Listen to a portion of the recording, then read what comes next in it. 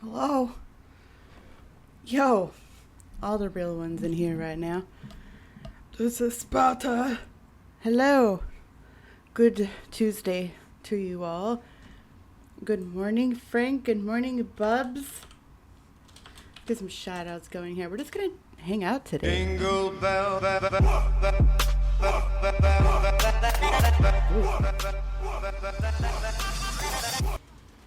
Thank you. I love her too. He's picking up right here. You want to go? You want to leave? I'll pick you up. I'll pick you up, girl. Okay, so no worries. Do what you gotta do. Man. Well, good morning.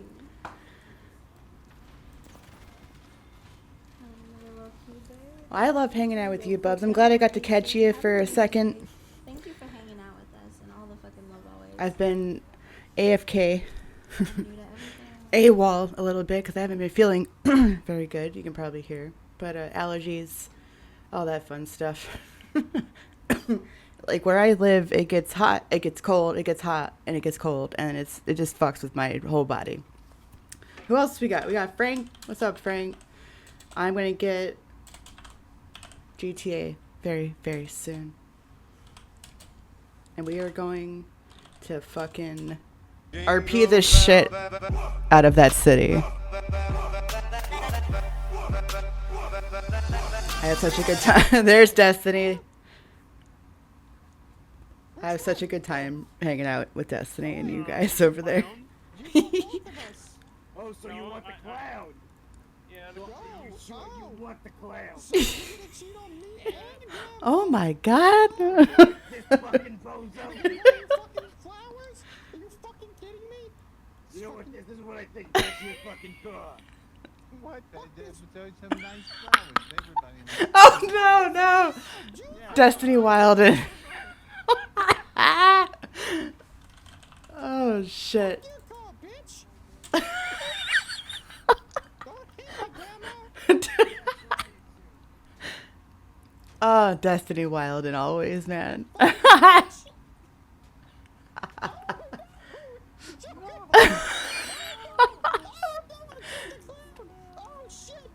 You're doing a cooking stream tomorrow, right, Frank? Cooking streams are always fun. Holy shit. There's Destiny. If you don't know what I'm talking about, go follow Frank and watch Destiny Rec Shop. I think it's only on Fridays, but sometimes he'll do some Destiny during the week, but it's usually on Friday nights. Oh, Destiny. It's always a good time. And I'm going to get GTA RP just so I can get up in there because Destiny is a filmmaker. And I was like, Seals! These cookies. To feel like friendship every month that passes. It's a little bit of giggly and a lot of silly. And mostly laughing besides you. I calcify you do much. I calcify you. Thank you for 7 months, Seals. I appreciate you. I love you. It's always a good time hanging out with you. I appreciate you. Wifey wanted to do one, so what she says goes. Absolutely. Absolutely.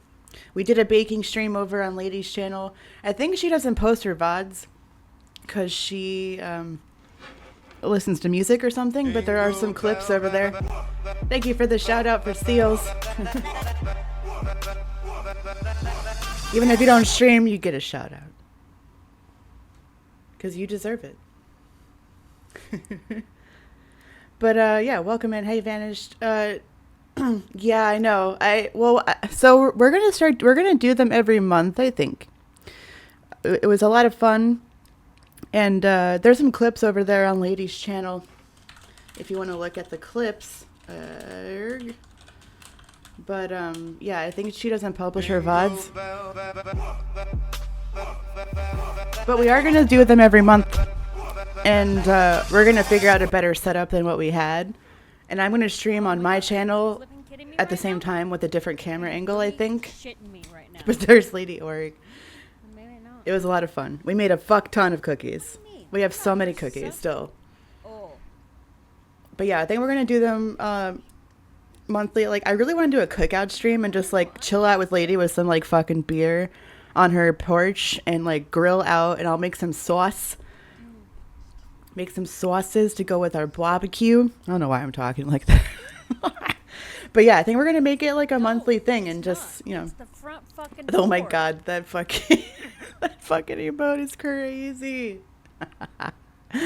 Amazing. Kidding me? But anyway, we're gonna hang out and do like some cozy stuff today. Here, let me switch over here so you can show. So actually, before I show you this, if you missed it, I posted my favorite games of the year yesterday. I don't know what I was trying to say there. It's over here on the Instagram, but we don't need the Jingle All the Way house anymore. That is also up on the YouTube if you want to see the speed build of the Jingle All the Way house. It is up on the YouTube now.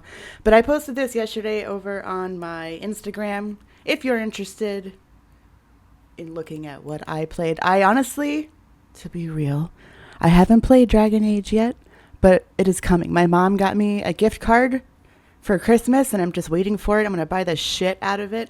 So I thought I'd come on today because once I get that game, I'm going to be gone, you guys. I'm going to be gone.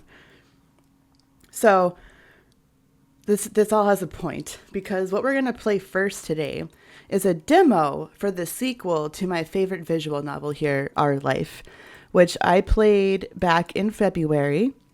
And it is, if you love the visual novel games that we've been playing, this was like the first one that kind of set it all off for me. And I'll link all the ones we talk about here. But this one, I love this game. I have played it so much. I played it and then I immediately played it again. It's a wonderful game. It is so cozy. It is so fucking wholesome. I don't play the new Dragon Age, but I want. Just don't have the time. Yeah. My mom was like, what do you want for Christmas? I was like, I literally want one thing. I've waited 15 fucking years for this game to come out and I need it in my life. And I was like, I don't want anything else. Please. So I couldn't there's no code or anything. So she had to get me a gift card. She hates doing that, but I was like, please, literally, this is all I want. I really don't want anything else. And, so I'm waiting on a gift card and then I'm going to buy it. And then I'm probably not going to stream because I'm going to be playing that game. And I can't really stream on the PlayStation anymore with my new setup because I used to be pretty close to the PlayStation. And I don't know. We need to figure out a controller situation. I don't know. Because I also would like to play American Truck Simulator with Espresso and Gingy on a regular basis. But I need to figure out a controller situation up here. It's my computer's kind of fucked. And Shiggy tried to help me. And I don't know. It's a problem. And I can't play that game without a controller, apparently. Or it's very difficult. So, but I've been waiting for Dragon Age for 15 fucking years. So, people have been trying to play games with me. And I'm like, get in now. Get in now. Because, once I get that game, I'm just, I'm not. I even told Shiggy, I was like, don't expect anything from me. I'm not going to do anything. I'm probably going to forget to eat. I just, that's all I've wanted for so long. But yeah. So anyway, this is Our Life. And so what we're going to start with today, these people are coming out with another game like this. This is free. All of this is free. You can buy DLC and support them that way. But the base game is free. And the base game is fantastic. I highly, highly recommend this game. It is my favorite game that I played last year, pretty much. My favorite visual novel anyway.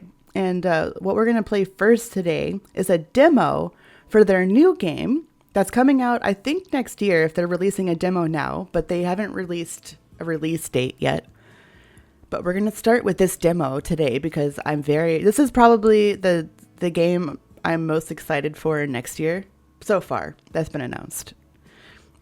And it's from the same people that did Our Life, so I'm very excited for it because I loved it so much. But it's not like a sequel. It's kind of like an anthology from what I understand. But it's the same kind of premise.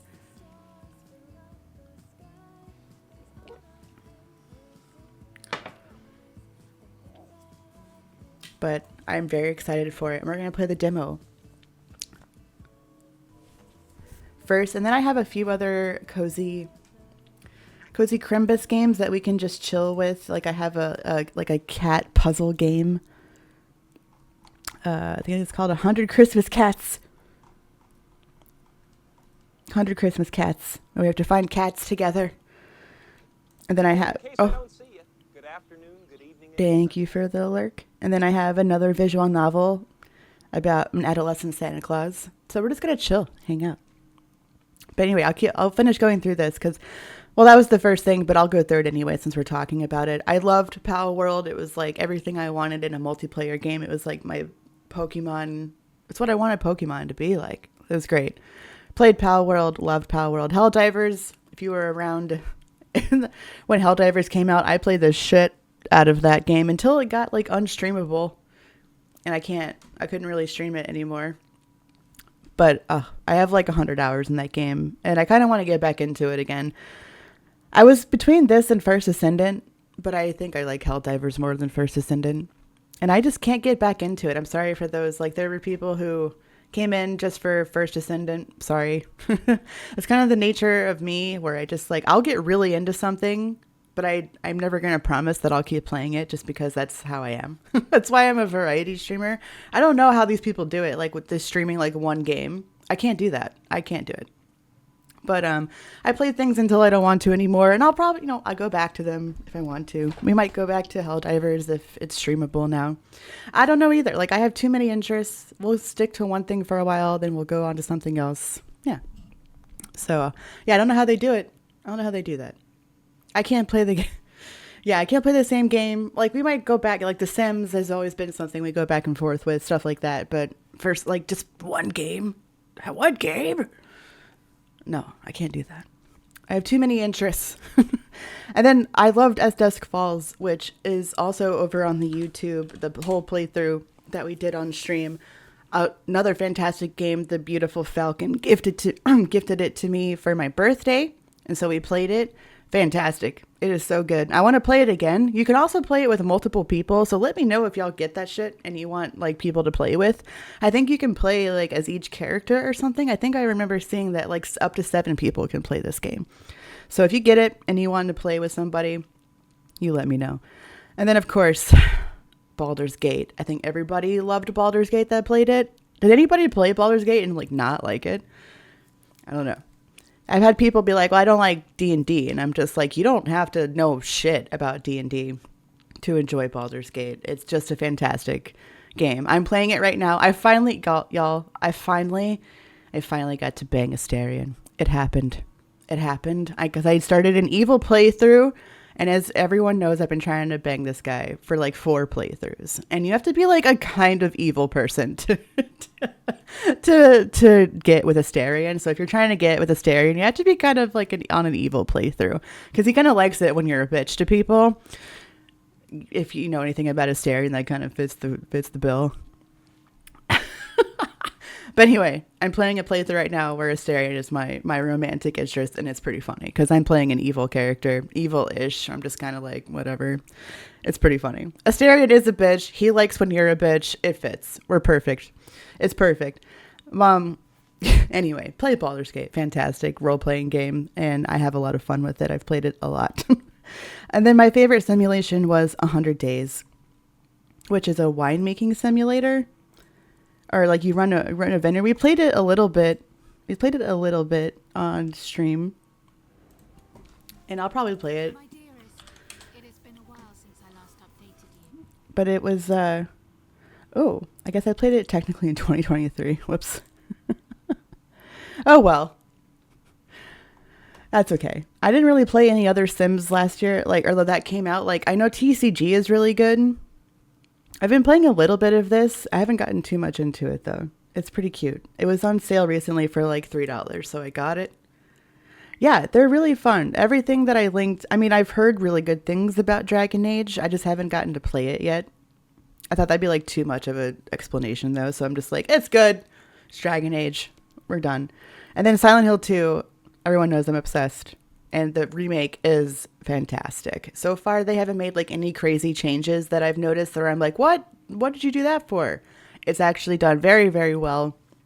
I was kind of worried there for a minute, but they pulled it out. It's great. I had a really good time playing it. And I'm still not done. I'm like halfway through it. And it's really, really fun. It's everything I wanted in the remake. I'm very excited to finish it. I just don't like playing scary games during Crimbus. So I'll get back into playing it in January. But I'm playing that off stream because it's on the PlayStation. And then my favorite overall game was a game that I didn't play on stream, but I could not stop playing. Where is it? Mystic Destinies. If you like visual novels again, I can't recommend this one enough. This one is, the base game is free. You get like the premise for free, but then you have to buy the DLC, which people didn't like, but I didn't mind. I thought that was a smart way to they're not expensive. You can buy the individual stories and then their epilogue, and they're like $3 a dollar. So like not crazy. It's free to play, and if you like the premise, I highly recommend playing this game. Fantastic. Beacon Pines? No, I haven't. What's that? Let's look. Beacon Pines. Oh, it's on my wish list. Oh. What? Cats.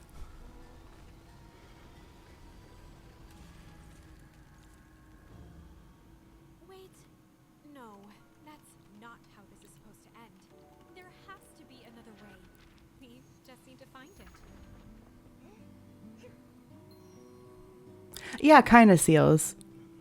You get to like see if you like the premise, and then you can buy the DLC. Which, if you do that and you want recommendations of my favorite stories, you let me know. Because I definitely have some favorites, but they were all really good. Welcome to Beacon Pines. This looks cute. A place where things don't always go as expected. I like the animation style. But it's okay. We can figure this out. Together. This looks so cute.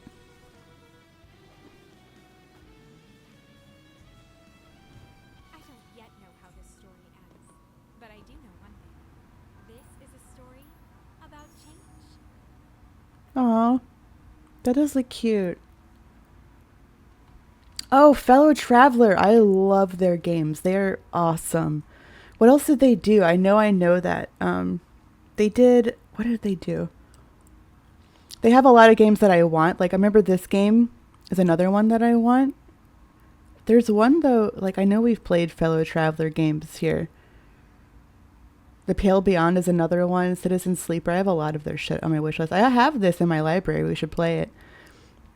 Oh, Paradise Killer. I started that game last year and then didn't finish it, but I definitely want to get back into it because I really liked it. Neocab, I really enjoyed that game too. That's over on my YouTube. We went down like a Fellow Traveler wormhole a little bit last year. Stillness of the Wind, that's also on YouTube. Back when I was just posting gameplay to YouTube. Neocab and Stillness of the Wind are on there. And they're all on sale right now, it looks like, if you're interested in any of these. Oh, Hacknet, I got that as well. Yeah, we should just play some more Fellow Traveler games. Maybe I'll get the Beacon Pines. Of course, it's the only one that's not on sale. But that's okay. Then there's they have a lot of really great looking story games. So I definitely think we'll play a lot of those coming up because I really enjoyed playing those games on stream with y'all. Especially, I really want to find more games like As Dusk Falls because y'all got to play too.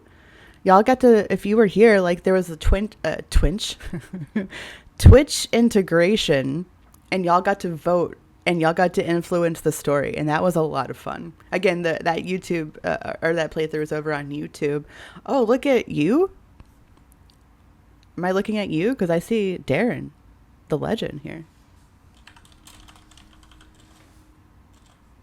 Jingle bell,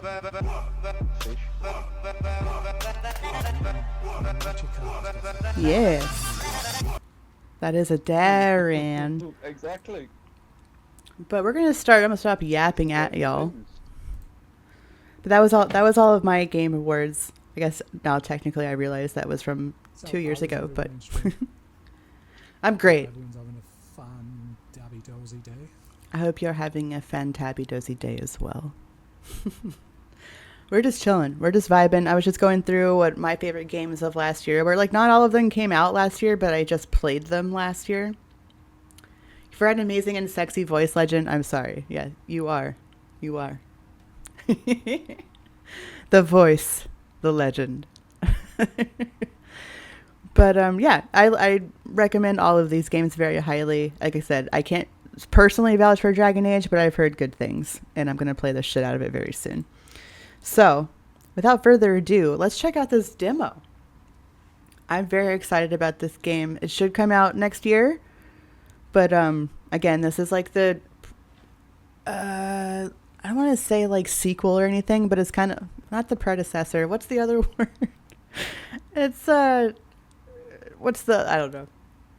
It's from the same people. It's Our Life Now and Forever. It's not technically a sequel, but it is part of the Our Life universe. And I don't know if it'll be free like Our Life, but I'm guessing it is. It will be, but we'll learn more about it together as it comes out here. But if you're interested in this demo prequel, yeah, I don't know, like it's in the same universe, but it's not like tied to Our Life in any way that I understand, but we'll find out together. So yeah, let's play the demo. And then we have just like cozy puzzle games for the rest of the day, I think. All right, bear with me if there's a little bit of troubleshooting here.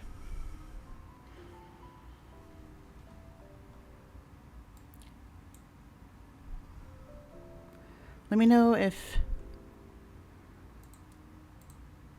Let me see. Let me turn it up a little bit here.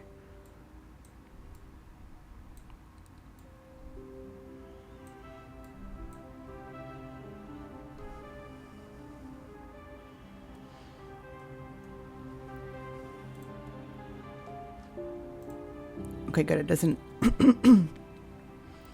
do that. Say. Okay, I think that'll be good for now. Let me know if audio does need to be adjusted or anything, though. I'm great, Darren. I hope you're doing well, too, friend. We're just going to be super cozy today. So settle down and get cozy. And we're going to play this game first. Let's go. Welcome to the Our Life Now and Forever demo. This is a preview that includes the beginning of the game and a preview of some later events. Expansions and improvements to the game will come out as time goes on.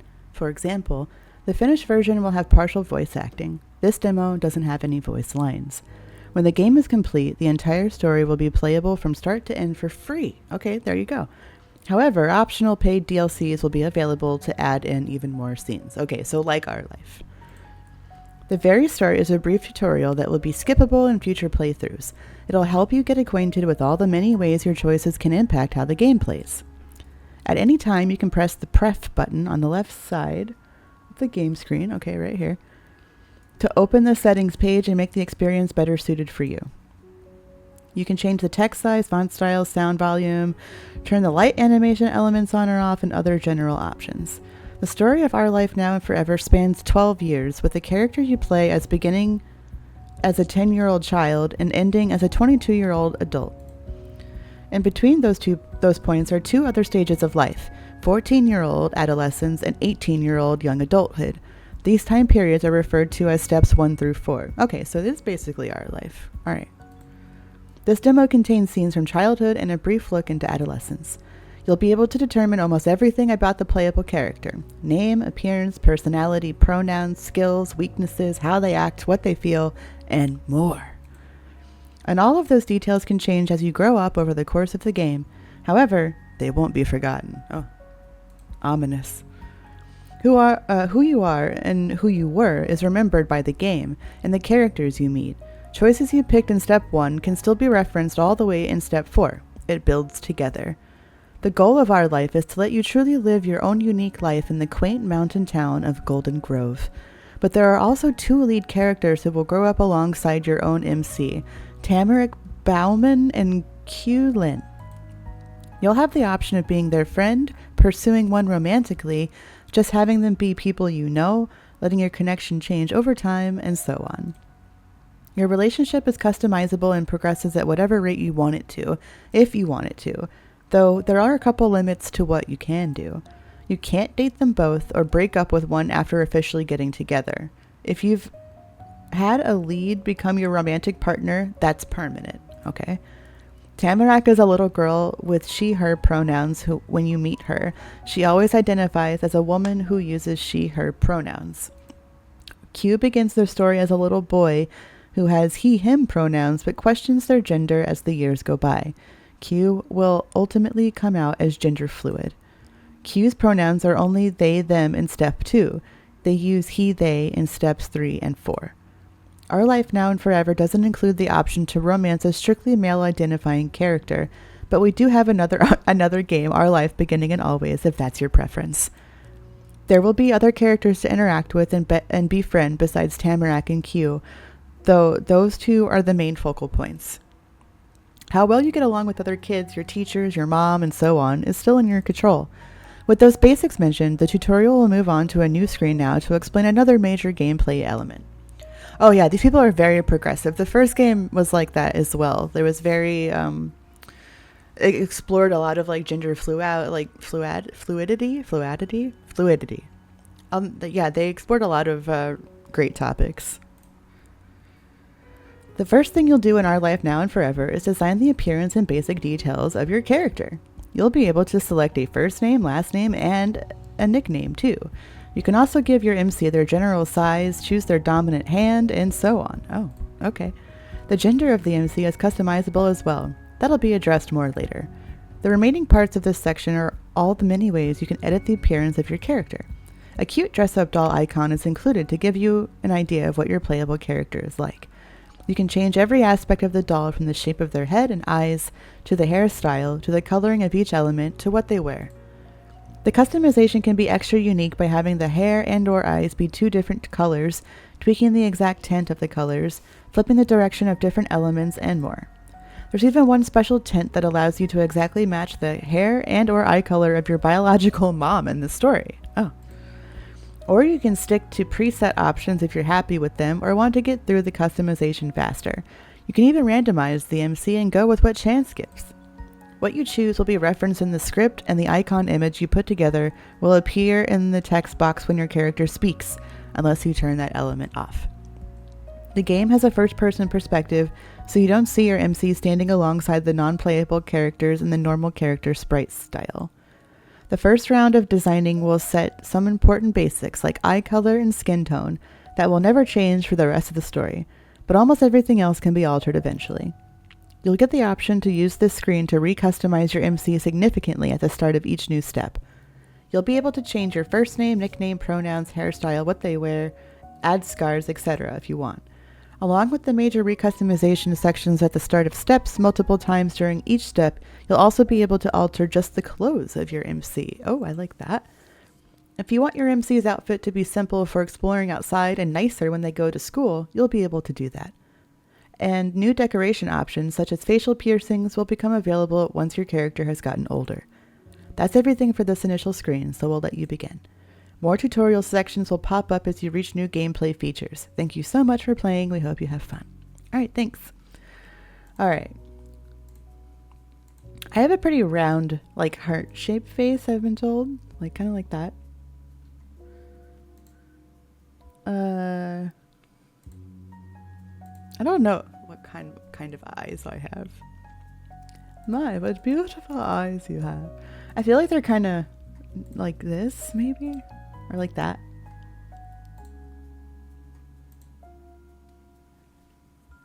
I like the lashes, though.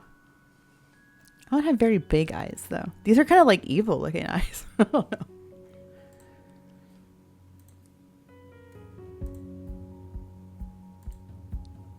Oh, I guess those.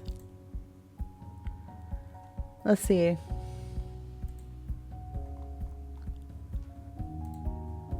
Oh. Okay, that's cool. My hair's getting long. I'm trying to grow it out a little bit because I like being able to put it up. It's like almost shoulder length now. Do I have to have green hair? Oh no, here we go.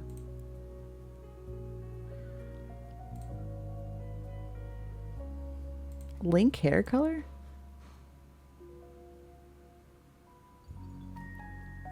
Oh, I see. Wait, no.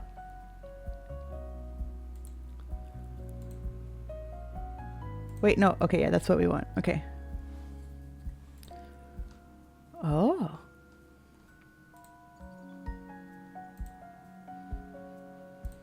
I have like in between these two. Maybe.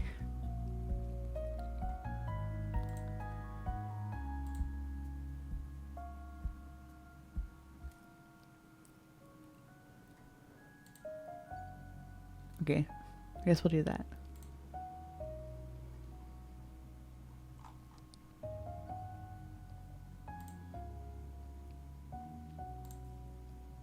Well, I guess this is like kid me.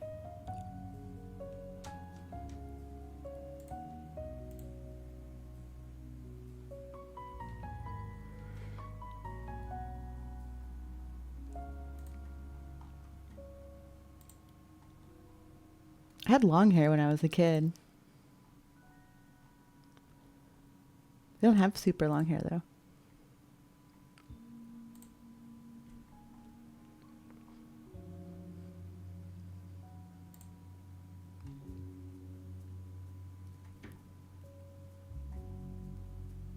It's kind of creepy.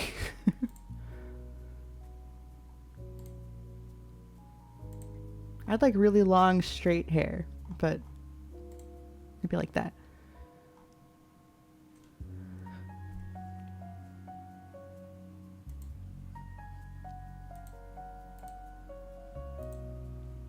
Neck accessories. Oh, okay. Cute.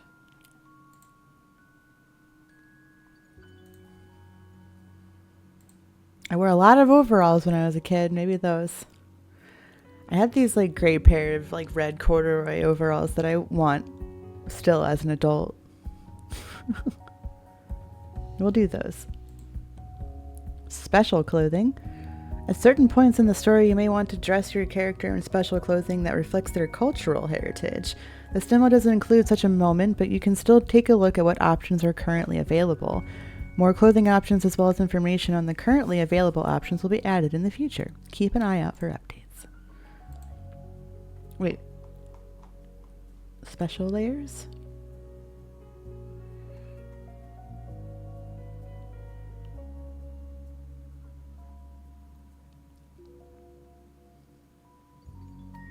I don't get how these are like special. Oh, like special occasions or? I said cultural, so I guess I don't. Is that like a lederhosen? I guess it's maybe like a sari or something. Okay. I want my overalls back.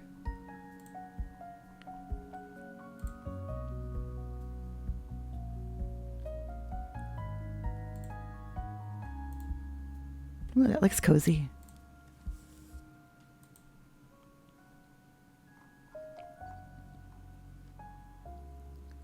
Oh, I see. Okay, so overlayers. This is like what we wear when we go outside, and this will be like when we're not outside. Okay, okay.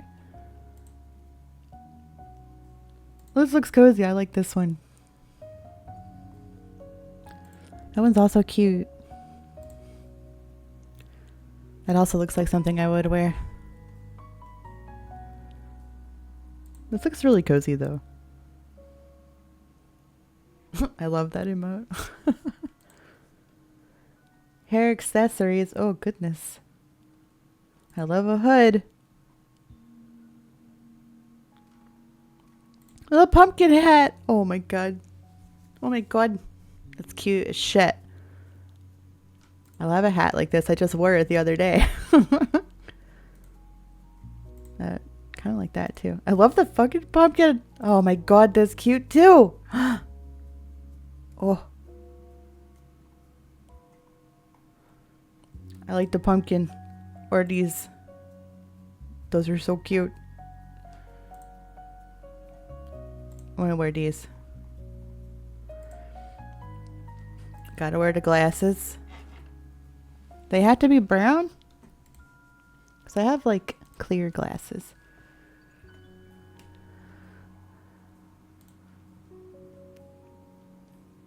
I guess they were more like that until recently. Actually, no. I have square glasses now, and they were more like this.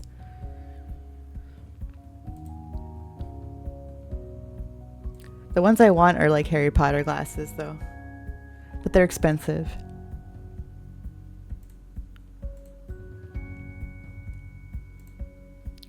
We're just gonna go with these though, because I like them the best. Earrings, I don't really wear earrings too often. Because my ears, my skin is so sensitive that always irritates them. But I like the bows are cute. We'll do those. Bandages, no. Okay.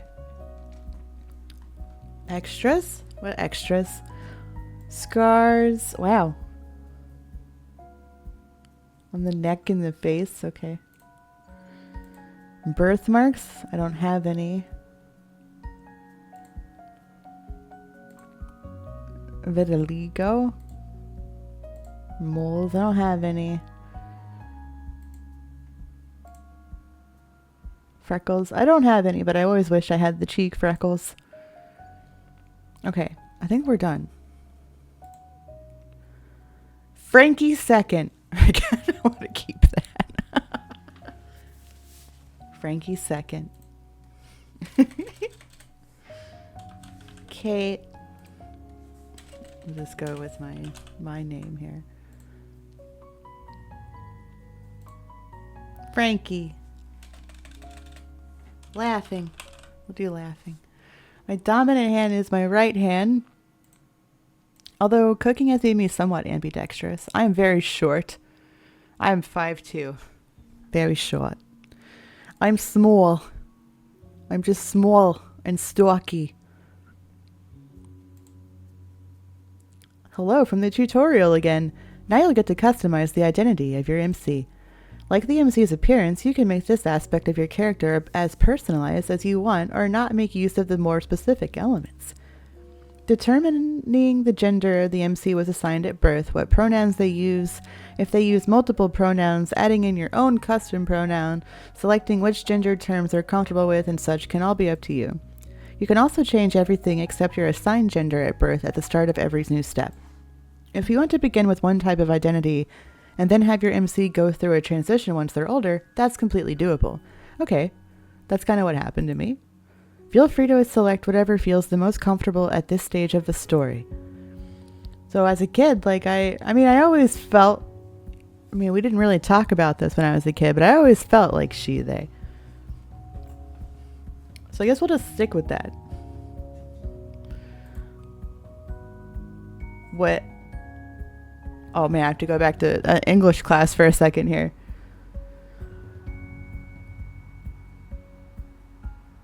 Kate did it. Wait, hold on.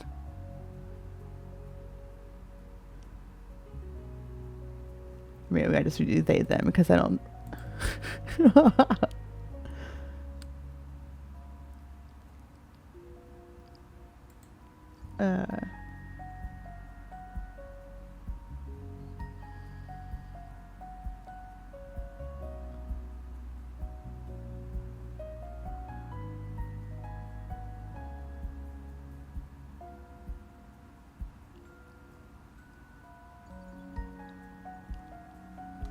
This doesn't make sense to me, so let's do that.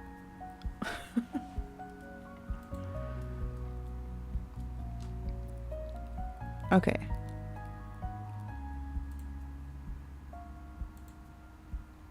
What does intersex mean? Is that the new word for...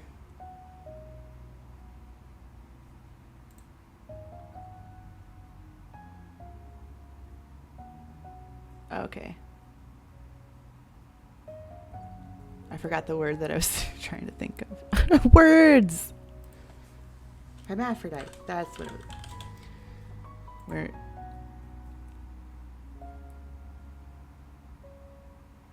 Oh, okay. I gotcha. Now, I was assigned female at birth. Alright. Let's see. Boom. I always like the Miss. Madam. Madam. That just makes me want to be in like Downton Abbey or something. I always liked the Miss. Neutral, sure. Now that you've got your own character ready, you'll be able to influence the appearance of your biological mother. She has 3 hair textures and 6 skin tones. You can have her look as similar or as different from your MC as you like. She chose to raise a child on her own and used artificial insemination to give birth to your character. The biological father never appears in the story. So if your character happens to look nothing like their mom, it can be assumed that they take after the off-screen father instead. You'll also get to choose what term your character refers to her by. Currently, it must be a title in order to make sense in the script. If you enter in her first name, the phrasing won't make sense. Later builds of the game may be suited for calling her by her name instead of a title. It's kind of weird to call your mom by her name. Well, daddy issues, here we come. Yeah. I mean, I still call my mom mom. I don't. Does anyone call their parents by their first name? I don't. That seems weird to me. You'll also be able to change the title you use for her at the start of every new step. Her skin tone and hair texture will remain consistent for the rest of the game. Ma! The meatloaf! Ma! That's what I think of every time I hear Ma. The meatloaf! Fuck!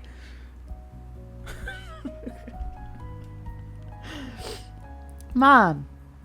Mother. Ma'am. Mum. Mummy. Mum. Mummy. Let's see. I make it kind of like...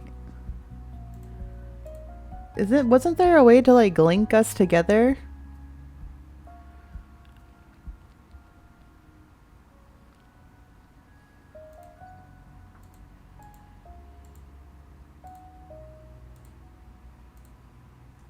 Mum. I can't change her hair color? Didn't they say there was a way to link what we looked like together? I mean, it's okay if we don't, but... I'm afraid to go back.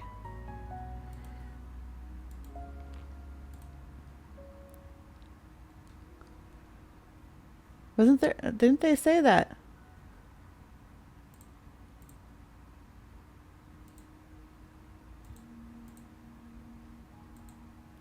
I mean, it's not a huge deal, I guess, but... They said that... Didn't they just say it again? That we could, link what my mom looked like? Ah, the meatloaf! There's Shiggy. The meatloaf! We want it now! Fuck! I just think about it every time I see Ma, that's what I think. Okay, well, it's not a big deal. We can take after Dad, I guess. And we've got a last little bit of customization before the story begins. Your interface display style. First, there's your sticker. A sticker is just a charming little image that appears in certain screen graphics such as the choice menus and, most importantly, save files.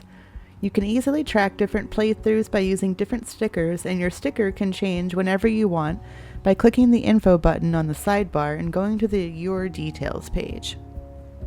Let me turn this down just a little bit. I feel like I'm not as loud. Okay. One example to use it would be if you have a playthrough you're enjoying, but in step 2 you're not sure if you want to romantically pursue Tamarack or Q. You can take the same file, change the sticker, and make another save. One version of the story and sticker could have you dating Tamarack, and the other sticker is a separate story with Q.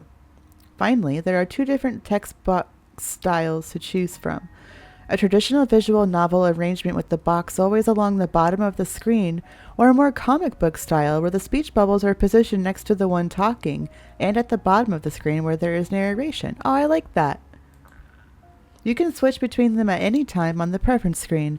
If the button's simple text box is highlighted, you'll have the visual novel style. You click to unhighlight that button for the comic style. What? I want to do that.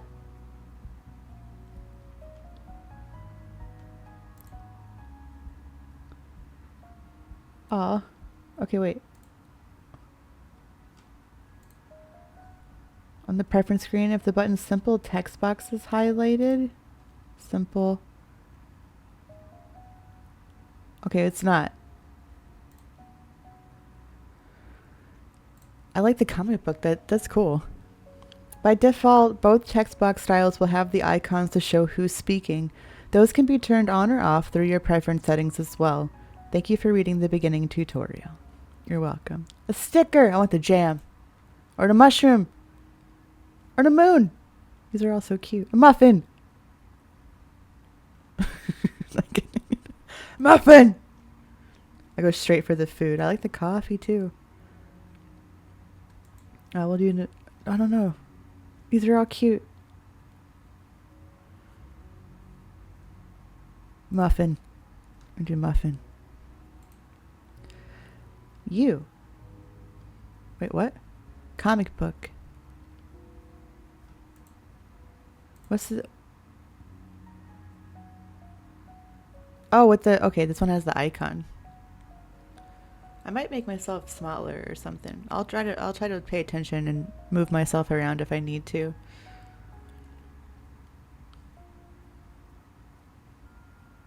Comic book. Oh my god, it's time! Okay. It looked like fall in Golden Grove. More than any place you'd seen before, it could be in one of your old picture books to show little kids what autumn was supposed to be.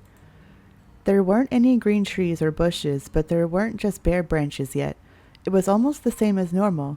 All that had changed were the colors. Red, orange, yellow, brown. Even the blue of the sky high above your head seemed different than it did in summer. It wasn't as bright either, as though it had gotten tired of sparkling by this late in the year, or like it was even farther away from you now than you were in this place. The plants and sky didn't get this way where you lived. Where you used to live.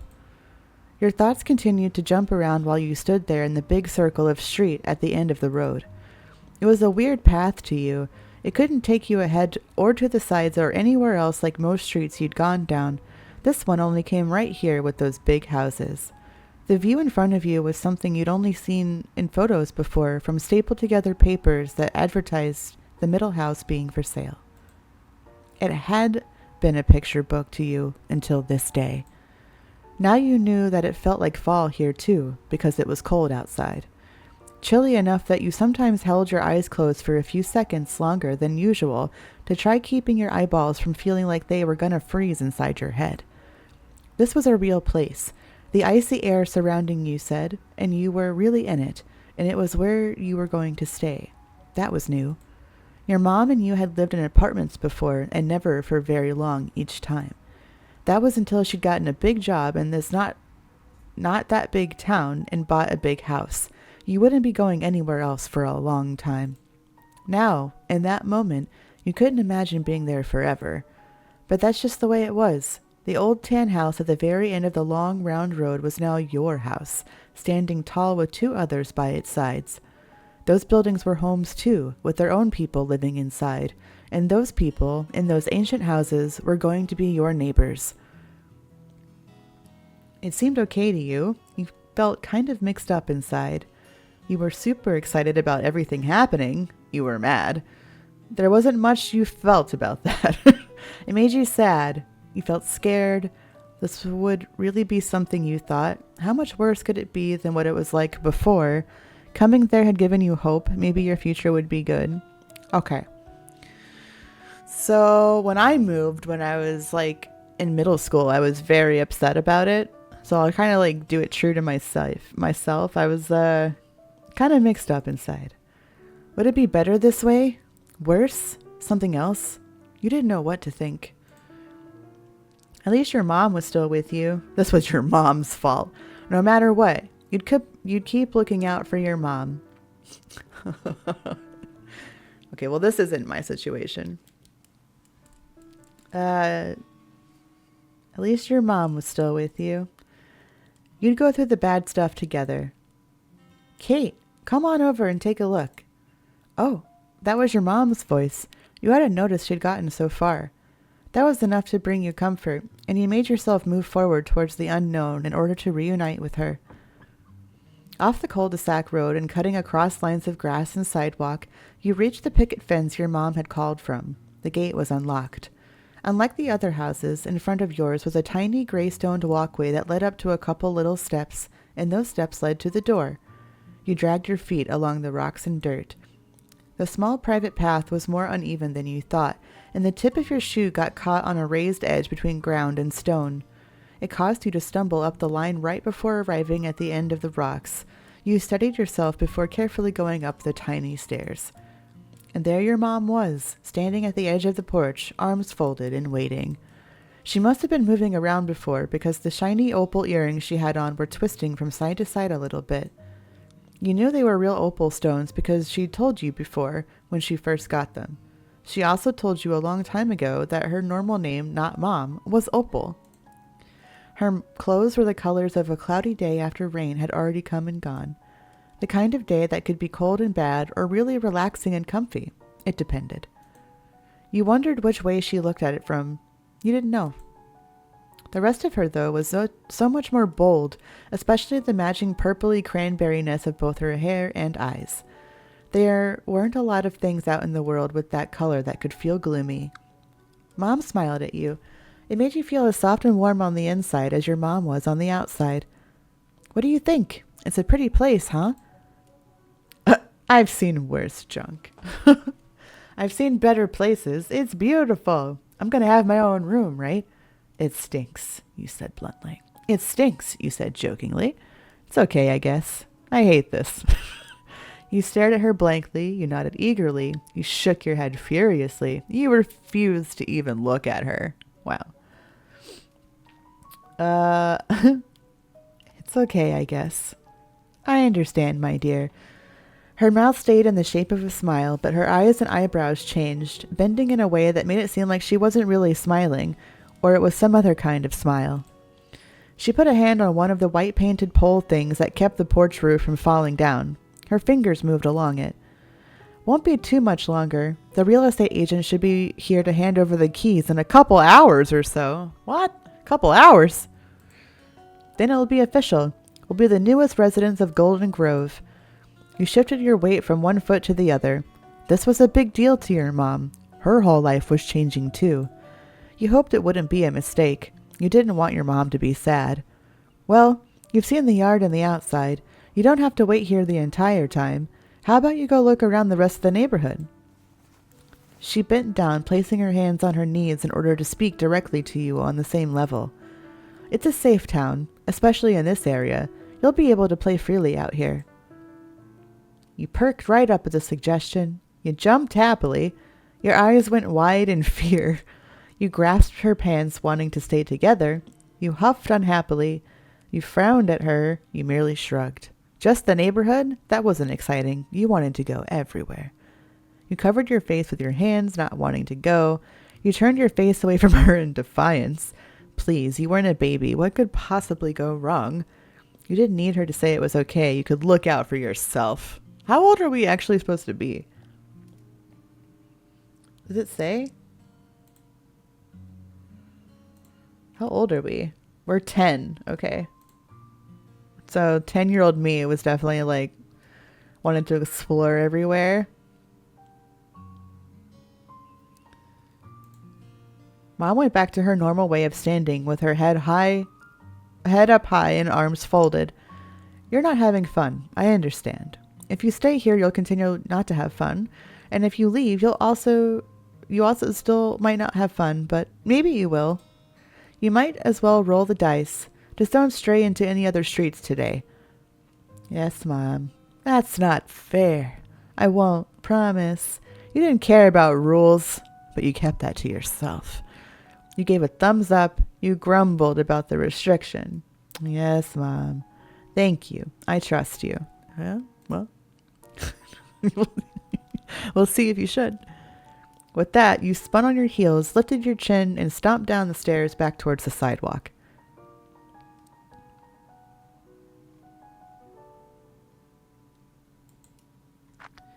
Your shoes really squished in the dirt path when you crossed from where you were down the solid road.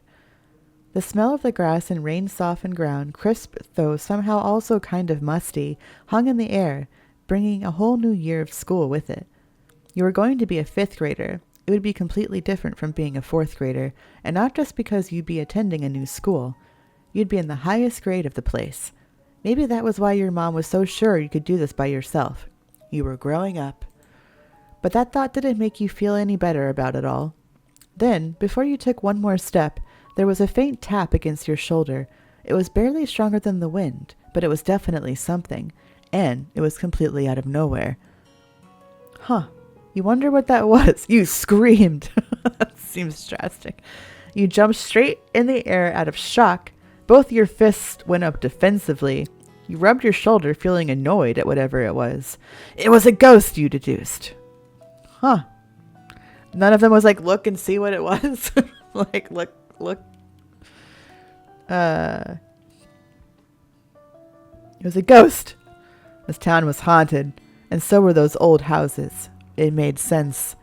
Rapidly, you ping-ponged your gaze from left to right, trying to get a glimpse of the poking perpetrator. No one was there. The neighborhood was empty, except for you. It was a ghost. Yes, you judged, it was an invisible ghost, or you would have settled on that if you hadn't noticed there was a thing you could actually see left behind from the encounter. Sitting there in between the muddy brown blades of grass was something new. Oh. A paper airplane? Who would throw this at a stranger?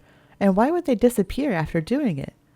As you considered those questions, your gaze shifted back towards the right, the side of the street where the tap came from. Whoever sent this to you had to have gone that way. You crouched down to grab it, while keeping a lookout to make sure nothing else snuck up on you. The paper didn't feel the same crinkly, crackly way most normal paper did. It was thicker somehow, almost like a piece of cloth. It was cottony. That wasn't the only part that stood out. The page was a tan color with dark brown lines, not white and blue or white and black or something regular. White and black. More questions to add to the confusion. Where would paper like that have come from? You turned the paper airplane around in your hands and squinted your eyes keenly. There were pencil markings on the underside. The paper had scribbles, or maybe even letters. That was enough of a sign to undo the shape someone had put together. You pulled up the flaps of the plane and flattened it out between your palms as best you could. It was true. The paper airplane had a message. Well, maybe. There were some words on it, but not a lot, and they were on different lines from each other. You read over each tiny part from top to bottom. Hello. Go out. Hide out. And then in the bottom corner was Kate Sith. Your name. It had been addressed to you personally. There was no mistake that you were the one meant to get that plane. How do they know my name? You scrunched up your face. A person wrote stuff on a piece of paper, turned it into a paper airplane, threw it at another person, and the message they sent was that? That was too weird for you. This was so cool. This was a mystery worth solving. This was stupid. This scared you. This was something. I feel like 10-year-old would be like, this is a mystery worth solving. Maybe the words were a code you had to break. You had to tell your mom right now. You were going to get to the bottom of this. You were done exploring. It was time to go back to that house. You just wanted to get back to looking around. You were going to get to the bottom of this. Someone or something had to have sent this to you. You weren't going to stop until you found out who or why. Thanks for being here, Frank. Appreciate you. Past the parts where the light shone through the clouds and the parts where it got darker, you began your investigation by heading in the same direction the paper had hit you from. The half circle of houses was out of sight by the time the normal sidewalk ended, and it really ended. Instead of connecting to another street with homes or stores, there was the car road behind you and a bunch of trees and plain ground in front. Going down the road would have to bring you to the rest of the town eventually, but you were sure that would be straying too far, like your mom warned against. That was okay. You had other options. Bending in between the dark trunks and bright leaves were two lines stamped out through the grass. They went in opposite directions. It was a crossroads. One led more towards where the neighborhood was, but back further, right on the edge of where the forest started. The other went completely into the trees, a walking path for the people who lived here. You'd stood there at the start of the turning point in the woods, in your life, feet poised to move over the stirring thicket floor.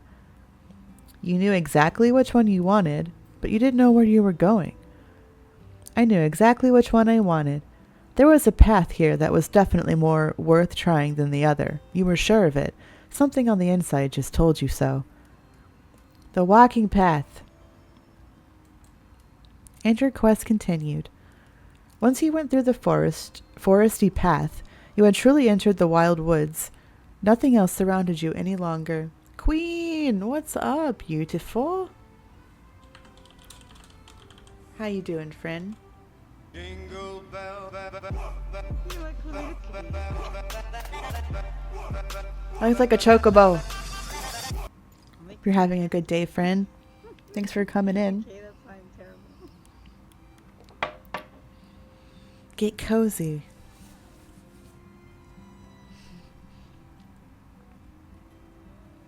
Oh, thank you. Yeah, we're having story time. A demo came out for a game I've been waiting for. Listening, I'll be here. I appreciate you being here, friend. Once you went through the foresty path, you had truly entered the wild woods. Nothing else surrounded you any longer. Once you went through the foresty oh, I thought I clicked it. Hello? Nature spread across the land, with the narrow dirt line and fence being the only sign anyone had walked in this spot before you. People were only visitors here. Aw, I'm sorry about the ad. Did I do ads?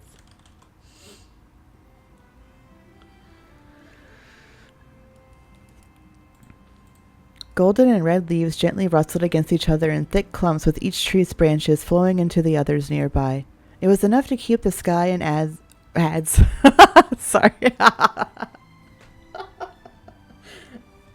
was looking at the word.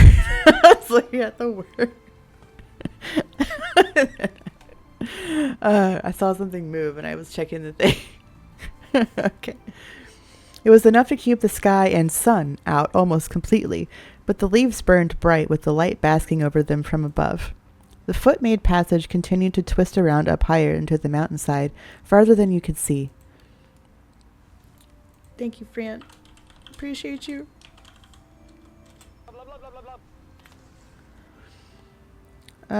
This was your kind of place. I do love the woods. I think I was a druid in a former life or something. Your curiosity was piqued. It was so boring. Even as a kid, like, my cousin and I would just, like, explore the woods. Probably should have gotten, like, kidnapped or something, but it was a different time. Different time. You were amazed. It was sort of nice. You felt uneasy. You preferred the neighborhood over the woods. It was dirty and icky. I also grew up in the woods pretty much. Oh, yo, what's up, Espresso? I be lurky. I'm gonna play with y'all soon.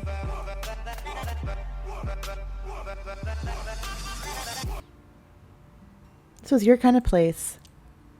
With your wide, wondrous gaze thrown every which way. Why does it never work for Espresso? It never works. I swear to God. It never works when I shout Espresso. I don't know why. Rude. He's playing right now. He's live right now. Espresso will be streaming right now. Okay. With your wide, wondrous gaze thrown every which way, you let yourself float deeper into the thicket. Words are hard. The quiet bubble that existed here in the forest, away from the town, popped from a sudden unnatural clatter. You stopped. It was a whooshing, thumping, and stirring up of the leaves, like something had crashed into them. You knew for sure that wasn't the wind. It had to have been an animal, or a person, and it came from right over there. You decided to just take a peek. You wandered through the bushes to find the source of the sound. You picked up a stick to throw that way just to see if something happened. Oh, no. I don't like any of these options. I'll do that, though. While keeping your gaze trained forward, you bent down and felt around for a good-sized branch or something else that you'd be able to throw far, but still have enough weight to get through the trees. Once you wrapped your fingers around a chunk of bark that had worked, you stretched your arm back behind your head and then threw the stick in front of you. It flung forward and noisily disappeared into the brush. You couldn't see where it landed, the leaves swallowing it up whole. But that's all that happened. Nothing jumped out at you. It just got quiet again. You decided to just take a peek. You went through the bushes to go look directly. Let's go peek, I guess, if we have no other options. You crouched lower and snuck off the path. It was harder to keep your footing on the slanted, untrimmed ground. When you reached a really tree-cluttered spot, you grasped at the branches and pushed them aside in order to poke your head through. You moved them the same way you'd open up a set of curtains, but it was a lot harder to do. The tiniest branches couldn't take the bend and snap from the pressure. You could feel the splintery ends of the plants scratch a little at your face and clothes. It wasn't as secretive of a check as you'd hoped it would be. On the other side of that tree line was still the woods, but kind of an empty part. There was a lot of open ground, but no trees or bushes growing, and a ton of leaves that were gathered into piles. Aw. It's cute. Past that clearing, the trees were back and even more closely pressed together than they were by the path. It was mysterious. There was nowhere easy to go, and nothing seemed out of place to you. Until... Aw. Hello. There was a shout and a new whirlwind of leaves swooshing through the air. From underneath one of the piles was a kid. You knew that was going to happen. Who was this person? That was all you thought. You couldn't really look away from their eyes. They were really red. They had sparkly hair, you noticed. Oh, she looks like Rainbow Bright. I loved Rainbow Bright. You liked the scarf they had on. There were leaves stuck in their hair and clothes. This was the prettiest person you'd ever seen. I definitely would have noticed the sparkly hair. You couldn't hold the leaning forward position any longer and stumbled forward completely into the open area. You stared at them, and they looked right back at you as everything they'd thrown into the air gently drifted back down. Hi. Who were you in there this whole time? You scared me. Do you live out here? You're crazy. How did you know I was here? Were you waiting for me? Well, that's a little presumptive. Awesome. You had no idea what to do. You began to laugh. I thought I was going to catch someone, but you got me. You scared me. That got the stranger giggling. Wait here. The jumping jack kid hopped again, but this time it was to get up off the ground. They dashed at the opposite edge of the open space, leaves scattering behind them, dropping out of their clothes and being kicked up by their steps. You weren't sure you even wanted to stay for whatever was going to happen next, but you remained put. From behind one of the tall, crooked trees, the kid began throwing sticks and other plant pieces around. They were uncovering a hidden treasure, a big brown bag. They had to use both hands to lift the pouch and get it over their head. The thick strap pulled tight under the strain of the weight attached to it. The line of their mouth looked just as strained. The stranger huffed when they released the bag from their fingers, letting it rest completely across their shoulder. You heard stuff bumping around inside from your position way over here. It was a really full pack. But it didn't slow that kid down. They ran back at full speed to meet you where you were. When they were in front of your face, they gave a wave and asked a question. Hi, are you a girl too? No. You shook your head. I'm not a girl. No. Why would you think that? You asked curiously. No. Why would you think that? Wait, what?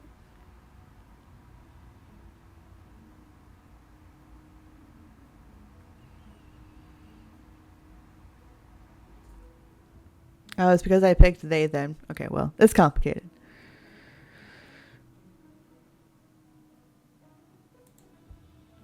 Boys and stuff are just as good. What's the right answer?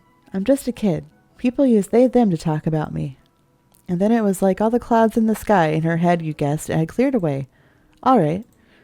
And all of a sudden, the leafy girl seemed to remember to introduce herself the way most people do. I'm Tamarack. All right. All right. That sounds nice. Really? Tamarack is a weird name. Cool. Tamarack, what does that mean? Tamarack? That's a tree.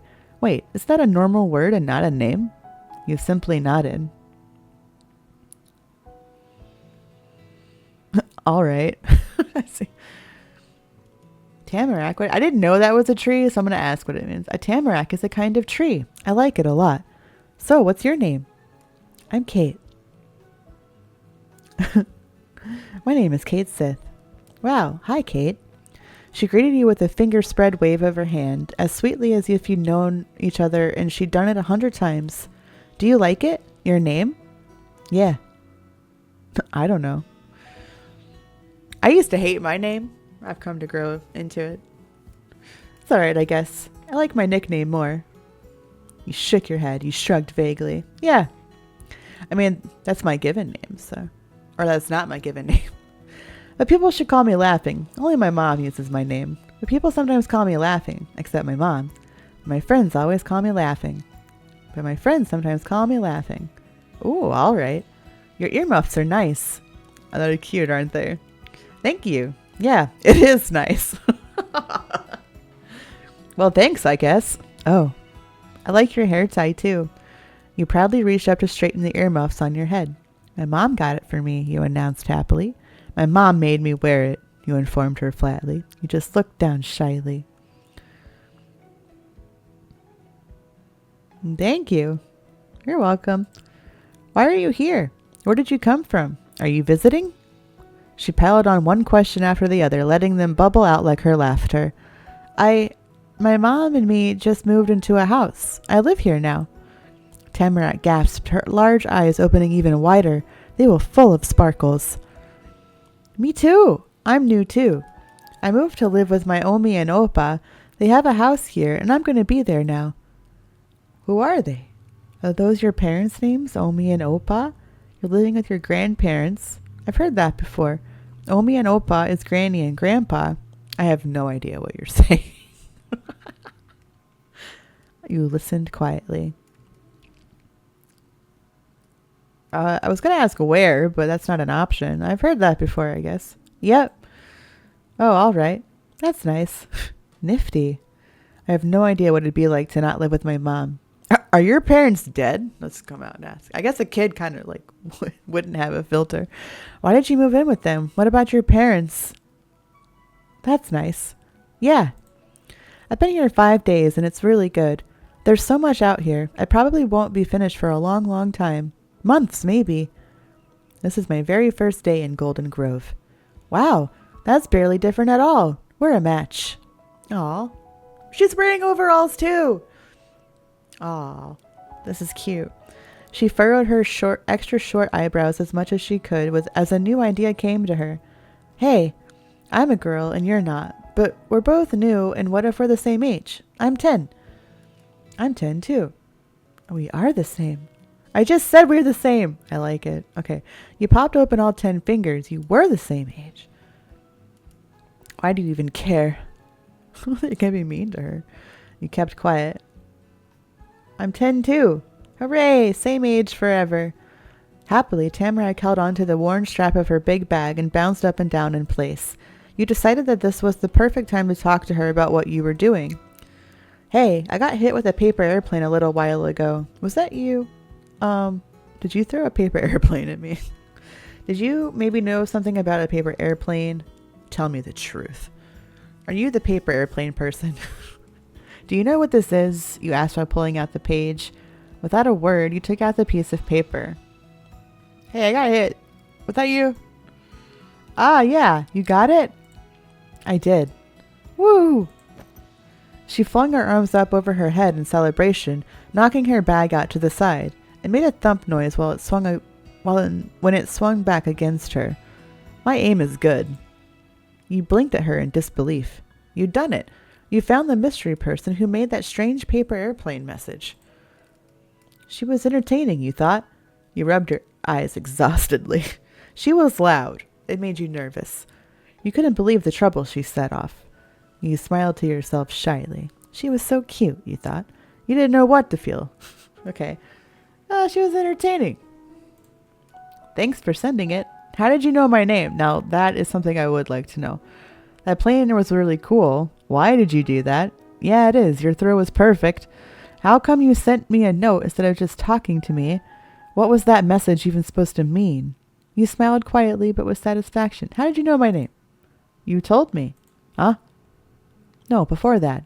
I didn't know before that. What? Huh? You thought you knew what disbelief was a second ago, but hearing that made you feel it in ways you'd never had before. The stunned look on your face got Tamarack to add more. The paper I used wasn't mine. It was litter in the woods. I picked it up and put it in my bag because I couldn't leave it there on the ground. Then, when I saw you standing in the road, I just had the idea. I could do something fun with that garbage by making it a paper airplane for you. So, you didn't write anything on it? Yeah, I didn't. But, what? Oh, well that part makes sense, but this is still confusing. What's the point of sending a paper airplane if we don't have a message? Why would you use a piece of paper that had stuff written on it for that? Are you kidding me? Then who did write the note? Yeah, I don't know. That was all she said. Tamarack couldn't tell you anything more. The person who wrote that strange message for you was still a mystery. You hadn't found them even after meeting the paper airplane person. Well, what a coincidence that is. You shrugged and accepted it like, all right. You were thrilled that the mystery had deepened. You felt creeped out. You were more determined than ever to figure things out. You were so disappointed. You were completely frustrated. I'm confused.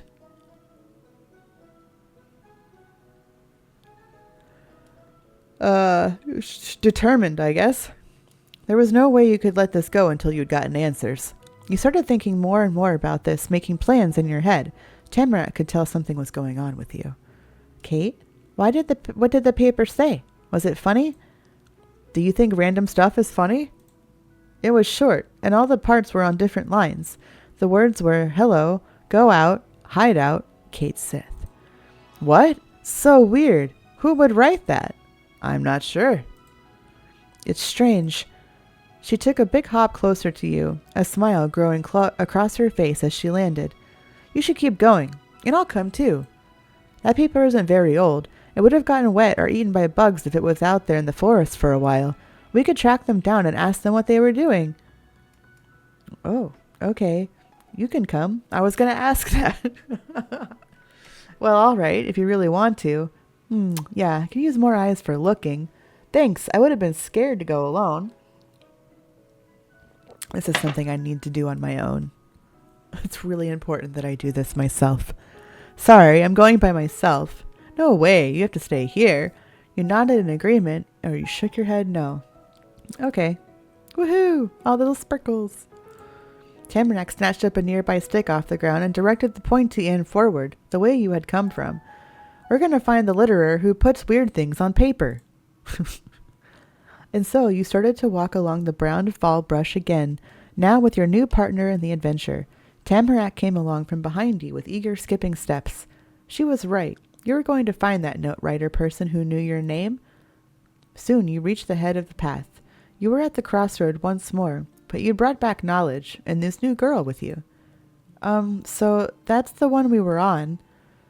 You used one half outstretched finger to point at the forest walking path, though you realized she probably didn't need you to do that. You bashfully tucked your hand around your back instead. Then while twisting in place, you tried to keep going like nothing happened. And down there is only the road, but I haven't looked at the other way, on that side. Now you tried pointing again, directing her gaze to the second dirt imprint at this forked passage.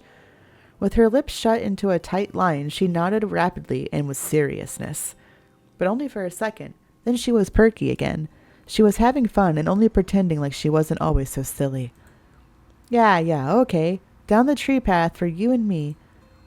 The decision easily made, you and her crunching footsteps started up again in unison. And still, your quest continued. The path ended up being kind of a trick. You ran out of dirt to walk on after only a minute or two, and it became plain grass everywhere. Luckily, you only had to keep following the curved bend of brush and tree trunks that separated the forest from not the forest to know you were going where you had planned to go. Tamarack hummed a happy tune, not bothered by the change in the ground at all. You made eye contact and she started to speak words instead of music. It's good that we're looking this way. Walking down the road that goes to the town would have been a bad idea. Do your Omi and Oppa have a rule against that too? I don't know. Oh, then how come? Her eyes went wide. Whatever news she had to give must be something awful. Kate, you have no idea because you just got here, but I've seen it. The town here is bad. The buildings were probably new when Myomi and Opal were 10. It's old and dusty. Nobody is going anywhere or doing anything. They just live in this place, sit around, and do that forever. You could never have fun there. She spoke gravely, giving the topic a moment of silence. After that, her spark came back, lighting up her features. But it's all okay, since it's right next to here. Tamarack hopped along, directing her stick to the tree line at your sides. Everything in the forest is growing or dying or changing no matter what. You look at one spot, you look at a different spot, you look back at the spot, and you'll see something new you didn't even notice before. She spread her arms up across and up in front of your face playfully. Why was that so hard to read? She spread her arms across and up in front of your face playfully. It's magic. Wow, you're right. Then as you strolled even farther, something came into view. You almost didn't notice it at first. Stretching about as high as the trees and made out of practically the same colored wood was a tower sort of thing. The bottom of it was mostly empty space with thin stick poles at the corners and only one full wall. There were little fake rocks stuck to the boards of the wall side, probably for people to climb on. Above was an actual floor with a slanty roof and railings around. Some ropes dangled off of it in multiple places. The thought came to you that it had the same feeling as a tree house, except not in a tree. It definitely wasn't a real house. You might have found a local playground. A squealing whisper came right into your ear. Tamarack had noticed the wood thing too. Let's go see it. She pulled away from the side of your head to march to the tower without waiting for you to even answer. Cautiously, you moved closer until you came to a stop, because you had the shocking realization that there was something up in there at the top. Your eyes wide and your neck bent back so far you might fall over you could make out a lumpy pile. You just stood there looking. You shouted out. You gave the base of the tower a swift kick. You gave the base of the tower a good shake with both hands. You grabbed onto the part sticking out to try climbing up there. You just stood there looking, probably. What else could be done at a time like that? Hello? Hello? Is somebody home? The sudden sound of a clattering ruckus from inside the fort made you flinch in place. It was a scrambling, thudding noise that you knew came from movement. That lump stopped being just a lump. It shot up, bent right over the railing, peered down, and saw you.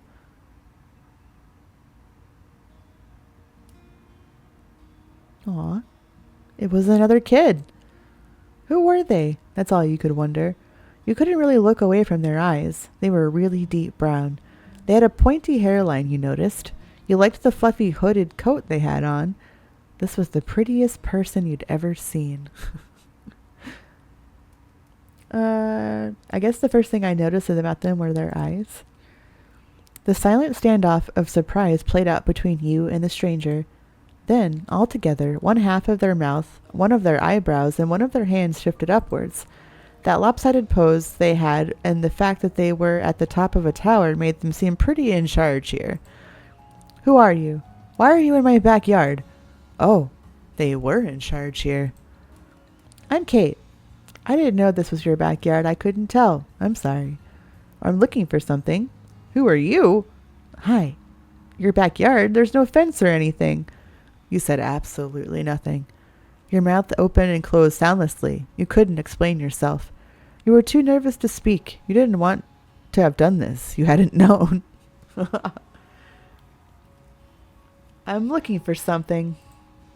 Somehow they twisted their smile and leaned over the railing even more than before. Yeah? What are you looking for? It's a secret. I don't know. I'm not going to tell you. You didn't answer that question. Maybe I'm looking for you. Oh, maybe. The kid was taken aback for a second, clearly having not expected that. You're looking for me? They stopped being confused. Instead, they laughed. It was light and sparkly and honest. Well, here I am. Aren't you so glad? Yeah. No, I'm not. Yep, I like you already. Nope, you teased. This is so great. You didn't mean that. Well, I like you. Maybe. I'm not glad, you said, but didn't mean it. I don't know. You wanted to say yes, but were too shy. You didn't share an answer. There's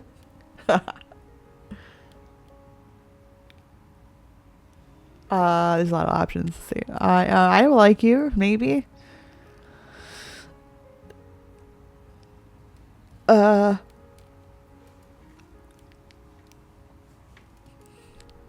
wanted to say yes, but were too shy. This person must have thought you were hilarious, because they kept giggling. After doing her own snooping, Tamarack skipped out from under the tower to join you in the stranger's eye line. She didn't miss a beat, waving and introducing herself to the new person. Hiya, I'm Tamarack. Hey. At that, they pressed the palms of their hands hard against the railing, then used it to kick their legs up over the sides and throw themselves right off the fort. Whoa!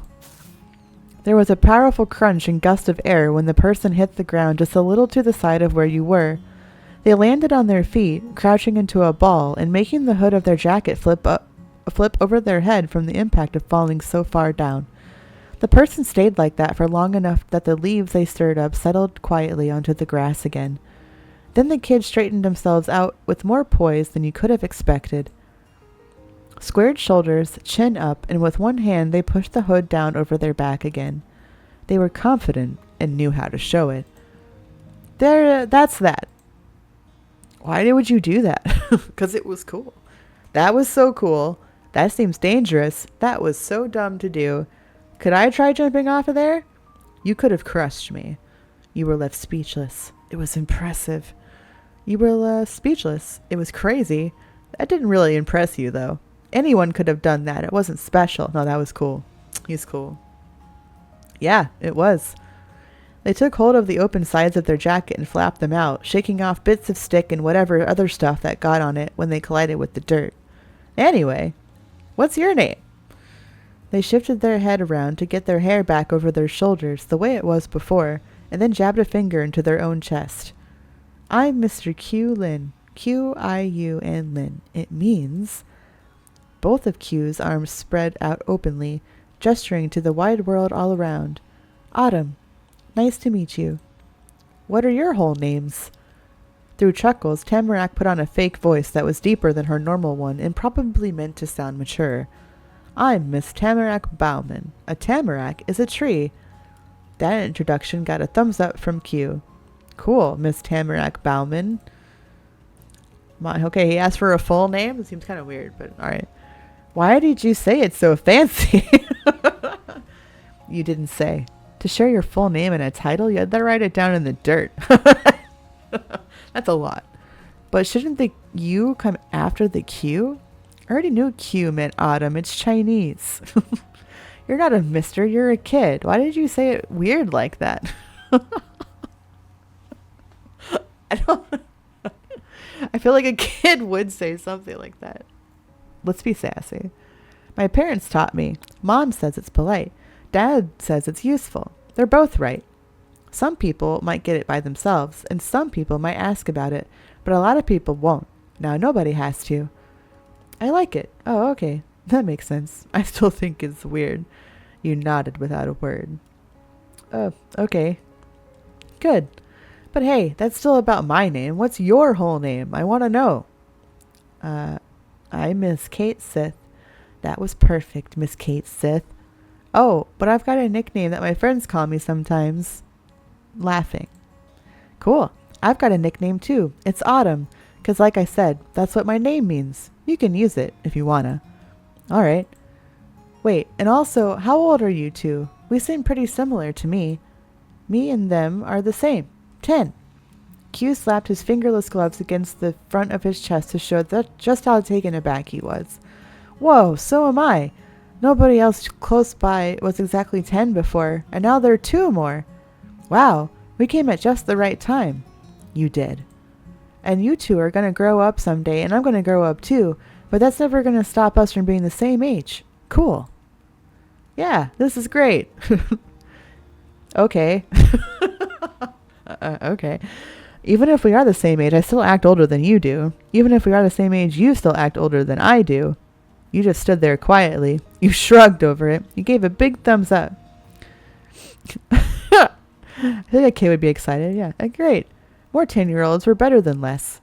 But The talk you were having ended with a clear clap from Q to bring it to a close. Now that we're people who know each other, I still want to hear what you were doing. I've lived my whole life in this town, in this neighborhood, in that house, and I've never seen either of you anywhere.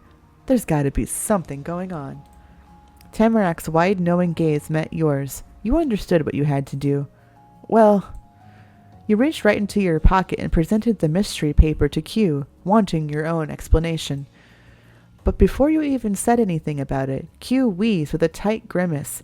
He looked as stiff as the wood tower behind him, just like that. You're He stammered and babbled and pointed his finger all around the space that was sort of in front of you, until the word finally came to him. A sorcerer! What? No, wait. Q threw his hands up higher towards his shoulders, the sudden movement making sure nothing interrupted his train of thought. You're a thief! Wow, that's escalated quickly. What?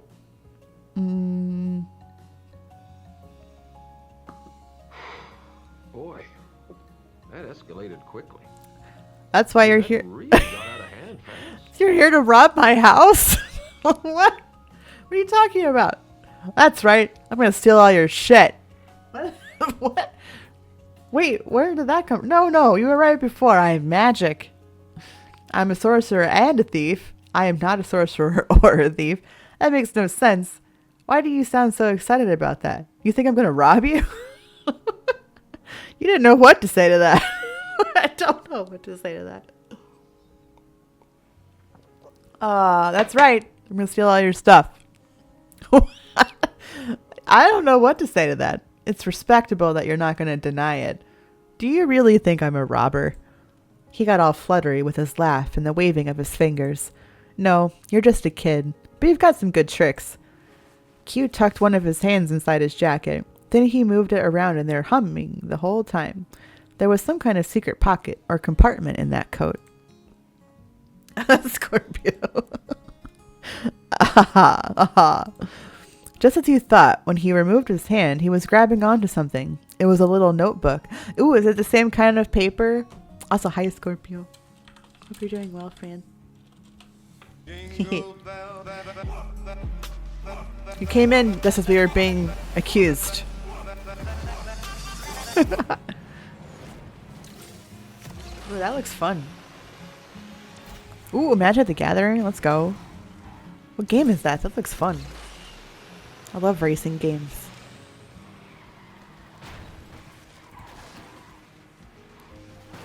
Hehe.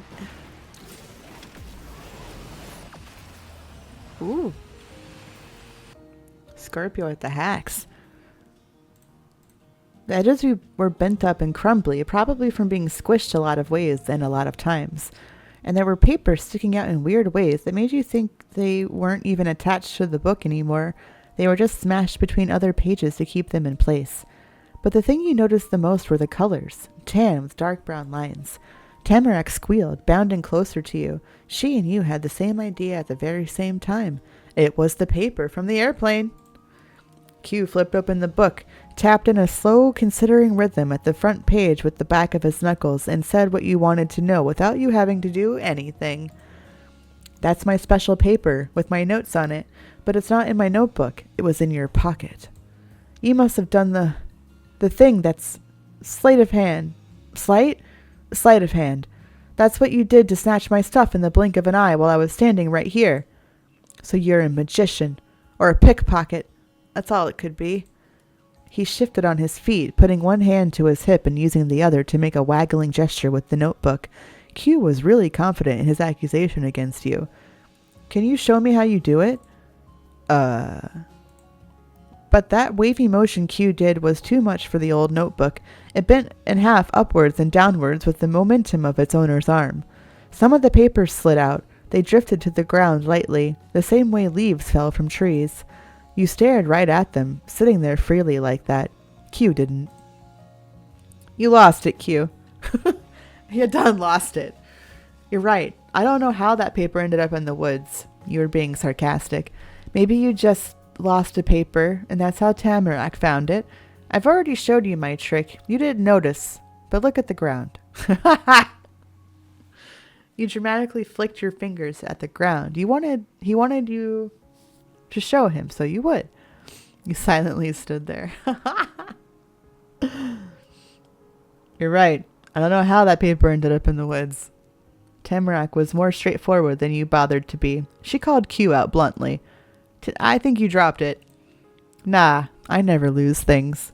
He said it proudly, still not paying attention to the papers cluttered around his feet. They were pretty much just waiting to blow away in the wind at that point. There are papers on the ground right now, you know. I think you might want to look down. You never lose things? You've already lost more papers. You decided to let Q figure it out on his own, if he ever did. Bashfully, you pointed a finger down. You jerked a finger right at the papers currently on the ground. You wanted to tell Q about the papers, but were too shy. You hoped Q would never notice what happened. It'd be funny. You hoped Q would never notice what happened. It'd be what he deserved. You might want to look down. Q's eyes widened. He lifted the notebook over his head and twisted his feet outwards more to fully clear his view of the grass below. Finally, he spotted the missing pages. Whoa! Thanks. In the middle of talking, he dropped to his knees to scoop up the loose papers. It only took a second for each one to be gathered. He leaned off his knees onto his butt and made a little oof sound. From there, he got his feet against the ground while pushing up with his hands, still clutching the paper so he could stand again. With that successful rescue mission done, Q delicately flipped through the notebook, inserting the loose papers along the way between different pages. He went all the way to the end. Then Q's complete book was pressed shut once more. Hey, that really helped, Kate. A beaming smile directed right into your face almost had you covering your eyes. But before that happened, he looked away. Q twisted to the side to better rummage inside the hidden pocket of his jacket. He made super sure that the entire stack of papers made it back safely this time. You heard a sigh of relief. In an even swooping move, Q tilted his head back over his shoulder to reveal his face again. The bright expression from before was completely gone. He had that smirk again. So, did you see that? I don't lose anything. Are you kidding? You lose stuff all the time. You just find it again. Sometimes. It was only because of me. Next time I'm not going to tell you about it. Okay. Good for you.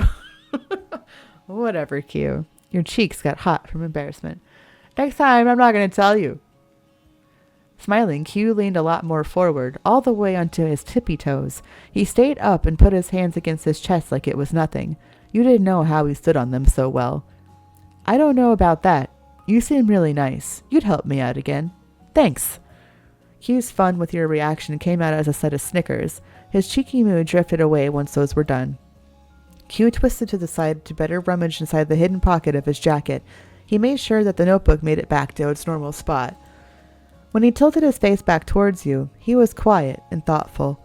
This is very mysterious. My paper vanished, and 2 new kids appeared in my backyard, all out of nowhere. I don't get it. I'm your neighbor. I moved into the middle house today. Oh, the new neighbors. That's right. That's you. It makes so much sense.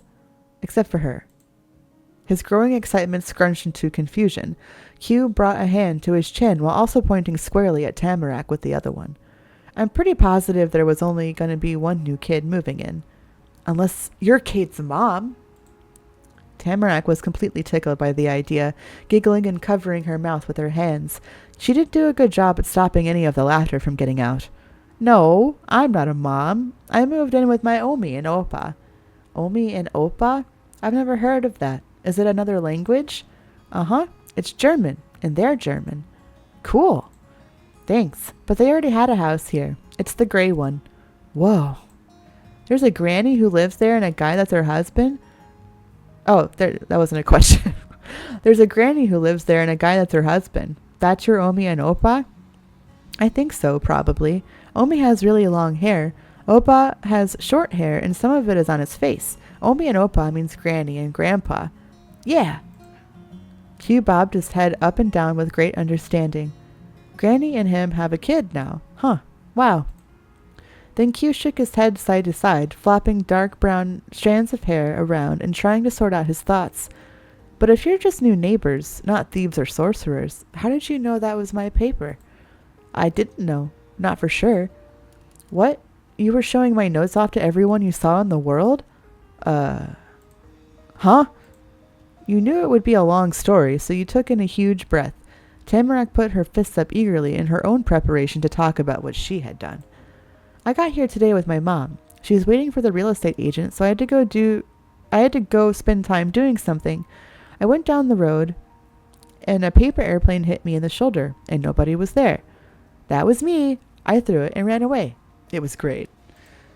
I picked it up and opened the plane and saw the stuff written on it. I thought the person throwing the plane was trying to give me a message. But that wasn't me who wrote it. Right. Then Kate went into the forest after, and I surprised them by jumping out of the leaves. Q nodded along, probably not getting everything about what you two were talking about, but curious enough to just keep listening. And then I talked to her about the paper airplane I found, and she told me what we said, that she made the plane but didn't write what was on it. I asked where she got it. Tamarack chimed in again as your story continued to bounce back and forth between the two of you. I found it on the ground, in the woods. It already had the note, but I didn't think that was important at first. Kate made me wonder about it. We went out to discover the word writer. And it was you. Huh? Q put his hands on his hips as he thought hard about the info he'd learned from you. You're saying all this was random stuff for fun? I guess so, but if you're the one who wrote that, how did you know my name? That was on the note. And what were those other words supposed to mean? Hello? Go out? Hide out? Kate Sith? It doesn't make sense. Oh. Q cracked a smile and flicked out his arms to start his own explanation. That's just stuff I was gonna do. Counting 1, 2, 3 on his fingers, Q listed off each part of the letter simply. Hello. Say hi to the people around. Go out. Visit the town or another neighborhood or whatever. Hideout means go to my hideout. Q stopped the countdown to pat the sturdy wooden wall behind him with pride. Right here. Fine. That didn't explain why you know my name. I get it now. Wow, I like your hideout. That's all stupid. It's all stupid, you said sharply. That's so stupid, you said amused. Your hideout is in your own backyard. If that's a hideout, why would you tell me it's a hideout? You didn't speak. But you didn't explain how you know my name. That's so stupid. No, I'm not going to be mean to him. That's just funny. Your hideout is in your own backyard. Where else would it be? Anywhere but there. Nah, I live here. Right, yeah. For your name being there, my mom and dad told me. They talked about how people were moving in next door and how there was going to be a kid my age and that their name was Kate Sith.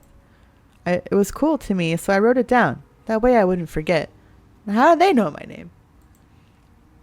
And I even took out and read that page a lot to make sure it'd be something I remembered. Looks like I forgot it after all. That's it? Okay then. Thanks for trying to remember anyway. I don't know why you're confident when you get everything wrong, you said, put off. You're such a scatterbrain, you said, put off. Wow, you're such a scatterbrain, you said fondly. I can't believe you forgot who I was after your parents told you everything. Do you even know who I am? I'm very important. You forgot because you lost the paper. You quietly accepted his answer. That's it? Thanks for trying to remember anyway. You're welcome. I'll remember it this time, definitely. But that's pretty crazy with the paper airplane. It's really impressive you two put this whole thing together. He was right. You and Tamarack had now been able to discover the whole story. It felt good. You were proud of yourself. You didn't care that much. It went better than you thought. That means you did lose that page out there somehow. So what was that about you never losing things? Yeah, I'm going to poke fun at it a little bit.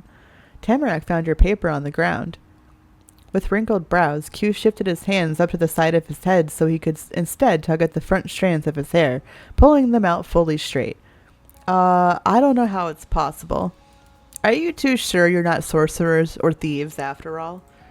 Yes. Too bad. He was so funny. You covered your eyes at the ridiculousness. You sighed. You smirked widely. He was so adorable. You felt tired. You just ignored it. You sighed. Q finished his pout, straightening up and putting his hands solidly on his hips. He was back to being in control. You know, there's nobody out there who's perfect. I accept my mistake and I'm sorry to you, Forrest, for messing up the place. I think it forgives you. Cool. That's really nice of you to say, Q. Thanks. But you realize suddenly how late it must have gotten. Your mom would start to worry soon. That wasn't good. Your returning thoughts were put on pause when Q suddenly changed the subject. Hey, Kate, Tamarack, I'll walk you around back to the front. I want to hang out more. I should probably see how Omi and Opa are. They're pretty old and need help sometimes. Yeah, we could all go back together. All right, we can. Yes, I was going to ask that. Well, okay, if you're both sure. Sorry, I want to be by myself. No, I don't want people coming. Sorry, me and Tamarack are going together. No, you should stay here. Me and Tamarack are going on our own. Okay, Q, bye, Tamarack. The two of us are going. You nodded in agreement. You shook your head no. All right, we can. You relaxed your stance, accepting that this was really over now. Yay! Her cheer had extra pizzazz because she still had that stick to point up high. To our houses! While chuckling, Q used his fist to enthusiastically punch the air. It matched Tamarack's pose. Homeward bound. This is really nice. We're going back as successful people. All right, you two are allowed.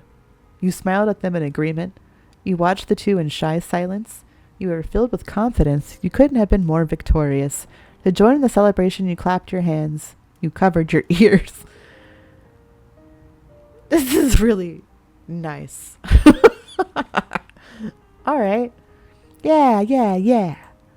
She had cupped her hands around her mouth to make it extra loud. And so you started to walk through the yellowed fall grass to get to the neighborhood again, but you weren't going to be alone there.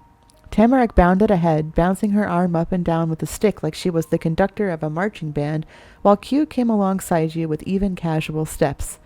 You were returning to that house. Your new neighborhood had become even more orange-toned by the time you finally returned to it. This sounds like explosions in the sky or something. I like it. The far-off sun slowly sank away behind the tallest mountains and forests to sleep for the night. Your shadows grew larger, pulling away from your bodies to reach out into the street ahead. The dark shapes morphed and combined with one another as you walked in your own mismatched rhythm. All while the eyeball chillingness of the outside world got more powerful bit by bit. Tamarack still stayed about 2 steps ahead. Sometimes she was closer and sometimes she got away from you again. She used her stick to knock at the bushes and lamps along the sidewalk. Q was next to you, but had switched things up so that he was taking large skips backwards. You guessed it was to look at you in the face better, or he just thought it was fun. He pointed out the sharpest building on the street as he went. Part of it looked almost like a tower, a different kind than the one in the backyard. See? That's the house from the front. It's great. And that's your house, right? The one in the middle. And Granny owns that even further away one. Cool. The sounds of your steps continued to echo through the cul-de-sac until you came to a stop right in the center of the path. You'd arrived. Tamarack put both her hands up in front of her chest and waved them around. I'm going home. Tamarack spun in place before dashing further along the sidewalk to the sloped gray house on the other end of the neighborhood. Her bag clunked and jingled at her side the whole way there. Bye. Okay, this is it. Q pulled out an eager grin. We've got to meet up again later. See you. Q flipped around to go back to the same way he had come with you. He needed to return to the pointy red house with the huge backyard. He didn't drop any papers this time. You waited there in front of the house in the dimming evening light, watching the 2 other kids go to their homes right on the same street. Bye. See you later. Be careful on your way back. Thank you for coming with me.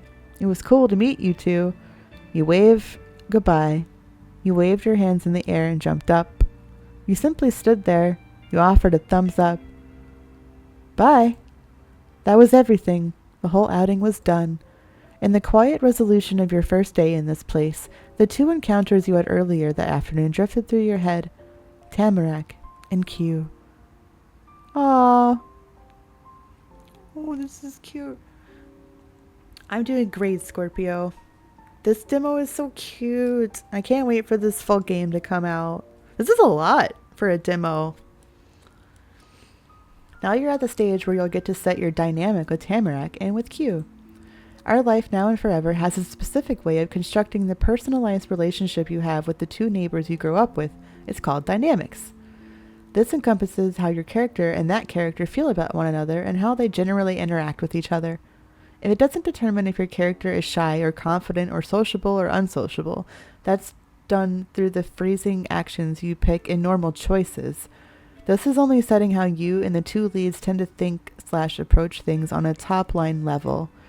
These settings can be the same for both Tamarack and Q, or be entirely different for one over the other. The first part of the dynamic system is what you set for your relationship standing. Your chosen relationship standing is always mutual with the other character. It's possible to change your standing at the start of each step, and even at certain points within a step, at least normally. There are some settings that can't be changed once you pick them. The 5 main options for your relationship standing are neighbors, friends, family, crushes, and beloveds. Neighbors means there's something you or someone you know, and it's nothing more meaningful than that. Whether it's still amicable or completely cold or even hostile is up to you. Hostile. Friends means that you're friends. While on this standing it's possible to go even deeper and have them be your very best friend, but that's not set on the dynamic screen. It's a normal choice. Family means that you truly love them and will always keep them in your life in a fully platonic way.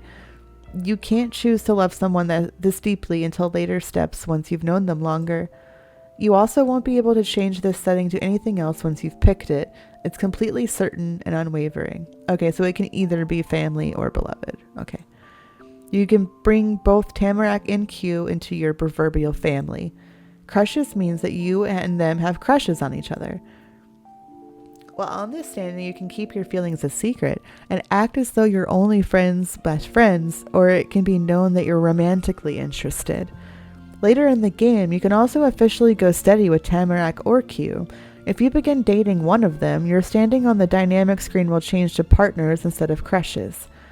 It's possible to be crushing on Tamarack and Q at the same time, and for most of the game, you can only get into an actual romantic relationship with one. In step 4, a polyamorous relationship can be pursued if you want. Alright. The way that will work is that Q and Tamarack would be in a committed platonic relationship with each other and can be in a committed platonic or romantic relationship with the MC. Q and Tamarack won't be romantically involved with each other regardless of the choices the MC makes. Then how is it polyamorous? Asking for reasons. If you do date one or both, you can't break up with them. The partner status can't go away once you get it. It is possible to change simply crushes to one of the other options if you want to. Beloveds means that you truly love them and will always keep them in your life in a clearly romantic way. You can't choose to love someone this deeply until later steps once you've known them longer. You also won't be able to change this setting to anything else once you've picked it. It's completely certain and unwavering. Like crushes, the romantic feelings can be known, a secret, or you can be official partners. If you're at this setting, you'll also unlock the possibility of getting engaged and changing your relationship standing to fiancés. There's no requirement to getting married or even date. What you do or don't do with your feelings of love is up to you. The leads will respect your set boundaries. If you are beloveds and make choices where you're hoping to get married but haven't asked yourself, your partner can be the one who proposed instead. The MC will accept that proposal by default because the game believes they want that. You can't convince your partner to think marriage is a good idea and then reject them when they pursue it. That's part 1 of dynamics. The second part is expression elements. This is how you and the other character generally interact with each other. Like relationship standing, expression elements are determined separately for Tamarack and for Q. It doesn't have to be the same for both. But expression elements don't have to be mutual between your character and Tamarack or Q.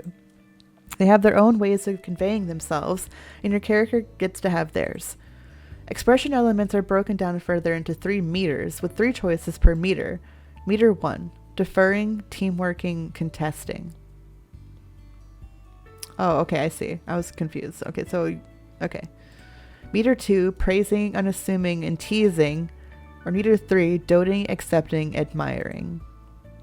For meter 1, you can use it to determine if your character is a follower or goes with the flow using deferring, a collaborator or compromiser using teamworking, or tries to be the leader or decision maker, whether the other person actually wants to follow them or not, using contesting. For meter 2, it determines if your character is the type of person to go out of their way to make comments on the other person and what they do. If not, they're unassuming. If so, the comments can be complimentary or even flirty if praising, or they can be joking or giving the other person a hard time if teasing. You get to control the phrasing intention through choices. Meter 3 can be set to determine how your character views Tamarack and Q.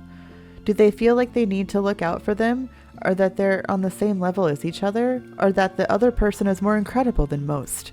When you first meet Q and Tamarack in the story, they go with their normal kind of behavior for their interactions with your character.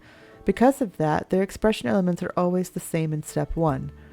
Step 1, Q, teamworking, teasing, and doting.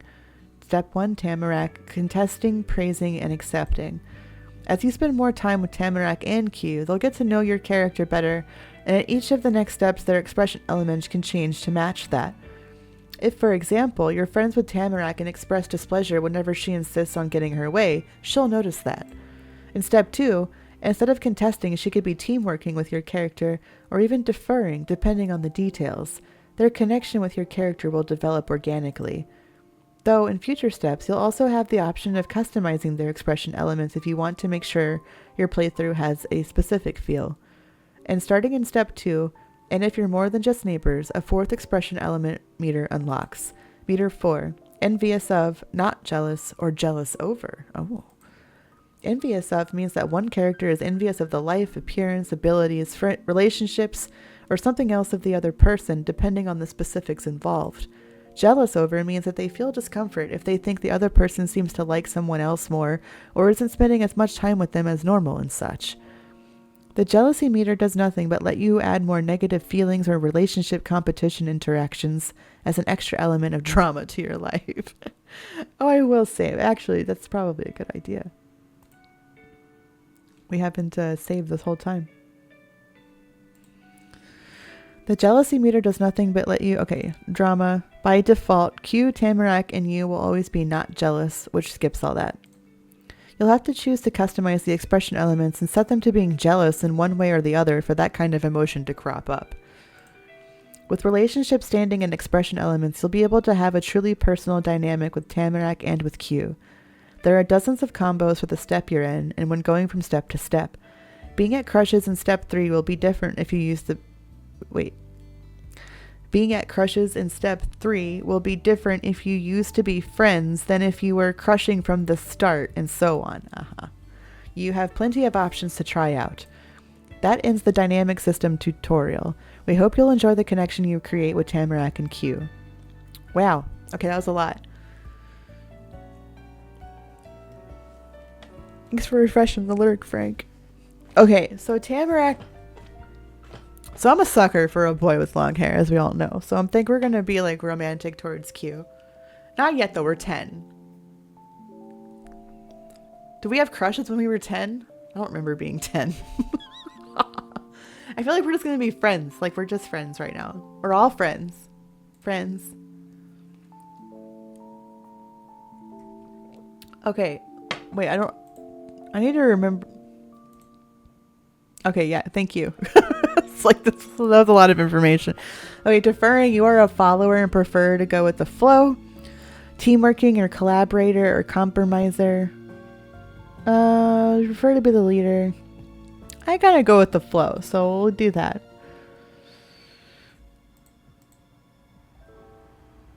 Meter 2, praising, you go out of your way to casually or potentially flirtatiously compliment the other person. Unassuming, you generally keep your thoughts on others to yourself. You like to make jokes or give the other person a hard time. Definitely teasing. And then admiring. You see the other person as more incredible than most. Accepting, you tend to see the other person on the same level as yourself. You like to take care of or look out for the other person. Aww. For Tamarack, I feel like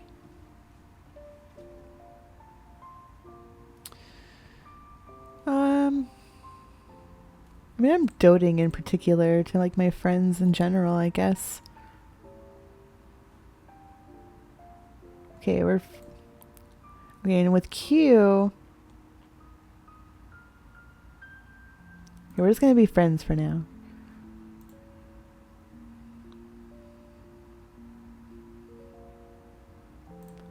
I'll just like set it for both the same. Things were so different for you from just that morning when you left and went on the drive to move. Before then, you'd never been in Golden Grove. You'd seen it only in pictures and hadn't known anyone who was a local there. Right? Yeah, I don't remember. I mean, I think I was like starting to have like crushes, but I had like a crush on Bugs Bunny. Like I didn't know what like what it was. Really. So we're just gonna be friends for now. We're 10. But here you were, a person who lived in the town and was friends with the neighbors on both sides of your house who also lived here. Were you friends? You thought so. Kate, is that you? Your mom called from over the fence. Coming. You bounded forward and passed through the gate. Mom had left the porch and was there to meet you. How are you? Did you find anything exciting out there? It was great. Could have been worse. I don't know. You're never going to believe what happened. Everything was amazing. You squeezed her legs, thrilled at what happened. You didn't say anything about it. I wish I didn't go. No way, not Bugs Bunny. He was hot in Space Jam. What do you want? I had a big crush on Robin Hood. Robin Hood too, like the fox. Also Carrie Elwes though. Carrie Elwes, Robin Hood, fantastic. But I really don't think that happened until later. You clung to her, believed to be back and upset you had to go. I met people, Mom, kids my age. Yeah. I'm so glad. I look forward to hearing all about it. Starting to see an animal theme. Yeah, see, I didn't know what I was talking about. Beast from Beauty and the Beast? And then you turn to the prince and you're like, nah, dog, turn back into the beast.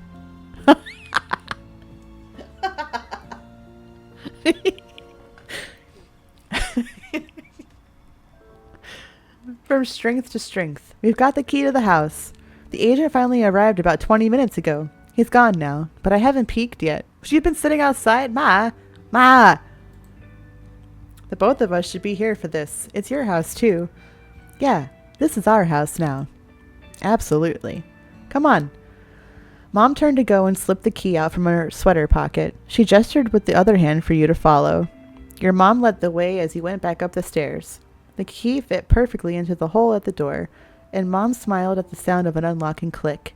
Carefully, she leaned forward with her shoulder, giving it a nudge, unsure if the best option for the ancient door was extra force or extra resistance, or extra restraint. The house opened with a creak.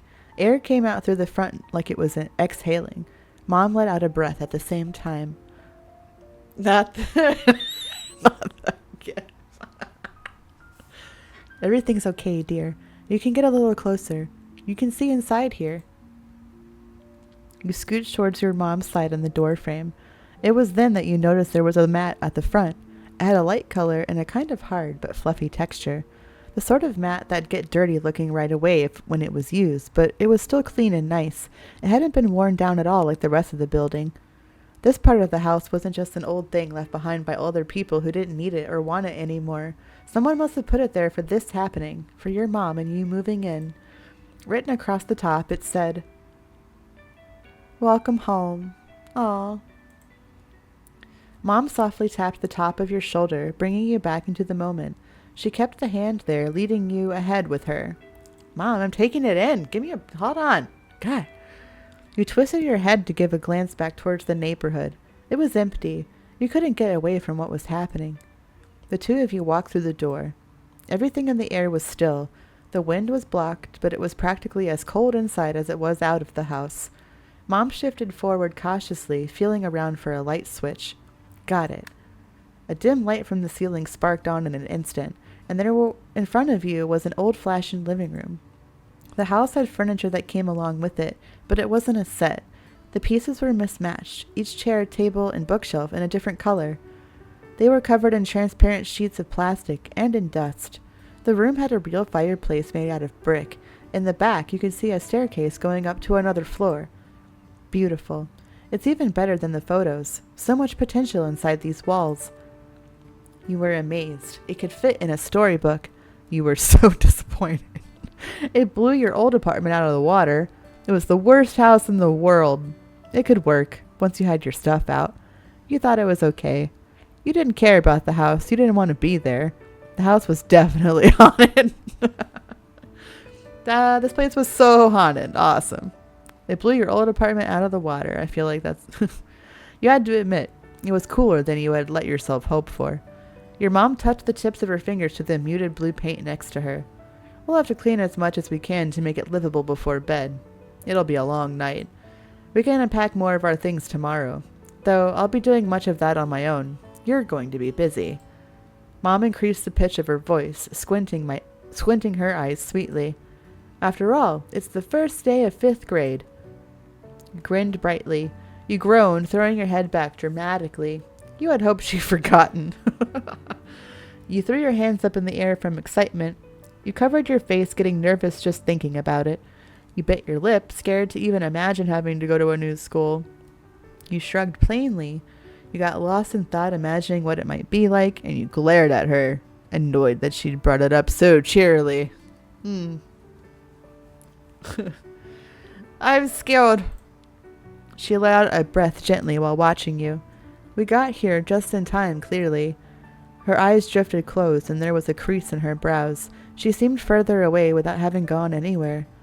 Even if I am here early for the job, I was not going to make you be a full week late to class. Being new to a town like this is already going to make you a point of attention. Oh, thanks, Ma. So I'm already nervous about it. You couldn't tell if she thought that was a good thing or a bad thing by her tone, but Mom didn't say any more about that. She lifted her circle scarf over her head, careful to not have it catch on her earrings, and left it on top of her suitcase. So, want to see the upstairs? Yeah. The second floor was more of the same. Lonely, sealed-away rooms with furniture nobody had been using for ages that were covered up by plastic sheets, and lots of dust. You could see the footprints your mom left behind in the grime as she wandered the halls with wide, amazed eyes. After checking the state of the whole house, Mom made the decision to leave the furniture in its protection until after the sweeping was finished.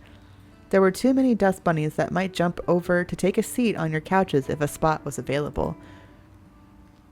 I hope I can remember where I put that dustpan. The broom itself shouldn't be hard to find. You returned to the living room after Mom got her trusty pair of crafting scissors out from her suitcase. She put her scarf inside it when taking the scissors out. Mom then went through some of the taped-up boxes like it was her birthday, and each one was a shiny, unopened present with a ribbon on top, but her gift was just stuff she already owned. I've been doing this in real life. One by one, she took out the supplies that had been brought for this very moment, setting them around her legs on the floor wherever there was space. Then she divided them out into separate piles. A pair of yellow gloves, a fluffy, fresh duster, a bottle of cleaning spray, and a full roll of paper towels. Mom had a set of her own. The other was for you. You were going to need them. There was only one broom and dustpan that she did successfully find. You were going to take turns using that. The first move in the make the house a place people can actually live in plan was yanking open the streaky windows to get some airflow going. Though before even that, you had to get the locks on the window themselves to come loose. You dug your fingers in between the base of the window frame and the latch pressed against it, forcing it to move against its will. When the lock clicked into place on the opposite side, you shoved the window up with both hands. Your gloves were already patchy with filth. The icy, crisp breeze that flowed in from the outside was a lot more welcome at this point. You got a good look at the neighborhood while catching your breath. Streetlights had come on. But then, you were left the window there to do its job and got back to yours. The two of you went back and forth and up and down around the house to open up everything that you could. Some windows were jammed in a place so tight you had to leave it alone for your mom to get to later. The next point on the list was to somehow scrub down all the floors, walls, counters, and every other inch of space where dust could settle, which was every inch of the entire house. You picked a spot and gave it a sweep with the fuzzy head of the duster. A nice line of clear wood followed behind your motion. That pattern continued for a while, and whenever the dust layer was gone from a spot, you'd go back over it again with the cleaning spray to really make it shine. Your mom was able to track down and turn on the heater, not that you could tell the difference with all the windows wide open. Eventually, you had a short dinner break with your mom, standing around in the kitchen together with the two of you as dusty as the rest of the house. It was packed meals from the car. Simple sandwiches, fruits with thick peels that wouldn't get smashed on the drive, little bags of granola and pretzels, and juice boxes. There were no groceries. The rickety fridge was off and totally empty when you checked. It was a relief that there was nothing gross in there. It was disappointing that there was nothing gross in there. No, it was a relief for sure. You had prepared for the worst for such an old, practically abandoned house, but there wasn't a single bottle of nasty ketchup or box of unknown leftovers or anything. The trash from your food was dumped into the same giant black garbage bag that you'd been throwing piles of gray-stained paper towels and wads of squished-together tape in for the whole night. Somehow, the bag was getting full even though it was big enough to fit your whole body inside. It was a mark of how much work you'd really done. Looking at just the house made you think you hadn't even gotten started. The only way to change that was to keep going, as your mom talked about when encouraging herself to clean again after dinner. You and your mom polished up the house as best you could for even more hours. But when your usual bedtime arrived, Mom put the duster and the scissors down. She wasn't going to have you stay up late, no matter how excited she was to unpack. She guided you to the first floor bathroom. The ones on the second floor were too dirty to use, plucking her overnight bag off the counter along the way. Your mom explained how she'd do a round throughout the whole house to close the windows to keep busy until the bathroom was free and left you to get ready to sleep. Inside the bag was little baby-sized versions of normal toothpaste and mouthwash containers and simple toothbrushes. All you had for pajamas at night was a green long-sleeved shirt with matching pants. You got as clean as you possibly could with only a sink to use. You did a good job washing up. You were pretty lazy about it. You finished washing as fast as possible. You just pretended to be busy for a little while. You got as clean as you possibly could with only a sink. I don't know why we only have if we have a sink, don't we have a shower? Trying to get the grimy feeling off your skin wasn't easy and took way longer than usual, but it was crucial. You kept your earmuffs on for bed. You took your earmuffs off for bed. Definitely off. I can't sleep with shit on my head. You kept your glasses on. You took your glasses off. Then you changed into the PJs and let your mom have her turn. While she was away, you took out your favorite stuffed animal from your packed bag. You took out your favorite action figure. You took out your favorite doll. You took out your special blanket. Special pillow. You could only wait for her to be done. Let's see, when I was 10,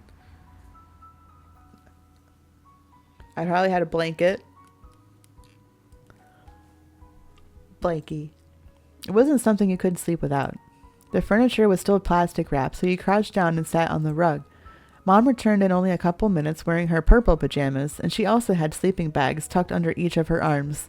She shifted one forward to hold against the front of her chest and dropped the other onto the floor. It landed with a puff. "That'll be mine," your mom noted while trying to untie the band that kept the sleeping bag together in a roll. She pulled and pinched at the knot. Did we not have beds? Did we not, actually move? What's happening here? When it didn't budge, she lifted the bundle to her face and used her teeth to pry the threaded bands apart from each other. She got it loose and victoriously flapped the bag all the way open. She laid it down in a clear spot on the wooden floor. "There you are, Kate. All ready." "Okay." You used your feet and rocked back and forth to move yourself across the antique rug, scooting towards the sleeping bag without getting off the ground. Mom chatted casually while spreading out her own bag nearby. "We'll need to get some wood so that we can actually use that fireplace on nights like these." Did your mom know how to use a fireplace? You'd never seen one in person until now, and so far you'd still never seen one that had fire in it. Luckily, the house was warm and cozy even without that, since the windows stopped letting the chill in. The heater worked. That was sort of a surprise to you. Mom soon settled down on the center of her temporary bed. She sat cross-legged with her back solidly straight. Her knees came to rest on the tops of her knees, or her hands came to rest on the tops of her knees, and she made direct eye contact with you. "Thank you for the help with the house today. It'll be home before we know it at this rate." "I worked really hard," you said while stretching your arms. I am so tired now, you said while flopping down. You're welcome. A house and a home are the same thing. The way she said it made you roll your eyes. You stretched your arms out, happy with a job well done.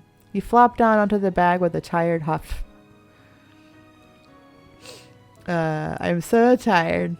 I can understand that. She slouched her shoulders, easing away some of the stiffness. Hey, guess what I did in the neighborhood today? Mom, can I tell you about what happened today? She asked you about how your day was. Hey, guess what I did? You hid behind the fence the entire time. Wow. No, Mom. Okay, tell me, dear. After pausing just a little to build suspense, you began to narrate the entire story of the paper airplane adventure.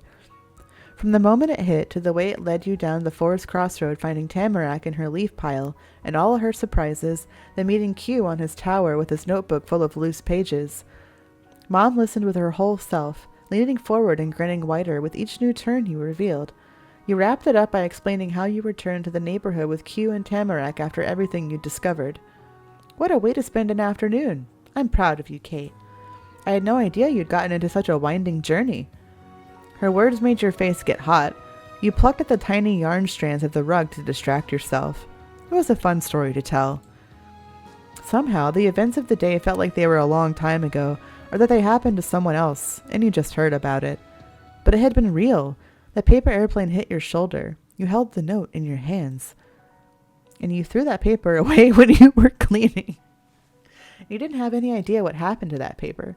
And you were saving that paper to give back to Q. And you were saving that paper to give back to Tamarack. And you saved that paper with your things as a keepsake. Yeah, I'm a sentimental person. It had nice memories that went with it. With your topic all done, Mom softly spoke up to share her own thoughts with you. It's odd, imagining this entire building collecting dust for all this time, isn't it? No one wanted to live here. Not renters, not the man who owned it, but it's a charming house.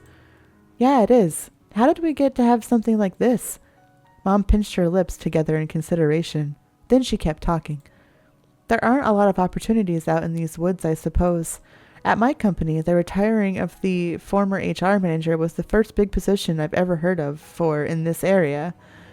And even that didn't open up for people already living in the town. I was asked to relocate to take the position. Creases grew around her eyes the more she thought about it. She caught herself before a frown could follow. Oh, but it's not an issue. I'm grateful. We'll find our place in the slow pace of Golden Grove, and at least we'll have each other regardless. Yep, you and me are a team. It's great we have each other to talk about stuff with. We'll always be together. You can count on me, Mom. You nodded strongly. You yawned, not paying too much attention. You nodded strongly. Thank you, Kate. Then your mom stretched her legs out fully across her sleeping bag, wiggling her toes inside the black socks she had on. Seeing Mom right there on the floor with you was cool. You didn't hang out together during bedtime like this most nights. It was special. As you thought about that, your eyelids were trying to tape themselves up with the sticky, gritty stuff your eyes made when it was extra late. All right, dear. You should be getting inside the sleeping bag now before you blink out on top of it. That sounded like a pretty good idea. Scooping your special blanket into both of your arms, you shimmied into the open end of the bag. It was made out of fabric that was so smooth it wasn't difficult to do. You moved farther down until the edge was to your chin. You were wrapped up like a loaf of bread in a grocery bag. Mom got to her feet, taking a short jog over to the far wall of the room. She lifted a finger to the light switch but kept her gaze down on you. The expression on her face was gentle. Good night, Kate. Good night, Mom. Night. Sweet dreams. You smiled up at her. You blew her a good-night kiss. You stared up at her. You rolled over on your side, turning away from her. Night, Mom. The room went pitch black with a click. While your eyes were trying to adjust, you heard the shuffling sounds of Mom. She joined you on the floor again. Those noises soon stopped. Mom didn't talk anymore. There weren't sounds of cars passing outside. There was a thumping in your ears, and you thought you might have heard a creak somewhere. The night noises were a lot different than what you had experience with. They were so quiet and distant, it made you notice them more than if they were clearer. You'd have to get to know the sounds better. It was another part of the house's personality. You were okay with that. It was normal to need time to get familiar with each other. You pressed your eyes shut. In your head was thoughts of moving to a new town, Mom, Q, Tamarack, Q and Tamarack, the first day of school. Q and Tamarack. You tossed and turned in the squishy cocoon, wanting to sleep so tomorrow would come sooner, but too excited to do so. It was way too long of a night. Then your second day in Golden Grove arrived. Hello again. We mentioned it earlier, but occasionally you would get the opportunity to change what you're wearing during the game. You may also be able to take off accessories like hats and scarves during certain in-game moments. If you don't want to bother with changing your outfit, you can toggle these sections off from your details screen. Click info on the right. No, I like changing the outfit. Turning off the dress-up sections means what layers you choose to take off and keep wearing when you get to school will be your preference for what you wear indoors for the rest of Step 1, or until you turn on dress-up sections again. Would you like to see the dress-up sections in the future?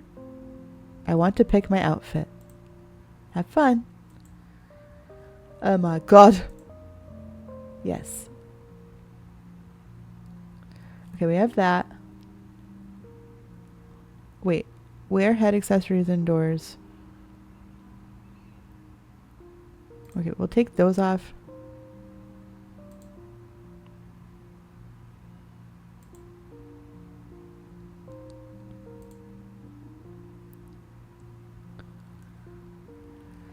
Okay.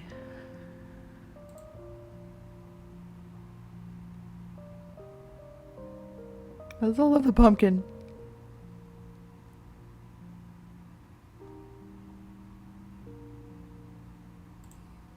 Well, just for a different change of look, we'll take it all off.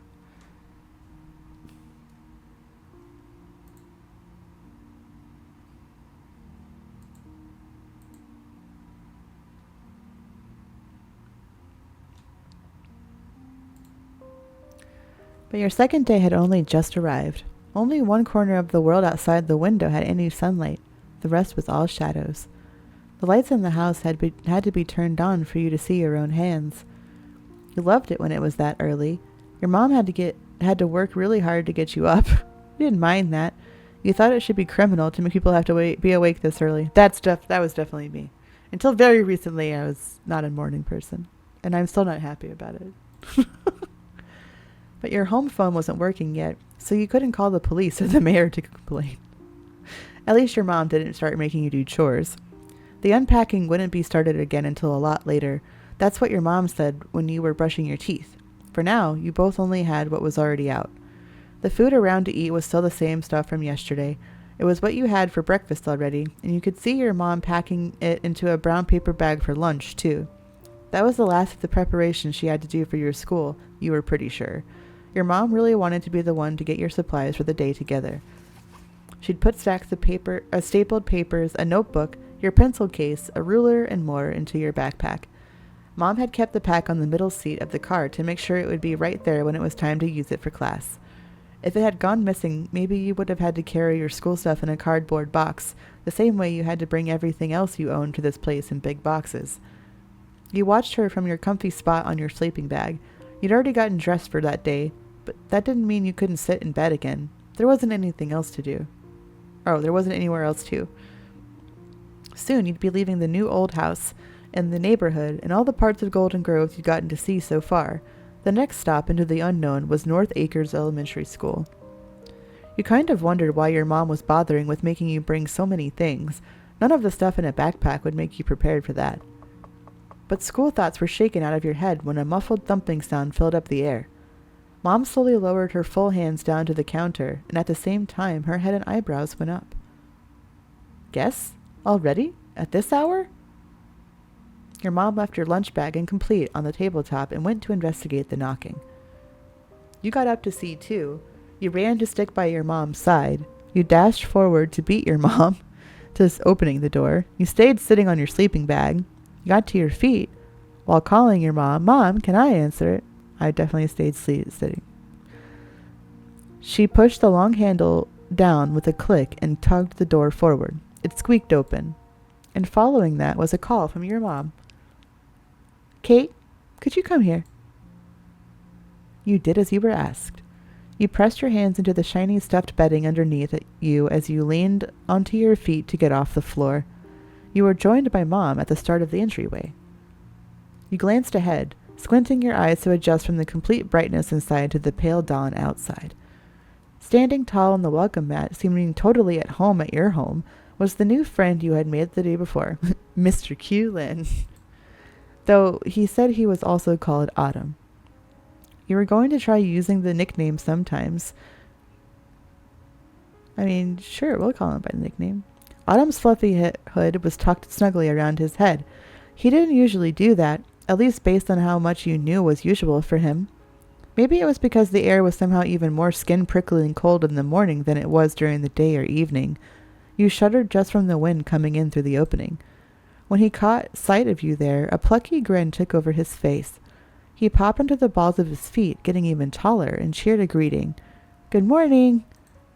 Seeing who it was, you scooted past your mom to stand by Q on the porch, enthusiastically shoved past your mom to stand by Q on the porch, nervously shifted behind your mom, started in place, then dove to hide between your mom's legs, stayed there to greet the guest, stood in place wondering if it was too late to go back to the living room.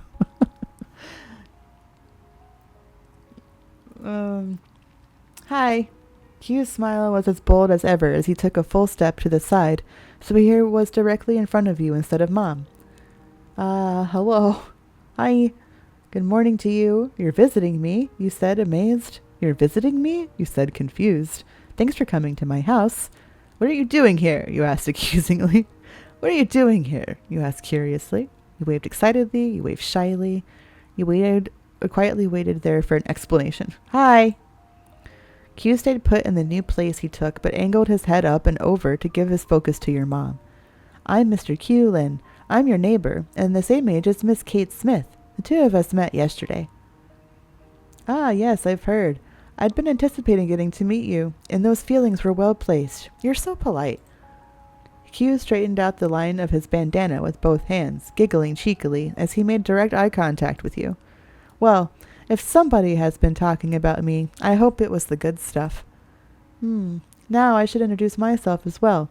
I'm Miss Sith, Kate's mother. It's nice to meet you. May I speak with Kate, Miss Sith? There's something I wanted to talk to them about. Thoughtfully, your mom's glance drifted down to you. Without looking back at him, your mom replied, That would be fine. I'll finish getting your bag ready, Kate. You two can chat. Q clasped his hands together primly.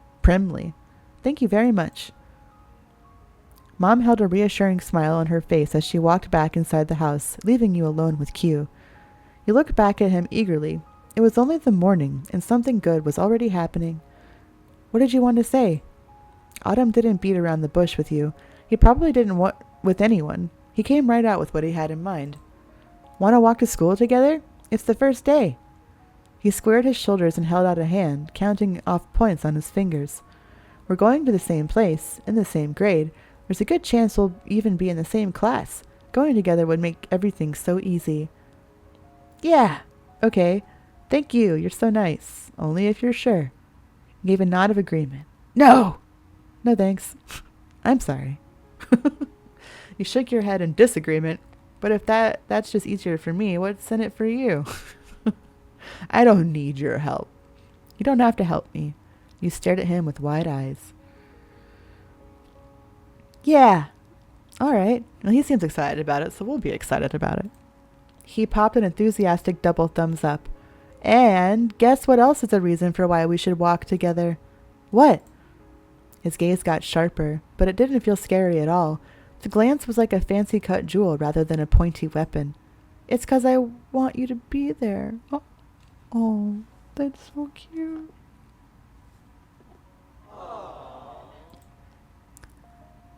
Whoop. Why isn't it going? Okay. So, yep, I think it makes a lot of sense that we'd go together. With his hands in his pockets, Q shifted the whole top half of his body diagonally over to one side. The tilt of his head really showed off the bend in his self-pleased smile. Oh. He flung an arm back out and arched the fingers across the air in front of both of your faces. It might have been to stop you before you could say something, or to keep himself from forgetting whatever else he wanted to talk about. And it wouldn't be just us. I'm going to keep going down the cul-de-sac to Granny's house so I can ask Tamarack next. So that's it. What do you think about all three of us walking together? It's a good plan, right? Yeah. It's a great idea. I want to go. I'll come. It's a shock you have smart ideas sometimes. Okay, I'll do it. I guess. You nodded, feeling relieved you had everything figured out. I'll come. More like all the time. I didn't mean to do the cheeky one, but that's funny. Okay. You swung your hands out behind you. Wait, you swung your hands behind you and spoke out again. I'll get my backpack and tell Mom we're going. Cool. I'll wait here for you. You parted with Autumn for a second, but didn't bother closing the door. The sound of your feet against the floor was the only noise in the huge house. You couldn't have snuck up on Mom if you tried. Each step you took brought you closer and made the smile on her face grow larger, but she didn't get distracted from her job. Her gaze stayed stuck to the counter. Mom placed one more paper into your backpack and snapped the plastic clasp on the top flap closed. With that secured, she promptly picked the bag up by the loop handle. She lowered herself down to your height by bending her knees low. Then she offered the backpack over to you. Exceptional timing, dear. Here, you're set to go. It was nice and light when you took the pack from her. That wouldn't last. Soon you'd have actual school books to bring around with you. Ugh, yeah, I don't miss that. What happened with our guest? Did he leave? You answered the question while looping one arm after the other into the wide openings of your backpack straps. He's out there still. Q wants me to walk to school with him. Can I go? You shifted your grip to the dangly ends of the armbands, then gave him a swift tug to tighten the straps, fully securing the bag against you. He came over to ask you that? Talk about convenient. The young Mr. Lin must know the way far better than I do. You certainly can walk together. That was exactly what you thought she'd say. You could count on her to understand. As she smiled, her face lit up softly like the early morning sunshine outside. Mom pinched the tip of your chin between her thumb and her pointer finger. Enjoy your first day. There's only one of them per year. Maybe she was right. You wouldn't look at what was nice, or you would look at what was nice instead of what wasn't. You still weren't cheery about going to school, and that was a fact. You didn't feel any better, but you didn't want anyone to notice. Maybe she was right. Anything could happen for all you knew. It might be good. She let you go in order to place ads. I was looking at the ads. God damn it. I saw the thing pop up. The ads are going to start in 30 seconds, y'all. I'm sorry. Yo! Seals! Let's go! What is Real World Sims? Wait, have you not been around for Real World?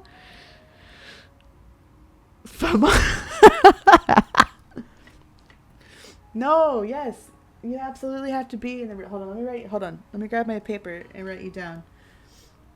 Actually, I was going to take my break, and it's at the end of my break video. You're going to be in the Real World that I do on the YouTube. Hold on. I'll show you. I'm pretty sure you've been here when we did that before. It's when I throw people into the house together. Like last year it was right here, it'll play. This is the true story.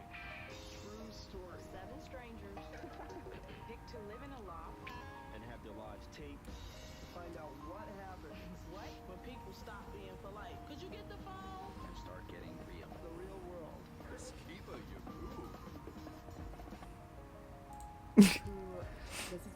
Well, so you have Sims, right, Seals? You already have a Sim? I'm gonna throw you in a house with 7 other people and see what happens. That means Chicky and I are gonna have to do a brunch show where we build another house. So season 3 is gonna start as soon as I get a bunch of people. So, yeah, that's what you have Sims? If you don't already have a Sim, you can make one, and then I will upload them into a house with whoever else redeems that. And I meant to say that at the beginning. There is a new redemption if you would like to be in season 3 of the Real World. Yes, please do. I would prefer if you make your own Sim self just so you can make it how you want. Yeah, change it. Do whatever you want. You have time. You're the first person. You're the first person in the house. That's exciting. I have officially added you to the list. And if anyone else would like to be in on season 3, channel point redemptions are now open. And they will be filled. I think there's 8 spots in a house. So I just filled one of them. The lovely seals there in chat. And I just made it a bit of points just because I wanted it to be people who have been here for a little bit. So I better know you. But we'll see. I might lower it a little bit. I thought that might be a good reward to do. But yeah. The channel point redemptions are now open. If you'd like to be in on those shenanigans and wildness, chaos, that is the real world Sims. Alright, let me turn the music back up here. And we will get back into this. This is a nice demo. This is really long and it's giving me like a pretty well-rounded glimpse at the experience. So, and it's successfully getting me excited. Like, I want to play Our Life now. The other Our Life. Maybe we will.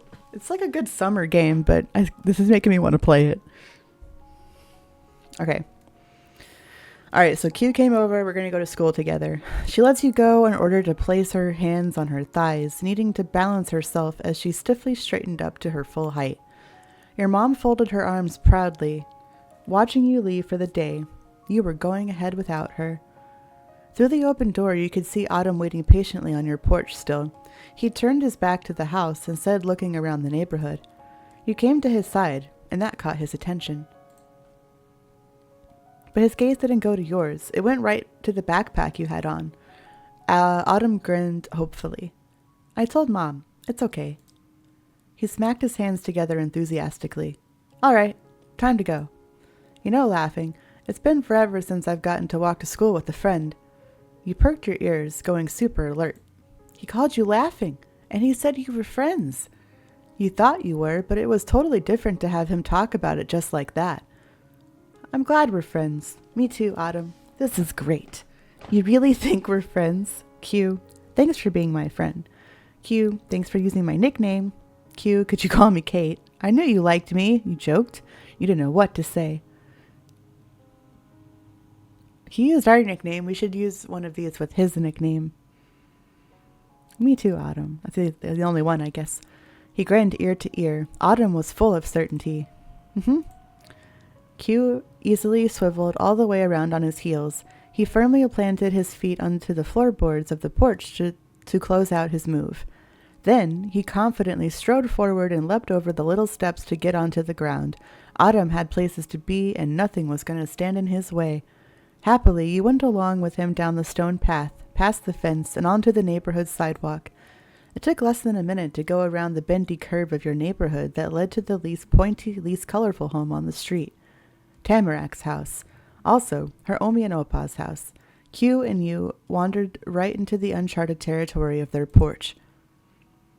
Q tapped out a rhythmic set of knocks. Q brought his arms to his side, shook his head to readjust the way his hair fell around his shoulders, and positioned himself squarely in the center of the entryway.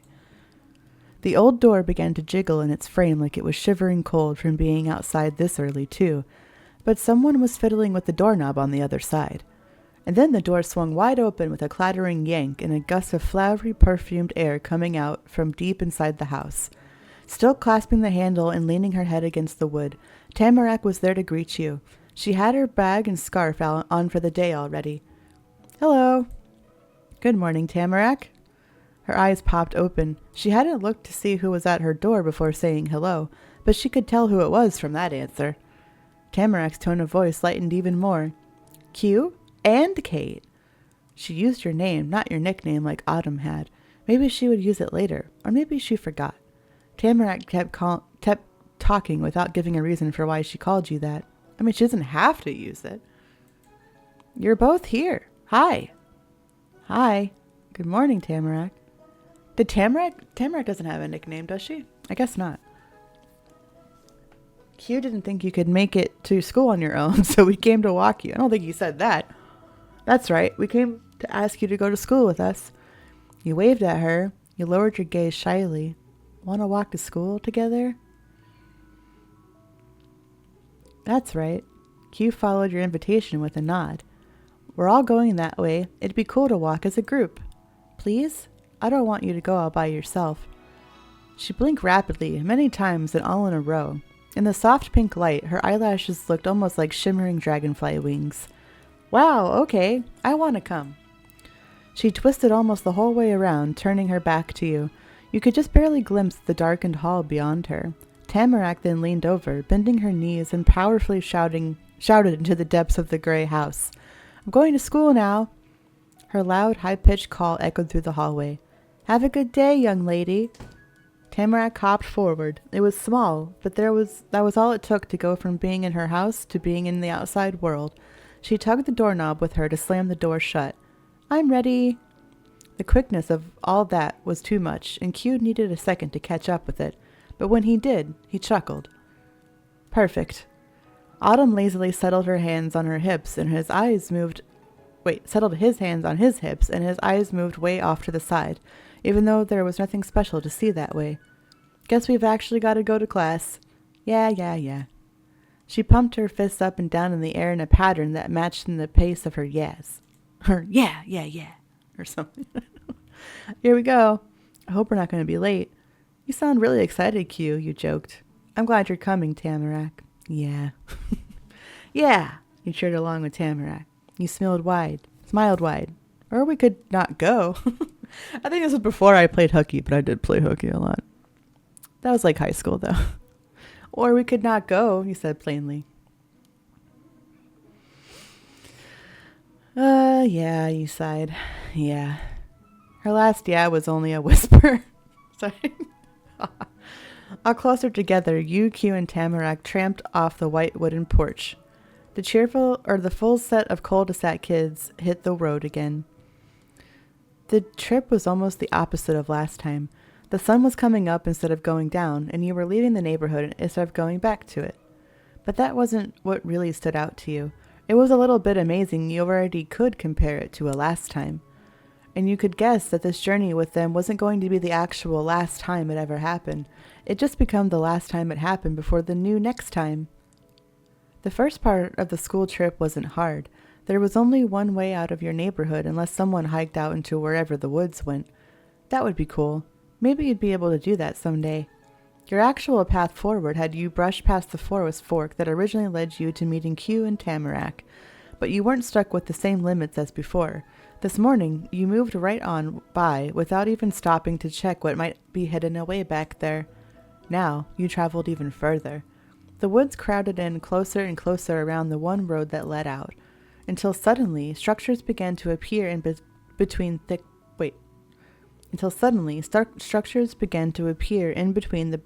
bushes. Why am I on words? The thick overhang of leaves pulled apart to show the sky. The world unfolded ahead of you. Sunshine climbed mountains to just barely tickle your cheeks, while the stars still clustered against your back. You were right in the center of a windy mountain path. It flowed over the uneven ground, blanketing every small bump and bend like a black river. Along the street, huge wooden poles rose into the sky in a row that rivaled the trees.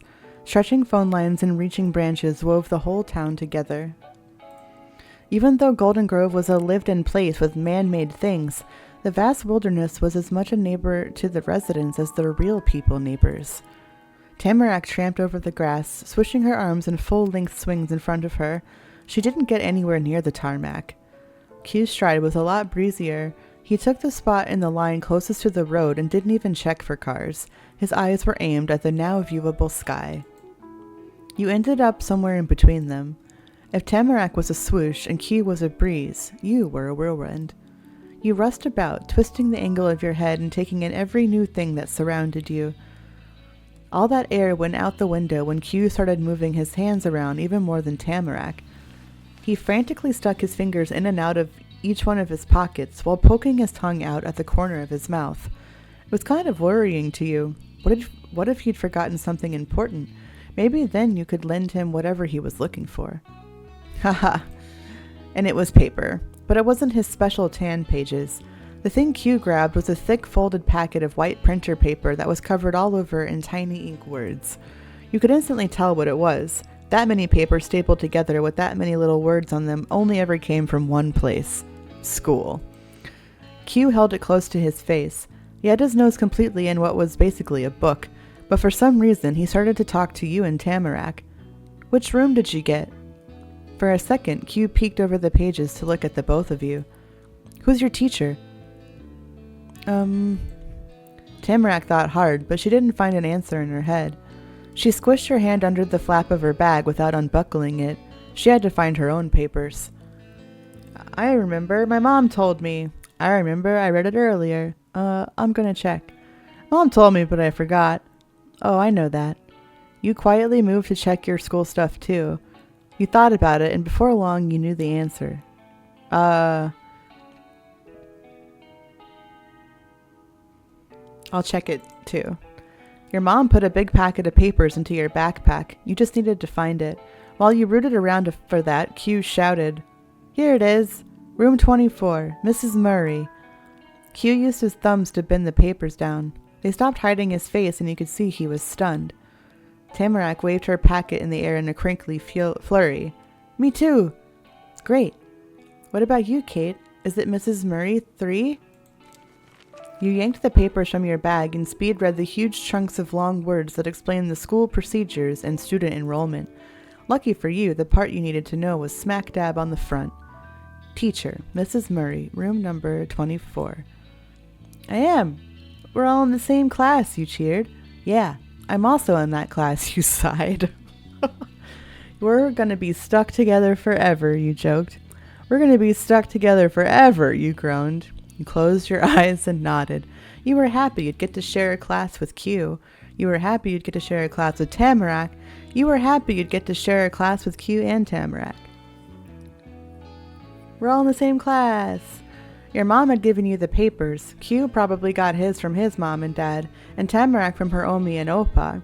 Despite being kind of different, the papers were all the same. A smirk settled in its regular spot on Q's face, all according to plan if he somehow could have planned it. We're roommates. He didn't need the packet for anything else, so he stuffed it into his pant pocket with a shrug of one shoulder. There's only 3 fifth-grade classes we could have been in. When Q made sure it was deep enough to not just fall out, he brought both his arms into an even bigger shrug and chuckled, too. But Mrs. Murray, I almost made it without her being my teacher. It was close.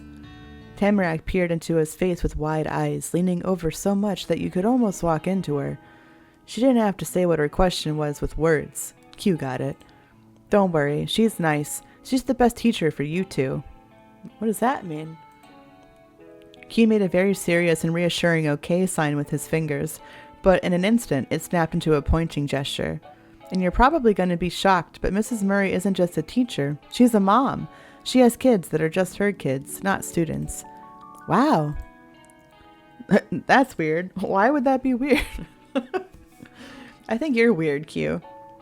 You joked. I think you're weird, Q, you said bluntly. I'd never want a teacher as my parent. It'd be kind of fun to have a parent who was a teacher. You stared in amazement. You stared at the two of them for how big a deal they made it. You just watched the two talk. Okay. My stepmom was my sister's teacher, and she hated it, so I never want a teacher as my parent. Me too. Yeah. But now I know where we're really going. I can bring us right to the door. The extra burst of confidence got Q to take a few long strides ahead of you and Tamarack, keeping his chin high. Tamarack bounced across the grass, kicking her knees high to catch up. She didn't let him keep the lead he took. You shyly caught up. You happily went up to them. You hung back. You shyly caught up, I guess. You stumbled forward to get back in the middle of the row. You were greeted with grins from both of them. Your steps came back into a steady rhythm between the three of you. Tamarack, are you worried about going to a new school? Q, why didn't you want Mrs. Murray for your teacher? Yeah, I want to know that. Tamarack, did your Omi or Opa know anything about my house from before I moved there? Q, do you know anything about my house from before I lived there, or you walked along quietly? I want to ask that. Why didn't you want her as a teacher? Because she knows me. Not like how all the teachers have met me because I got to that school. His dark brown eyes stretched open as wide as they could. His whispered words were pulled out just as long. It was a deep secret confession. She really knows me. Outside of school and everything. The seriousness of it only lasted a second. Autumn laughed at it instead. It's gonna be tough to get away with stuff now. Instead, Tamarack put on the shocked expression Q had just put away.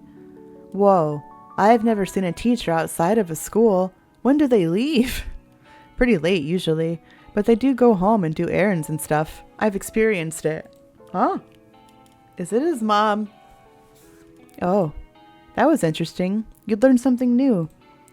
The longer their walk went on, the more Tamarack's gaze was pulled to the forest edge along the road instead of what was right in front of her. Her steps drifted unevenly. You couldn't blame her. You had done the same during the trip a few times. But you weren't the only one who noticed her focus.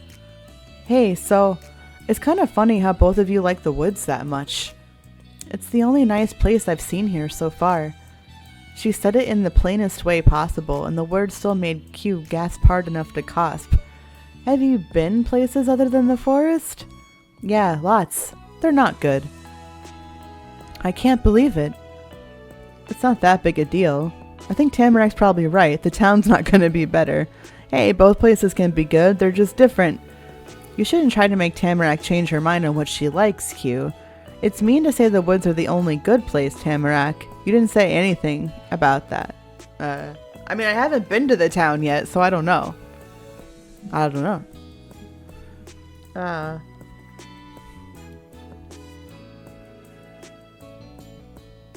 Hey, both places can be good. Yeah. Hugh shook off the shock Tamarack's statement hit him with. He turned his cheek to the front as he rolled his shoulder. He was winding up for a comeback. I guess I can give you one thing. There is a pretty special kind of fun that, in all of my years of living here, you can only ever have out in these very woods. Nowhere else. Really? What is it?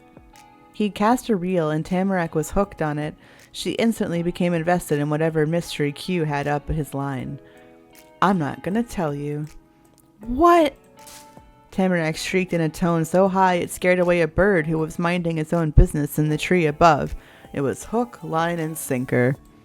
The beat of its wings fluttering through the air matched Q's giggling. He brought a hand to his chin and leveled a mischievous glance at Tamarack. One day you'll understand. Probably. And that was really it. He closed up his lips, folded his arms, and settled into not explaining for the rest of the walk. Tamarack couldn't accept that, or couldn't get the hint. She pestered him with the passion in her words getting stronger every time she repeated them. Tell me, tell me, tell me, tell me the thing, tell me the special thing, Q, tell me the special thing. It was too funny. That's not fair, Q. You stayed out of that. A mysterious place deep in the woods. The thought of it was so exciting. Please tell us. Sorry, Tamarack. You'll have to wait and see. You silently fumed. Who wants to bet she never finds out, you teased. Come on, Q. You've got to say more than that. It was too funny. You could watch that all day. The conversation of Tamarack's attempts to squeeze Q for info and the snickers that escaped from Q continued while you headed towards your goal. Down that road some more, over a crosswalk, past the main street, taking a turn at the corner. That was when the whitest building you'd seen so far came into view. There had been taller ones, because that one only had 2 floors, but there was a lot of those floors. North Acres Elementary School. The name made sense. You wondered exactly how many acres it was. Dozens of other kids were pouring out from a few different paths and mixing together under the front arches above the giant door. You tried to stand up straight, wanting to do things right. Then you went through the door, sticking even closer by your group than on the walk there. Inside was a long hall with different doors and a staircase on the side. It was shiny and dull, like it had been cleaned so hard for so long it made everything even more worn down than normal. Poster boards with a bunch of paper sheets tacked on lined the walls. Nobody was even looking at them. The messages they had might never have been read. The floors had a checkered tile pattern. Some of the kids around made sure to only walk on one of the colors and avoid the other. And it was loud. There was too much sound from the crowds for the hall to hold. It echoed around, which made it even louder. This place was your school now. Q tapped your shoulder and pointed with his other hand. You figured that was his way to say you had to keep going without having to yell so you could hear. The three of you pressed past the other students, making sure you didn't get separated. Step by step, you climbed upwards and forwards. Autumn waved a hand towards the right door when you'd reached the top. You'd arrived for the first day of class, right on time. The little bit of cold you'd brought inside the school on the tip of your nose and over your cheeks had finally drifted off your face. It was nice and warm when you went into the room. Your brand new class, 5th grade room, number 24, smelled like people hard at work. Cut construction paper, crowns, glue, anything could be made with that. There were tons of leaves stuck to the different colored walls, climbing around the windows, hanging from shelves, and sneaking out from behind boards where some of those things could be made. Kids sat together in close groups. The desks were pushed up to make bigger tables. There was just one chair by itself, right at the front, or the back if the way in was the front door. Tamarack took in a loud breath of waxy air. Wow, I thought it was going to be ugly. Me too, but this is cool. It is ugly. Tamarack, why would you think that? My old school was better. If she liked it, so did you. I guess it's not as bad as my last school. It reminds me of you, Kitty.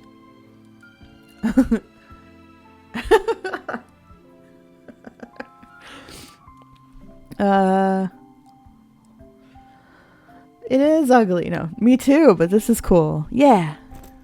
Autumn shrugged his backpack off to the floor. When it hit the ground, a puff of air came out the not totally zipped top. Nothing in the place caught his eye, in a good way or a bad one. It was like nothing around him existed. Hugh just watched you and Tamarack look. He chuckled at the faces you both made. The classes looked the same for every room in every grade every year. Oh, it wasn't that he couldn't see what you did. It was just that he'd already seen it 110 times or more. Q knew school as well as he knew everything else in Golden Grove. He kicked his backpack behind him to be up against the wall, never glancing down. There was already a bunch of other bags there, sat one by one along the far side of the room. They were almost completely hidden under a row of hooks that had coats and jackets and stuff cluttered over them in stacked piles. There weren't enough holders for all the layers people brought. You're pretty lucky. This is your first time here, but you're only going to have to do it once. We're going to graduate and go to a different school next year. We'll all be new kids then. He talked while he put his arms out of his jacket you'd always seen him wear so far. He tossed it on the top of a rounded lump of other coats with a hook somewhere below it all. Tamarack waited, watched, and then tugged at the end of her scarf to undo the knot it was wrapped in. She talked too. I told you this place was weird and never changed. That made Q piffed at her. The sound was almost exactly like the noise his backpack made a minute ago. School was different than the entire town, Tamarack. Tamarack didn't say more words against that. She just got on her tiptoes to sling her untied scarf over Q's jacket, building the mountain of stuff on the one little hook even higher. Q shoved his bandana deep into one of his pockets and lifted up his other shoulder. You're right, that class is always the same. Seeing Autumn without his fluffy jacket felt like seeing a lion without its mane. He folded his arms high across his chest and gazed upon what you were starting to get was his kingdom. He even had the pride of a lion without the jacket. Though Q acted like that was it for getting ready, he hadn't taken his gloves off. Was he going to wear those to class? Tamarack held tight to the strap of her bag. It for sure wasn't going with the rest of the packs. That meant she was definitely already done with the putting your stuff away part of getting to school. Tamarack's overalls were the most overclothes she had once the scarf was off. No coat or a cool poncho or anything. Yeah, isn't she cold? The overalls were kind of short, too. They didn't cover her whole legs. Her ankles had long socks and yellow rubber rain boots to keep them warm, but you had to wonder if she didn't feel cold the same way most people did. Is there something like otherworldly about Tamarack? She has sparkly hair and stuff. Oh no. You took off your scarf too. You took off your earmuffs. You took off all your stuff too. You left your stuff on. You took your stuff off too. You scratched your finger into your head, when you put your earmuffs up on the wall with everything else. Not having your scarf on made you feel different. You weren't coming or going anywhere anymore. You were really staying there in that place for a lot of hours. But all you could do was find a hook pile to leave it behind on until later. Good morning, and welcome, students. You glanced over your shoulder. In the open doorway was another new person for you to have to know. Her braids did match a few of the kids there, but she wasn't going to be sitting in the desks with them. She was twice as tall as everybody else in the room. That had to be the teacher, Mrs. Murray. Her soft brown eyes looked down over you and your neighbors while she tapped a finger against her freckled, speckled face. The pattern on her skin was almost like stars, if the sky was light at night and the stars were the darker part. Her rosy pink lips parted into a smile. She inclined her chin towards Q. Nice to see you here, Mr. Q Lin. This will be a good year. Yeah. Q stretched the word out as far as it could go, and at the same time he opened his arms wide. He turned his head away, too. He had the kind of tone your mom would have when she had old work friends over and they'd ask if they could set her up on a blind date. Squeakily cheerful and not real. He was trying to be nice, but wasn't trying that hard. Though, when his eyes were rolling away, his gaze passed over you and got stuck there.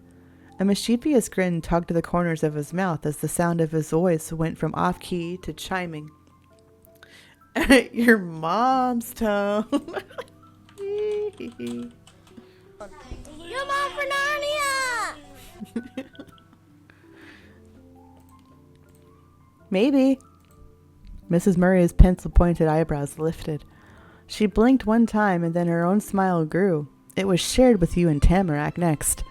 Hello, I'm your teacher, Mrs. Murray. Am I right to say that you're Tamarack Bauman and Kate Sith? Yes, teacher. I'm Kate. Yes, I'm Miss Kate Sith. Nice to meet you, Mrs. Murray. I'm Kate. Uh-huh, I'm Tamarack Bauman. Oh, you're gonna be a little troublemaker. You nodded. She'd guessed right. You just stared at the grown-up talking to you. You looked at the ground without a word. I kind of want to fuck around. Uh-huh, I'm Tamarack Bauman. Your master plan was ruined by Tamarack giggling as soon as you'd said it. She tried to cover up her mouth, but it didn't really help hide the sound. Realizing the trick, your teacher's gaze went razor sharp. Are you sure you're Tamarack Bauman? The gig was up. No, I'm Kate. Tamarack, the actual one, bopped her hands in the air and twisted it in place to swing her bag so that it hung behind her back. I'm the real Tamarack. That is so great. Mrs. Murray spoke sweetly in a way that was just nice. It wasn't surprised or relieved to find out the answer. She probably didn't need to ask to know who you were. Teachers knew a lot. If you'd be so kind, would you mind coming over to my desk over there in the far corner? I'd like to talk to you two before class begins. Uh-oh. Okay.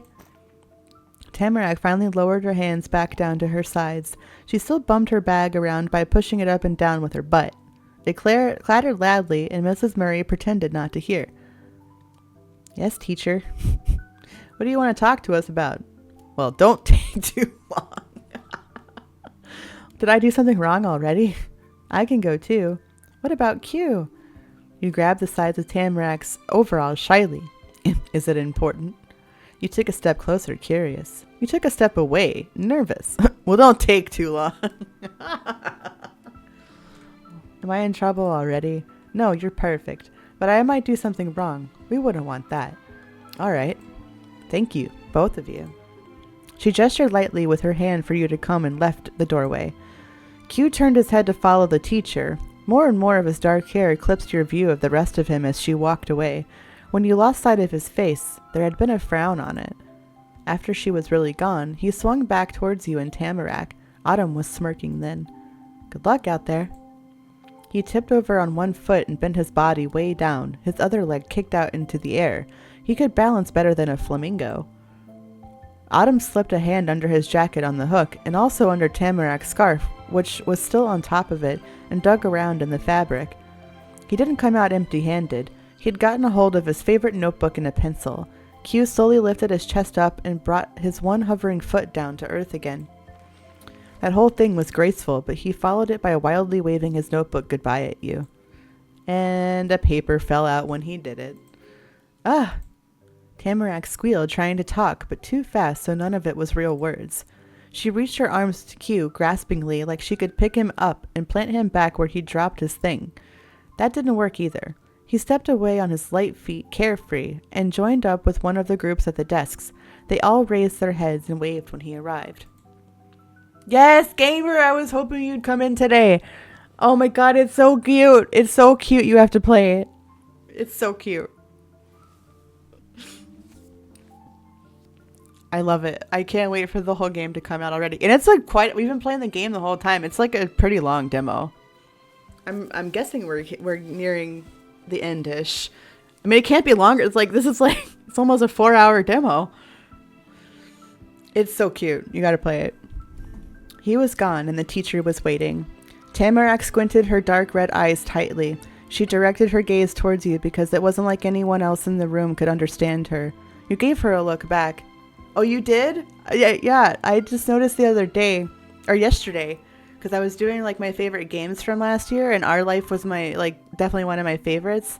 And so I saw that the demo released, so I wanted to play it on stream. Me too! I can't wait. It's so fucking cute. I love it. I love it already. And now I'm sad I'm gonna have to wait when this demo is over for it. But it's so cute. I love it. We're gonna have to play Our Life now, because now it just makes me want to play. Tamarack squinted her dark red eyes tightly. She directed her gaze towards you because it wasn't like anyone else in the room could understand her. You gave her a look back. Q, you said with a smirk. Q, you said with a sigh. Not again. Scatterbrain, you said with a grin. Scatterbrain, you said with a grimace. Isn't he so funny? Isn't he so great? I've always got to worry about him. You stared at Tamarack in disbelief over that guy. You shook your head with a frown. You snickered. Not again. This is going to be a long, however long it is. You picked up the paper and peeked at what it said. Oh? Uh-oh. You picked up the paper and put it in your pocket without looking. You left it on the ground. We're gonna peek at it. We're gonna be nosy. You made a beeline to the tan page on the dark blue carpet and snatched it off the ground before somebody else could step on it, or it could blow away and get lost in the middle of a forest. Before putting it in your pocket, you read over the top side and flipped it over to see the back. I put it in the Instagram one because I just linked the Instagram post, but I can put it in my Game Rex if that's better. Sub to their Patreon. Saw there's some chapter in beta, but I didn't want to spoil anything. Yes, I really hope that it's soon. This seems like pretty well put together. They still don't have a release date on Steam, but they just released the demo in November, so I'm guessing they're pretty close to finishing. But it's in my Instagram channel, Seals. And if you're not, I think you're on my Instagram. Okay, yeah. Here, let me do it real quick.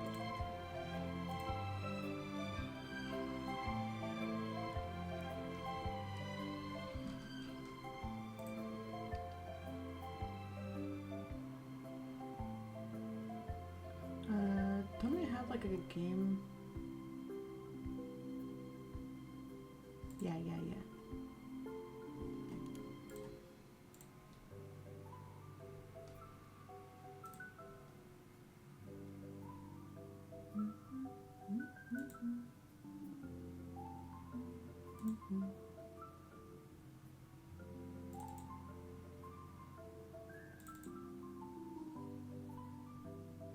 Where the hell?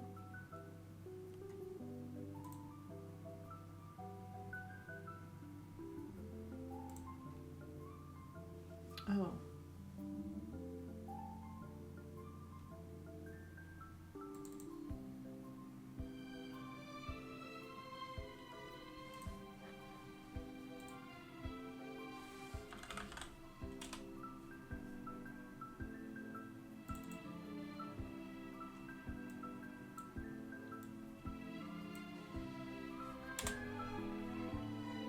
Here you go, Seals.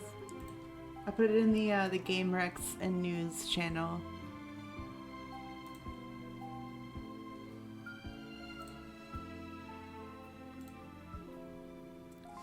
Sure thing.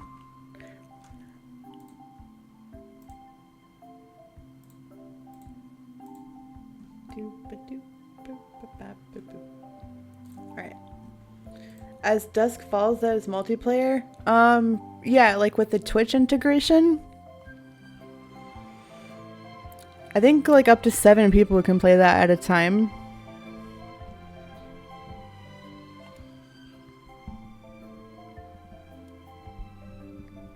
That was really fun. I'd like to play that again.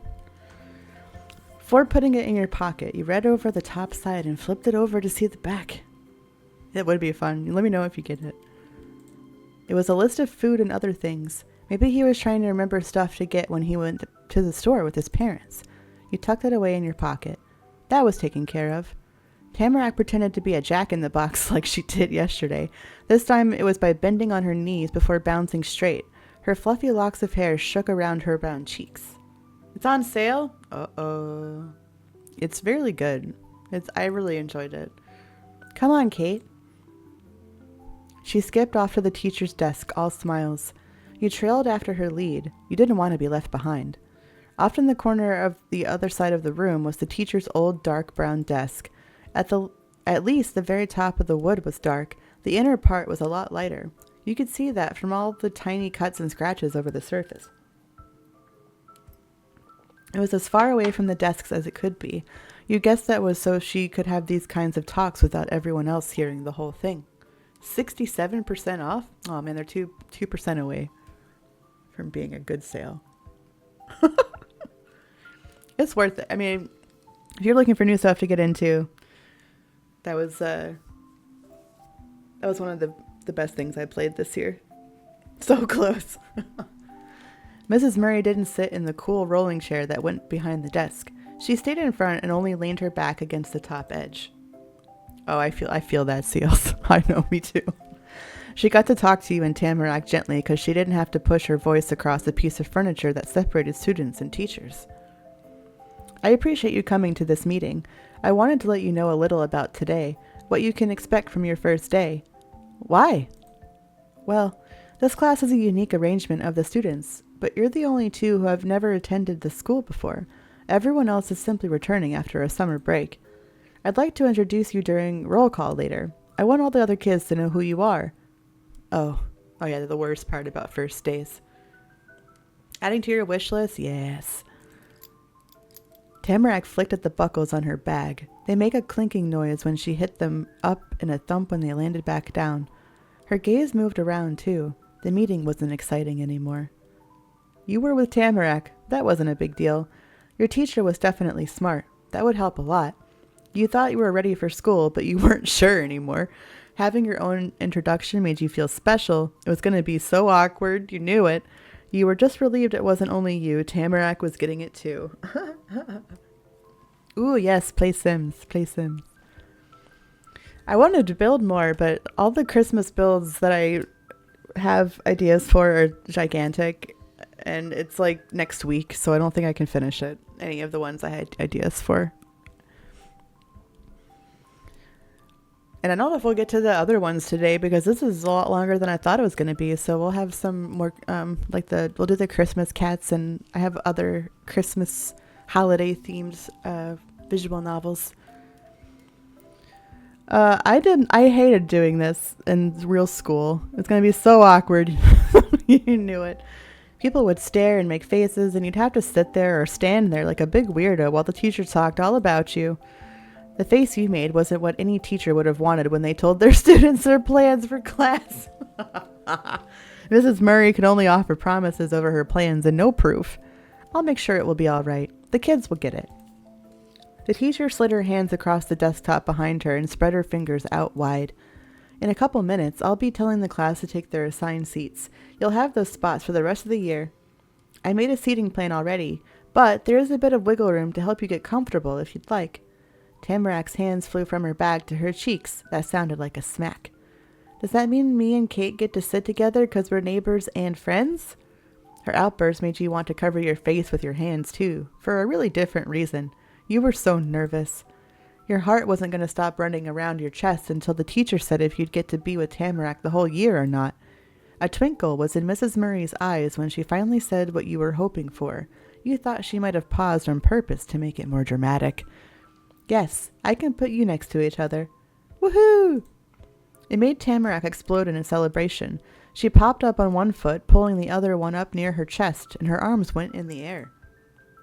Kate, we're gonna sit together. Yeah. We've got something then. Anything else? Any seat is okay. Can Tamarack and I sit with Q? Can I sit close to the front? Can I sit in the back? Can I sit by a window? Can I sit away from the wall? I don't care what seat I have. You want to sit with Q for sure. They were both your house neighbors. Tamarack and Q had to be your seat neighbors too. Mrs. Murray was a really proper lady from what you'd seen. She didn't have one wrinkle on her fancy suit, but creases suddenly appeared around her eyes and mouth after she heard that. The lines spelled not again. What do you mean not again? No, I'm sorry. I'm glad you're getting along with Q, but there were students who wanted to sit next to him last year and didn't get to. It's their turn now. Aw. Your eyebrows went up so high you could have almost lost them. That many people wanted to sit by Q? It was kind of rude to the teacher, but you had to turn your head right around to look at the guy you'd been talking about. He was leaning over the bunch of desks from before and still talking to those other kids you didn't know. There was a big smile on every face. Aw, everybody loves him. You tilted your head back where it came, but not all the way. You only moved it enough to be looking to the side instead, at Tamarack. Her gaze was directed straight at you, too. She gripped the strap of her bag that was weighing against her chest. Since the day you moved in, it had been just the three of you in your cul-de-sac, even if the day you moved in was yesterday. It was the same group, you, Tamarack, and Q. Neighbors. Yo, Will. What's up, dude? No, I'm not late. I appreciate you. Jingle bell. Hope you're having a good day. Oh, that's just not working anymore. They're just like, nah, dog.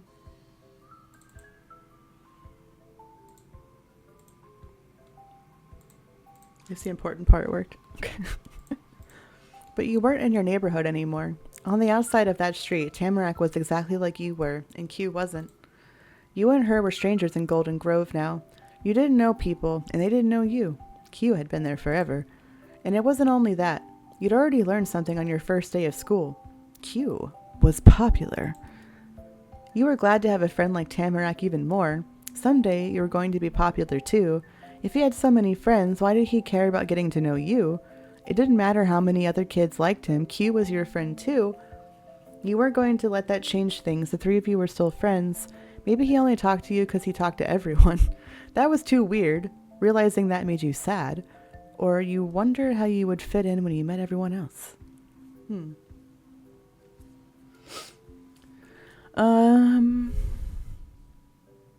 These are all really different.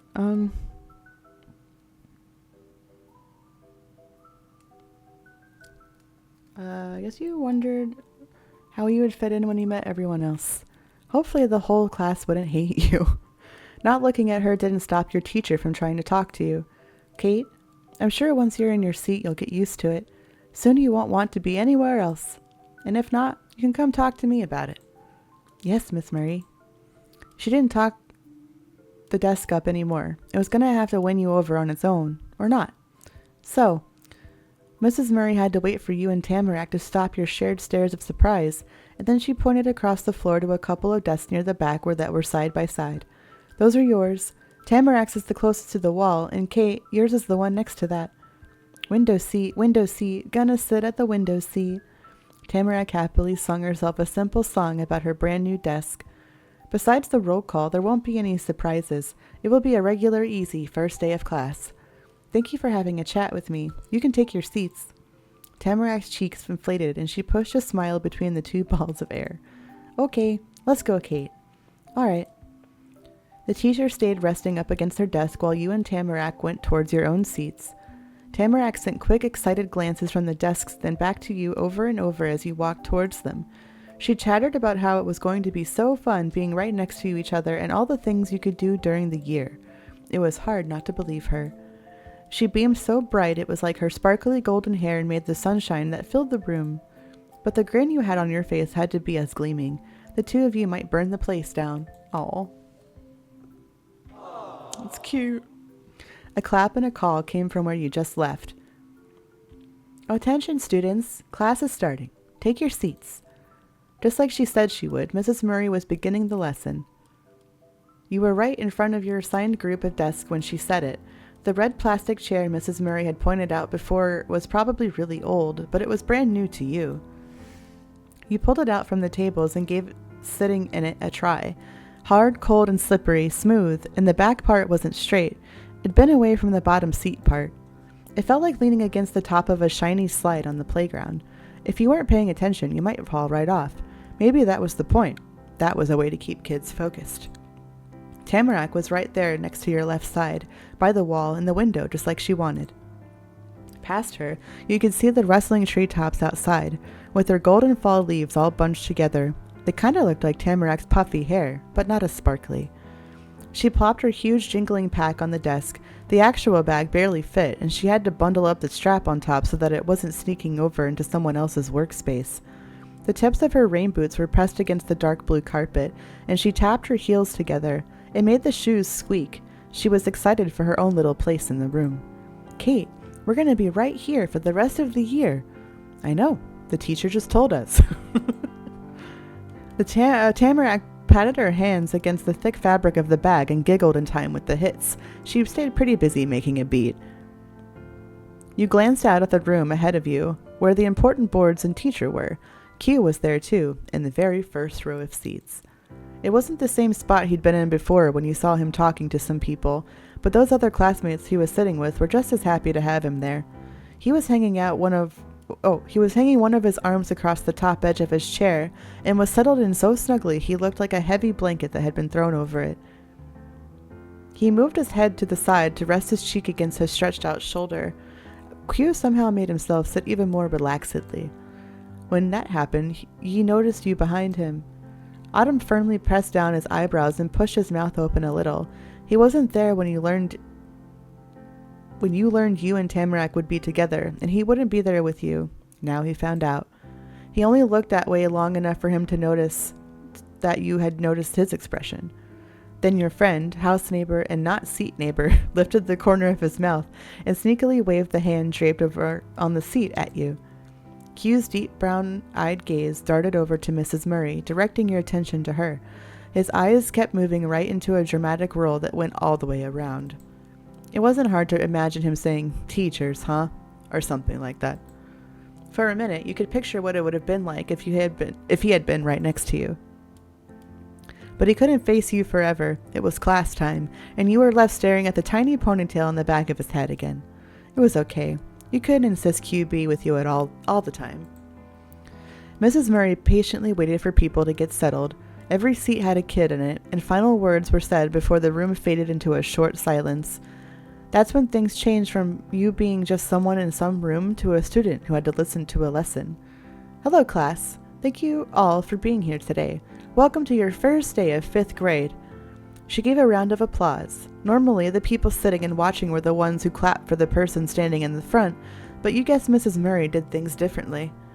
We're going to have a lot of fun this year, and you'll learn a lot, too.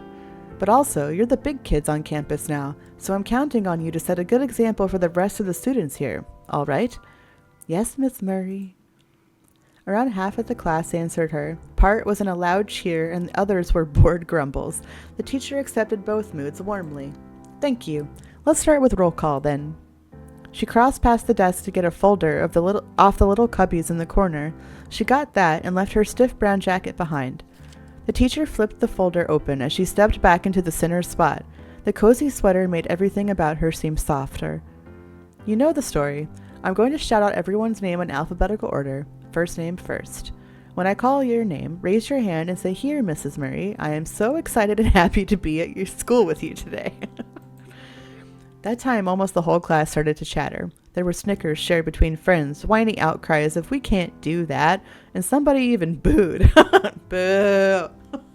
Imagine. Okay, just here will work. And now I know you're listening. Her soft voice had a jovial kick. She had fun with her job. Let's begin. Your first name started with C. It probably wasn't going to take long for her to be calling you. You gulped. Was it better or worse to get it over with right away? Who knew? But not having to do it at all would have been best. Mrs. Murray went through each of the A kids, and it just kept going from there. And then you were next. You knew not just because she was on your first name letter, but because her keen eyes were on you before she even said anything. Kate Sith? Here. I'm here, Miss Murray. Here. Hi, I'm Kate. I just moved here with my mom into a new house. And he went on like that for a minute. I'm not here, Mrs. Murray. Hello, here, Mrs. Murray. I am so excited and happy to be at school with you today. Yes, teacher, I'm here. Here. You shyly, shakily raised your hand. You put your hand up without talking. You folded your arms and said nothing. You sunk lower in your chair and tried to pretend you didn't hear. You froze from the pressure.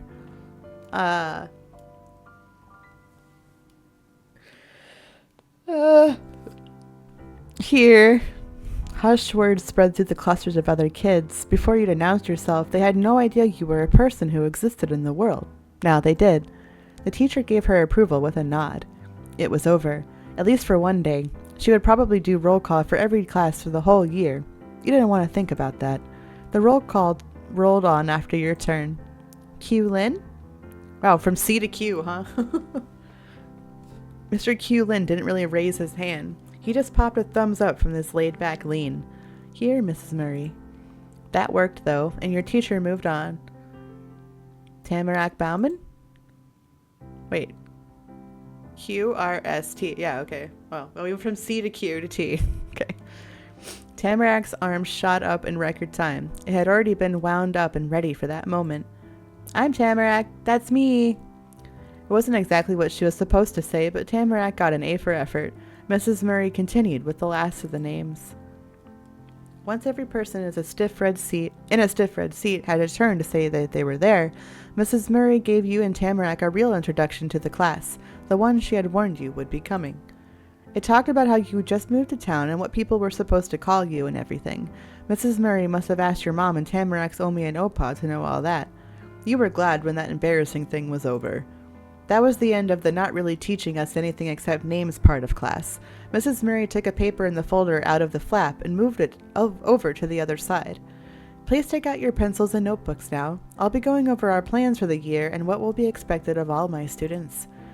Your mom had packed a fresh notebook with perfectly smooth pages that didn't have a single smudge for you to use. You had grabbed something to mark it up if you needed to. It was a plain old pencil. Pencil with a cute eraser on the end. Pencil with a cool eraser on the end. A colored pencil. A pen. A gel pen. A glitter pen. A crayon or a marker. Oh, it was definitely a gel pen. I loved that shit. You gripped it tight in your right hand. Tamarack leaned over her bag to be as close as possible. Her eyes were squinted and set right on Mrs. Murray. She started clicking her shoes together again, even faster than before. If her legs beat any quicker, she might turn into a one-girl-powered motor and drive the desk around the room. Tamarack was definitely eager to get the information being told, but there wasn't a single piece of paper or pencil anywhere on her desk to take notes. Maybe she only had to listen to know. Over at the other group of tables, Q's face was pressed against his right fist that he had propped up against the desk. He was writing slow, lazy lines with his left hand in a plain spiral notebook. It wasn't his special one. That was your neighbors. And then there was you.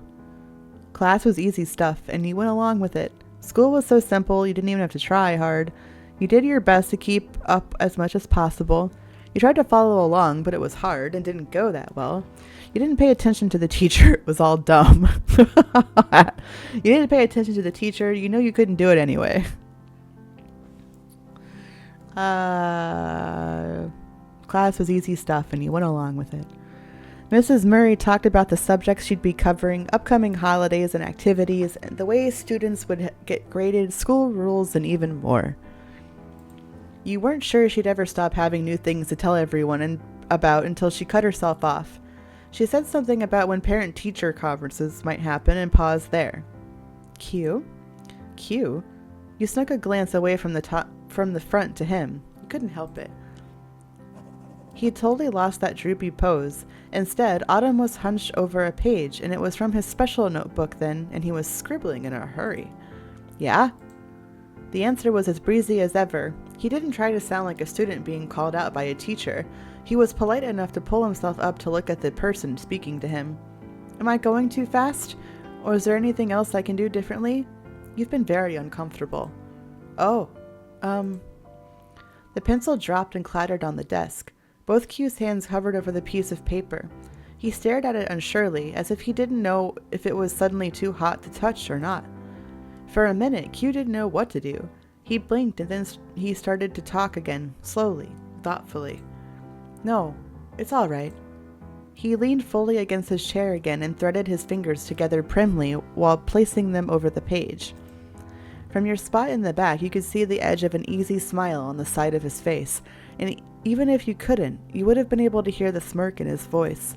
I wasn't writing down what you were talking about. I'll get to that later. Don't worry over it. Eyes went wide at his boldness, and a few kids were brave enough themselves to giggle at Q's comeback. Mrs. Murray's usual smile was faint, but it was there. Well, let me know if you change your mind. I will. Thanks. She stopped a little break there and tapped her folder with the back of her hand to get the students' attention once more.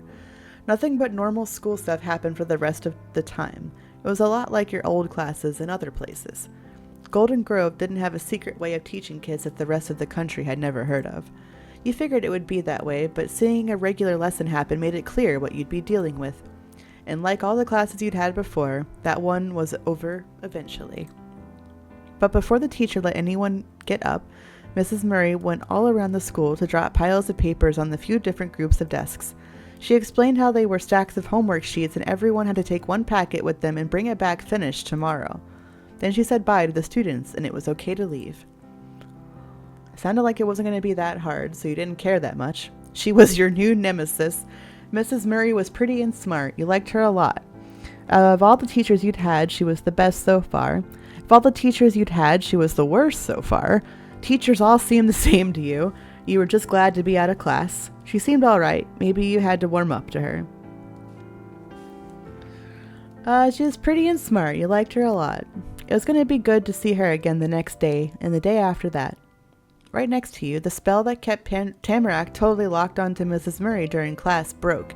The teacher went over to her desk, and Tamarack turned to you. She stared at the gel pen in your hand. Actually, it was the opposite. She was looking at the hand that was holding the gel pen. I use my right hand too. We're the same again. Yeah, same hands. I saw Q using his left hand. You gave a thumbs up with your right hand. It doesn't matter, you know. You just shrugged. Yeah, same hands. Oh, and in case I don't see you, good afternoon. Thank you. Thank you for the alert, my friend. Hope you're having a good day. Oh, I did it. I think I spelled it wrong.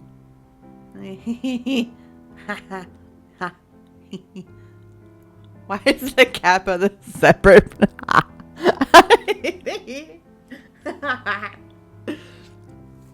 My shadow clips aren't working, but here's the shouty outy.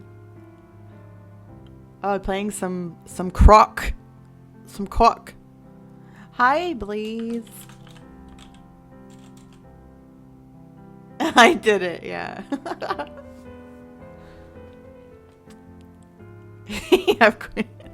I need to add your link to it. I just quickly did it the other day while I was when I did it in your channel, so I didn't forget to do it. I need to fix it.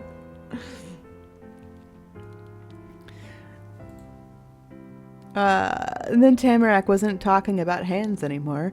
That was finished, according to her. This time it really was the gel pen itself that had her attention. She poked it with a finger. I like your gel pen. I like it too. Yeah, I love a gel pen. Those are so fun. I'd say I like yours too, but you don't have anything. I have more. You can borrow some sometime. Okay. Right? This is the best one I've got. I don't like it that much. It's all I had when I moved. You just nodded. That made you smile. I have more. You can borrow some sometime. Thank you, but how would I use it? Oh yeah. She didn't write in class. Maybe you could take it with you to use for homework. Maybe. Tamarack started to hum and got to work unbuckling the 2 front straps of her bag. Hey, how come you didn't write stuff down in class? You were really listening hard in class. You're probably going to forget things since you didn't take notes. You quietly unzipped your own pack.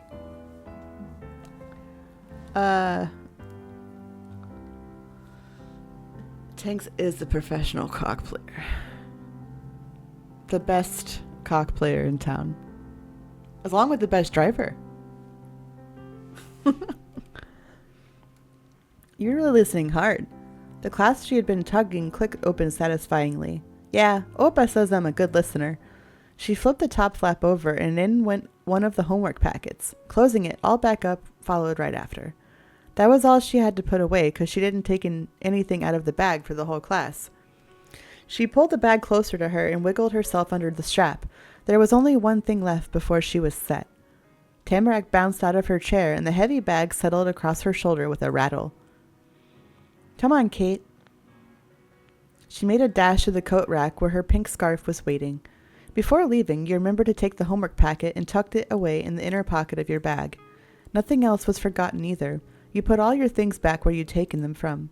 You even brushed off the stray pencil shavings and eraser bits that had gotten on your side thanks to the other kids in your group table. Or your table group. The desk was all nice and clean when you finished. But as soon as you got up to leave, you couldn't, because someone called for you. Hey, laughing. You checked behind you, and there was Q coming up from the front of the class. He was waving with a piece of tan brown-lined paper in his hand.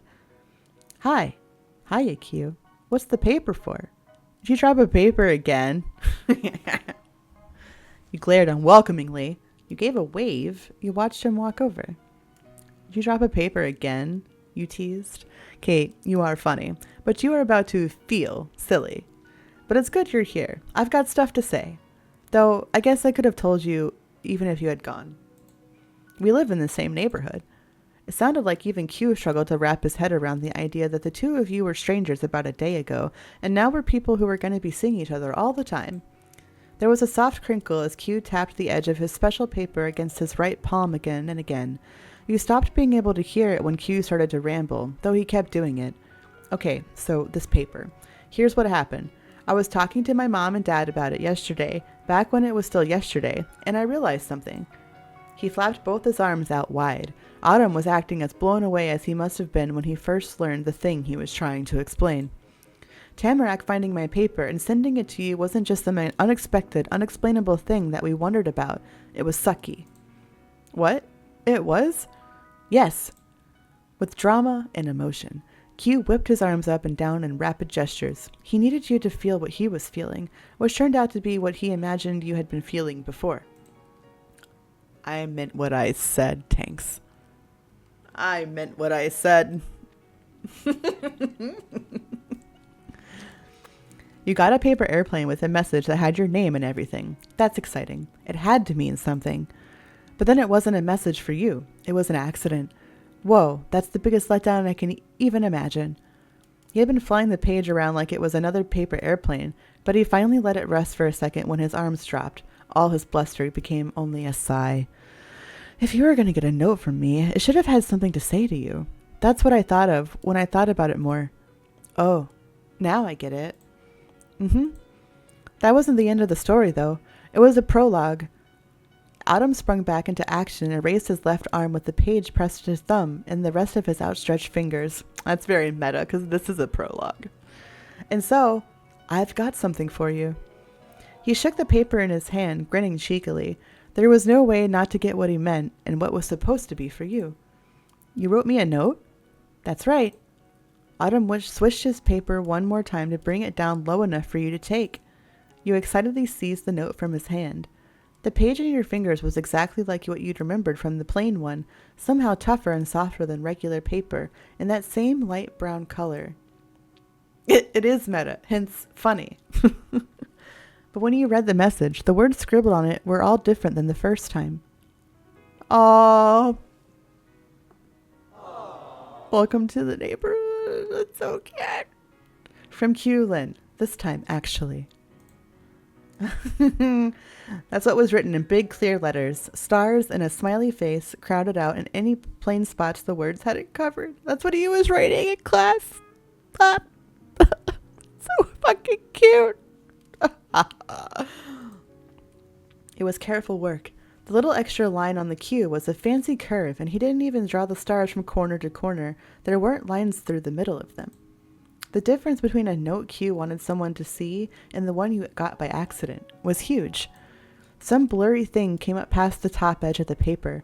You blinked, distracted, then squinted over the page to figure out what was going on in the room.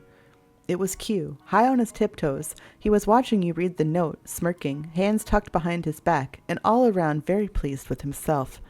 It's pretty good, huh? Yeah, thank you a lot. No, it's great. Thanks for this one, but I don't hate the first note. It was cool too. I wasn't disappointed by the paper yesterday. Okay. I will, thanks, you stammered shyly. You couldn't have come up with something better? You teased. I'll keep this forever. Oh, my heart. You silently vowed to treasure it. You smiled at him. You're really thoughtful, Autumn. I don't want it. This is the best thing I've ever gotten. You stared blankly. Oh, there's some cute options. Oh. I'll keep this forever. Do we want to be sappy? This is the best thing I've ever gotten. Oh. These are okay. I'll keep this forever. He was already standing as tall as he could, but what you said still uplifted him even more through his eyebrows and the corners of his mouth. That lopsided smile grew until it was full to bursting. Wow, glad you like it. You gave one more glance at the message Q had written for you. It was still there, welcoming you to your new neighborhood every time you saw it. When you looked at Q himself again, he'd finally dropped his feet and hands back to where they normally were. He waited there to see if you were going to do anything else. Is this what you were writing down in class? You've really got to focus on class stuff during class, even though notes are cool. I mean, I pass notes all the time.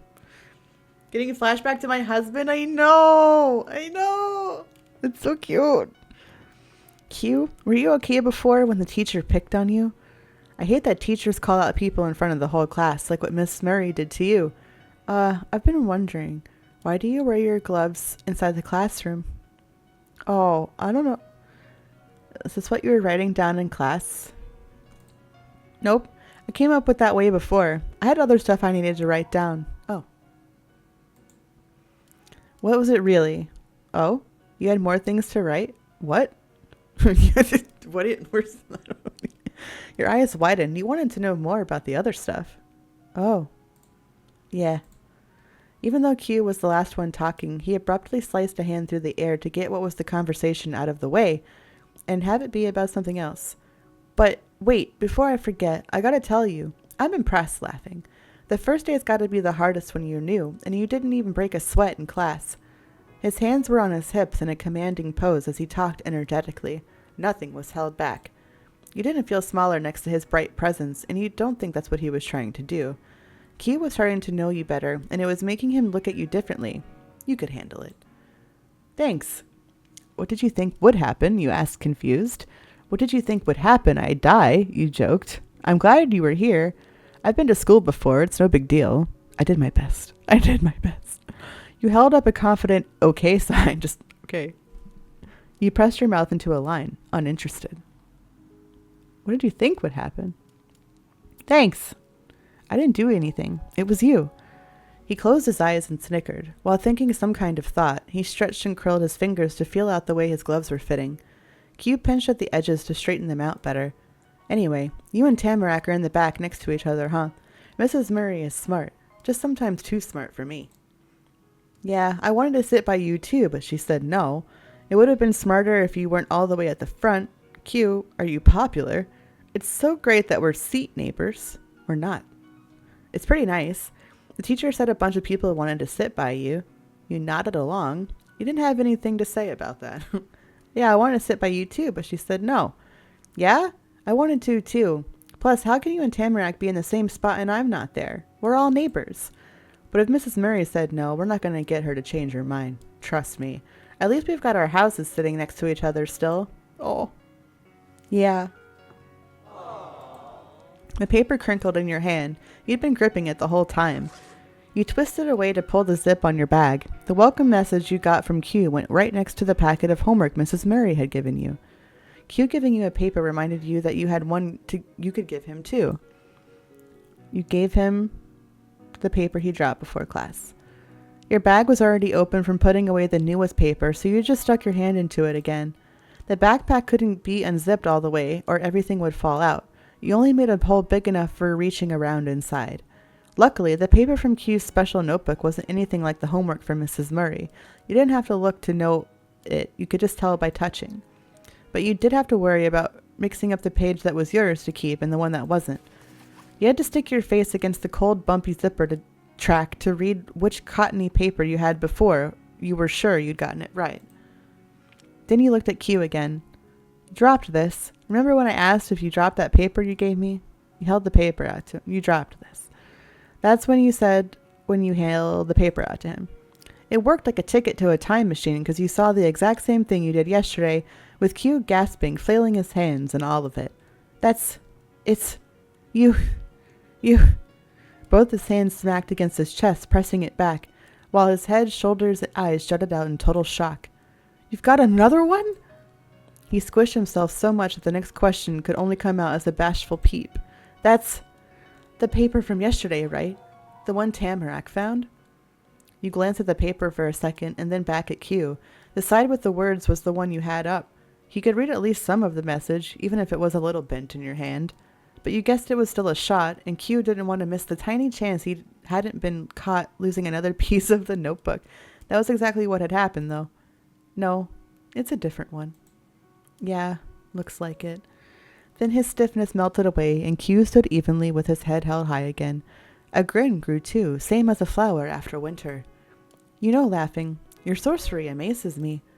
You and him broke out into laughter together. If you really were a sorcerer, you'd do a lot more than make Q lose his papers, but it was still a good joke. Q swept his left palm up towards you, kind of like how somebody might ask for a dance in a movie. He did fancy moves like that a lot. He placed the page right there like the paper was giving him a low five. Q crossed his right arm over to reach into the left pocket of his pants. Out came his well-worn notebook with the pages that barely stayed stuck inside. He flipped it open with his thumb and positioned the missing paper squarely on the top of the rest of the set. He ran his now empty fingers over the tattered sides of the book, pressing the corners and edges that had been sticking out mostly back into straight lines. Then Autumn flipped his wrist to close the notebook, dropped it back into his pocket, and patted the side of his pants fondly. That's that. You did it. The page made it home. Q didn't have anything else to say then. You could tell since he wasn't looking at you anymore. His gaze was on the move. He'd already seen everything there was to see in the class that looked like all the other classes. At least you thought so. But he did find something that needed his attention. In his mind, anyway. Oh, she hasn't left either. Wait right there. I've got another thing to do. After cupping his hands around his mouth, Q called out past you all the way to the other side of the room. Hey, Tamarack, get over here. You've got to see this. What is it? What is it? You have to look. Tamarack bounded across the room faster than any Olympic athlete, probably. It would be close at least, because she was really speedy. She did a skipping leap for the last foot before reaching you and Q and tossed her arms straight up as she stuck the landing. The fringed strands of her pink scarf, which she had securely wrapped around her neck again, had flown up and almost tickled your nose. I'm here. Good. Check it out. Q waved urgently for her to come closer with one hand and reached into his right pocket with the other. That wasn't the side he kept the notebook in. He was going for something else. The two leaned in, having a one-on-one huddle. You weren't a part of it, but you could tell what he had, by the little glimpse you could catch over his hunched shoulders and the sound of it. It rustled and crinkled, not in a sharp way like leaves, but in a soft, squishy way. Q was holding a wadded-up bag, probably from whatever grocery store Golden Grove had. He kept the bag tightly closed, gripping two sides of the top and keeping his fists pressed together. Then he suspiciously looked side to side. No one else would be allowed to see the treasures hidden inside. Tamarack did it too after him, either to double-check or to not be left out, or maybe because she didn't want to miss what he might be spotting. All right, this is it. Suspense pulled in your two neighbors, Tamarack bit the nail of her thumb and totally stopped breathing. There was nothing in the world for them right then, except for the bag and whatever it held. And finally, before Tamarack could fall over from no air, Q parted his hands and stretched open his unusual gift wrapping. Mouth open, eyes wide, Tamarack gawked down into the bag. You figured she'd go wow or something, but she just scanned whatever it was up and down with the same eager expression. It was possible that she was so blown away her face had gotten stuck like that. That turned out not to be true, because she eventually saw inside for a reaction to slowly begin rumbling inside. First, it was with the edges of her lips wobbling, then her eyelashes trembling, and finally, her brows pinching fiercely. Tamarack snapped her head up and glared straight into Q's awaiting smirk. That's trash! Come on, it's not trash, huh? What's in the bag? What's in the bag? What's wrong? It's not really garbage, is it? Q, what did you show to Tamarack? Tamarack, that's so mean to say about Q's stuff. Really? Oh boy, Q's up to something. You sighed. You gulped. What's going wrong now? You rubbed your eyes, frustrated. What now? You tried to get a peek at what was inside. Let's get a peek. It had to be really weird if she thought it was trash. A tiny bubble of a snicker popped up from Q's mouth. Then there was an even louder one. The laughs kept bursting bigger and bigger until he was shaking so bad that whatever was in the bag almost bounced out. That's right. It's trash. What? Yeah, it is. I said so. Being heard over Q's giggling fit could have been a problem, but Tamarack was entirely okay with shouting. Mrs. Murray looked over at the commotion from her fancy teacher's chair. She still had that folder with the roll call paper and class schedule open. Maybe there were no rules once class was out, or maybe this kind of thing was normal with her students because she didn't even tell any of you to quiet down. She just went back to her job stuff. By the time you focused on your neighbors again, Q had started to calm down. Autumn shook his head and wiped a tear from the corner of his eye. Then through heavy breaths, he gave a wisecracking answer. I didn't say this was something you'd want to have, just that you should see it. What? Why would I want to see your trash? She asked him crossly while crossing her arms to go with it. Q gathered the handles into one hand and swung that arm up near his chest so the bag hung over his shoulder. The pose would have fit best for someone modeling a purse 5 times more expensive than any your mom owned, and she had really nice ones for work, not a plastic bag full of garbage. I have reasons. I've always got reasons. What are they? The question was cautious, wary of any other tricks Q might pull, but the curiosity was clear in her voice. Being presented a bag of garbage was okay as long as it had some kind of secret. Well, he paused to rearrange his face into something more serious, and nodded thoughtfully. Even though me losing that paper was an unexplainable mystery, I was thinking about how you just got to this town and are already having to pick up after other people to keep the forest clean. That's not fair. Still speaking as a wise mentor, Q used his other hand to gesture tellingly at the windows. So I decided to go back outside yesterday and check the forest for litter. This is all the stuff I got so far. He really did have his reasons, and it was exactly like he'd done with you in the note. Q imagined what Tamarack had probably thought or felt from what happened yesterday, and when it seemed like it could be sad, he did something about it. Aww. Cute. Tamarack sucked in a gasp of air and let it out as a squeal. Really? You cleaned the woods? I did. All of this went from being on the ground into my trash bag. Wow, that's so nice. She did wow about it after all, and she also kicked her feet out one after the other in a happy little dance. Her bag jostled along with her moves like a partner. It was your good idea first. That could have been humble, but he cocked his chin and grinned so pleased with himself that he wasn't really anymore. Tamarack was too giddy to care or notice. Thanks, Q. Yeah, thanks, Q. Doesn't everyone pick up trash when they see it? No. That was funny and helpful. Good job. It was still really rude to do that. You were glad he treated her well, but you wanted to impress Tamarack, too. Q was nice to you, but also to everybody all the time. It made you feel a little bad. Why did you act like it was a huge deal if you knew it was trash? You smiled along with them. The little trio of you, Tamarack and Q, stayed together, reunited over by the desks, while the room became more and more empty of everybody else. After a while, besides you three, there was only the teacher left in class. It was empty enough and quiet enough you could hear the doorknob twist and click. That was all that happened, though. You figured someone would come in. You checked behind you. The door was open a crack, and a person peeked through. From the teeny bit you could see, the person was a kid, or maybe a short grown-up. They were only half as tall as the door they were hiding behind. It definitely wasn't your mom coming to get you. Mrs. Murray was still flipping through a million papers, but she called out from her desk. "It's okay, you can come in. Class is over." Then the door got shoved all the way open and bumped into the wall. After trying not to get noticed, being called out that way made whoever it was confident. They stood in the doorway and put their hands on their hips. The hair on their head was a helmet of sunshine, orange, shining, and flaming out in rays everywhere. The person walked right in without looking at what they were seeing. It wasn't the way you or Tamarack came into class. It was the way Q had. The way someone who had been there before had. But this wasn't their classroom. None of the students you saw the whole day were this person. In a new school, in a whole new town, you would have been more amazed if it was somebody you did know. Even though that was true, you almost thought you had met the stranger. This kid's soft brown eyes itched at your brain. You were sure you'd seen those exact kind of eyes somewhere else. It was especially hard to figure it out when their gaze wasn't aimed at you. It'd gone to the front, where the teacher was. Oh, you remembered.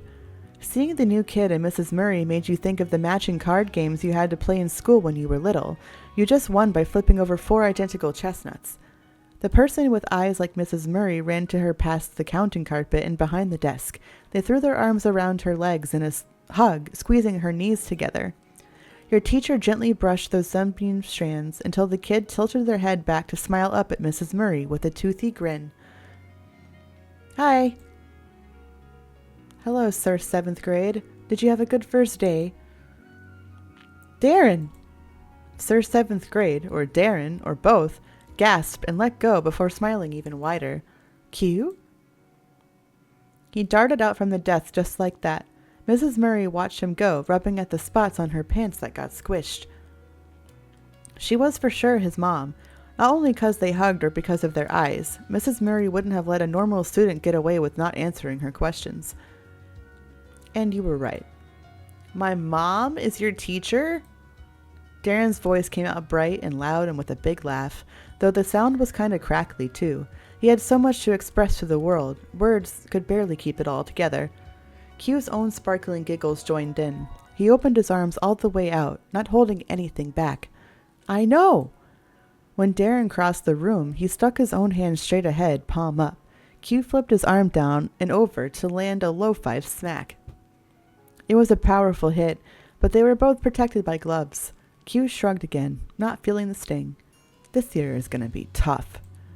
"Boys, inside voices, please. And personally, I say my lessons are fair."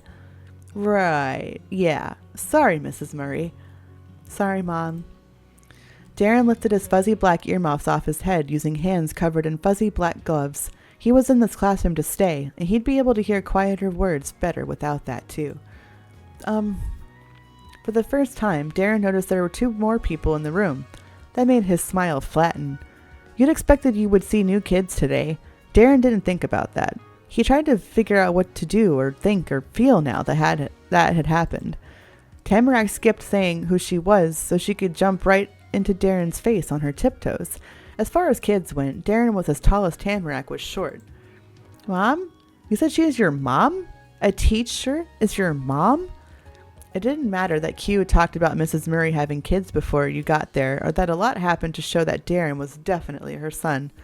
Having the kid of a teacher in front of her was too unbelievable for Tamarack, and that made Darren decide what to think about this meeting. He didn't like it. At all. His face soured, and he backed away from Tamarack without thinking, like a giant fluffy bumblebee was coming to get him. Tamarack didn't let him get far from her. "Aw, you're gonna be mean to Tamarack. She's just a little baby." "Tamarack thinks it's weird that teachers can have kids." "Yeah, Tamarack, she's his mom." "Tamarack, that's not really nice to say. It was funny to watch. You were uneasy. This wasn't good. Hey, leave him alone." Darren seemed kind of shy. She was just asking a question. Derek had to be shy. Tamarack shouldn't force him. You couldn't get why he had a problem. Tamarack was just talking to him.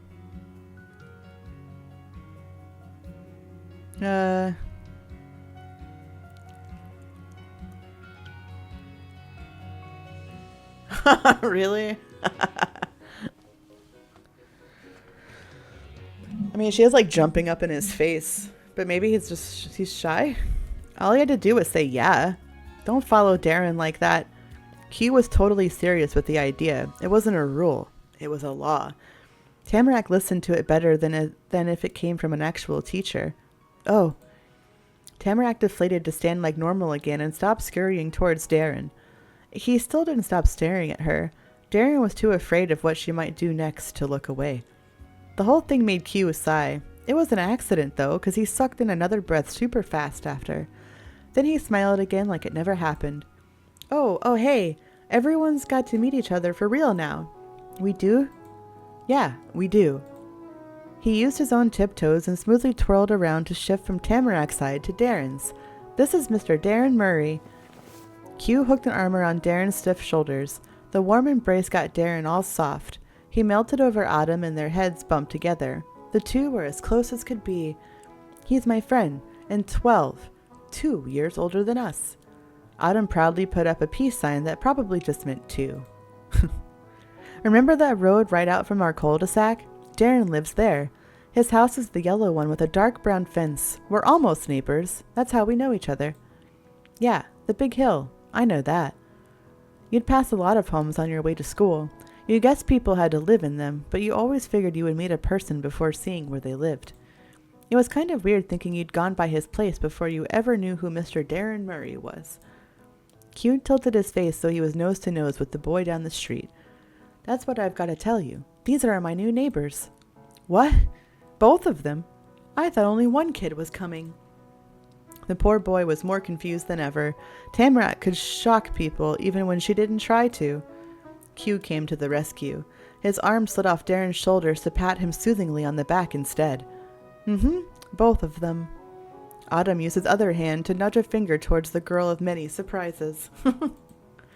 That one is Miss Tamarack Bauman. Granny is her actual grandma. She lives in the gray house now. It was easy for Q to explain what happened now. If Darren had been there yesterday, he could have seen Q's flurry when he'd found out Tamarack was there. Is that what you had to do to sound smart? Act like you always knew something to people who couldn't tell the difference? Maybe it was just a Q thing. It did work for him. Darren listened to his friend's wisdom, amazed. In that, like a tiny showman in front of an audience with one person in it, Q uncurled his fingers and held his open palm out towards you. It's Mrs. Kate Smith, or Miss Kate Smith. They're just a kid. Hey, we're the same age. They are the one who moved into the empty middle house with their mom. We all met yesterday. In the real world, Darren had to look down to see Q. It was a plain fact. He had to look down on every kid in your grade. But in the shine of his dipped eyes, you could be tricked into thinking Darren was looking up at Autumn. That's how much the older boy admired the younger one. The light went away when Darren glanced over the two people Q had introduced. All that was there when there was an uncomfortable skepticism. Hi, Darren. Hi. That's right. I'm Kate. You can call me Laughing. Nice to meet you. I think you're cute. Wow. You gave a wave. You stared at the two boys. You shuffled to Q's opposite side from Darren, hiding from him. You hid from the strange boy behind Tamarack. Gave a wave. Darren put on a mellow smile. It fit really well. You thought that maybe that was how Darren normally was when you knew him and weren't a stranger. Hi. Tamarack flapped a hand fast in a wave. It beat like the buzzing wing of a bee. She kept being like that around Darren, but you didn't think it was on purpose. Hi, Darren. His face squished. The awkward way Darren was with her still didn't get Tamarack to back off or even slow down. She had thoughts that needed to be said. You're both wearing orange sweaters. Tamarack stopped her fluttering by clasping her hands together over this important revelation. Darren curled his fingers too, gripping tight around the earmuffs he was still holding.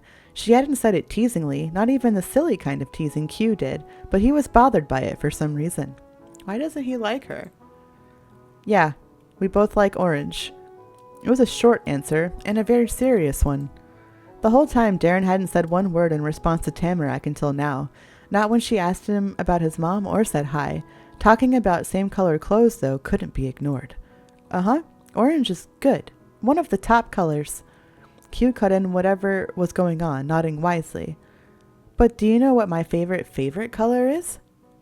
How would I know that? 'Cause I think it's pretty obvious. For the second time, he gestured over at you, but not just any part of you. Autumn pointed towards your hair. It's golden. That's the best color there is. It was cool to learn Q's favorite color. Why would he say it like that? It was awful. You didn't care that much. It weren't paying a lot of attention. Good thing he said so. Knowing your friend's favorite color was important. Gold was his favorite color? That was exactly like Q.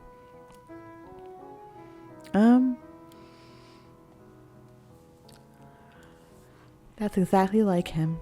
The color of a lot of autumn leaves and practically all first place trophies. Ooh. My favorite colors are purple, pink, red, yellow, and orange. That's a lot of favorites. It's probably about half the colors there are, but alright. Wait, and also, every color Kate likes is my favorite too. Oh, she's so fucking cute. Ugh. Tamarack had good opinions on colors. That was going too far. Your favorites are yours. Tamarack was so sweet. She'd appreciate you no matter what. She is a precious angel, and she must be protected at all costs. Of course, Tamarack wouldn't be able to pick one favorite. You kind of wish she didn't have one. She did have one favorite. It'd be easier to make her happy with that. You were glad she said that. Knowing your friend's favorite colors was important. Tamarack was so sweet. Compared to Tamarack shouting, Darren responded with a peep. He still didn't want to talk to her, but misunderstandings about color ranking couldn't be made either. Red is my real favorite. Orange still is cool. At that point, everybody had talked about colors they liked except for you. Oh, I've got a favorite color too. I've got favorite colors too. You're supposed to have only one favorite color. I have that. I've got favorite colors too. You can't pick only one. Listen to my favorite too. Listen to my favorites too. You didn't think any color was better than any other. Every color was great to you. Colors are just colors. They aren't better ones or worse ones. I like all colors. I like turtles. I don't know why that reminded me of that. You had a color you thought was best too. You had colors you thought were best too.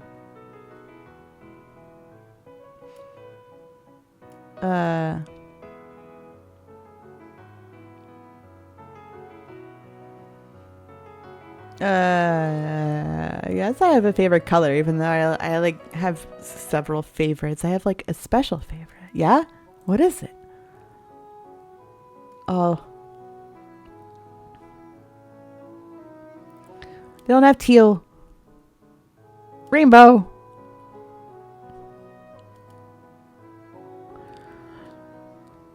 Rainbow. Ah, yeah. I want rainbow to be one of my favorites too. Rainbow's not a color. It's just a bunch of different colors in a row. It is a color. It's one of my favorite colors. All right, if you people say so. Q took his trusty notebook out of his pocket. A pencil came with it.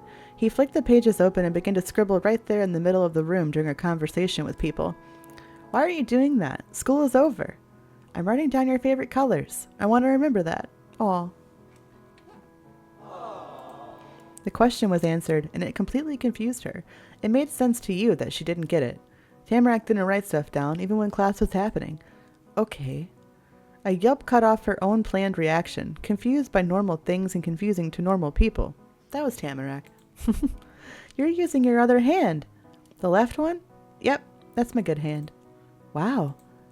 Tamarack went out of words to blurt out, and Darren didn't want to do anything on his own, and not with you either. It had to be Q.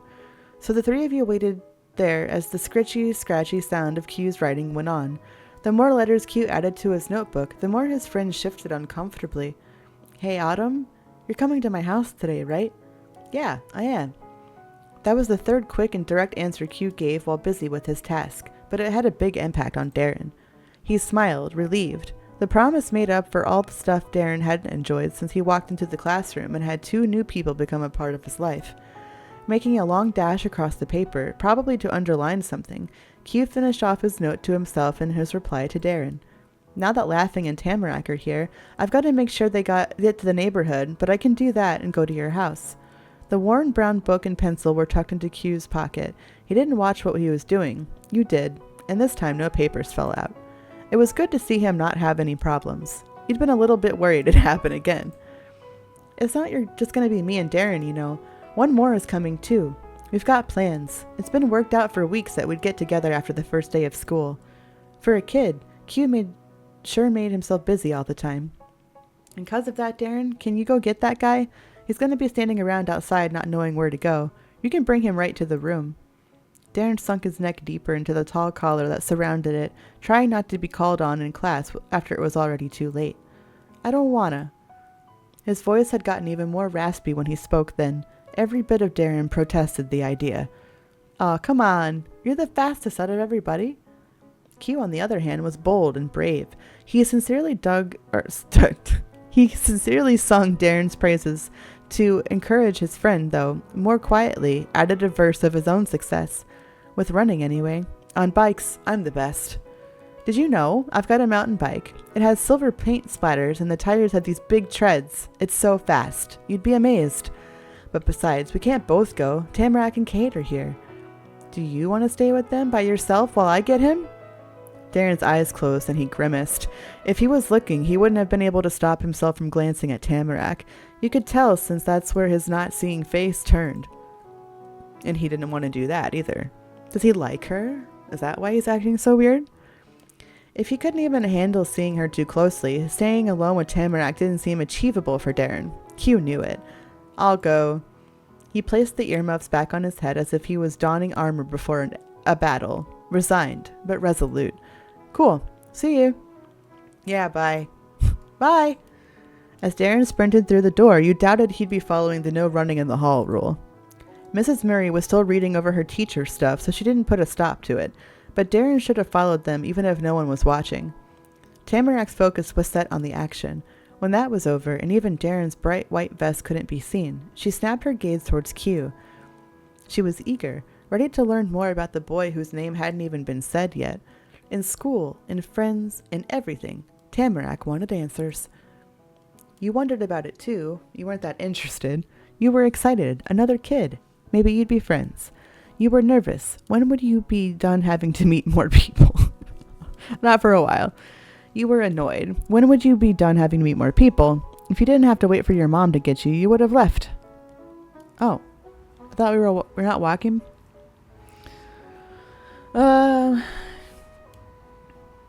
You wondered about it too.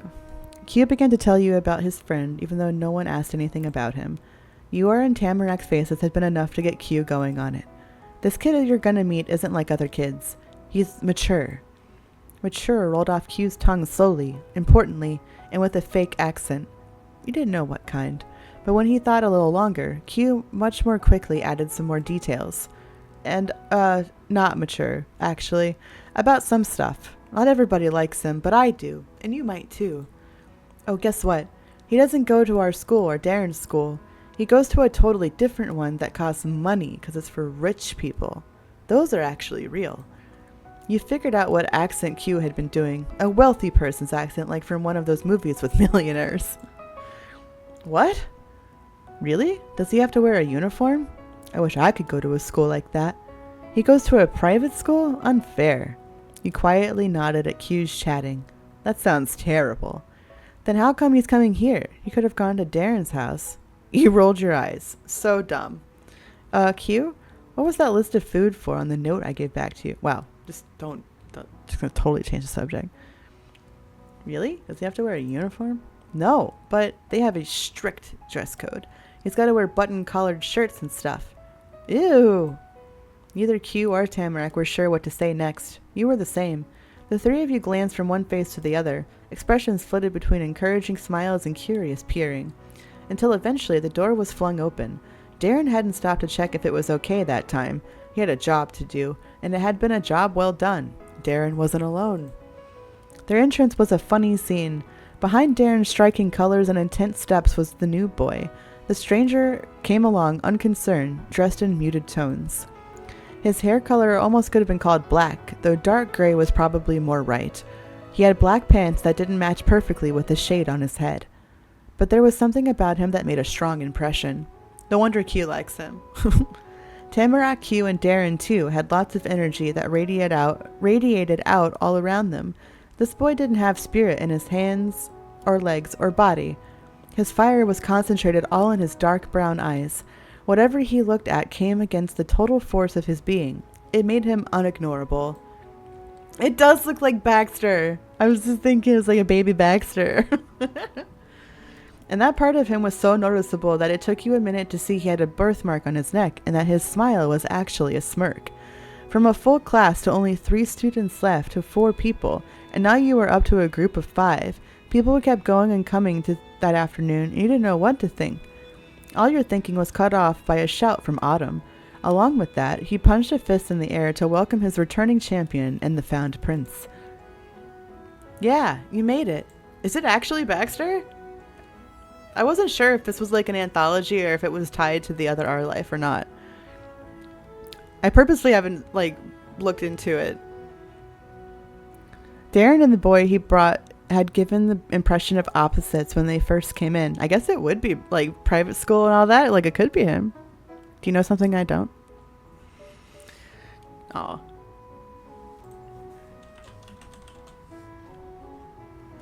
Darren and the boy he brought had given the impression of opposites when they first came in. What they had in common became clear when they smiled the very same way at the reunion.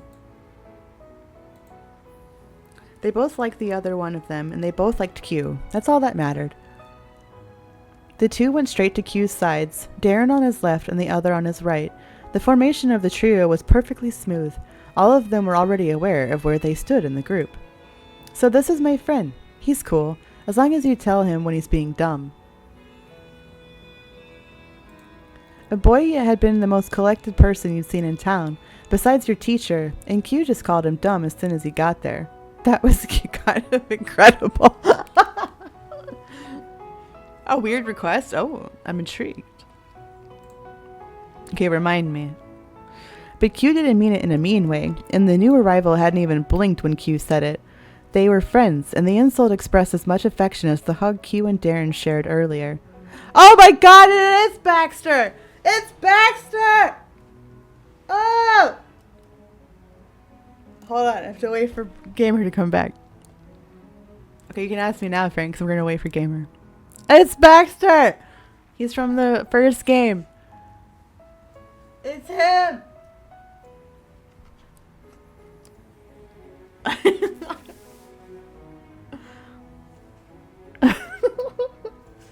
It's him! He's back already. Okay, well it says the ads are still happening. Oh my god! Oh my god. Wow! Girl, I've been new. I didn't know! I didn't know! I didn't know that it was tied. That's so cool. Okay. I love that. Okay. Cute. Baxter greeted you and Tamarack casually. It was effortless for him to say polite words, so they didn't come with a lot of meaning behind them. Darren was 12, and he was tall, taller than all his friends, but you could have believed he wasn't that old until Q said so. Nobody needed to tell you Baxter was older than you. No one had told you, but you still knew. More than any kid, Baxter reminded you of teenagers, ones who thought they were smarter than not only anyone younger, but adults too. He had that kind of unquestioned confidence. I'm glad to see he always had that. Even the way he stood there looked more grown up than everyone else. That's right. Q put on his snooty voice again and did a curtsy to show his mock respect to whoever the boy was that he was about to introduce. He is Mr. Baxter Ward, the oldest one out of all of us. You knew it. Meanwhile, Q dropped the accent because he wasn't talking about Baxter anymore. And this is Miss Kate Sith and Miss Tamarack Bauman. Hello. Hi. It's okay if you call me laughing. Hi. Hi, what's your favorite color? You didn't do or say anything. You gave him a wave. You hid from the second strange boy behind Tamarack. You've got such cool friends, Autumn. Baxter was really handsome. You wish you could hide behind Q, but he was surrounded. You didn't like Baxter already. He took up too much space with Q. You're a handsome guy, just says it. Baxter was really handsome. Hi. One corner of Baxter's mouth was already up. It had always been up, but he lifted the other end too so he could properly smile at you. Hi. Tamarac's normal bubbliness popped right after she said hello. Are you actually rich? She said it doubtfully with her hands on her hips and her face tilted intently. It added more to her wondering than what she actually said. What would a richer person be doing there? Shouldn't he be doing something else? Something kids like you and her weren't doing? You tried to imagine what that other thing might be. Maybe sitting at the head of a table longer than this whole room, or dancing in a shining ballroom wider than your house. That's funny because he teaches dancing later. Darren's face twisted at the center and tightened around the edges. He wanted to laugh, and he wanted to stop himself from doing just that. Yes. Baxter said he was a rich kid as plainly as if you had asked if it was Monday, or if he had a hat on his head. He can prove it, too. Baxter lives in a huge mansion high on the mountain. He does? He does. Suddenly, the table and ballroom of your fantasy felt a little more real. Having the huge mansion come up without him needing to say so curbed Baxter's smile more than it already was. He didn't have to brag. His house spoke for itself, or rather the house got Autumn to speak for it, and that was the best brag of them all. If I like the two of you, maybe you'll get to visit. If I like you? The Q's words had shot up in pitch and rang with humor. He threw his hands out in disbelief and had to be careful not to hit one of the multiple people hanging around him. Baxter, you show it to anybody who will come by. Q knocked Baxter's arm with his elbow, but that was on purpose. A friendly nudge to go along with the rest of his light-hearted jabbing.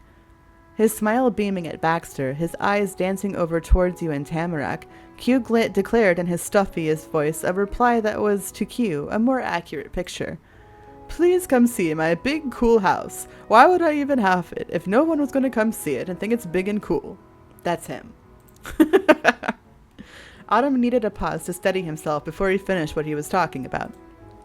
But it is a really cool house. I would show it off if it was mine. Q had to be honest about his friends and himself when it wasn't flattering, and it wasn't. When it was flattering and when it wasn't, and ended his show generously. Baxter said nothing, and he didn't laugh. He just glided a knuckle along the edge of his swoopy bangs. Those strands curved with emotion, then slipped right back into their normal resting spots. His smirk didn't drop out of place either. With so much not being different, it was easy to tell that his cheeks turned pinker. Q had sort of made fun of Baxter. Even if it was a joke, if Baxter was going to blush, you would have thought he was embarrassed because of the teasing. But no matter how you looked at it, nothing about the older kid's expression was shy or uncomfortable. He was as calm as ever, maybe even a little happier than before it happened. Anyway, Baxter's introduction was over. Q had decided it. Now that everybody is here, I've got something very important to say. No way. Though he said everybody, Q's attention was squarely on you and Tamarack. There was a pause for dramatic effect as Q smiled knowingly. Kate and Tamarack, I hereby invite you to join our club. What? Darren shouted out like Q just announced he was getting married next week at 10 years old. Not so loud, please. That gentle scolding was way more startling than Darren's yelp. You'd forgotten Mrs. Murray was still at her desk. She was so quiet and so much like a teacher she'd fit as naturally in a classroom as the whiteboard or globe. Things that were there and should be there, but you didn't think about. While you got a reminder, Baxter had never even known. Oh, hello, Mrs. Murray. Nice to see you, Baxter. Darren zipped his lips. He had to settle for silently pinching his brows and pouting. Q, who was definitely the leader of that pack, wasn't going to let his word on this decision be questioned. He folded his arms in disapproval. First his mom, then his friend. Darren wasn't having the best moment. Autumn couldn't stay firm for long, though. Instead, he thought of his club and smiled. Millie, Baxter, and Darren are a group. We go all around having fun. We're practically famous in this town. Yeah, me, you, and Baxter do. Quietly, firmly, not yelling, Darren pointed out the members again as if it meant something. Kate is one thing, but Darren's glance flicked to Tamarack for a single second. Hey, we're a package deal, sir. She's a girl. So it did mean something to him. After this whole time with Darren acting so weird with Tamarack, you heard why. He was a boy who didn't play with girls. Kate isn't a boy either. Not being a girl doesn't mean they're a boy. Well, then it doesn't make sense for either of them. We are boys and they aren't. It's a boys' club. Darren gestured around the semicircle of kids to bring attention to the boyness of the collection. How can we be a boys' club if we're not all boys? He whined in a whisper. Even if you and Tamarack and Baxter were right there, Darren was trying to keep the conversation between him and Q alone. Unfortunately, it was Autumn he was talking to, and Q made extra efforts to include the two of you. He freely giggled at the problem he'd been presented. Darren, your mom's a teacher. And guess what? Q gave a lidded look over his shoulders towards his possible new group mates. His dad? He's also a teacher, at a different school. With a slow shake of his head, Q smugly chided his friend. And you don't even know problem solving. The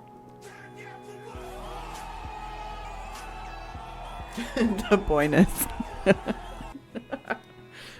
Listen, okay, so I'm a boy, and it's my club. That means it's a boys' club. What's the issue with that? He didn't get an answer, though Q didn't expect to. Darren could only gawk as if he'd witnessed a magic trick. Q had taken a black heart card from Darren in his fingerless gloved hand, and when he revealed it again, it had transformed into a red king. Oh, wow. You wondered if Q was a sorcerer all along, and he only said you were one to cover for himself. He had a way with words, and with people. Andy! Yes. Lou's a real one, and thank you for that sub for Andy Bandy Havoc. How you doing, my friend? Hope you're having a good day. You and Tamarack being new there wasn't what gave Q an advantage. He was like that no matter what. Baxter chuckled, a pleased audience member of the event. Then he shrugged with his hands in his pockets. I don't mind if they tag along, as long as they can keep up. Great. Baxter's agreement was given directly, and Q took Darren's acceptance of his idea as a sure thing, even if he hadn't exactly gotten there yet. He expected you and Tamarack to see it too, and put the choice in your hands. That was the only question. So, what do you think? You too, friend. I hope you're having a good day. No thanks. I don't want to. She said no. For all of Q's feats of conversation wizardry, it was equally amazing how simply Tamarack could defeat them simply by not taking an interest in saying so. That was actually the second time Q invited her to play with him and his friends. Yesterday she had said maybe. Today she had said no. Darren suddenly frowned more. He never wanted her, but was offended she didn't even want him to. Baxter only smirked harder. He already had friends. Being turned away by a stranger didn't make a difference. Q was disappointed. By Tamarack not considering it, and by his friends' unwelcoming attitudes. No one seemed to care like he cared, even when he tried his best to get everyone to get along. His expression was unhappy enough for Tamarack to realize with shock the impact she'd had. Thanks for inviting me. I like you, Q. I'm not sure I like these other kids. Two bewildered snorts and one laugh followed that attempt at comfort. Baxter was the one who laughed. I can probably play with you guys sometimes. I want to be in the club. I don't know. I can't. Sorry. No thanks. I didn't say no to. It's okay, Q. I'll join your club. I think that's nice. Yeah, I don't want to be in your club either. We should both join the club.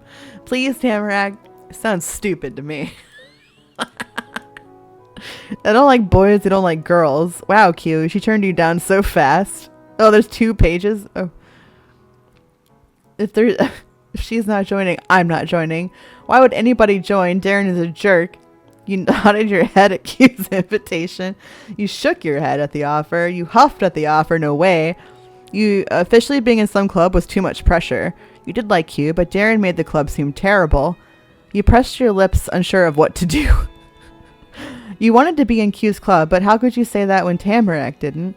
You couldn't. Being in a boys' club, even a boys' club, just felt wrong. My God, there's so many options. This is too many options.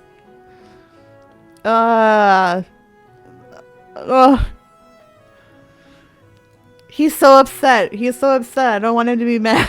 I don't want him to be upset. He's a sweet baby.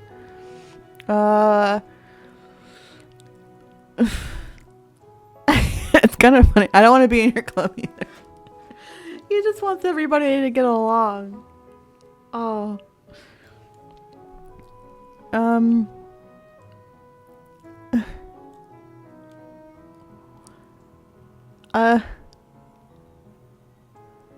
I don't know what to do.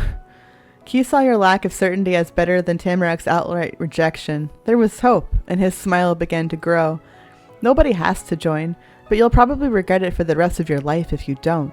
It's the coolest club there is. And Tamarak, don't listen to Darren. I'm sorry he said that about you being a girl in our group and that being bad. Darren's gaze fell guiltily, and he didn't finish whatever he was going to say. He may not have wanted Tamarak to join, but Q did. Being the reason it didn't work out was an unintended betrayal of his friendship. Darren does not know how to talk to girls or how to act around them. I think the only ladies he can say 10 words to are his mom and Tamarak's granny. Q! Oh. Another burn. Autumn tossed his hands up completely unapologetically. You thought of a phrase you heard your mom use before. Don't shoot the messenger. I don't know. That's what I noticed. But it doesn't matter anyway. You can't live your life like this. You're a big kid, Darren.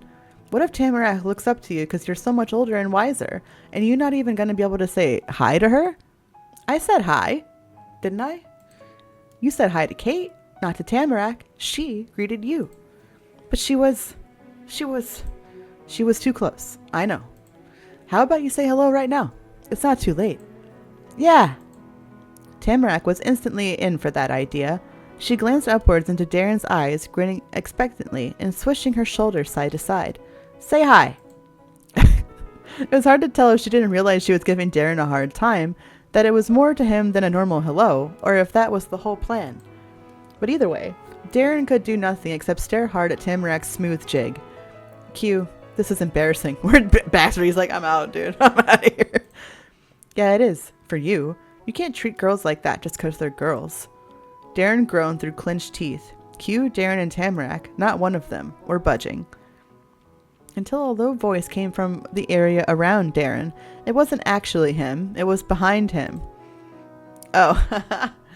Hello. I think your scarf is so nice, Tamarak. Not Darren. Also, those are such great glasses, Kate. What? Darren couldn't stay quiet for long. His mom had given up on reminding him. I hope you like my earmuffs too. Darren spun around in a flurry, but the perpetrator had already breezed back to Q's other side. Baxter stood there, self-satisfied and silent like he had been the whole conversation. He may not have seen it with his own eyes, but Darren knew it was Baxter. He had a pretty distinct voice, and it wasn't as if anyone else could have done it. It was a pleasing answer to Tamarak's ears, no matter who said it. She giggled as she toyed with her nice scarf. Do you really think that? The real Darren turned away, uncomfortable, and with a face pinker than the accessory in question. I like your earmuffs. That's not funny. Leave Darren alone. And do you really like my glasses? She asked earnestly. You really like my glasses too, right? You teased. Baxter, you're hilarious. I'm impressed, Darren. You're a ventriloquist. You glared at Baxter for that. It wasn't funny. You laughed along with Tamarak. Things were so much fun. You put a hand across your forehead. They were all babies. You listened earnestly for his answer. Did he mean it? You really like my glasses too, right? The main part of his face that you could still see were his eyes, which had gotten huge and gone from defiant to shy. I didn't say that. So it's not true? I didn't say that either. You guys. Hugh had lost hold of the situation. He viewed it right from... Wait. Sorry, it's funny. Q had lost hold of the situation. He viewed it from the outside, the same as he might have done while watching toddlers tumble around a playground. You know I didn't invite just anybody to the group. That reminder was meant for Darren. He sent an explanation you and Tamarak's way next. Before, it was me and Darren since we were babies, and then a couple years ago there was Baxter. It's been only the three of us since then, until right now. Yeah, it has been. So why did they have to be part of the club? It's good you asked. Kate broke into my backyard, accidentally, because they were on a crazy investigation about a paper airplane. And they got here a day ago, and they're already looking out for me. Normally, I'm the one doing that. And Tamarack was the one who made a paper airplane for a stranger because it would be fun. What's not to like about that? Lastly, the three of us are all neighbors. That's got to count for something. Even if it doesn't, what were you thinking we'd do? Run away from them when me and you and Baxter are in the cul-de-sac? Try to make Tamarack and Kate leave their own street? No, we should be friends and hang out together. It makes no sense not to let them join the club. Q's debate speech roused Tamarack. Her fists were clenched and her expression was full of vigor, but you were sure she wasn't inspired to join Q's club. It strengthened your bond as neighbors and only made her flimsy connection to Darren and Baxter more obvious. Darren wordlessly put extra space between him and the shaking girl. Baxter smiled at Q, supporting his friend while being totally indifferent to the results of the effort.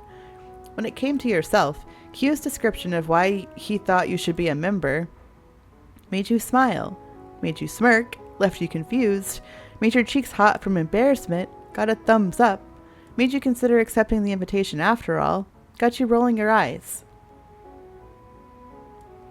Aw, you smile. He's a cutie. He was always nice to you. Q got the sense of his audience's mixed reactions. Instead of a full house roaring with applause, it was more like seeing a mostly empty theater with one person clapping in the back row. He worked with it. Well, they haven't been here long, and I know them better than you two guys know them. And the same goes for Kate and Tamarack. They know me better than either of you. It's different for me. I like all four of you. People can join later, and neither of you have to be an official member to do stuff with us. I'm just letting you know what's up. A lot of things bothered Darren, and he showed it. Baxter, so far, took everything like it was nothing.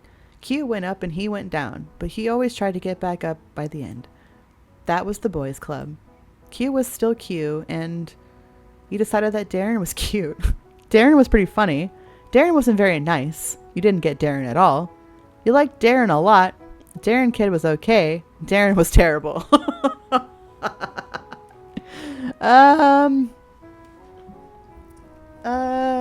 Yeah,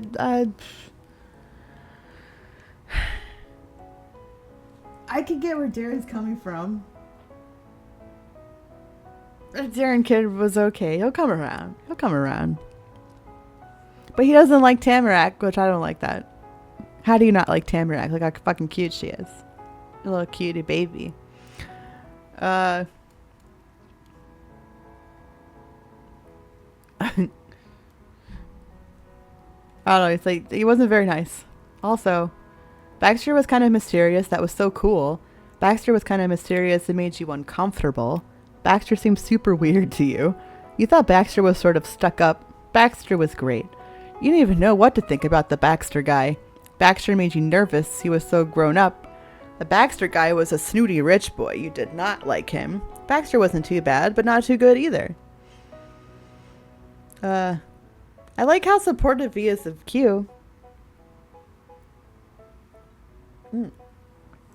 I just spilled coffee all over me.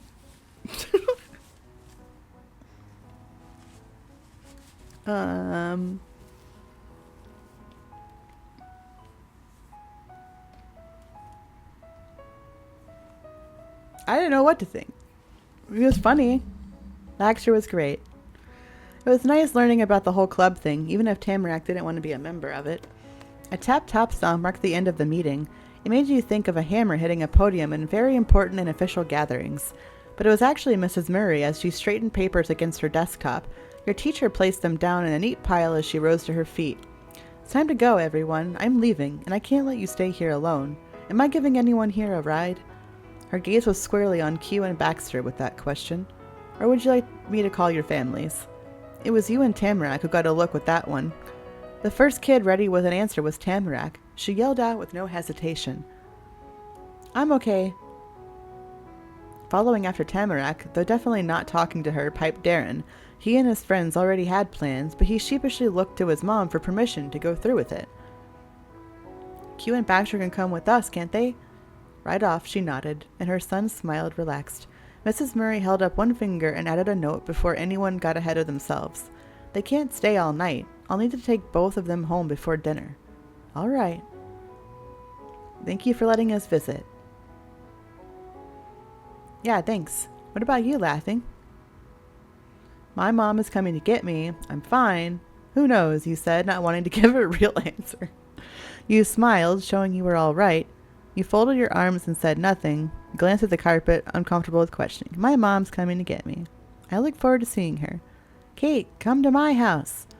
Tamarack pumped her arms like the dark blue carpet was water underfoot, and she needed to row through the indoor pond. I can wait for your mom, too. Then we can go. And you can meet Omi and Opa when we get there. Okay. That would be so cool. Really? Thanks. I don't know. I have to ask my mom. I don't want to do that. You nodded at her offer. You shook your head over the idea. You just stared at her. I have to ask my mom. Yeah. All right. Well, how about we finish packing now?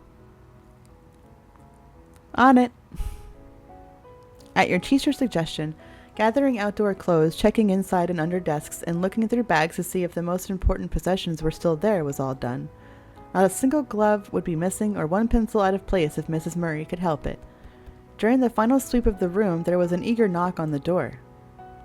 That might be your mom now, Kate.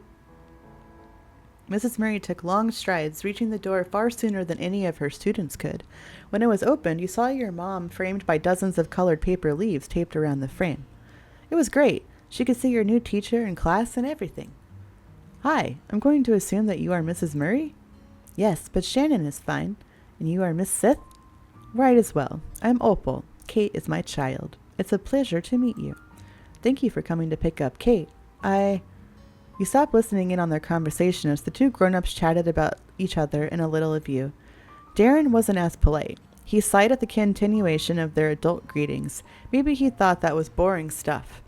Q snickered softly while giving Darren a small shove with his shoulder.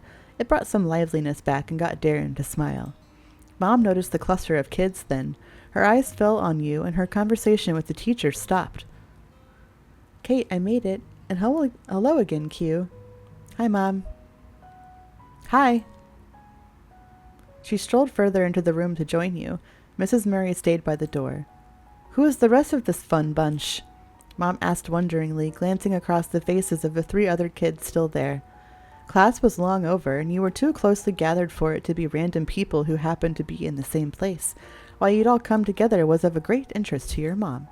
2 of those people were Q's friends, and one was your seatmate, and your neighbor, and your friend. And it was her, as usual, who first shot out a reply. Tamarack never took long to think about what she'd say. That's why she was always so far ahead of everyone with words.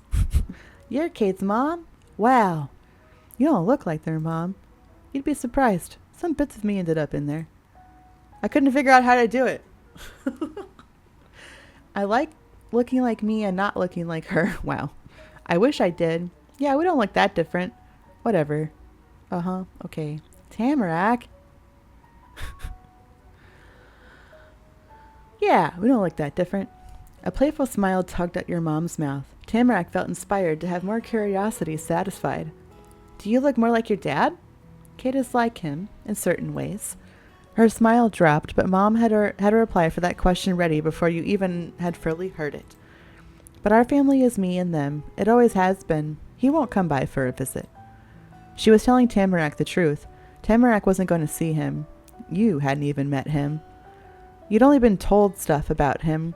When you were younger, Mom said what his race and nationality were, and hers too, so that way you could know your own history. You didn't care, though. You were... I'm white. You were white. And you had... I'm Irish. Irish. And had Irish heritage. At the same time, your mom explained how having you in the first place worked. She didn't have a husband or boyfriend or anything, but she wanted a kid, so she had you. Mom talked about how you didn't need an entire other person to have a baby. It only took a small part. She was able to go get that from a special hospital. It was kind of confusing, but you were able to understand that whoever your dad was, he wasn't your parent. He was a guy Mom didn't know, and you didn't know. You liked that it was just the 2 of you. You were happy with the life you got, but did hope you could see him somehow. It made you sad to think you'd never have a dad. You were mad at him for having kids and not caring. You were mad at your mom for picking a dad like that for you. It was weird to think about. You didn't care about him, but worried it'd change how other people thought of you? I don't know. I feel like you would be curious. I don't know about mad. I think it maybe made you a little sad. There were a lot of special kinds of things you wouldn't get to do.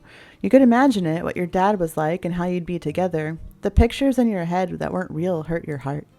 Oh, okay. Sorry. Frowning, Tamarack pinched and pulled at the frayed edge of her sweater sleeve. One finger slipped through a tiny hole on the cuff. It was going to rip even more doing that. That might have been why it was torn in the first place. It's fine. You didn't know. Now you do. There was a lot of not knowing for her and you, but you did recognize the tone your mom was using on Tamarack. A low voice with an extra emphasized bend to the words. It meant, I'm not mad this time because it won't happen again. Isn't that right? Tamarack gave a tiny nod, stretching the striped sleeve all the way past the tips of her fingers on her free hand. The conversation had been dominated by Tamarack, but still hanging around was the boys' club. They could hear everything said about your family. You tried to figure out their reaction. Q was still, besides shifting a narrowed glaze between the friend on his left and the one on his right. Suddenly, he seemed like the teacher of the classroom, keeping a stern eye on the students for any sign of trouble. The two of them were on their best behavior, quiet and blinked face. When Q realized you were watching, he became regular old Autumn again, grinning wide. Well, it's good to meet you, Tamarack. That dropped Tamarack's jaw. She was certain she hadn't said her name right. You knew me? Not for sure, but I thought you looked like you'd be our neighbor, Tamarack. Now bashful, Tamarack hid her face with her hands. The sweater was finally released from her squeezing grip. While she wasn't looking, Mom gave you a sneaky wink. You told her enough about yesterday for her to figure it out. What about everyone else? The question was kind of forced. There was still an awkward feeling left behind after. Tamarack bringing up your dad that you never met. But that was something they were going to figure out sooner or later, so, after all, it was kind of good it got settled with everybody at once. And Baxter took the initiative, properly introducing himself. My name is Baxter. I don't go to this school. I attend Jarrett Witt Academy. You do? That's quite impressive. Thank you. You were starting to think he couldn't feel uncomfortable even if he wanted to. He was a cool cucumber, so much he got stuck that way. Like if you made a weird face for too long. Except you were pretty sure adults were lying when they said that could happen. He got the conversation to change, though. Your mom was more at ease and gave a purposeful look at the only kid who hadn't spoken yet. And you are? I'm Darren. That's my mom. Darren couldn't meet her eyes. Instead, he stared at his shoes and limply lifted an arm towards the door. Mrs. Murray was leaning against the wall there. Her arms were patiently folded. Mom shifted her gaze between the group of students and this teacher with a bright smile. Big smile. As a mom, she liked seeing other parents with their kids. It was fun for her, you guessed. It's nice to meet you too, Darren. His cheeks puffed out frog-like. It was so fast and unexpected, Mom laughed. She usually did not like laughing at other people's kids, or other adults, not unless they were telling a joke. She laughed at everyone's jokes, even ones that weren't funny. Your mom pressed her palm against her chest and breathed in through her nose to steady herself. You've barely been here 2 days, and I already need almost a full hand to count all of the acquaintances you have. You work fast. She tilted a grin your way, raising one brow higher. Are you ready to go? Mom, me and Tamarack were wondering if she could come with us. Certainly. I'd be happy to bring her back. Mom stayed put despite that agreement. She was unsure, not about you or Tamarack, but the 3 other kids who were left. That was when Mrs. Murray got off her perch and came to stand by her son. I'm driving Darren, Q, and Baxter to my house. I'll call the boys' parents to let them know. It seems you've all arranged everything. You got your bags all ready, too. We should get going then. Have a good day, boys. With a parting smile and a gesture of her hand to follow, Mom turned and walked away. Bye. See you, everybody. See you around, you dorks. I'm out of here. Goodbye. Be safe, okay? Finally, I'm free. You stuck your tongue out at the boys while her back was turned. You waved behind you, waved with both hands over your head. You silently went after your mom. Bye. Finally, I'm free. Q and Baxter said bye as the three of you were leaving. All of them waved, though. Darren's movement was way stiffer than the other guys. Bye, Q. Bye, Darren. Bye, Baxter. Bye, teacher.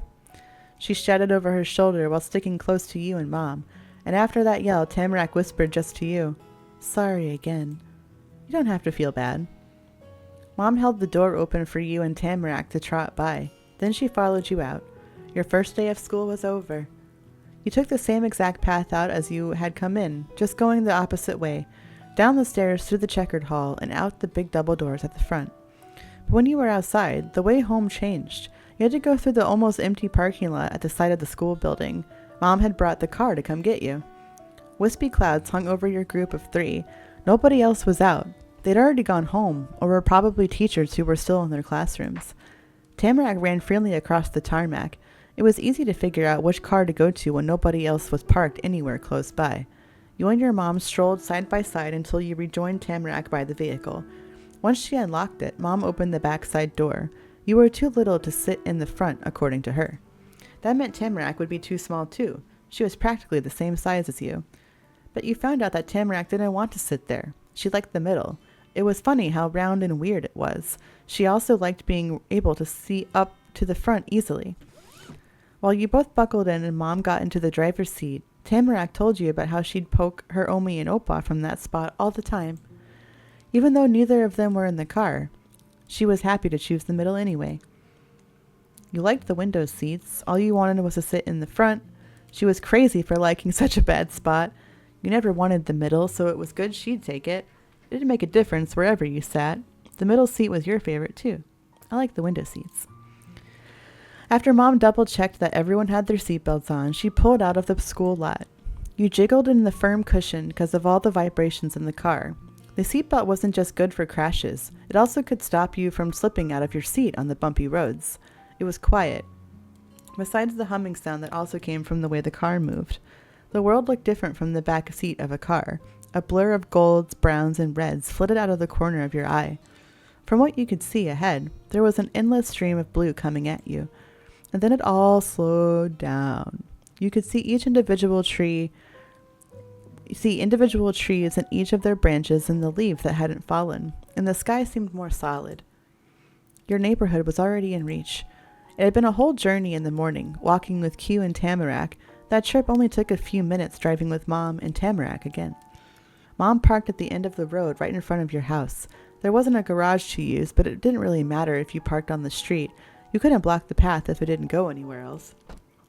Her and Tamarack got up and stood around together on the sidewalk. Thanks for driving, Kate's mom. You can come to my house now. A lot had happened since she talked about that in the classroom. Still, Tamarack hadn't forgotten the plans she made. A visit to the Bauman household. Am I invited too? That's right. Your mom hadn't been there when That's right. Your mom hadn't been there when Tamarack had come up with what you'd do after school. It was funny seeing Mom ask permission to go over to somebody's place. She was the person who was supposed to decide if it was okay to do something or not. But your mom was nice. Yeah. Thank you. I had been hoping to meet the rest of our neighbors, but I waited for Kate to be here before making the rounds. Lead the way, Tamarack. Tamarack would have tried to do that even if Mom didn't ask her to. The wannabe leader spun around to change direction and marched down the sidewalk towards the big gray house next to yours. There was no way you'd let her take the lead. You stuck right by her while your mom went along after you both. As Tamarack got closer, her pace got faster. The steady strut had turned into a speedy skip by the time she'd reached the porch. She was eager to get home, or she wanted to make sure she arrived there first. It caught you off guard, and she pulled ahead. Tamarack smacked the doorbell and held it all the way down with her whole hand. It wasn't the kind of doorbell you'd had to press over and over to get it to work. As long as she pushed it in, a deep chime rung through the walls. Ding dong, on and on. Tamarack squeezed the doorbell under her tiny hand. It wasn't going to stop. Your mom acted like the parent she was and spoke down to the other kid here in a reassuring voice. I think it's okay. You can let go. Mom understood appropriate behavior in the grown-up world better than any elementary schooler could, and that wasn't it. But all the suggestion got was the same knowing assurance right back. No, it's okay. What if Omi is asleep? We'd be trapped outside forever. Tamarack wasn't an adult, but it was her house. She knew the rules, and for all you knew, she might have gotten to make up the rules herself. Maybe, but... While your mom softly tried to urge Tamarack to free the crushed button, the bell kept going, and the door opened. Your nose realized it had happened before your eyes could. It had gotten blasted with a perfumey smell so fast, like a human-sized spray of air freshener went off. Wow, hot grandma. The person who answered the non-stop call of the bell was a lady with long, pale blonde hair going almost all the way down her back. Her nose was tiny. That must have been how she lived with the smelliness. She was smiling gently. Just about every part of her looked flowy and delicate. Only one thing was different. Her necklace. That was big and gold and seemed like it'd be pretty heavy. Maybe she needed an anchor to stop herself from blowing away in the wind. I'm here. Welcome back, young lady. My, and you've brought guests? Hello. Tamarack finally slipped her hand off the button. She needed it to wave. Hi, Omi. Hello. Good to meet you. I'm Opal Sith. This is my child, Kate. The two of us recently moved in. We arrived only yesterday. Ah. Her voice, which was another fragile thing about her, strained in a high-pitched exclamation. I thought that was you. I'd heard you were coming after all. That's why I swept up the porch and left the welcome mat. Oh, that was you? I appreciate the gesture. Yes. It was my little way of greeting the newcomers to our quiet street. You had known that mat was out of place in front of the worn house. Another mystery was solved. This time, the culprit was Tamarack's family member rather than Tamarack herself. Mrs. Bauman chattered on like leaving people unexpected stuff was nothing abnormal. My name is Dorothea. Tamarack is my only granddaughter. Her father is my only son. And I do have a husband, Ernst. He's still alive, but I ought to introduce him to you myself. Lord knows he won't do it on his own. She pressed the top of her hand to her forehead, craning back. The dangles on her necklace clinked against each other. Mrs. Bauman acted very tired. And it probably was an act. You had to think so, since you sounded amused. It was like having a hard time was how she had a good time. If you see a crotchety old man wandering about, that's him. Don't you worry. He's not mean, even if he looks it. Just remember that Mr. Bauman is more afraid of you than you are of him. It is good to meet the both of you, Opal and Kate. The last part of her introduction wasn't for you and Mom. It was just towards you. You can call me Granny. All right, Granny. Yeah, okay. Hi, Mrs. Bauman. Nice to meet you, Granny. Omi is German. Am I allowed to do that, Mom? I don't wanna. How come you're Granny to some people and Omi to Tamarack? I won't do that. You're not my grandma. You stared up at your mom. Were you allowed to do that? You stared up at her blankly. You smiled and nodded. You shook your head unhappily. Nice to meet you, Granny. She smiled at you, wide and welcoming. Meeting you meant getting a new grandchild. Hey, Omi. Tamarack cut into the conversation with a sharp grin and her brows tight. She flapped one of her too long sleeves to draw even more attention. Kate is my best friend. That announcement caught everyone by surprise, including you, the person it was about. Mrs. Bauman's eyes got way bigger than you'd thought they could with how they looked normally. I didn't know that. When did you make a best friend? Yesterday. She said so, chuckling, like her granny was silly for not being able to figure that out. Tamarack really thought you were her best friend? Tamarack was so nice. That was the best thing ever. Why would she? You couldn't believe it. Couldn't believe it. That was too incredible. That didn't make any sense. Tamarack was your friend, but you weren't sure she was the best one. That was what you thought about her, too. You didn't think you deserved that. Aw, Tamarack was so nice. You didn't know what to do, though you did notice the way your mom was watching the matching happy expressions on Tamarack's and yours faces. Mrs. Bauman was as enthused as her granddaughter and her best friend. Oh, please, come inside, I insist. We need to get acquainted. No one had ever insisted you see their house before, unless what Tamarack said at school counted. You guess that's why Tamarack was that confident about saying you could come over, and why she told you to do it instead of asked. Her granny had the same attitude about people visiting. That would be lovely. Mrs. Bauman went deeper into her home, footsteps already echoing in the closed-off space. Tamarack bounded after her. Let's go, Kate. You and Mom were following behind Tamarack again, though this time it was her grandma who got to lead everyone. Mom shut the door after herself. The outside cold wasn't invited. It didn't only smell like old people inside the house. The air was stiff like it had gotten old too. A staircase went up and a narrow hallway went deeper inside. Huge flowers patterned the paper plastered over the walls, when you could see the walls anyway. The hall was crowded with shelves and tables, and those were cluttered with more things. It was sort of like walking through a museum, with all the fancy pieces to see, but it also reminded you of a storage closet that was stuffed with things you'd have nowhere else to put. So maybe a closet in a museum? Though you didn't know any museum or closet that had colorful candy sitting in a worn silver dish the way this house did. There were two kinds, bright see-through hard candies in see-through plastic wrappers, and pale taffies you couldn't see through but that were twisted up in waxy paper. Oh, those are the best. Mom passed by you, not even looking at the candy bowl. The side table it sat on was much closer to your height than hers. It was right in front of your face. Oh, that's very purposeful. Mom, Mrs. Bauman, can I have a candy? Wait, I want candy. I'm not asking. I took the candy because it had to be there for guests. You sneakily obtained candy. You wanted the candy, but no one mentioned it being okay. So you gave up. Candy was tasty, but you didn't feel like having it then. Wow. No. You didn't want any of it either. That was the worst type of candy. You didn't want any of it either. Candy wasn't good. Oh, I sneaky. It might be there only for special occasions or situations. Or your mom might think you shouldn't have any sweets. You weren't going to let any of that ruin things for you. You took a taffy. The wrapper was sticky and stiff. You knew that meant it was just as old as everything else there, but the little treat inside was probably still good. You tucked it into your pocket before anyone could look back and see what you'd done. Q's guess had been right after all. You were a thief, and a successful one at that. Tamarack's granny showed the way down a hall and through a big opening in the wall. Past that was the living room. Or not. When Granny crossed the rug that was also flowered and sat down on a smooth green chair, she didn't call it that. This is the drawing room. I come here and I sit on my throne and entertain our guests. You can take a seat, but do be careful. These are antiques. Tamarack just hovered around the table. Hearing adults talk was one thing, but sitting down and doing nothing while listening to it was asking for too much.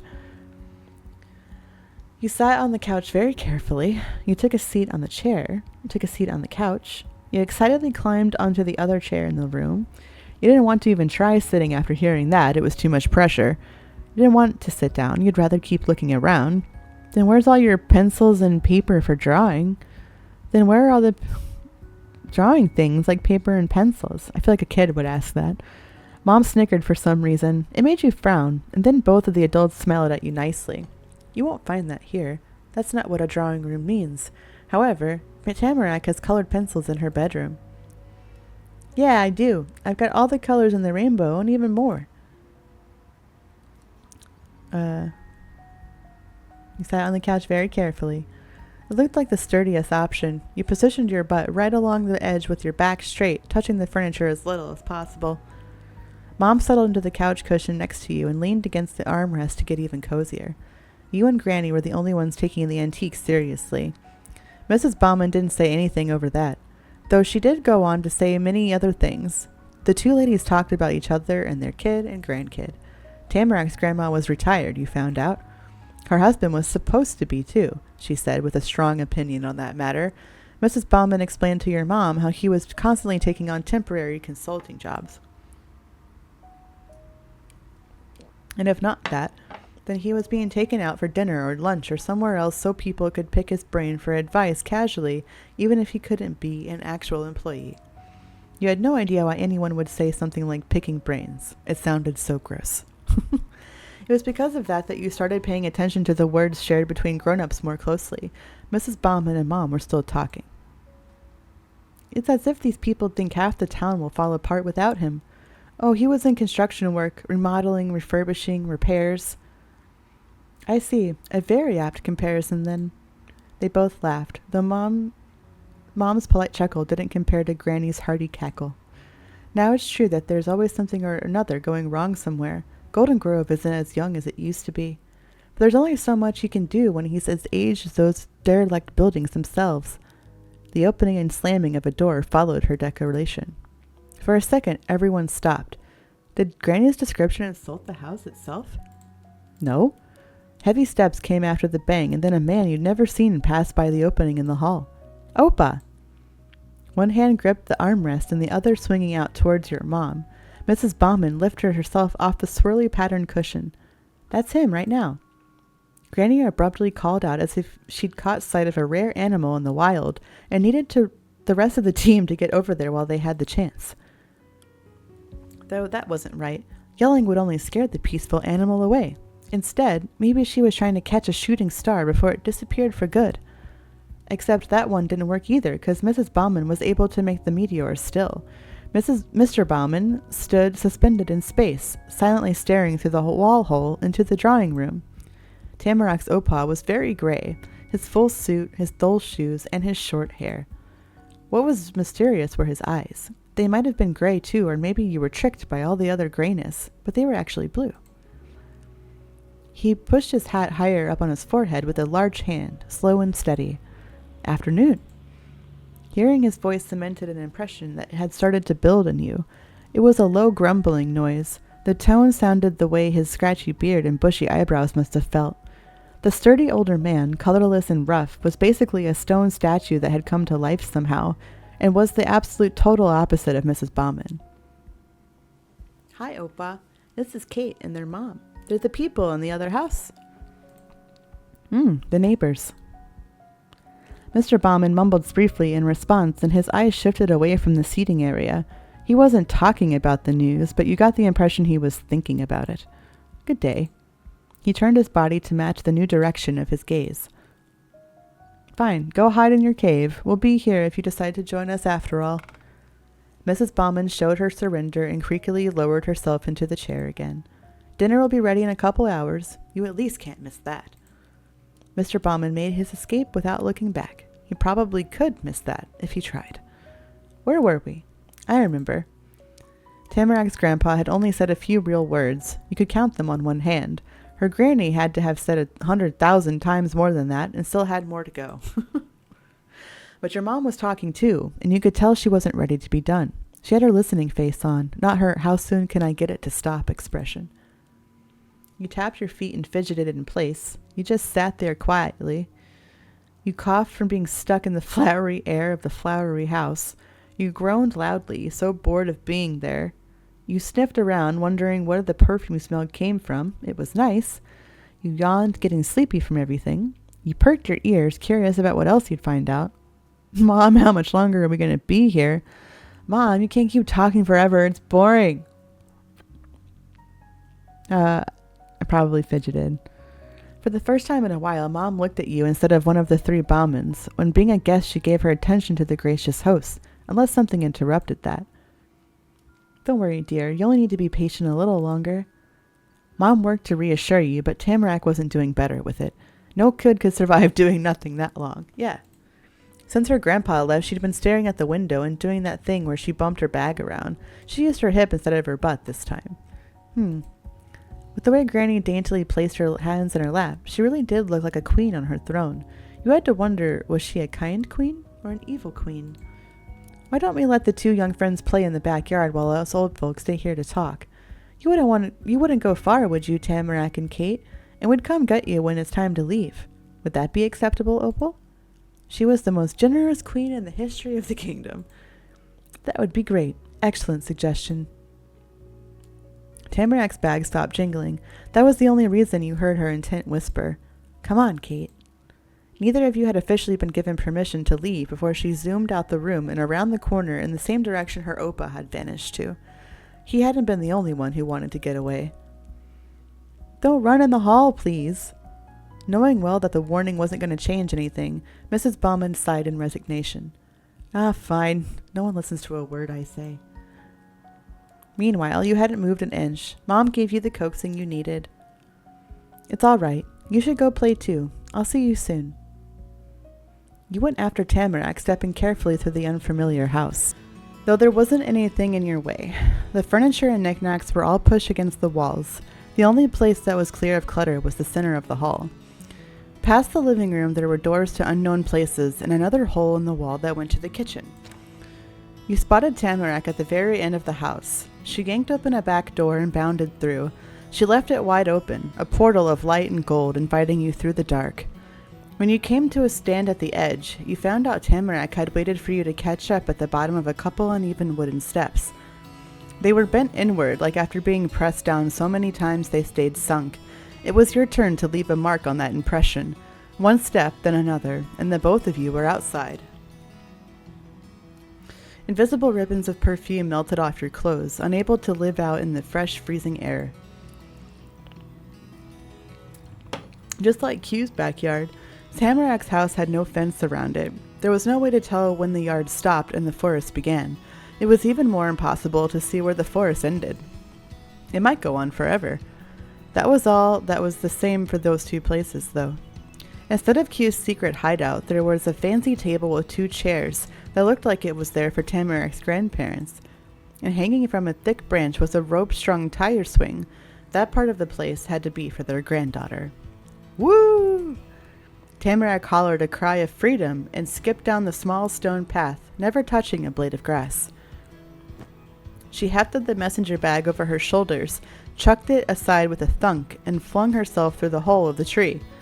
All you could see of Tamarack then were her little legs kicking up in the air, and her arms spread out past the width of the tire so she was floating. The swing slowly twisted on its rope until it brought her eager face around. "Hi, Kate." You grinned over at her and went over. Tamarack's upright legs snapped down, and she plunged the tips of her boots into the soft earth below. It was supposed to stop the tire from doing another spin, except she couldn't stop it all the way. The turning swing twisted her to the side. Tamarack held firm, jerking futilely, and the tire to center it again.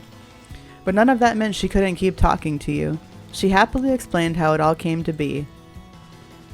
Omi and Appa got this for me, and Opa got this for me. They're too old to use a tire swing. That's so nice. It'd be funny to see them try to. I wonder what's in my backyard. Your backyard is way better than Q's. Q's fort is cooler. You and Q have the best backyards. I love it. I knew it. That was so obvious. You stared at her amazed. You shrugged, not really impressed. You frowned. Your house probably didn't have a tire swing. I love it. Thanks. The praise puffed her up proudly. If she got too much bigger, she might not fit inside the tire. But then she wiggled her body and dug her shoes in even harder, trying to get out. Let's play something. Wait, I can get in too. Wait, I can sit on top. I can push you. Could I try using the tire swing? Okay, yes, you don't have to. I don't want to play anything. Before she could, you started to squish in with her. Before she could, you started to climb up on the tire. Before she could, you started to push the tire. You stepped back to give her more room. You just looked at her. I'll push you. Wow, yeah. You firmly knocked the swing. You gave a running start and gave it a huge shove. You grabbed the tire and walked back and pulled it high. Then you dove out of the way. She screeched giddily when you let go, and her legs went up again. There was no reason to stop the swing from going somewhere. You chased after the tire to keep pushing it, so you never stopped seeing her face no matter how it moved. The two of you giggled as Tamarack swung back and forth. The excitement of the swing eventually settled. You breathed in deeply through your nose. The air stung just a little, but mostly it was nice. Tamarack wasn't talking, or laughing, or squealing like she normally was, and the two of you were alone together. That also didn't happen a lot.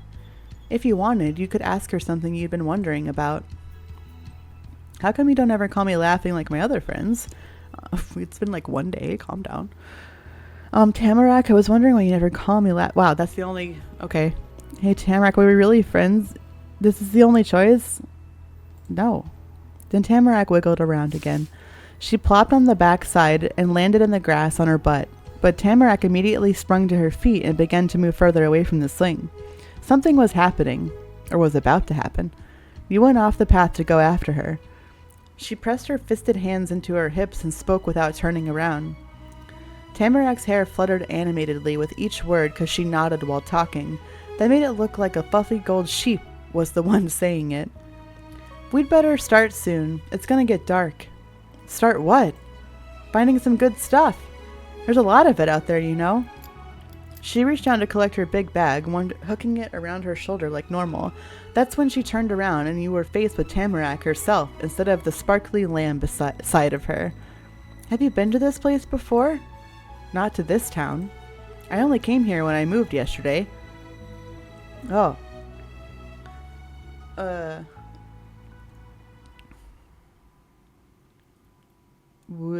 I'm from, it's not far at all. I'm from, it's pretty close. I'm from, it's not nearby. It's really, really far away. Where you used to live wasn't far at all, you thought.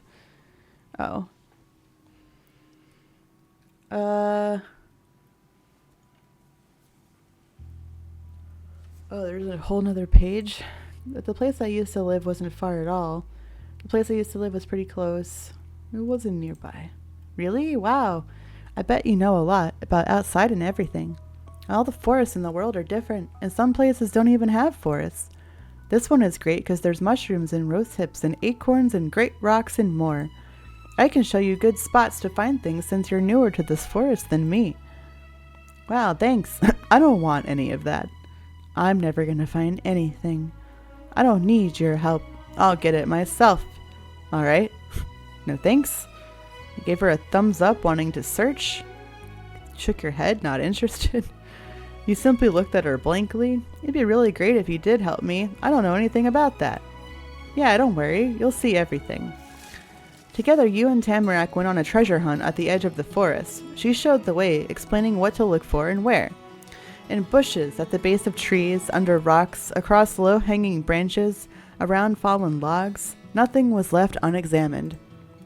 When Tamarack found something worth saving, she placed it on the widest, flattest stone in the path. That was to keep her fingers free to do more collecting. When you discovered something you wanted to take with you, you placed it on the table instead. Your piles grew rapidly as the two of you dashed back and forth from the clearing near the house and the wilderness a few feet away. Just like in class, Tamarack was fully focused and squinting hard. She only ever stopped snooping to rub her tattered sleeve ends into her eyelids, and then kept going. Maybe dirt was getting in her eyes with how close she kept getting to the ground, and maybe bits of twigs too, since she wasn't afraid to shove her head into the brush. Leaves did get stuck in her hair, same as the first time you'd ever seen her.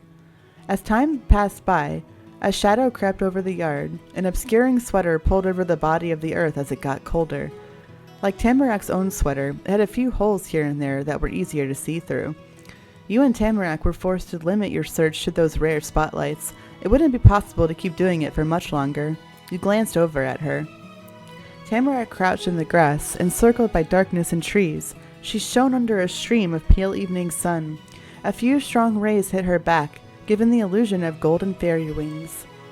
Seeing her there that way made so much more sense than when you saw her in school or her grandparents' antique house. That was what was natural to Tamarack, being in nature. Even her name was a kind of tree. When Tamarack officially announced the end of her hunt, the day was reaching its end too. That was probably the only reason why she was stopping. Thanks to Tamarack, your treasure pile had turned out as big and varied as hers. All that was left to do was gather it up. That was easier to think than to do. You struggled to get each one of the small, mostly round valuables into your grasp. Tamarack couldn't scoop everything in her hands at one time. Pebbles and rose hips rolled out of her grasp and off the stepping stone. That was close enough for an impatient kid. Tamarack rushed over to show you what she managed to find and carry. This is what I got. She nudged her hands full to bursting with wonderful things even nearer. An acorn dropped to the ground. Here, take whatever you want. But that's yours, and I already have a lot of that. I know. You have your own for yourself. You can take part in mine so you also have things to give away. Or maybe you'd want to share what you got and keep the ones I give you. Something like that.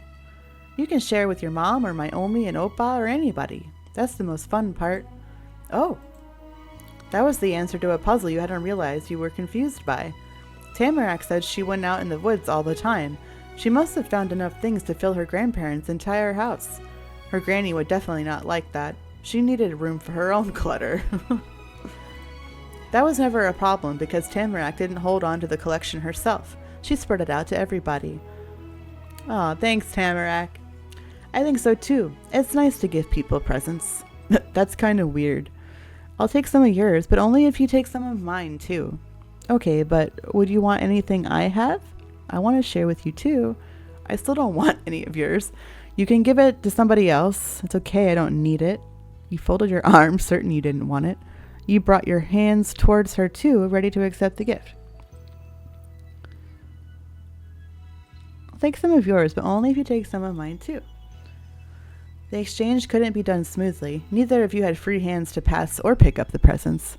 Tamarack settled for dumping part of her pile over the stuff already in your right hand. Then you shook some of the finds of your left hand into her palms. When the trade finished, you had almost exactly the same amount of goods, but it didn't feel the same. You knew that in one hand... Sorry. You knew that in one hand you held the treasures you'd found with your own effort, and in the other hand were gifts from your friend. Both were important for different reasons. Still grasping a loose collection of forest finds, Tamarack marched off to the side, out of her backyard, and into yours. You went after her curiously, unsurely, frustratedly. Where are you going? Wait for me! Tamarack, we can't go far. Hey, that's my backyard. You can't go there. You watched her go worried or concerned? Unconcerned. Let's go look at our backyard. How have we not gone back there yet? I'm going to Q's house. He's going to be surprised. Oh. He's not there. Oh yeah, that's a great idea. Well, it's probably okay. Alright. Oh, I thought we were going to my house. My backyard. You kept going, but more nervous now. But kept going more excited than before. Regretted that you were doing it. No, I don't want to go to Q's house. You can't go into Q's yard without asking. No, we can't we'll go to my house. No. You only did that by yourself by accident, so it didn't count. Oh, it's okay. Wait for me. I'll be right back. Tamarack crunched through the long grass and a million leaves. She really was doing it. Nothing could stop her. The sidewalk in front of the houses was a big half circle, and the back of them curved like that too. You stopped being able to see her after she rounded the far corner of your house. Your ears didn't pick up the sounds from her boots anymore either. You were all by yourself. It was fine. You could just wait. That was so annoying. You got abandoned by Tamarack while at her own house. That was sad. She left you there alone. That was boring. You hoped she would be back soon. That was worrying. What if she got into trouble? That was worrying. What if something happened to you? That was kind of cool. You had the whole place to yourself. That was worrying. What if she got into trouble? You'd have to hope she was done before her Omi came out to check. Finally remembering your full hands, you glanced down. You'd been standing still with the treasures pulled in your fingers. The ones on the bottom of the heap were warm. It was hard keeping a perfect cup shape, and there wasn't anything to do with them. At least not right then. You were going to put them on the table again, but realized it'd be smarter to put them in your bag. They'd be safe there, and you could take them home with you. You sat on the ground and watched. You swung on the swing. You kept standing and watched. You sat at the table and watched. Oh, we're swinging. Well, kind of. Mostly you flopped on the tire and let it drift in lazy sweeps. It wasn't fun, but you didn't want to have fun. That was impossible. For a while, you squinted at the treetops through the dappled light. You couldn't see much past that. Same as the sky itself, the thick forest could take up your whole view. It could be everything there was. But unlike the sky, the canopy was solid and almost in your reach. If you were an extremely tall adult, you might be able to touch it. That was another thing you liked about it. It wasn't some far-off thing that was barely real, like air. The forest was immense, but it was really there for you. And then, all of a sudden, you weren't the only kid in the big wide world anymore. The noise was the first part of Tamarack's presence that reached you, but the rest of her wasn't far behind. Tamarack came sprinting around the bend, kicking up a flurry of leaves behind her. Both her hands were waving in the air, too. They were empty. Tamarack got past the stone pathway like it was the finish line to a race and crumpled into the grass, laughing. But the giggles turned into achy yips once she landed all the way down. Ow, ow, ow. I fell on the rocks in my pocket. She laughed some more, and owed more too, each one taking its fair turn. Why do you have rocks in your pocket? I thought you were going to give them away. That's why you went to Q's house, right? I gave Q my things. I still got the stuff you gave me. I feel like this is loud. Hold on. Turn down just a little bit. Oh, thanks. Tamarack rolled off her side to settle on her tummy. She squished her big cheeks against her little fists, and she kicked her feet in the air. The rubber boots flopped around on her feet. You got the swing to stop and pushed out, then went over to where Tamarack was sprawled. She looked up at you. Her smile puffed at the sides like it did a lot. It was an invitation to join her below. You did, sitting carefully on the cool lawn in front of her. Q cleaned up trash, and now he's going to get a surprise from the forest. Tamarack had enough excitement for 2 kids. Kate, out of all the friends I have here, you're the best one. It still surprised you that she said that. You'd heard it before, a long time ago when you first came to her house. If she was going to say it again, you figured it would have happened way before, but she wanted to do it then. She kept going. We came to the same exact neighborhood, almost at the same time, and are the same age. You have fun outside, and I do too. We both got scarves. I've never ever met a kid who was just like me. That's important. That's serious. Tamarack had started shouting, then sucked in the loudness with a breath, and what came out next was low. You had to really listen to know. You and me are gonna be friends forever. That's so cute. Those words were something more than a regular promise, more than a pinky promise, too. It was a swear. Not the bad kind of swear, though. You're my best friend, too. Best friends forever.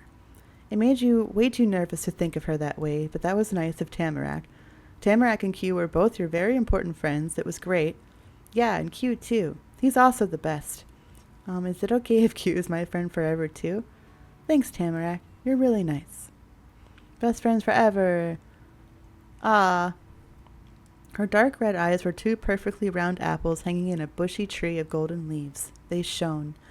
The swing, the searching, the secret trip to Q's house, each were complete, and at that point you were pretty sure Tamarack's final plan was to stay right there until grass grew around her.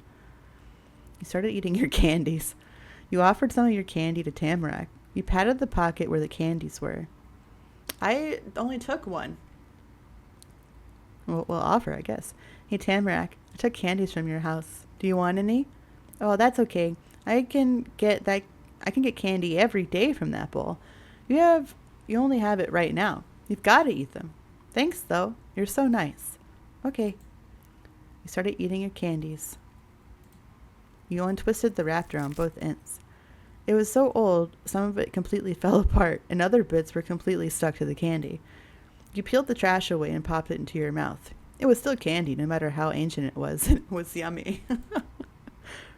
It was that moment when a door creaked open and 2 smiling faces looked out over the yard. Your mom and Tamarack's grandma came to get you. In a panic, you swallowed the candy and shoved your fistful of garbage into your pocket. It sat heavy in your stomach, but they'd never know that. Hi, Kate. Sorry to interrupt, but we've got to get going. Aw, bye, Kate. I'm going to stay outside. Sending a smile to Mom, you pushed yourself to your feet. Bye, Tamarack. Mrs. Bauman didn't even question Tamarack remaining laid out in the grass. She left her granddaughter there and guided her guests in through the back door and up to the front one. Why couldn't you have gone around the house instead of through it? It was too late to tell them that, because it was already done when you'd realized it. Mrs. Bauman stopped at the entryway, opening the door and fitting herself into a rare opening between the furniture to clear the path. Your mom kept going past her, nice and orderly. On the porch, Mom halted and turned. The hostess had moved to stand in the doorway, so they were face to face. It was so good to meet you two. I'm sure we'll be seeing each other often. Good day. Of course. Goodbye, and thanks for the talk. Mrs. Bauman nodded kindly and slowly pressed the door forward. Mom waved until she was doing it to a plank of wood. The door was shut. Then she let her hand drop and talked to you. Busy day, huh? But that was good. The words went high, a sound of relief instead of low, which would have been real contentment. Instead of just something good happening, it was more like when you avoid something bad happening. That was still good, but in a different way than if nothing had been at stake. Time to go. Except, before you left the Bauman porch, something made you stop in your tracks. There was a stranger strolling into the cul-de-sac, rolling a bike along with them. It was almost as long as the person was tall. The sight had a totally different impact on your mom. It pulled her forward. Oh, it's Mr. Lin. Mr. Lin? Like Mr. Q Lin? That was Q's dad, probably. It could be an uncle or a way older sibling. He wore a pale green sporty jacket and also nice black dress pants. His hair was super neat, but styled in a fun way that most grown-ups didn't have. That kind of introduced him to you without needing to say a word. Mr. Lin, whoever he was a real professional, but not all strict about it. Though wait, why did your mom already know that? Oh, what? How do you know him? What? We've talked about him many times, and you know Q. That's his father. Okay, Q's dad it was. That didn't answer your real question. You racked your brain for the past conversations your mom was talking about. Ma, nothing come up. Mom? Mother? Wait, he said he had a mom. I was gonna say, like, what? Mom? Are you being a homewrecker? What is this? I don't know, Mom. It seems sussy. Okay. Go along with it. Yeah, I know Q, but I've never heard anything about his dad. Confusion screwed up her face. She was convinced that you knew as much as you were sure that you didn't. Wait, that's right. Suddenly she laughed and pressed a hand to her cheek. I never called him by his name to you. It's the real estate person who helped us find the house. Okay. All right, good. Oh. Memories of Mom pacing around in your old apartment, getting excited whenever the real estate person would call with news, played behind your eyes. That was Q's dad on the other line the whole time. I've seen his picture. He has a website, and we've chatted over the phone. Yesterday was the first time we met in person. That's who I was waiting to get our keys from. We'd arrived extra early, and he couldn't break away from some other appointments until the evening. You glanced away from your own parent to Q's. It was easy to see how the two were related. They both looked really pleased with themselves and the whole world, even when nothing was happening. Q and Mr. Lin both liked bikes, too. When you turned back to Mom, she had a huge, encouraging smile on her face. Let's see him over there. It'd be hard to move the bike for him to come to us. Mom's attention was split between gesturing for Mr. Lin to stop and getting you to go with her. One of her hands went up and the other went down. Hello. Q's dad reined in the moving bike and stood in place. Next he waved. Hello, Miss Sith. What a coincidence running into you out here. Good to seeing you again. It's nice seeing you too. This is my child, Kate. So they're the one. Hi, Kate. Your real estate agent folded his arms and tilted his head down. The hair in front of his face fell away, letting you see him clearly. This is a big moment. I can finally introduce myself after hearing so much about you. From your mom, of course. But Q had his own contributions. It felt like meeting a celebrity in person. Oh yeah, Q told you himself he'd talked to his parents about what happened yesterday. Mr. Lin knew things about you from 2 different people. Hello, Mr. Lin. Hi. Hey, are you the real estate person? I am famous in this town. Everybody is amazed to meet me. It's not that big a deal. What did Q tell you about me? You asked eagerly. What did Q say? You asked suspiciously. My mom told you about me? How come Q never told me his dad was our house buying person? You're really nice. Stop making fun of me. You waved hello. Whatever they said, it isn't true. You silently stared. You ignored him completely, tired of all these people. You grabbed your mom's shirt for security. You gave him a friendly smile. You looked away shyly. Hello, Mr. Lin. You're so polite. Then Mr. Lin adjusted his glasses in the topic of conversation. Welcome officially to the neighborhood. I wanted to come by, see how you were settling in, but I wasn't sure when would be a good time. I hope to catch both of you. There's an unfamiliar car in the road. I'm guessing that's yours? But the house is dark. Neither of you look to be around. Yes, that's ours. I'm sorry you missed us. We were meeting the neighbors to the right. Tamarat kindly invited Kate and me to her home. Dorothea and we had a talk, and we, very briefly, saw Ernst passing by. Don't apologize. That's perfect. If you get the chance to visit the Bauman house, I'd say take it. And now you can come meet the other neighbors. Well, one other. You're already well acquainted with Q, and we've said our hellos here. Do you have time to swing by? Personally, I'd love to introduce myself to Mrs. Lin. She was really only answering for herself. Your mom asked for your thoughts before deciding on another meet and greet. Can we go see Q's mom, Kate? Okay. Thank you. We can stop by now. That's great. Give me just a minute. Mr. Lin patted the handle of the bike, bringing attention to it. That was something he needed to deal with. He coaxed the set of wheels to move with an expert hand. He got it across the road, up the curb, over the grass, and onto Q's, also his, entryway. Mom gradually made the same trip. She kept a lot of distance between her and the real estate man, not wanting to risk even a slim chance of getting in the way. You went along at Mom's pace, so you stayed together. Mr. Lin rapped his knuckles on the white door of the red house. He busied himself during the wait by tapping the bike handle instead and humming a soft tune. Does nobody have keys to their own house? Someone, though it was probably Q's mom, opened it halfway to attend to a guest. The door was thrown open all the way the second the person realized who was there. Hello, honey. Hong, did you lose your key? With an unapologetic laugh, Mr. Lin stretched past the bike's front wheel to greet his wife by kissing her cheek. No, I wanted you to come over. I figured this would be the quickest way. Our new neighbors are here. Mrs. Lin peered further on, and there were the neighbors, you and Mom. Still staring ahead, Mrs. Lin stepped forward just in time to bump into her husband. He had made a move to get into the fenced area of the porch. Mrs. Lin gasped, and the bike shuddered a metallic cry. Mrs. Lin hastily grabbed the seat cushion to steady it. She leaned to the right for her next attempt to pass. So did Mr. Lin. Mr. Lin settled on pressing his back to the little wall by the door while holding up the bike against himself. Mrs. Lin finally managed to shuffle by and reach the sidewalk, but not before muttering bashfully, "Sorry, sweetheart."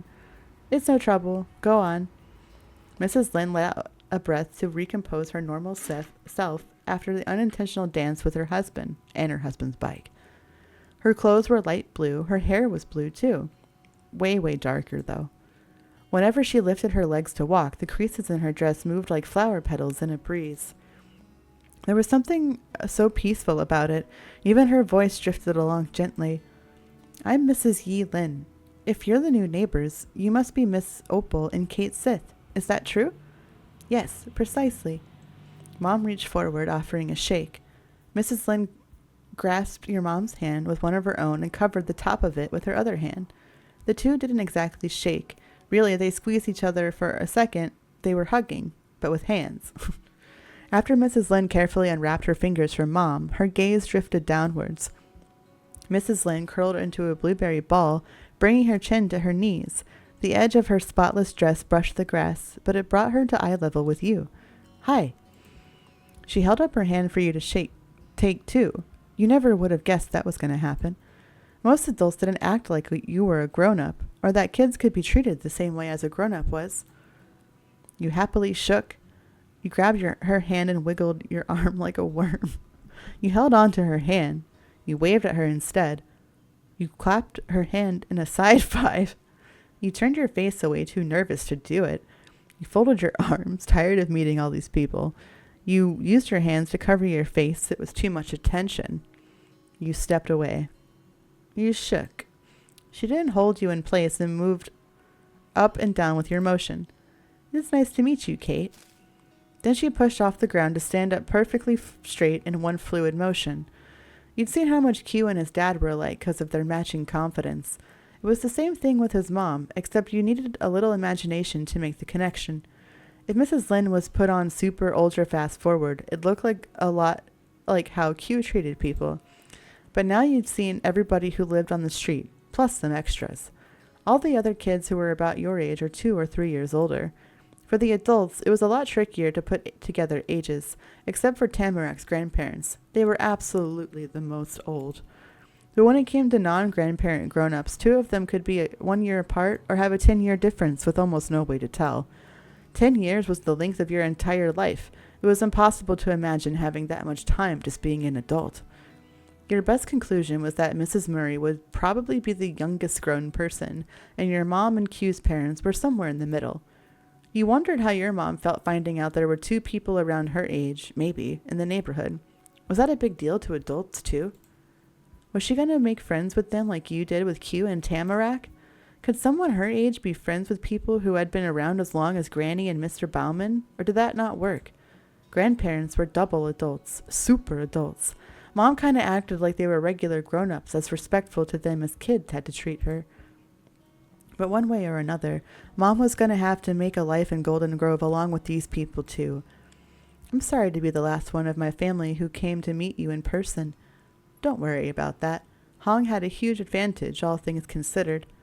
Your mom quirked her lips good-humoredly. Although Q also beat you to it, and that was a closer race. Oh, a joke. A teasing one, even. Mom made an attempt at being less professionally polite. You watched on at this adult interaction, wondering how it would turn out. Seemed to go pretty well, 'cause Mrs. Lin laughed. He was very excited. There's never been another child next door, until now, when two have come at the same time. Well, I hope Kate and I have lived up to expectations. I'd like to make a good impression on the magnanimous Q Lin. The other Mr. Lin came over and joined the conversation, showing off his now free hands with a shrug. He had gotten the bulky bike onto the porch jail between the mailbox so he could stop pulling it around for a second. Q has been out with his friends since school ended, so we've yet to hear about what happened when he popped by your house in the morning. But I'm certain the new neighbor, Miss Opal Sith, will get a glowing report over dinner. Thank you. I'm usually the one giving performance reviews. Who knew it was so nerve-wracking to be on the receiving end? Oh yes, terrifying. That was the type of humor your mom liked. Dealing with people who was her whole job.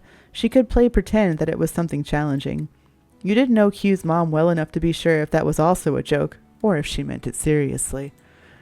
But you guessed anyway. She sounded actually scared of the idea. Plus, Mr. Lin went for an earnest answer instead of messing around. He had to know best. You ladies have nothing to fear. No one is going to give you a failing mark. Trust me. And I can already report that my son is entirely fond of your child. Now that is wonderful news, because my Kate is just as attached to your boy. That was right. Q and you were already great friends. The final neighbor you met spoke sweetly, and on behalf of the entire family. We'll have to give them plenty of time to nurture their friendship. Mrs. Lin slipped her arm around Mr. Lin's. They were unified physically and legally, and in this opinion. I'm glad we're all on the same side here. Q's parents were as cool as he was. Now I need to apologize myself for cutting this introduction so short. We have to get home. There's more unpacking to do before the day is over. I absolutely do want to speak more another time, though. Oh, that's fine. Yes, we understand completely. I imagine it's a big job. Getting a new house in order always is, even when it hasn't been left to collect dust. Now that's true. I'm still dealing with it. A bit. Luckily, it looks as if most of the furniture already there will be worth keeping after a good scrubbing and polishing. Is that so? I thought that'd be the case. It was quite a perk of the property. Seems they had good advice picking a location. That was said with a sly smile and a side eye to her husband. Mrs. Lin had a streak of charm, too. Thanks, honey. Mr. Lin put a hand on the back of his head and one on the corner of his glasses before leaning back to laugh. He wanted to make sure nothing fell off, you guessed. But if you do need help with any heavy lifting, you're welcome to let me know. Yes, please do, Frank. I'll call Yi. She was a gymnast in college and can do more pull-ups than me. Suddenly, Mrs. Lin's dark eyes went saucer-wide. She couldn't get them back to normal size, so Mrs. Lin slammed them shut instead. There wasn't a way to get the rosiness off her cheeks. That was the biggest reaction you'd seen from Q's mom so far. She was the one who started the praising. Hong, please, we should both help if it's needed. Your mom got a chuckle out of the exchange, too. There you have it. The Lins are at your service. Thank you for the offer. Thank you for coming, Opal and Kate. You're both welcome over any time. Goodbye. Good evening. Bye, Mr. and Mrs. Lin. With a come-along gesture angled your way, Mom turned to leave. The two of you followed the sidewalk around to the center of the street. From there, you stared up at the grand old building you were allowed to live in. It was yours and Mom's. After walking down the road into town, attending the school, and visiting with the neighbors, this place was where you were turning at the end of a long day. Oh yeah, totally, Frank. Is my voice sensual? Is this a good sensual voice?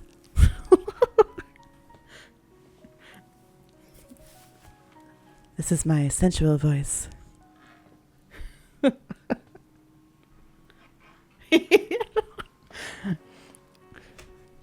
Yeah, that'd be fun. Yes, alright, I'll take the job. A thought struck your heart as much as your brain. You were going to be seeing that view for a long time. No matter how unfamiliar each sound and person in Golden Grove was then, one day it was going to be normal. That was exciting to picture. You could be like Q, someone who knew the ins and outs of everything. Someone who actually had memories and bonds with the place they lived in. As if the world or your mom was trying to prove this would be a regular thing for you. Mom didn't pause breathlessly at the welcome mat like she had the day before. She just took out the same black spiral keychain loop she'd always used and picked one of the keys off it to unlock the door. Mom put that house key on the coil? I guess so. Then she went in, not doubting that you'd do the same. You did. We still haven't seen our backyard. She hit the lights. For all your musing about normalness and regularity, when you glanced around the living room, it was a bit too familiar. You'd been at school for hours, seen and done so much, while your mom was supposed to be here unpacking. So why did it look exactly the same? Wow, called Mom out. Almost exactly. The stuff you slept on had been put away. Still, there was the same mountain of boxes piled unevenly in a corner, the same sheets draped over the furniture.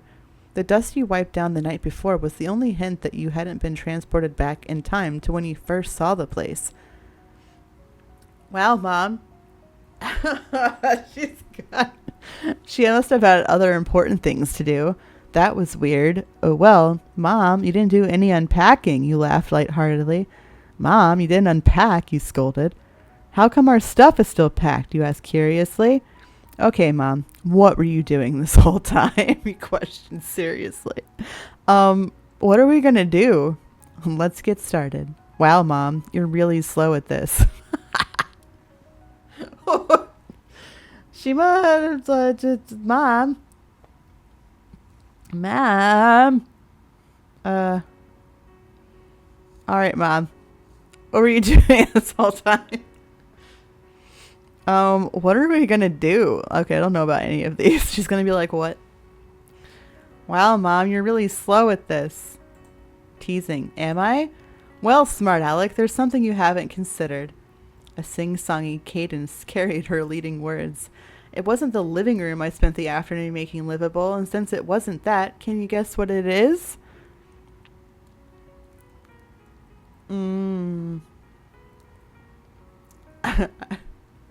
My room or your room? I was gonna say the bedrooms.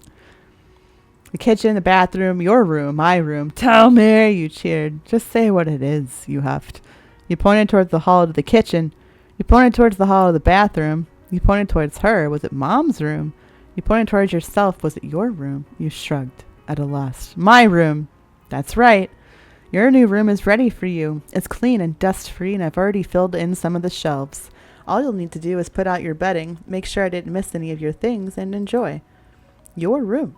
Your room was there and waiting for you? Mom was the best. Sorry, Mom. The amazement was clear on your face. Your mouth was wide open, after all. It made your mom grin widely. Go check it out. I'll be in my own new room. I've gotten a couple hours of work into dressing that up, but it's not quite ready yet.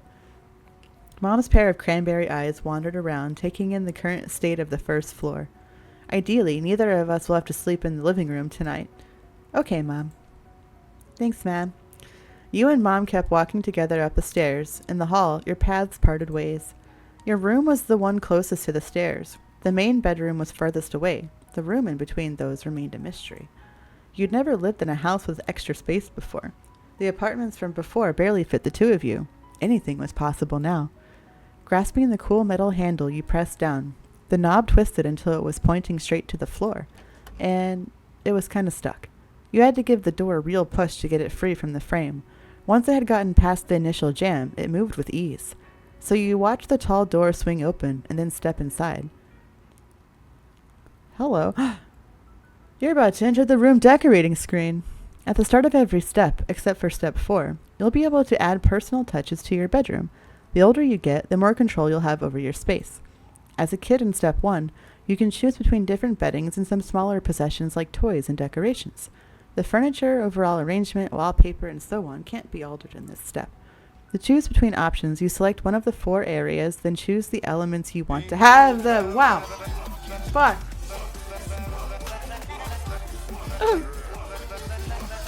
Hello? Lady. Thank you for the raid.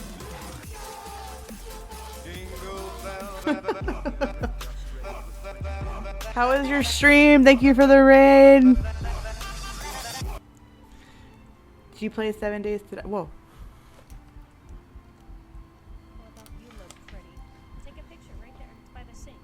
How was it? Wonderful as always? I'm glad to hear it.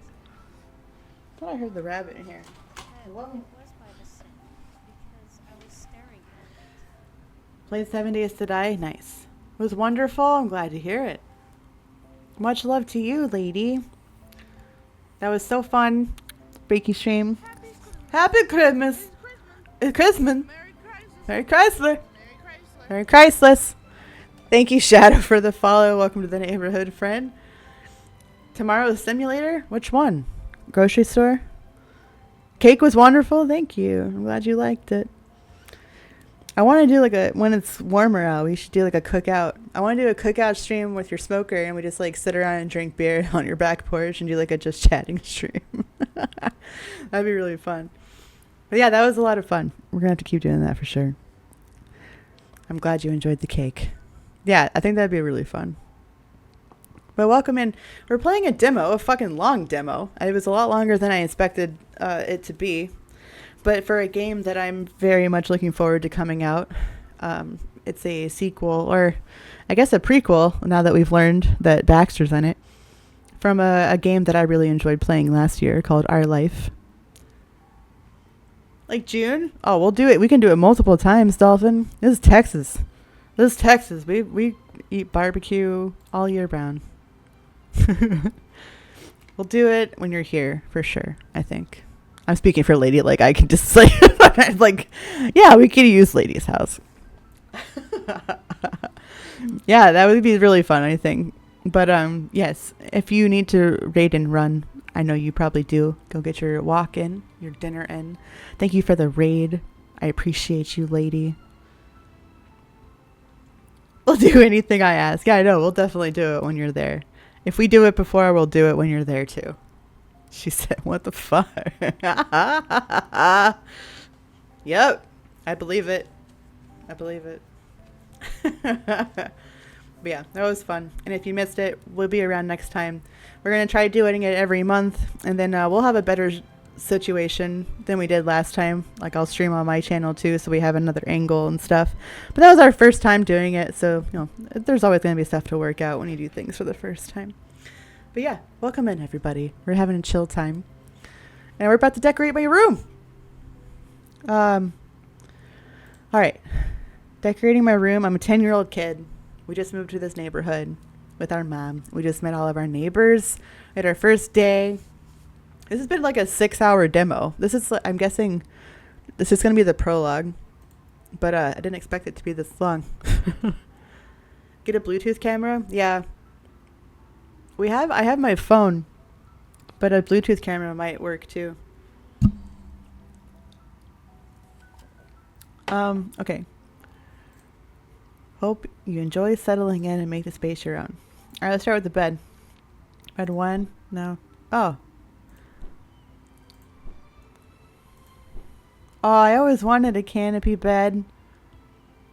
Helmet? No. Oh, that one's cute.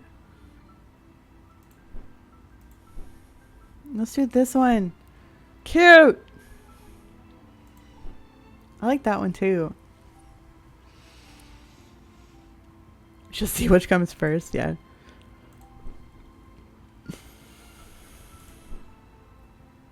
Although my bed was never made when I was her age. I can't decide between, I like this one or this one. This one kind of seems a little too grandma. But I like it. I'm gonna go with it. You can always change it. Crayons. Bird. Just all of it. Books. bracelets, glowing stars for sure. I had the shit out of that. I was also in music and band geek. Stuffed rabbit. It was all of it. All of it. No kickball. Oh. Okay, that's everything. Done. And done. Wow, your room was something any kid could be proud of. It was wonderful. You were so happy. It almost made you sad. Oh. That would do. You did the best you could with what you had. Well, it wasn't great. This place had your favorite things. I made it good no matter what. Your room was all right. Maybe it'd grow on you. Maybe you'd hate it in a few days. It was completely terrible. Oh.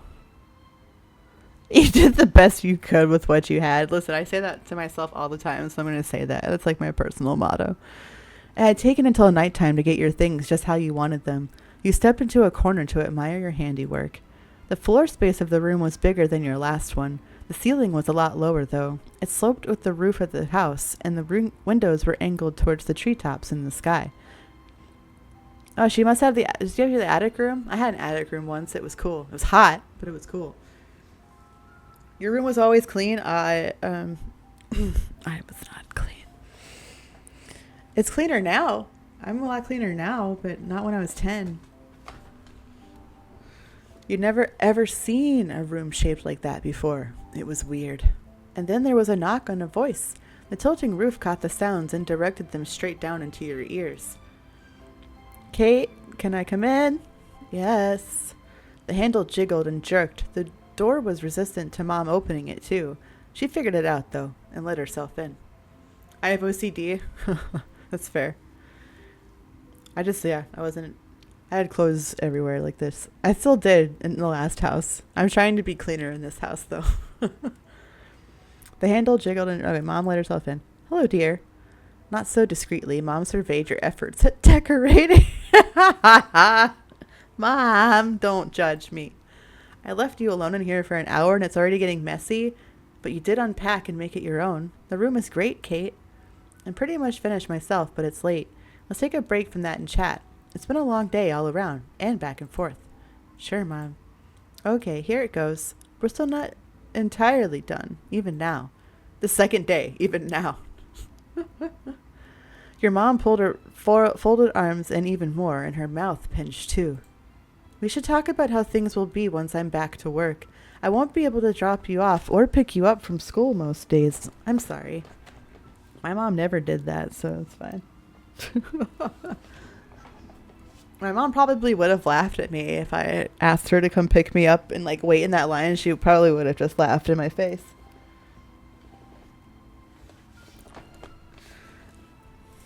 It does seem common for kids in this town to walk or ride bikes to class, at least. I mean, I'm fine to walk with my friends. It's fine. You had a bike with training wheels. You owned a skateboard, not a bike. You had a scooter instead of a bike. Scooters were a big deal when I was 10. Razor scooters were the shit. You had roller skates. You weren't a bike rider. I also had roller skates. You didn't have anything you could ride. I had a bike, too. I liked riding bikes when I was that age. That was another thing Mom made extra sure it got moved to the house, along with your backpack. She must have known it would come in handy. It'll be up to you if you'd rather go on foot or use your bike. You got to see the way there, and you shouldn't ever be the only one on the path. You weren't scared to do stuff without her, but you liked spending time with Mom. It would have been fun to go together at least sometimes. Oh, she'll be off sometimes. Well, she had to do her job. You just have different kinds of fun. Accepting the inevitable, you nodded. All right.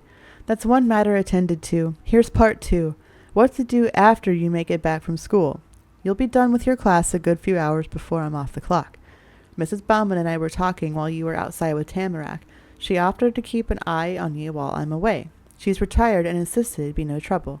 That can mean you go to Tamarack's house for the afternoon, or it can be Mrs. Bauman popping in every now and then to check on you if you're playing at home or outside.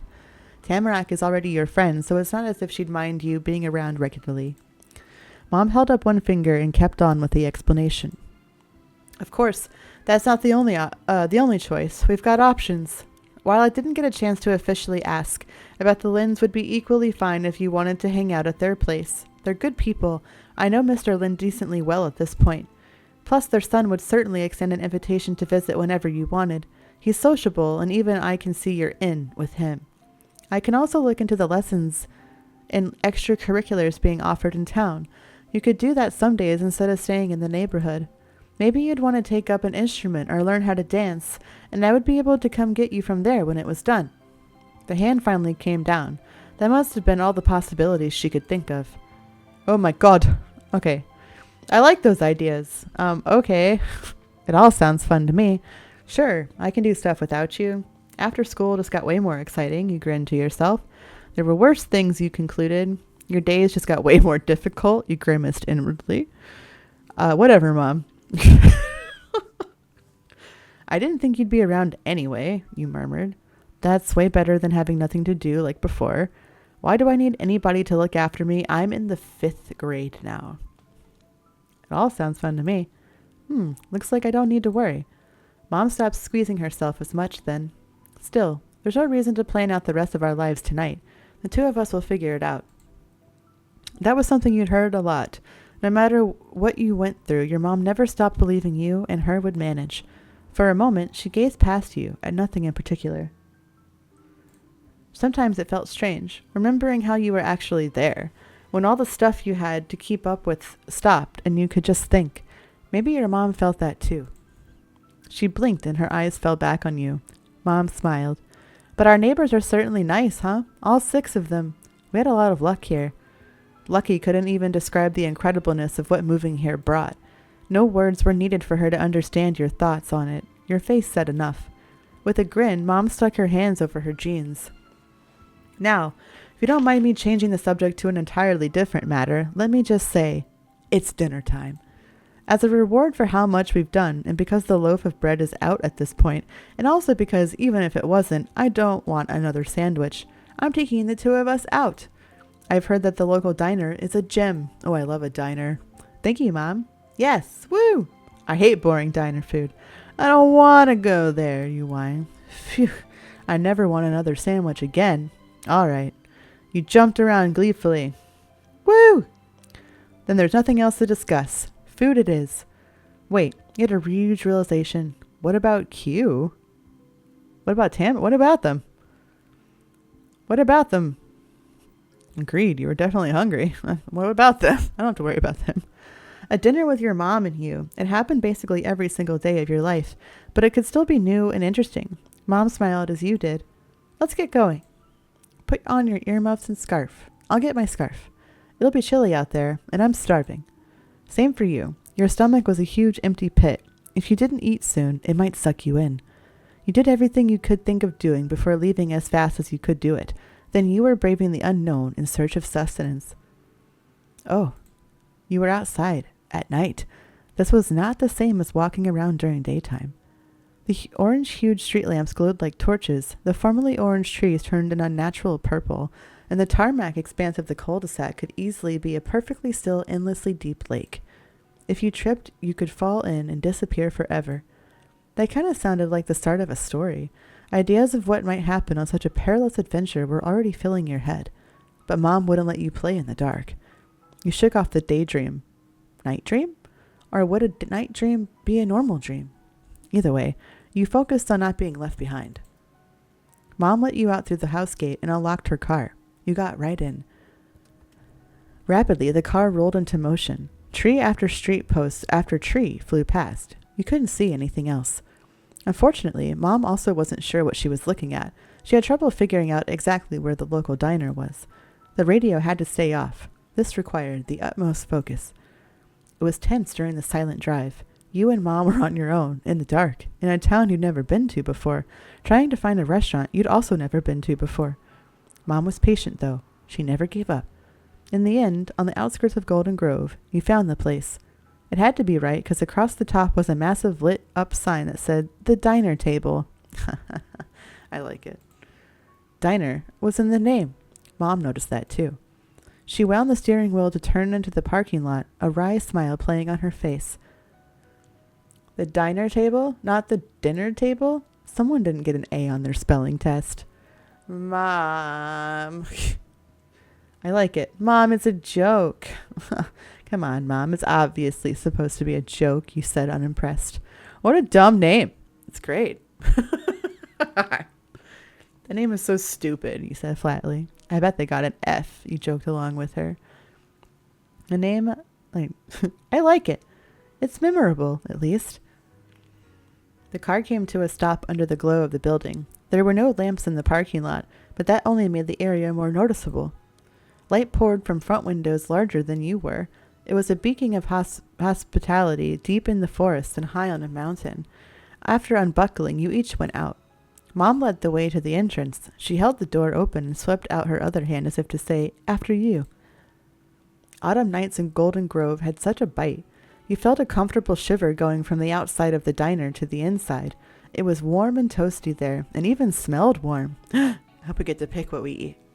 What are we eating? What do y'all get when you go to a diner? The inviting scent of hot food hit you first, and with a whiff of smoke underneath, you could picture the grill with charred steaks and hamburgers sizzling. And there was coffee, too, which somehow always smelt burnt, even though it was mostly liquid. Maybe that was why coffee was so dark. Someone found a way to overcook water, and other people decided to drink it. Including your mom, who never had a morning without it. Me neither, Mom. Me neither. Rubbing your stiff hands up and down your goosebump-covered arms, you glanced around once more. Who else decided to be there at the diner table on a chilly Monday? A man in a trucker hat jabbing a knife into a thick cut of ham, 3 sweater-clad women, each with a mug in hand, and some teenagers huddled in a back booth and splitting a stack of pancakes. Mostly, though, it was nobody. 10 times more people could fit, maybe 20 times, so you had a clear view of the room. The diner table was full of different colors. You could list off greens, oranges, blues, yellowish ones, but all of them were dark or faded, so it didn't feel colorful. Kind of like if your classroom had grown up and gotten old and sleepy. You didn't mind that. Nothing could always be new. Weird. Awesome. It was hideous in a cool way. There was no gym. That was no gym. It was a dirt clump. It was exactly what you'd imagine when Mom said you'd be going to the town's diner. How disappointing. You'd been right to want to have dinner there. You weren't sure about the place. The dark emptiness made it feel creepy. It was hideous in a cool way.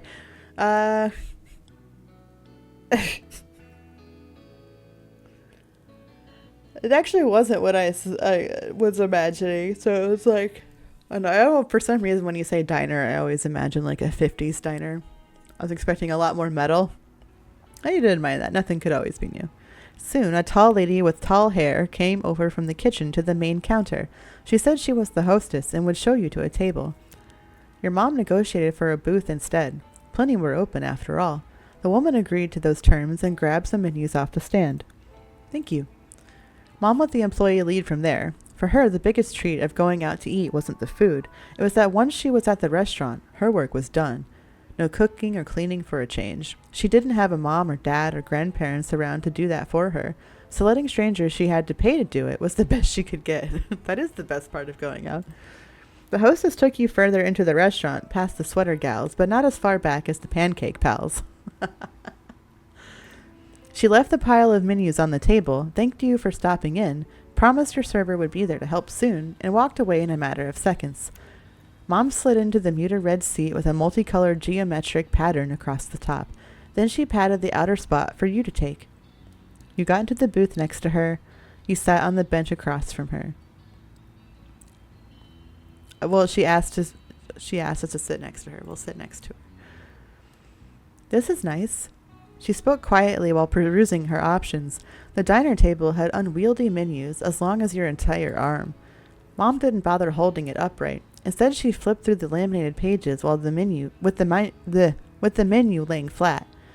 There was a lamp directly above your booth. It reflected blindingly off the plastic, but between the glare you caught glimpses of colorful pictures dotted in between the text.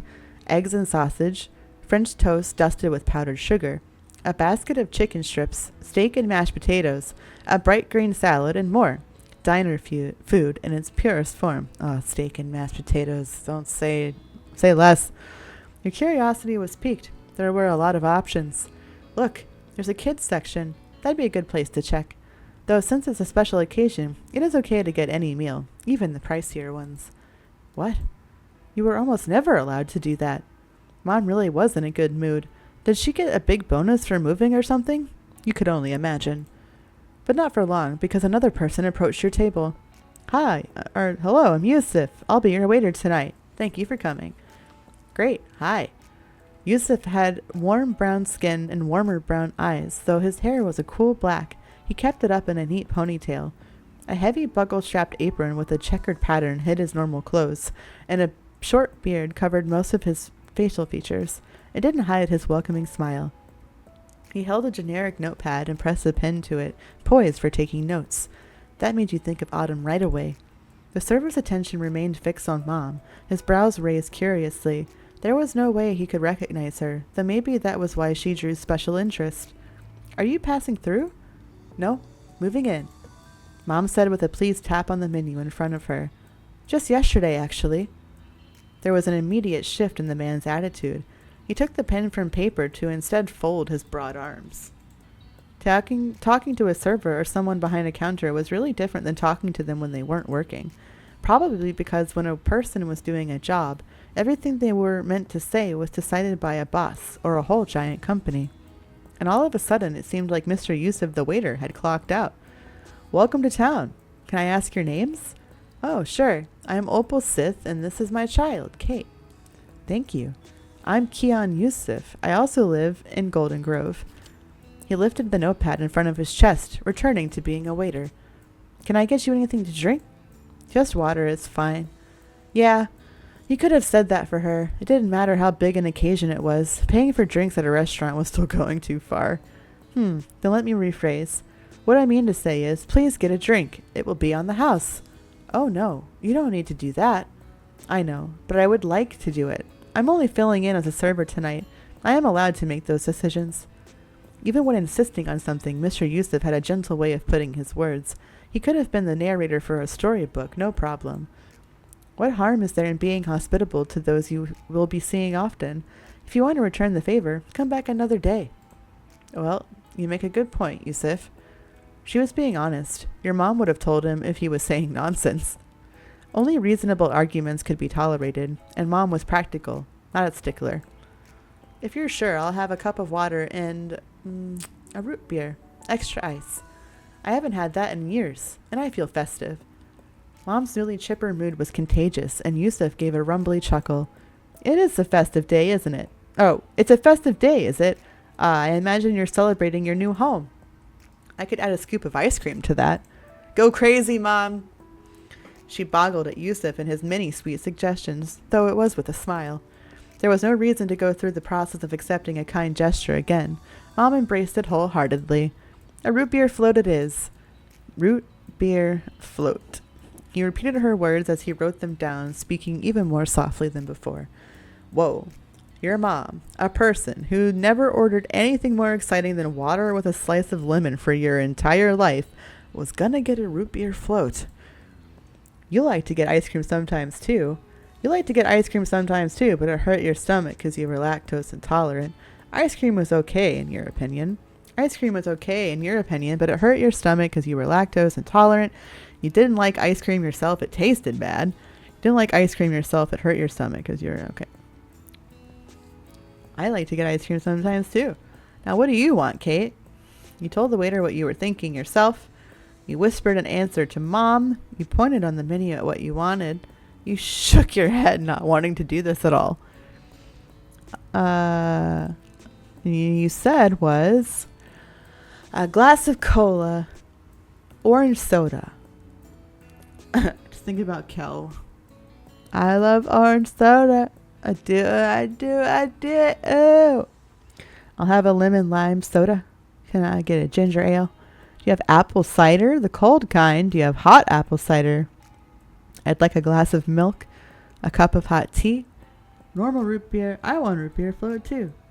Shirley Temples, a milkshake, like some hot coffee, or hot chocolate, or coffee. If I was a kid, let's see, I'm a kid. Shirley Temples. Shirley Temple.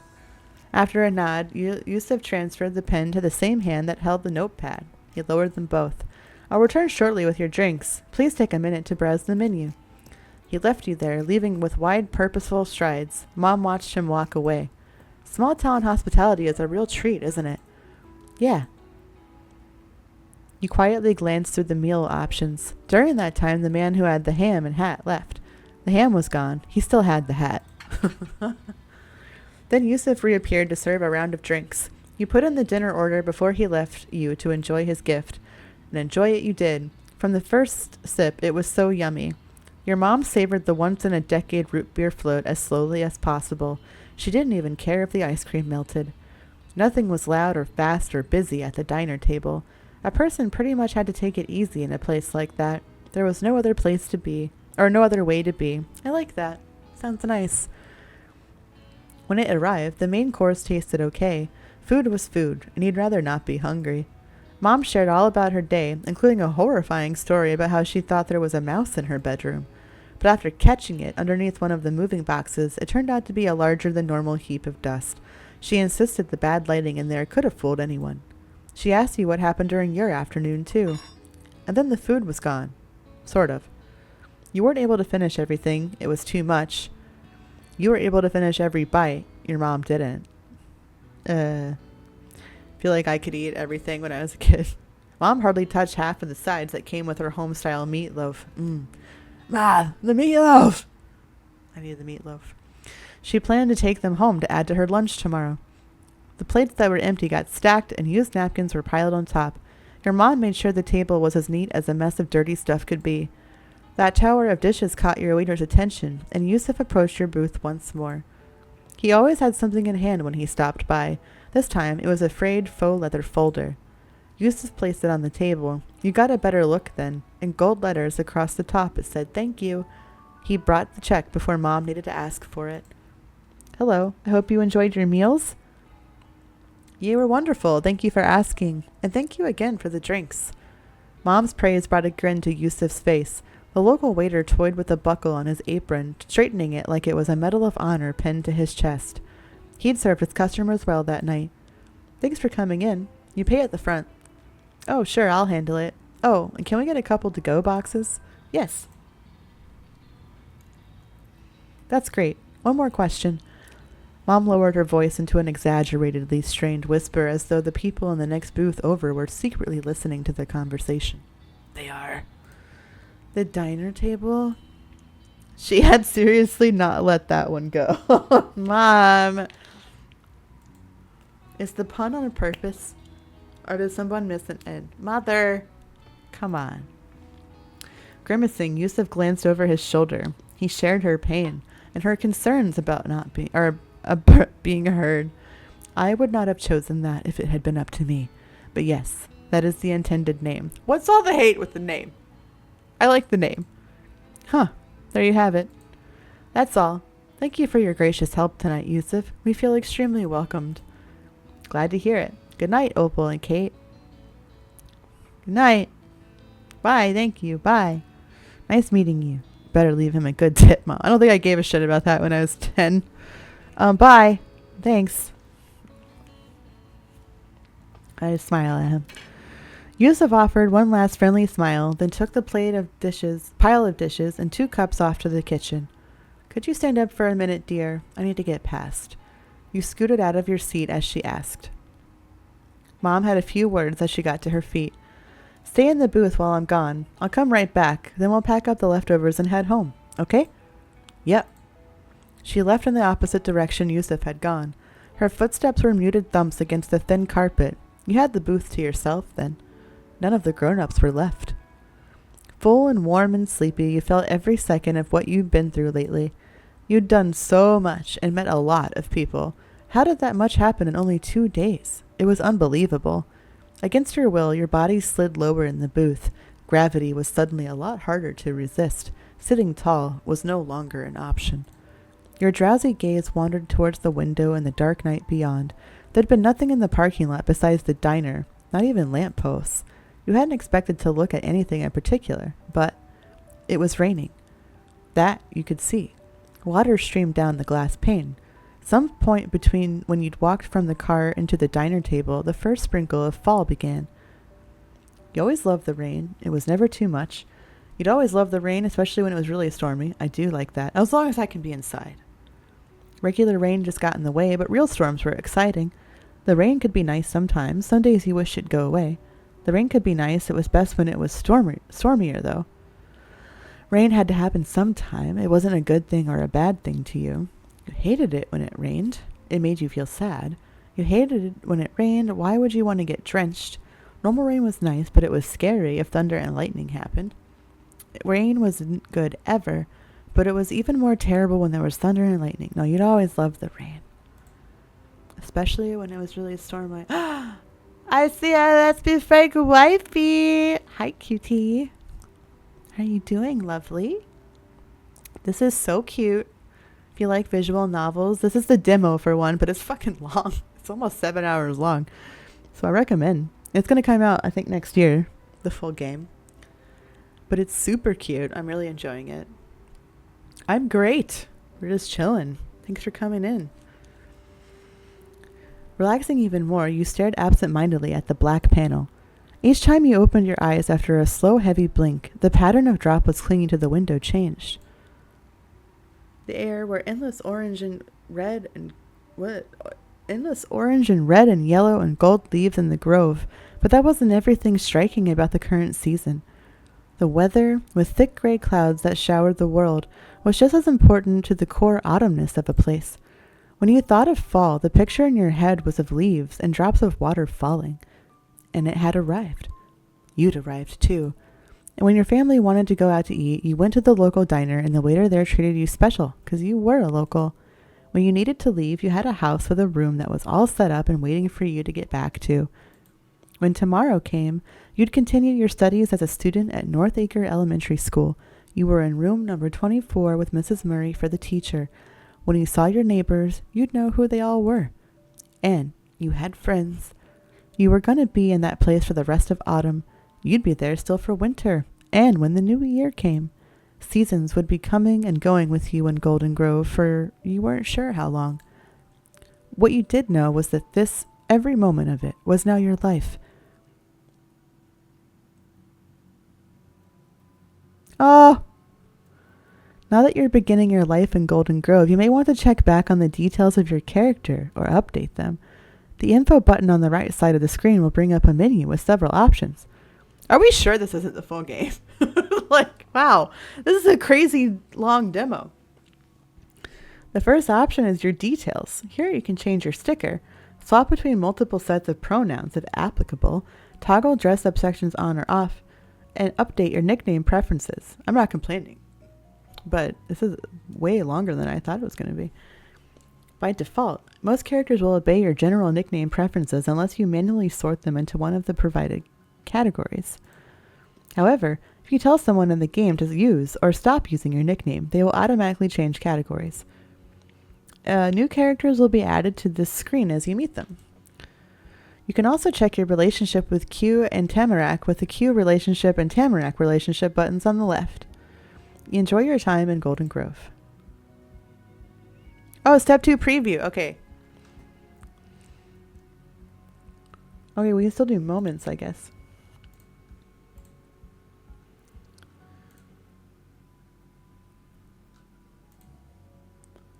A wax moment.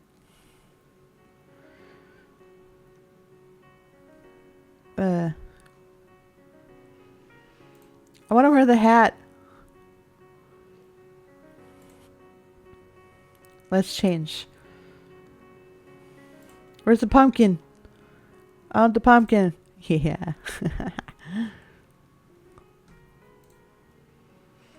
Hello again. We have another brief tutorial for you. It's time to explain the concept of linked moments. All the scenes in the game have bits and pieces and certain choices that will end up impacting later parts of the story. However, there are some sections that are especially tied together. The moment walks and the moment wheels are an example of that. They're linked moments. Even though you chose walks, you can still pivot to the wheels moment. That's because the two stories share an introduction. If you'd chosen Wheels first instead, the opening scene would be the same. In this linked opening scene, Q and Tamarack have different ideas of how to spend a weekend. You can be a tiebreaker or leave it up to them. But either way, the group will plan to do the other suggestion on another Saturday. When or if you choose to do the second moment in the pair, the game will acknowledge how it was already a set plan you'd made in advance. If you replay the game, it's definitely suggested to switch up the order you do moments to see how things change. Noted. There aren't any other linked moments in Step 1, though there will be more in Steps 2 and 3. It was Saturday, one of the 2 days in the week when there was no school at all. That was too bad. You were excited for Monday already. You'd had lunch at home with Mom a little bit ago. When she tackled the after-meal cleanup, your mom encouraged you to go outside while the weather was good. There was only a 17% chance of rain, she'd told you. And then when she went on to ramble about how it seemed in this town, anything over 20% was essentially a guarantee of at least some drizzling. The talk about weather had gone on for another minute before she remembered you were standing there listening. Mom urged you again to leave her to the dishes and go enjoy the weekend. It was under those circumstances that Mr. Q Lin had gathered both yourself and Tamarack Bauman in the center of the cul-de-sac for a neighborhood meeting. He had something he wanted to ask. Do you have bikes? No. She came out with a reply immediately. What? Q's shouted reaction was even more instant somehow. His brain hadn't been prepared for anything other than a yes. How do you live without a bike? Like this. The golden-haired girl did a little jig to show how great she was at living with no bike. She tapped her toes and waved her hands in the air. Q leaned his face away from the show. All right, okay. What about something else? Anything with wheels? Just like that, her limbs flopped down again. Tamarack squished her lips from one side of her face to the other, thinking. I've got a scooter from my mom and dad in one of the closets. That works. Q rolled with the change in expectations. Then he glanced at you. Laughing? Yeah, I got a bike. I had a Huffy, baby. I have a bike, too. Yep. He gave Q the answer he was looking for with a nod. Why do you want to know? What the fuck is it to you? No, I was kidding. I'm 10. You just stared at him. You lowered your eyes shyly. Yeah, I got a bike. Q's eyes sparkled. This conversation had finally gone the way he'd been hoping for. So you've got a bike. Nice. Q phew in relief. Finally, Q revealed the reason he'd been so keen on this wheel talk. You know, I'm meeting with the club today. Oh. Q's boys club, or boys club, whatever they decided to call it, him and those other 2 older kids, Baxter the cool boy, and the one you didn't like. It is sort of a club thing, but you can hang out with us. I thought we could go on a ride together and everyone would like it. Q scratched the back of his head with his left hand. Was Tamarack the only kid in Oregon who didn't have a bike? Oh, we're in Oregon, okay. You did, and Q did, and his friends must have too, so maybe. It'll be okay if we go on foot. We've still got the whole afternoon and the whole group. I don't want to go to the stinky town. Sorry. Calling Golden Grove the stinky town got a stunned chuckle from Q, but Tamarack was totally serious. Why can't we ride things in the neighborhood? 'Cause we live here? We always stay in the neighborhood. It'd be cool to leave while we can. I bet even you'd like where we go 'cause it's a park. There's plenty of trees and stuff around. Have you seen that, huh? It's on the opposite side of town from us, back where the high school is. The park is the best place to ride for speed and tricks. There's no cars or hills. But just walking around is good, too. Tamarack narrowed her eyes in silence. That itself was an obvious answer to Q's question. She had not seen the park. Wait. You did. So did Q. The neighbor on the right was thinking hard. Then she let out a sharp gasp as she hopped into the air like a tire popping. Is that the special thing? Whoa. Laughing and shaking his head, Q barely managed to give Tamarack a straight answer. No, it's not the park. That thing is totally in the forest. His snickers and voice got quieter the more they went on until you could hardly hear him. I didn't remember I'd said that. I should have written it down before school. After the total swerve Tamarack had managed to pull, Q took control over the situation again. Yeah, I could show you that, if you want to do it. You had to laugh. He'd kept Tamarack waiting, and it wasn't even part of the joke anymore. He forgot about it? That made it funnier.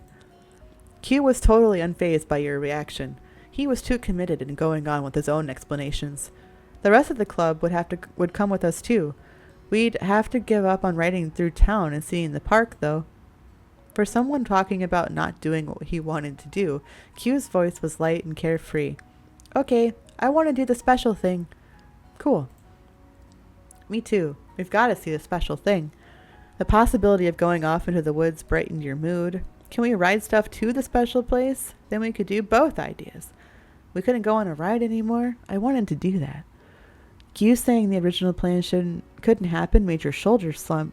I'd rather see the park than whatever's in the forest. You know, there's more days than today. There's time to do everything we want. Those two were talking just to themselves. You had nothing to do with all that. Glanced back and forth between them, too shy to participate. None of that sounded good to you, huh? You know, there's more days today. We can do everything. Laughing. Your sorcerer magic is at work again.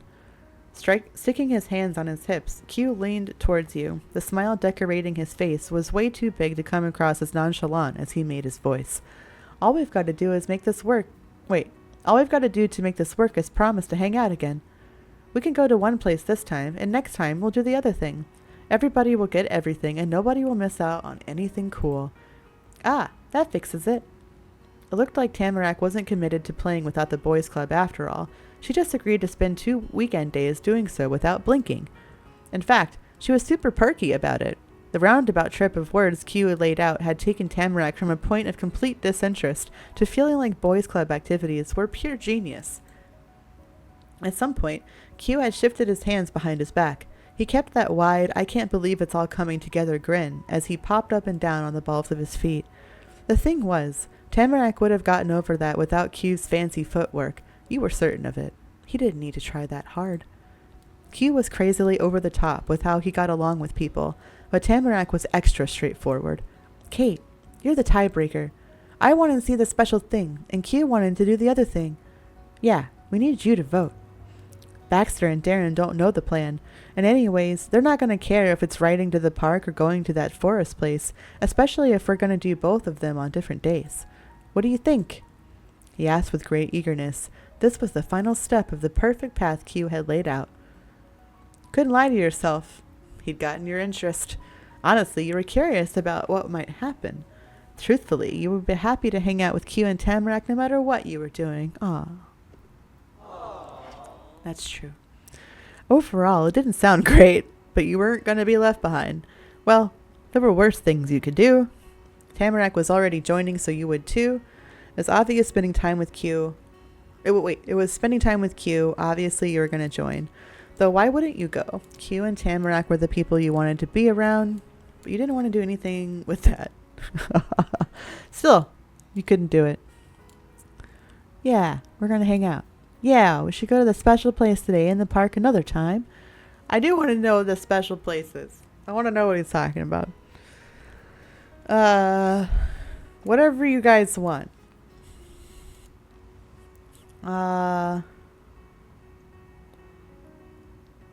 Whatever you guys want. Great. That was all part of the question. It didn't help the group figure out what they should be doing next. Tamarack and Q turned to one another, blank-faced. Then the shorter girl grinned fiercely. We'll have to fight. There's no other way. She held up her tiny fists, squeezed so tight they were even teenier than usual. No, that's okay. Hugh kept his hands wide open, flailing them in front of his chest.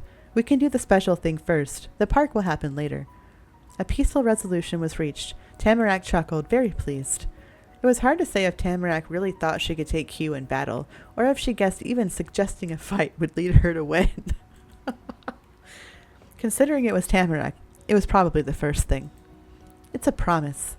It was. You and your friends had a promise. Freaking cute.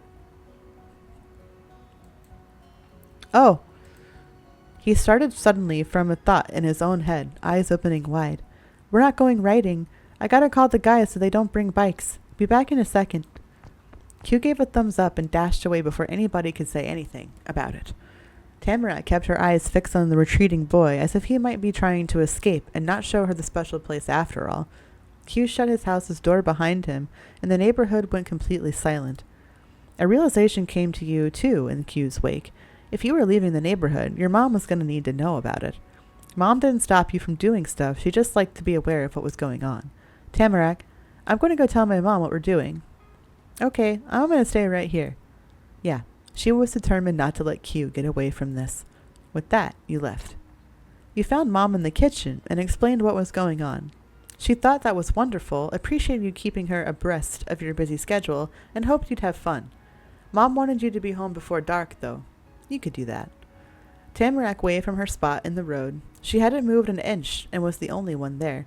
Q's job wasn't done yet.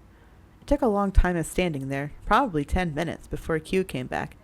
Eventually, though, he burst through the white door, yelling ahead of himself. He must have agreed that it took forever, because he wasn't wasting even a second then. It's all good. When Autumn arrived at the center of the cul-de-sac, he wiped his forehead with a gloved hand, then talked some more. Everybody ready? Yes. Tamarack's voice was low and serious. I am very ready. I'm ready too. And so, you and your two neighbors set out for places unknown. Well, unknown to most of you. The first leg of the journey took you down the hilly road. It was the only path out of your neighborhood. You had to follow it even to get to a super secret location. Your small group marched along until you'd arrived at the heart of town. You had to crane your neck to take in the full view of the swirling arch marked Golden Grove. It towered over Main Street and all the people in it. But it didn't distract you for long. You scurried out of the road before a car could come by. Q and Tamarack were right behind you. Being there felt different that afternoon. You had to pass through a part of Golden Grove on the way to school, and your mom had taken you around town to run errands and stuff. But none of that was the same as wandering on Main Street just 'cause. For fun, and because you could. Tamarack silently came up to your side. She made a squashed face out of sight of the local boy, conveying that she for sure still didn't like the stinky town. You couldn't get why. It was so cool. It's really cute. She was being silly. The town looked super nice. It was mean. Golden Grove was a good place. You found it to be disappointing in real life as for what you'd imagined. And she was right. You'd already gotten sick of the place. Personally, you lost your original interest and just thought of it as normal.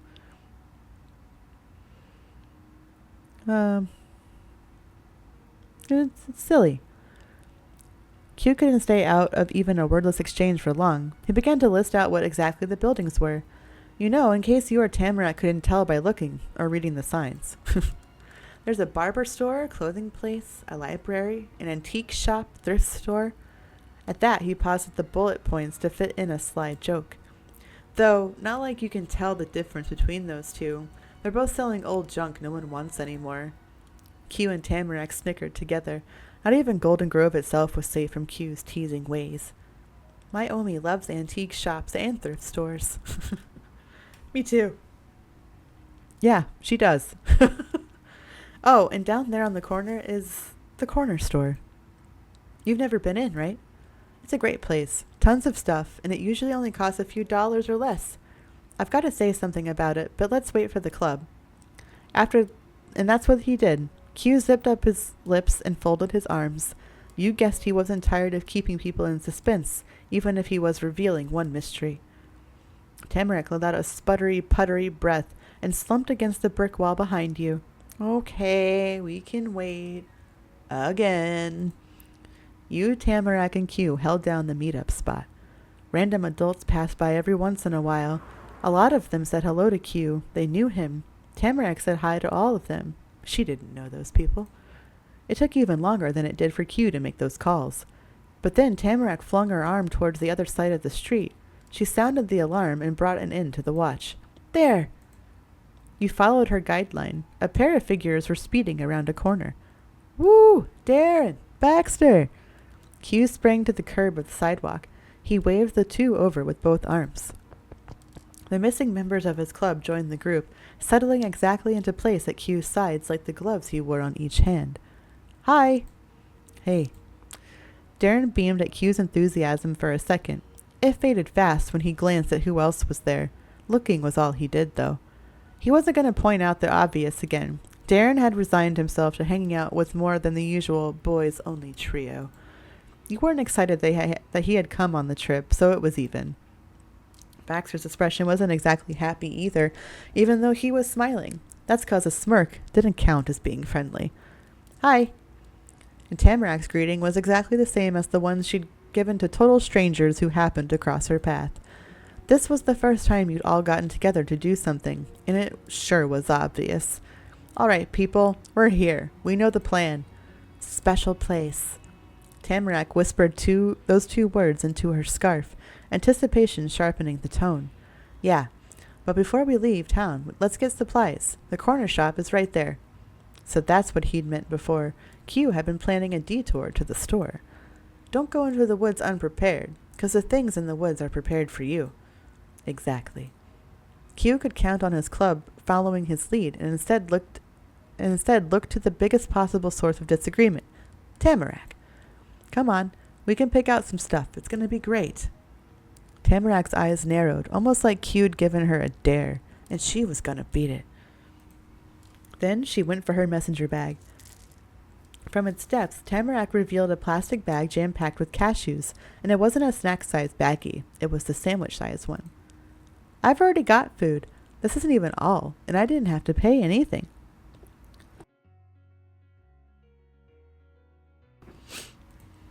Darren brought a hand to his face, astounded. Q scratched his head, at a loss. Baxter couldn't care less. He was not involved in the happenings.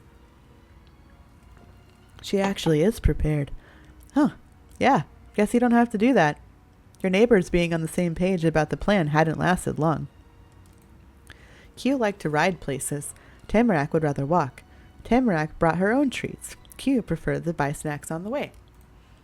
They lived on opposite sides of the cul-de-sac and lived opposite lives, and you were in the middle of it. Me, Darren, and Baxter have still got to stock up.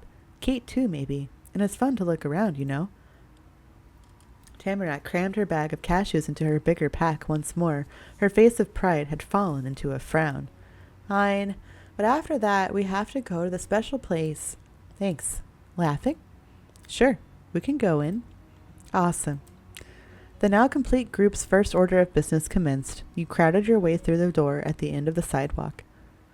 Having to exist on a single corner really didn't allow for much space for the store part of the corner store. The entire place was probably smaller than your classroom. It was warmer inside than the air was stiller. Wooden panels covered the ground, thick wood beams crossed the ceilings, and shelves tightly packed with familiar snacks were filled in wherever possible. Instead of being inside an extra small shop, it was more like being inside a gigantic treasure chest. You checked out the things closest to the front. Q wasn't kidding when he said it had a lot of stuff. Your light steps still clacked against the hard floor. They resounded above the slight hum coming from a fridge in the back. Nearby, Tamarack swished her head this way and that to grasp everything in the new environment as rapidly as possible. On one twist, her eyes met with yours. She didn't keep going from there. Tamarack continued to look at you. She grinned. It was easy for you to know what was going on in Tamarack's mind. You and her were the same again. It was both of your first times being in this place. After everything you'd already done, you were still newcomers in this town. Meanwhile, Q and his crew moved into the store as if it was their own living room. They navigated to the chip and cracker aisle without a thought. Left to confront the hundreds or thousands of things there to be bought, you unconsciously patted at the pockets of your clothes. You had little more than $4 in bills and some change. You had around $3 of cash and coins. You had $1 bill and enough change to be over $2 in total. You only had coins, about $1 worth. You didn't have any money. Why would you have any? All your money was at home. I want to buy stuff. $4. Thoughts on your personal savings were interrupted when your ears caught onto a peculiar conversation. The trio of boys had started chatting about something while wandering the aisles. Who did it before? I don't remember. I can do it. That solution did not satisfy Mr. Q Lin. He groaned dramatically.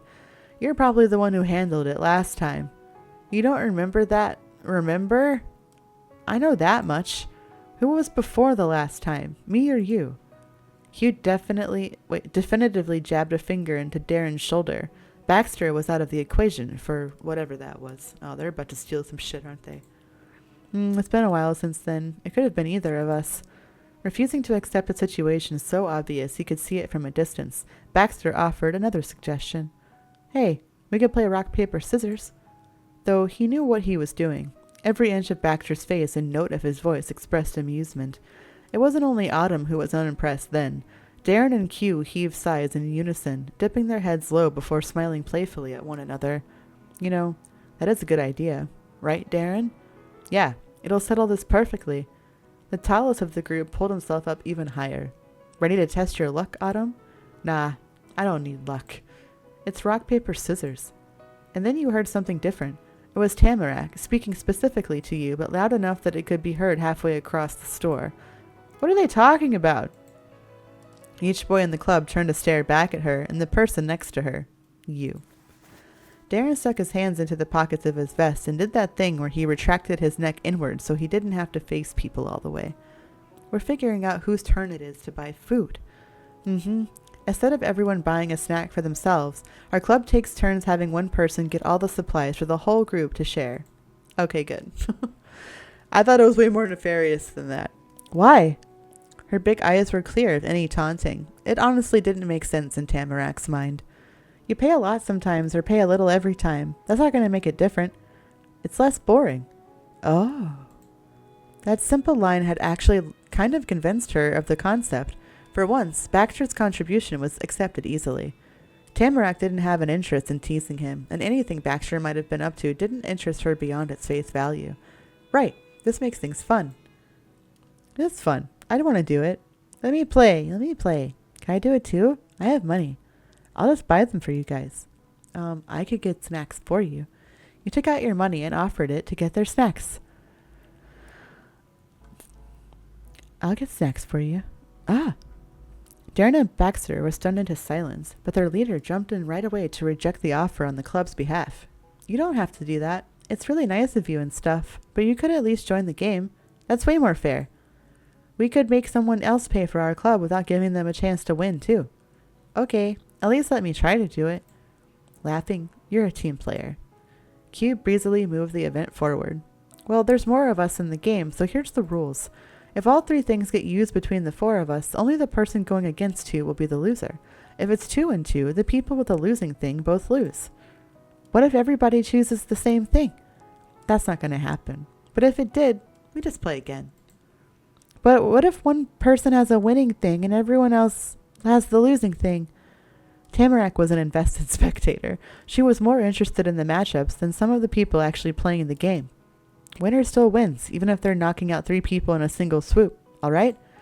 He leaned his weight onto one foot, sticking out a hip, and leveled a glance at the competitors. And whoever wins gets to be the master. And the snack master has to pay. Snack master. I like it. Darren and Baxter both nodded, though only one of them did it with any concern for the possibility. Darren was the worrier. You followed them up with a tilt of your own head. Rock, paper, scissors! The 4 of you chanted the 3 words, bouncing your fist to the beat. On the final point, you and them each made a move. Scissors!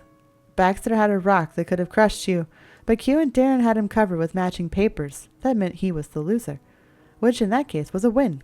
He wouldn't have to buy the snacks. You were still in the running. You did it, laughing. Baxter, get out. Fine. Baxter lifted his hands in defeat, eyes closed. For a second, it seemed like he would take his bow without any smuggy business. Except, that was nice of you. He had one last line, given with a sneaky smirk. While you understood Baxter was being snooty, you didn't get exactly how. Q could only shake his head. I said I probably should have said something before. I'll let you know anyway, since you're going to be living here from now on. Baxter only uses rock. What? Tamarack went from dead silent to releasing a high-pitched yelp. The volume was enough to cover the entire store that time. Yep, he's never picked anything else in his whole life, I'm pretty sure. He hasn't for as long as I've known him, which is like 2 years. Why? But that'd mean he'd always lose. What an idiot. That's genius. You stared, completely confused. The boldness of the strategy made you gasp. If he's always done the same thing, then what was the point of doing it? Strange, but you didn't really care. Yeah, if he's always doing it, that is the point. His eyes squinted along the bottom edge from the nervous smile that pulled at his lips. Baxter is kind of diabolical. But true distress soon colored Q's face. He threw out his arms to physically get the emotions across. Doesn't it feel like cheating to beat him when you already know what he's going to do? Me and Darren can almost never play paper when he's in a game. The kid in question merely smiled with a lift of his chin. He saw no reason to explain or defend his devious behavior. Despite basically doing nothing, or maybe because of that, Baxter earned himself a friendly shove from Q. Q finished ribbing Baxter so he could sharpen his focus towards the real threats. But you got past his blockheaded plan. Let's keep going. Yeah, next round. Rock, paper, scissors. Paper. On the word, Darren's fully gloved hand split into scissors. Q's partially gloved hand flattened to match your own. Paper. Oh! No! Haha. The rules Tamarack had been set on learning echoed in your ears. Winner still wins. Darren took down you and Q with one blow. We've crowned a new snack master. Q managed to blurt out before doubling over with riotous laughter. Hooray! Thank you for the treat, snack master. Long live the snack master. Woo! You applauded Q on his loss. You clapped for Darren on his victory. Thank you for buying my snacks, Darren, you say sweetly. Thanks a bunch for covering me, snack master, you teased. Yes, I'm gonna get so many things, you declared. Get ready, Darren. I'm gonna pick so many things. Long live the snack master. Miss laughing. You took the risk, and now you'll get the reward. A snack. For free. It can be only one, though, because he's got to buy stuff for me and Baxter. Darren's only got so much money. Okay. Baxter patted Darren's back in support. He had offered to pay for the snacks at the very beginning, and Darren could have used Baxter's strategy against him. But Darren never took the easy way. Okay, I'll buy the snacks. Yeah, you will. Let's pick 'em out already. Sure, come on. With a surprisingly not-so-cocky smile, Baxter stretched his arm all the way around Darren's shoulders. The pair of older boys walked ahead. Phew. Q let out a big breath as his shoulders slumped. That was way more nerve-wracking than usual. He played it cool as he waited for his friends to be a good few rows down. Then he twisted around towards you and Tamarack. He whispered through his teeth, beckoning you closer, all while glancing over his shoulder to keep watch. Tamarack took a hop forward, then looked back and forth. When the coast seemed clear, she leaned in to hear whatever message Q was going to deliver.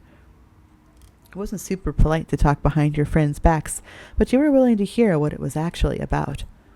I've got another secret for you. Darren doesn't like to play the same thing twice in a row, and he doesn't usually go for Baxter's move either.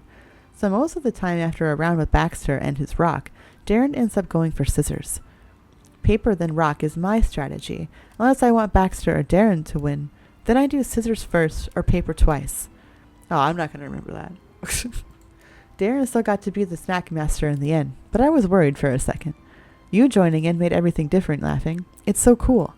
Same for you, Tamarack. Having more kids around has been great. I'm always on my toes. You guessed Tamarack and Q never wanting to do the same thing wasn't always a bad thing. Though, right after thinking that, they found their way to the same idea. But we'd better hurry to get snacks. We can get the snacks now. Oh! Tamarack squished her hands over her mouth. You could still hear her giggling. Right. Good plan. Q strolled off to join Darren and Baxter again. Tamarack stayed hot on the boys' club's heels. She wouldn't be left behind, whether she needed to go shopping or not. It was so exciting to think about what you might get. It'd be good to have something to eat along the way. It was worth it to at least check what the store had. You asked Q if there was something he thought would be good. You asked Tamarack if there was something she thought would be good. You'd already decided not to get anything. So exciting. You considered the shelves surrounding you with new eyes. Every jewel in the chest could be yours now if you wanted it, thanks to the generosity of your snack master. You browsed through the more expensive treats. You looked at the cheap snacks. Look at the cheap snacks, okay. The thing you picked was... Oh, see, I was thinking about trail mix. Yo, Exotic, what's up, dude? Welcome in, friend. Peanuts, almonds, bubble gum, cinnamon gum, men's chocolate bar, peanut butter cups. I was thinking trail mix, so we'll go trail mix.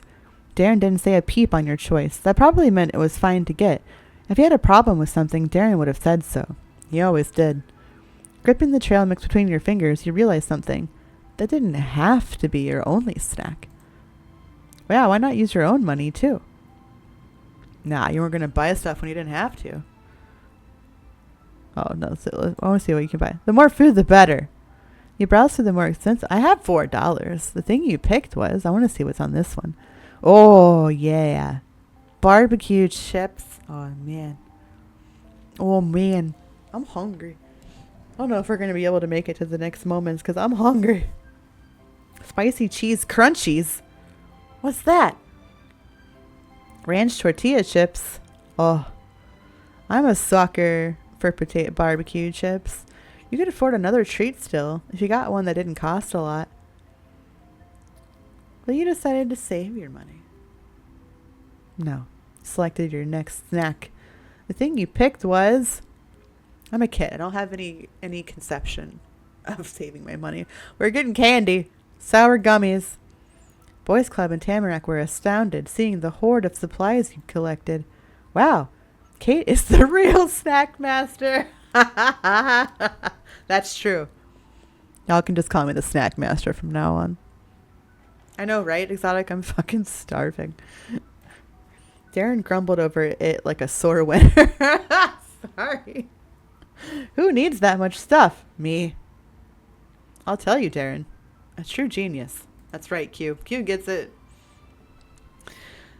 Cincinnati has the best barbecue chips called Grippos. Oh, I want those. I want that. Eventually, everyone getting something had their choice, and the 5 of you had gathered at the back of the store. Q was in high spirits over the conclusion. He'd picked out a bag of spicy, cheesy, crunchy chips. Baxter chose sour gummies. The snack master got himself some beef jerky. Hey, I didn't see beef jerky as an option. Oh well. Along with your trail mix, it was a huge range of snack options, each as different as the kid who selected it. Darren marched straight to the counter and slapped down a $10 bill. He called it to his club and you without turning around. Bring the stuff over. We gotta ring it up before I can buy it. Coming. Wow. Flashing that amount of cash was apparently unbelievable to Tamarack. She watched that exchange happen as though Darren was making food appear out of thin air. Maybe she couldn't have bought something even if she wanted to. Darren finished the purchase without any extra fuss. He got a big bag of treats and a little change and gripped both tightly in his hands. Your turn to pay. Darren cleared out from the register. You stepped up to the counter that was taller than you were and piled up your money. The exchange made you think of Mom. You remembered her telling you about Oregon when it was a sure thing you'd be moving there. She talked about how there was no sales tax. The price on the sticker was the real amount you'd pay. Most of the time. That came in handy for you then. Trying to figure out what you could have bought when more money would have been added to the sale at checkout would have been a lot harder. I know, right? He is, yeah. Then the tax-free sale was done. Remember, Snack Master also gets the honor of carrying the goods for us subjects. Darren securely hooked the bag under one arm while stowing his coins in the pocket of his jeans. I know, Baxter. After a pit stop far more eventful than going shopping for snacks sounded like it'd be, the crew of kids left the corner store behind. We're going to go to the place now. Q made the announcement as he took the head of the pack.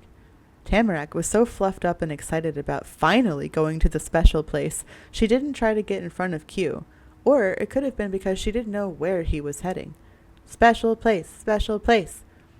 The big group surrounding you and the brimming sense of eagerness kept the fall chill away. You continued down Main Street for a few blocks, but soon had to turn down a side road. Whatever the special place was, it took longer to get there than the town and your school. It was beyond Golden Grove. The farther you went, the more the forest took control of the land again. People-made structures retreated among vibrant leaves, becoming fewer and fewer in number. Actually, it was a similar-looking path to the one that led you into your own neighborhood. Part of you wondered if all this was a huge prank by Q, and you'd end up right where you started, but most of you was just joking yourself. Instead of opening into a hidden neighborhood, the road you'd taken came to a sun-bleached parking lot. The only building left in sight was the diner table diner. Oh, that's why it was so familiar to you. You hadn't only been through streets that were similar, you'd gone down that exact way before, but in a car, and at night. And now you were there again, on your very own 2 feet. You'd gone to the very outskirts of human civilization, the end of that being an old-fashioned and just plain old American food restaurant. In the entire giant lot, you had more fingers on one hand than there were cars parked. All 3 of the vehicles were clustered together in a single section out of the way. Now I want to go to a diner. It's been so long since I've been to an actual diner. Q took a few steps forward, splitting off from the group gathered at the edge of the lot. There's a trail a little bit past here. It leads all the way up into the mountains. His words projected loud through the wide open space, and he raised his arms up with a sound. A wall of rustling branches in the distance framed the silhouette of Q's back. The forest looked impossibly thick that far from town. If you hadn't just been told there was a way through, you would have thought no one could go further. The Red Fox Bridge Trail. That's its name. Me and my brother and our mom and dad go hiking there sometimes. Q twisted his head over one shoulder, showing the edge of a bright grin. There's biking trails too, though I'm not allowed to go ride them yet. I've got to be older. He flapped a thumb and the rest of his fingers up and down against each other in a mocking imitation of his parents' past admonishment. It's too dangerous for a kid. What if you crashed? What if no one found you? The mountain isn't a joke. Ironically, he was making a joke out of the not a joke warning. Q's yakety-yak hand puppet shifted into a single arm shrug. At least we can walk. That sounds cool. Is the trail a special thing? It sounds scary. You've got to be crazy to go riding down an entire mountain. Let's go see it. I wonder if I could go down the bike trail sometime. You go hiking? You have a brother? Is the trail a special thing? No. Well, mostly no. What did that mean? Q's eyes started to wander then. He slowly turned his head to look out across the lot. You know, it's too bad Uncle probably isn't working. He does the late shift. We could have said hi. Wow, you have an uncle here? The concept was a complete shock to Tamarack. It was news to you, too. Q laughed over it. It's the server, isn't it? We were like, it looks like him. He's not my real uncle. Kids he knows just get to call him that. Like how your Omi is everybody's granny. Oh. Thinking about it, you might have seen Q's uncle when he went to the diner and not even known. That was weird. If he was here, we wouldn't have a choice but to say hi. Uncle keeps a close eye on what happens in his turf. Nothing gets past him. He'd have come out by now to talk to us himself. Q twirled around to face the 4 of you properly. He ended the spin by firmly planting his foot on the ground. If attention wasn't entirely on him before, it was then. After gaining an attentive audience, Q launched into a dramatic, according to him, tale. One time, a few papers from my notebook fell into the parking lot or something. No way. I know that cause when I was passing by a different time, Uncle called me over to give them back to me. That never happens. He stated that definitively, insistently, only to immediately lighten up on the guarantee. Except for around laughing and Tamarack. You two always make them appear out of thin air. Darren and Baxter shared a look out of the corners of their eyes. Q was much too distracted by his own storytelling to catch it. Darren's mouth tensed. Baxter's quirked up more. You'd begun to wonder if Q's friends were simply too nice or too nervous to point out how Q lost papers every other day. Those two must have seen it happen 100 times, and somehow Q remained certain it was an impossibility. Maybe the other club members returned his notes in secret. Oh well, we don't have time for conversations today anyway. The finish line is right ahead. He threw a rallying fist into the air. You snickered to yourself. Q didn't know when he dropped things or when he was the one using up all the time talking. That was how the final stretch of your journey commenced. The diner table was left behind, and so was Golden Grove entirely. The road you followed out had no sidewalk. There was only a thin, rocky edge that separated tarmac from wilderness. Luckily, it was as devoid of cars as the parking lot had been. The only people passing through were a group of 5 kids. You wandered along until a patch of dirt opened out on one side of the street. There was a tilted sign with a fresh coat of dust declaring that this was the head of Red Fox Ridge Trail, 6.8 miles and 1,456 feet of elevation gain. You spied a narrow path curling through bushes and tree trunks. It soon disappeared past where you could see. The way it unfolded made a streak of pebbles feel playful, like the red fox of the ridge had left it behind only minutes ago and was daring you to chase after its route. Through here. Darren was suddenly in front of your eyes. It was a startling appearance to come after your imaginations. His spiky blonde hair and striking orange sweater was oddly fox-like. The red fox boy screwed up his face in confusion. Darren almost asked what that was about, but didn't. He kept going. You all did. There was no going back now. Advancing under a canopy dense enough to cover the entire sky, you made your way through the forest. No one spoke during that trip. Not Q to explain anything, not Tamarack to ask when you'd be there. Past the sounds of footsteps and snapping twigs, you could hear the bubbling of water. It became more and more clear until the woods parted, smoothed away by an old stone bridge as though the earth was wearing a barrette in its leafy hair. A crumbling set of stairs led to a trickling stream below. There was no mistaking it. This was the special thing. Tamarack sucked in a whistling breath and did not let it out. Her cheeks fully puffed out, and she stamped her feet as if she were revving up an engine. And then she was gone. Tamarack shot ahead, leaping from step to step, until she was frolicking in the little valley below. Ah, wait for us! Q shouted after her, and then had the thought to move after her as well. He and Darren darted for all the way together, though Q took a shortcut by jumping off the stairs at the halfway point.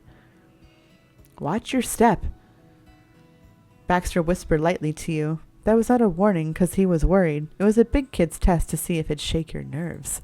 Oh. He danced down the stairwell right after her without a care in the world.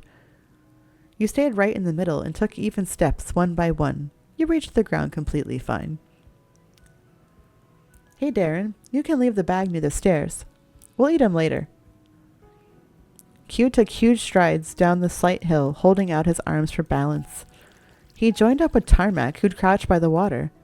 Are there fish in there? Or frogs? If there were any, her yelling and stomping would have scared them to the other side of the state. Maybe. I think I saw something moving in there before. But it's a great place, huh? Tamarack's rosy face went blank for a blink. Was it a great place? All the anticipation that had built up, all the joy from the incredible realization of the answer burst forth in a grand cheer. Yes, it is a special thing. I like it. Yeah, it's amazing. This place is beautiful and incredible, and I cannot believe it. I never want to go home. How come this isn't your hideout, Q? It's more secret and better. That's a good point. Not bad. There's some neat stuff out here. I guess it's all right. It's just a bridge, you know. Don't you think you'd be spooky to be here by yourself? How come this isn't your hideout? Because it's not a hideout. It's just outside. Besides, it takes too long to get here. I need a place I can hide out in wherever I need to. Tamarack basked in the glow of her own excitement. Everyone there was happy, but her joy outshone all else. Then she sprung onto her rain-boot-clad feet again. There was more yet to see.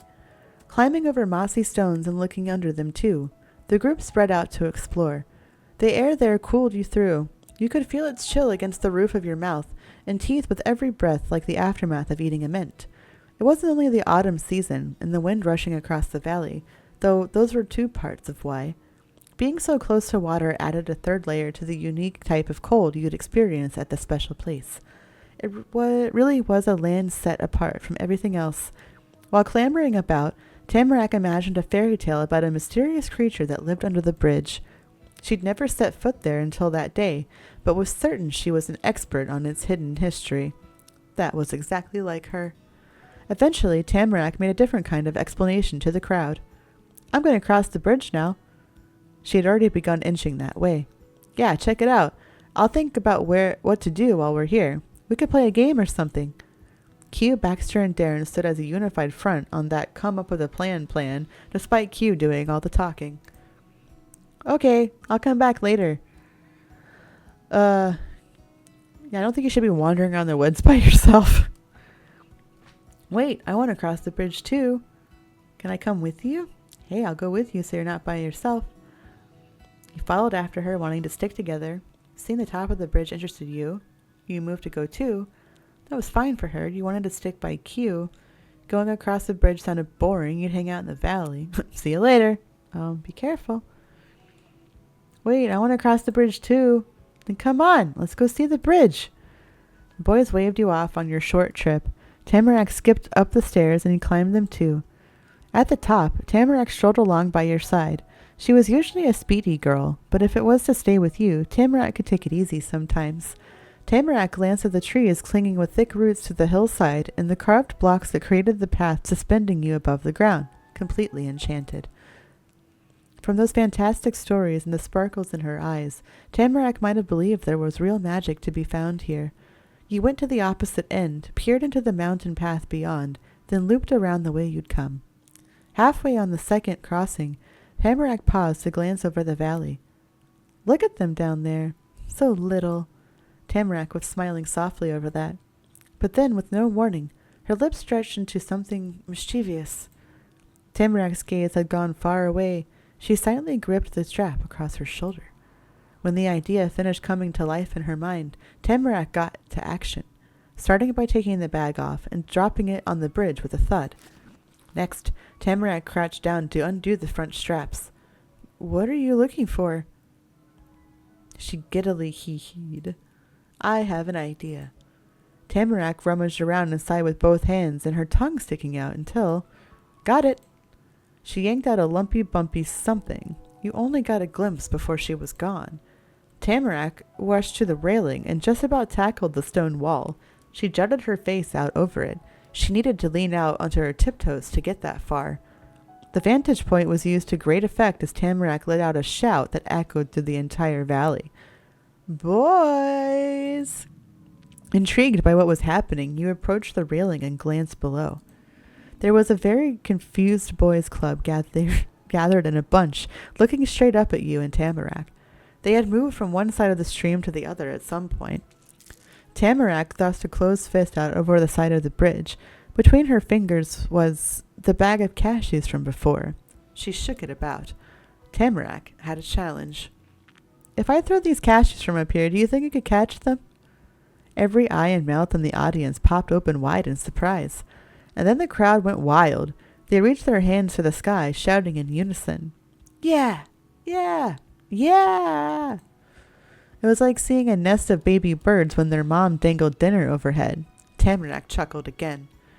She pulled from the edge part way to settle on the balls of her feet. At a normal talking level, Tamarack spoke words for you. If they miss, the animals can eat it. It's just nuts.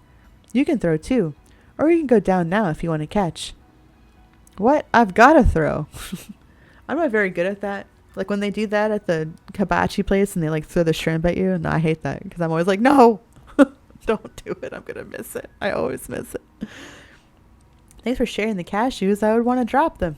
I'm going to catch a bunch of cashews. Thanks for doing this game. I'm going to try catching them. I'm not going to do either of those things. Oh, it's okay. I'll watch. You pointed behind you towards the stairs. You were going to catch. You nodded, moving closer to the edge. You were going to throw too. You shook your head and stepped back. You weren't going to play. What? I've got to throw. Woo, this is the funnest part. Cute. Tamarack pulled open the zip-sealed pouch of ammunition. She plopped it on the edge between you and her. You'd have plenty to work with. Who knew packing a full-size bag of cashews would come in handy for something like this? Tamarack, you guessed. The leader of this new game selected one single cashew off the top. She stretched out over the drop again. In 2 fingers, Tamarack daintily dangled the first prize. Paper airplanes and now cashews. Tamarack certainly liked throwing things at people. Ready? Another unanimous clamor rose from the boys' club. Ready!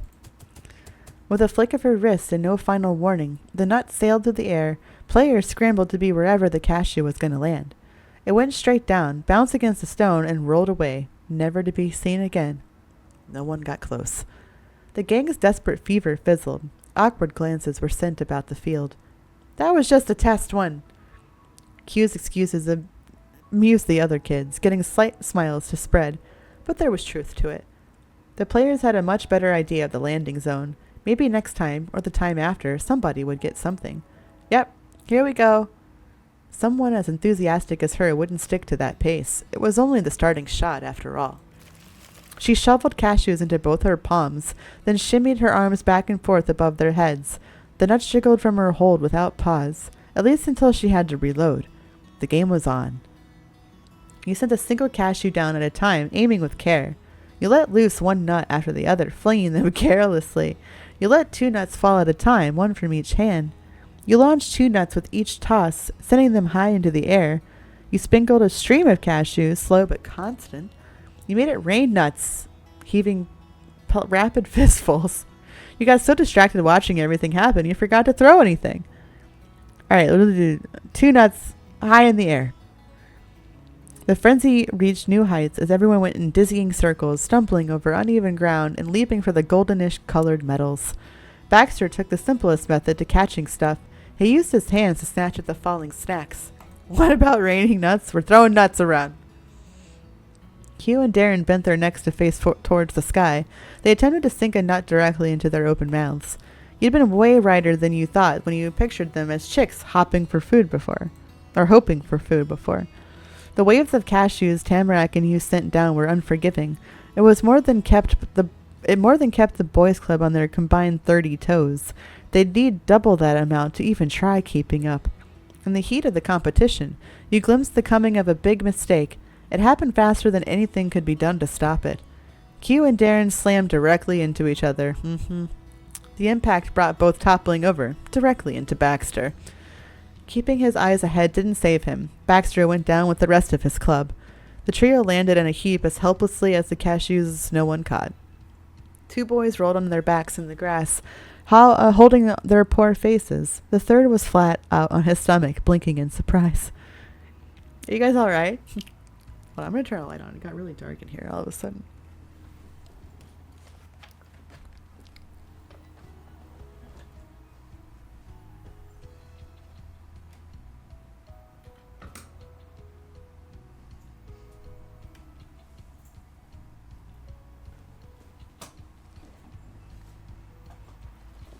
Okay. That was awesome. You applauded the incredible collision. The impact made you wince. What a bunch of crash dummies, you joked. That's why you're going to watch where you're going. Or why you're supposed to watch where you're going. You've got to be more careful. Are you guys all right? Tamarack cupped her hands together, stopping any more cashews from falling. Yeah, are your heads okay? From youngest to oldest, the group started climbing to their feet again. They brushed off leaves and grass and a couple cashew pieces sticking to their clothes. Baxter helpfully plucked debris off his buddy's backside so that they couldn't reach. Q inhaled deeply, tilted far enough back to drop his hood onto his shoulders, and responded to the concern loud enough for all to hear. I'm good. Frank! What are your 500 bits? What are you doing? This side of the nut house. Let's Frank just cheered 500 bits. Hey, thanks, Frank. I appreciate it. When do you need it?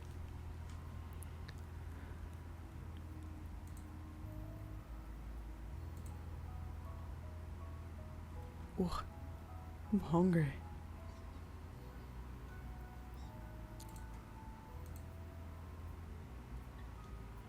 Okay, sounds good.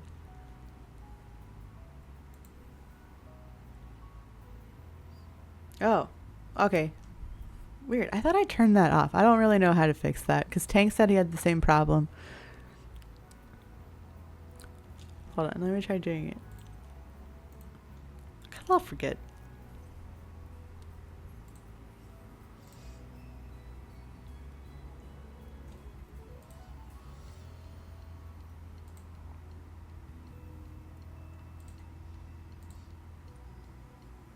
Okay, I sent you a request.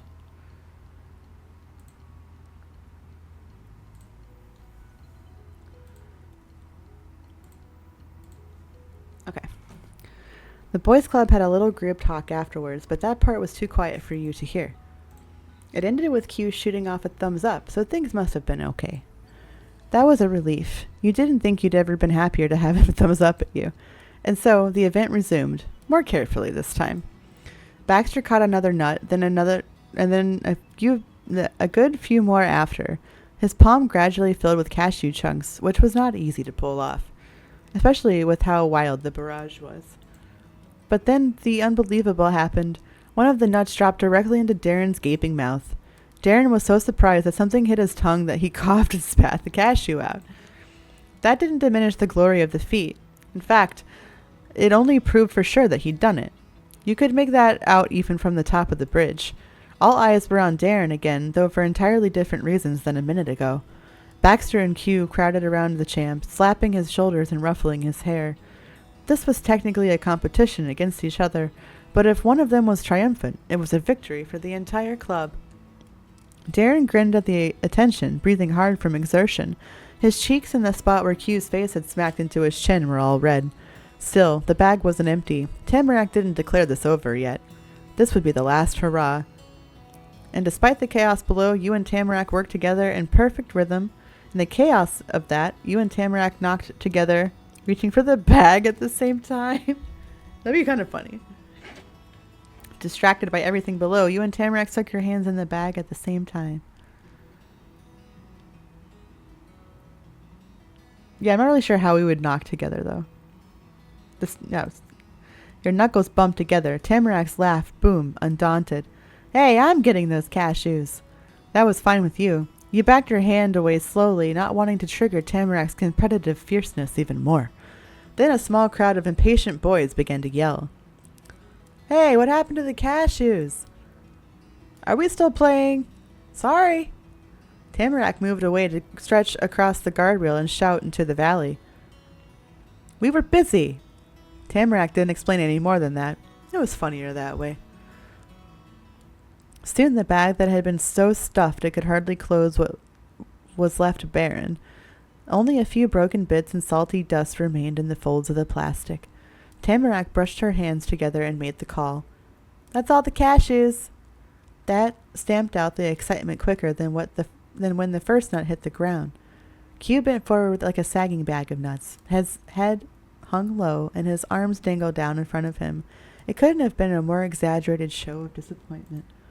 You could make it out clearly, even from way up here. On the flip side, the mastermind of the event was lighter than air. I knew someone was going to say something. We're having a nut fight. You sure did. How are you doing? The right time, indeed. It was great. Tamarack plopped both her elbows on the stone railing. She propped up her cheeks in her palms. It made her wide smile all squished, and it got her face messy with cashew crumbs. She didn't care about either. The boys' club is pretty funny. Remember when they all fell down? Omi and Oppa are going to love hearing about this. Oh, of course. How'd you get home from work? Oh, from your son's Christmas program. How'd that go? How did being a slutty Christmas tree go, too? We have to know. At your company Christmas party. Great. Good. Hey, meet us at the stairs. Hugh stuck out one arm towards the spot. He used his other hand to cup his mouth. That's not until January? Oh, damn. Then it won't make sense to go with a slutty Christmas tree. Damn. Still waiting to see if you got a babysitter. We're going to eat the snacks. Oh, yeah, snacks.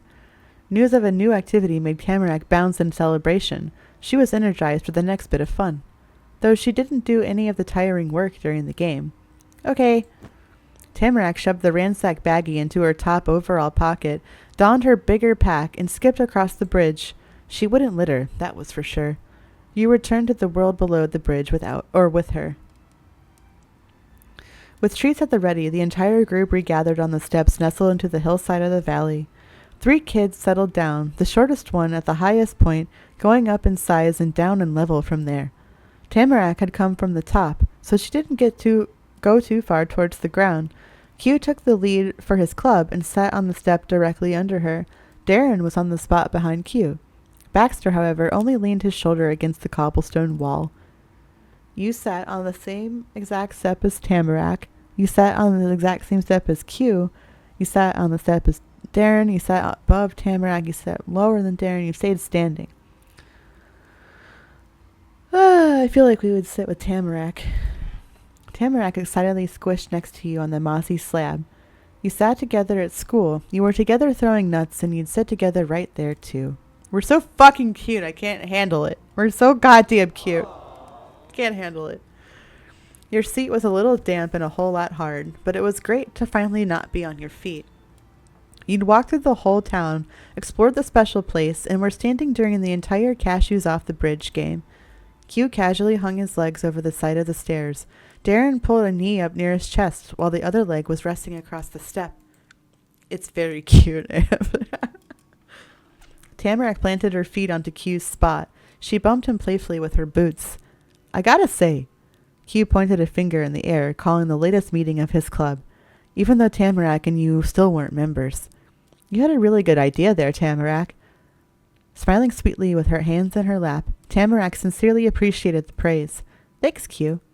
However, Mr. Q Lin might have initiated the discussion, but Tamarack brought it down to business. Who's the winner? We're all winners. He offered the idea optimistically, or maybe hopefully was the better word. In the end, Q was the only one who never managed to get anything. No. His hopes were flatly denied. Littering in the forest and soft-hearted ideas of not choosing a single winner were two things Tamarack couldn't stand by. Most men would disagree. Hey. Tomato, tomato. Somebody has to win, but what counts as winning? Oh, that's a tough call. Baxter had the most, but Darren did something pretty crazy. That should count for more than one catch. It's your game, Tamarack. Make up a point system. She crossed her arms and squeezed her knees together, showing the serious effort she was putting into thinking. Tamarack sat like a round nut waiting to be cracked. And what broke through was a fresh, devious smile, even more twisted than when she came up with the game to begin with. If you caught it with your mouth, that's more points than catching a lot with your hands. But it doesn't count if you spit it out. Darren's spine went rigidly straight in an instant. Before scrunching down more than ever, he croaked defeatedly. This has gotten him more ruffled than when he hacked up the cashew. Baxter wins. Darren's fuzzy black gloves were balled into harmless-looking fists. He must have wanted to argue that his efforts should count for something. Maybe he shouldn't have been an asshole when we met you. I'm just saying. But he was unable to put those words together right to a girl's face. That had to be exactly why Tamarack made the rules unfair against him. Baxter chuckled under his breath. Clever. So the victor was crowned, and he gave his short acceptance. Congrats to Baxter. Though Baxter acted as if he didn't care a tiny cashew crumb if he won or lost based on Tamarack's made-up rules that she had decided on after the game was already over. On focus on nuts throwing in mouths and splitting things out. I'm concerned. I mean, what happens in the woods stays in the woods, right? Darren continued to pout in his nook the whole while. Thankfully for him, he had a pal who never let things stay sad for long. At least we can all agree who got last. Me. Q shifted from angling for a no-win situation to confidently accepting his status at the bottom rung. That plan succeeded where his nut-catching strategies failed. It made Darren faintly smile. Q gave a wink, not stopping there. You other guys are taller. That gave you the edge. Don't forget. There was laughter and light-hearted smiles up and down and along the steps. It was just one of those days where everything was funnier than it was frustrating, no matter what. Okay, Snackmaster. Enjoy your spoils. Snackmaster gets to pick first. There were many unknown rules and regulations for the status of Snackmaster. You were learning a lot. Oh my. Q loudly stretched open the handles of the bag, holding its delicacies out for Darren. He took his beef jerky. That was the last thing needed to make him fully content again. Pass me the gummies. Baxter got his treat as requested. Then Q moved on to you. Laughing? Found your sour gummies? Oh yeah, my barbecue chips.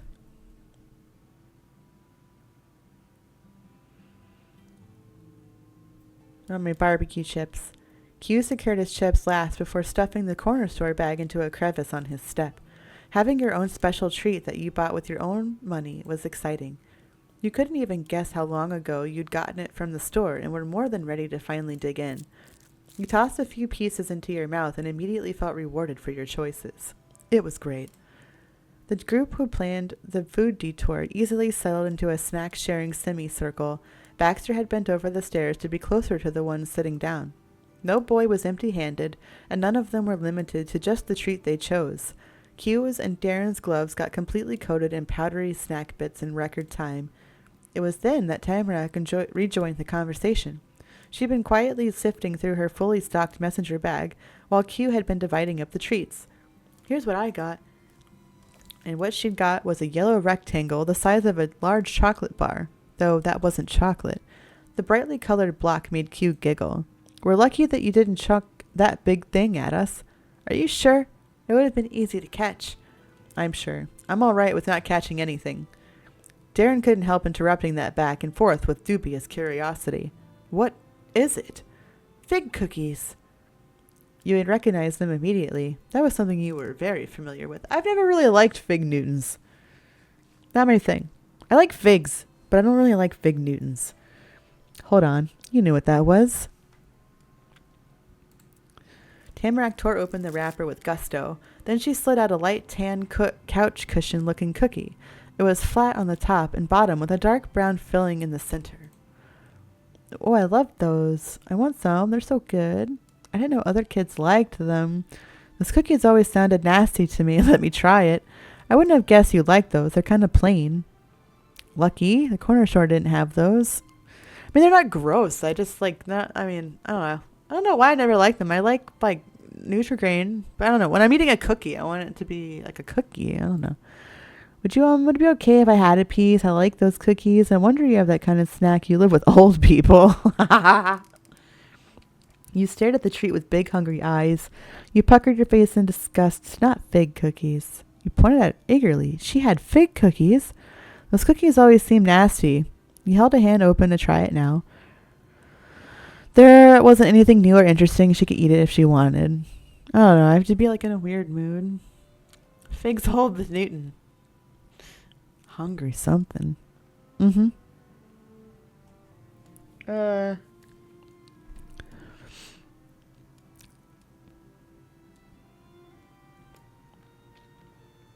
I don't love them. I don't hate them. I just think they're fun. She could eat it if she wanted. You can have some. I don't want any. No, thank you.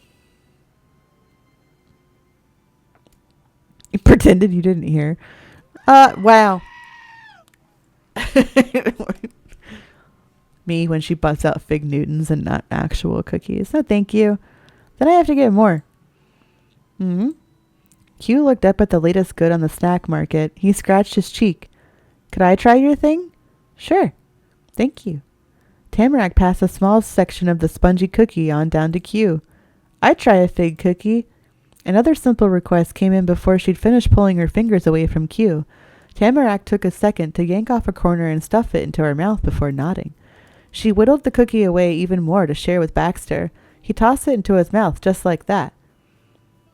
Tamarack took another bite for herself. She chewed slowly, going unusually quiet for her. Only a 1-inch square was left of the bar then. Her snack almost got finished faster than any other. You take it. She hadn't said his name, but her eyes were set directly on Darren 2 steps lower. He didn't react. Apparently, if he didn't address something, it wasn't there. Or he might not have realized she was talking to him. Darren had changed his sitting position to take on the appearance of a folded chair. Not only were both his legs pulled up, but his arms were over his knees and his face was lowered down onto them. Q gave the back of Darren's blonde head a nudge. Anybody home? Without a word, Darren tilted his head like he had during the game. Tamarack was already leaning over to dangle the last bit of cookie above his face. He carefully reached out and plucked the gift from Tamarack's hold as if he was picking a real fig off a branch. It made sense in a way. Tamarack's name was a type of tree. Thanks. Darren curled his fingers close around his new cookie. He kept staring upwards at Tamarack. That had to be a record. For the longest time, he'd held eye contact with her. He likes her. I know he likes her. That's why he acts weird around her. You can have a piece of jerky. Everybody can. Thank you. But I don't want that. Oh. Before that could get real awkward, Tamarack's attention sparked on a different idea. It worked out for Darren, though she hadn't done it to smooth her bluntness over. She probably doesn't eat meat. Tamarack was like that. She had lots of energy. I have something else, too. And the something else, too, was the bare baggie of cashew dust taken from her overalls. Seeing her bring that out now was more confusing than when she first pulled it from her bag on the bridge. Tamarack snickered at the loss she'd left the group at and her own secret scheming. She poured the scraps into her hand and returned the now completely empty bag into the pocket it came from. Tamarack shot one of the tiny pieces right at Q. Q's defensive instincts kicked in, and he snatched it before it could hit his face.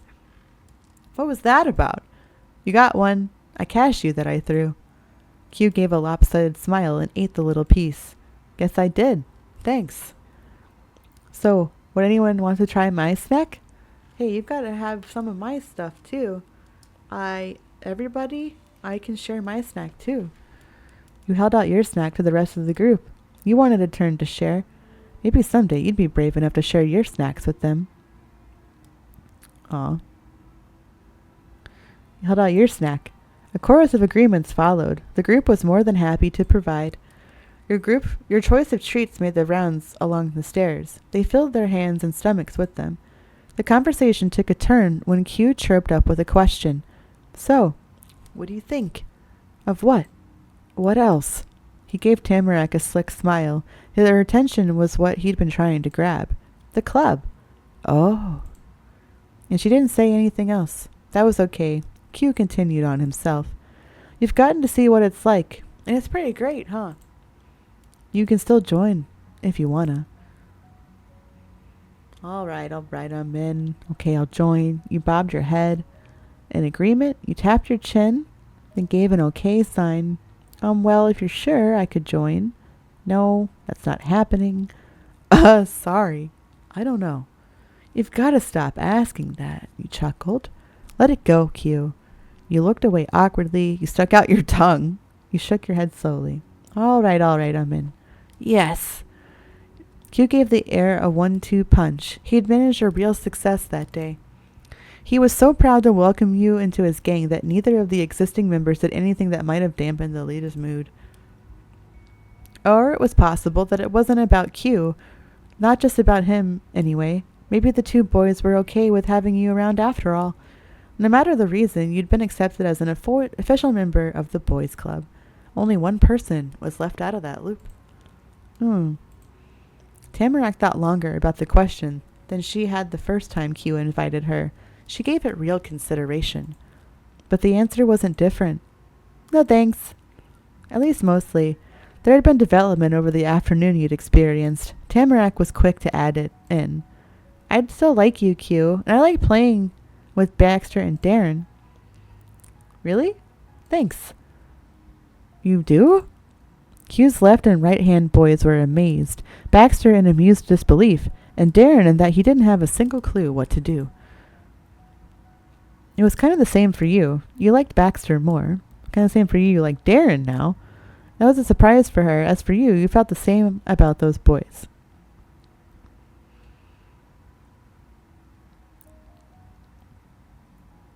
Yeah, felt the same. Q became a calming force on the little crowd, a steady rock against the winds of emotion, which was not usual for him. You know, that's cool. I think it makes sense for you. It's the Tamarack way. That was the end of that for the day, and maybe forever. Q managed to be at peace not having everybody he knew in his official club. So you were partially a club and completely a group of kids hanging out at the bridge together. Q took a turn trying to toss teasy chips into Tamarack's mouth. She squealed every time she missed and whooped whenever she didn't. Baxter rested along the wall, watching the game with semi-interest. He batted away shots that had misfired or bounced off of Tamarack. Darren nibbled on the last of Baxter's sour gummies. He was keeping score while Q and Tamarack kept their heads fully in the game. It was kind of like a picnic, except there was no blanket or basket, and it was a lot colder than what you'd imagine for a picnic. Thanks for showing me this place, Q.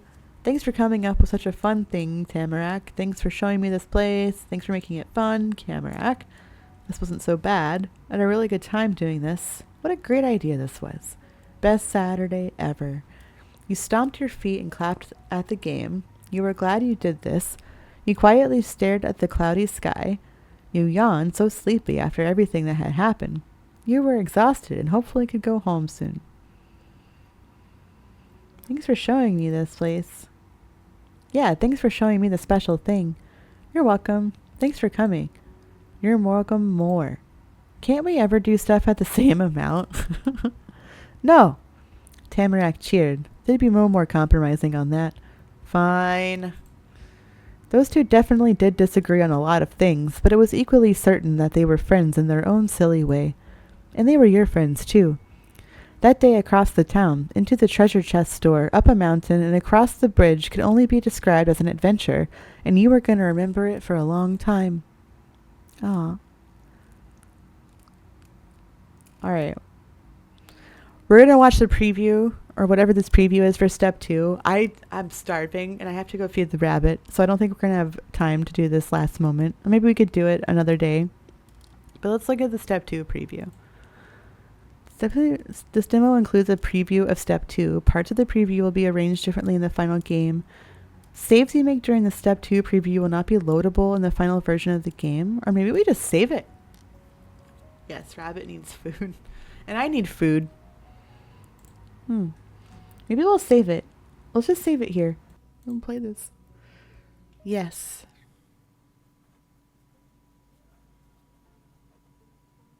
Wheels.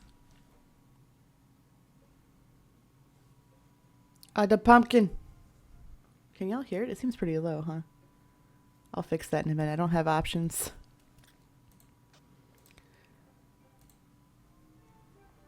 Let's change the overalls.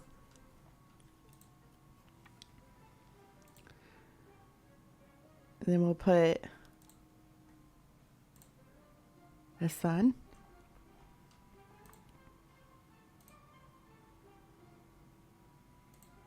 Need a hat.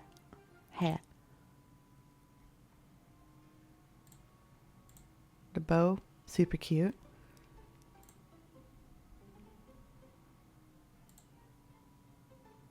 Don't like the hair is back though.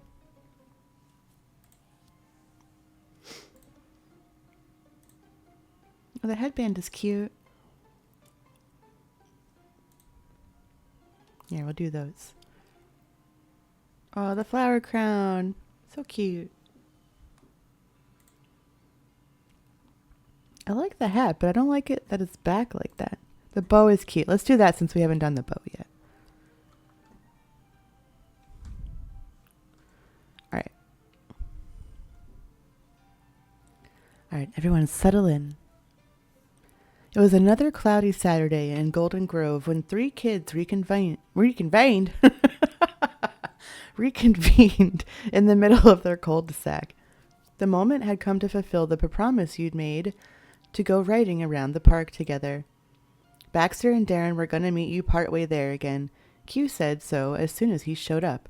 And this time, you told your mom before leaving the house that you were going to be out of the neighborhood.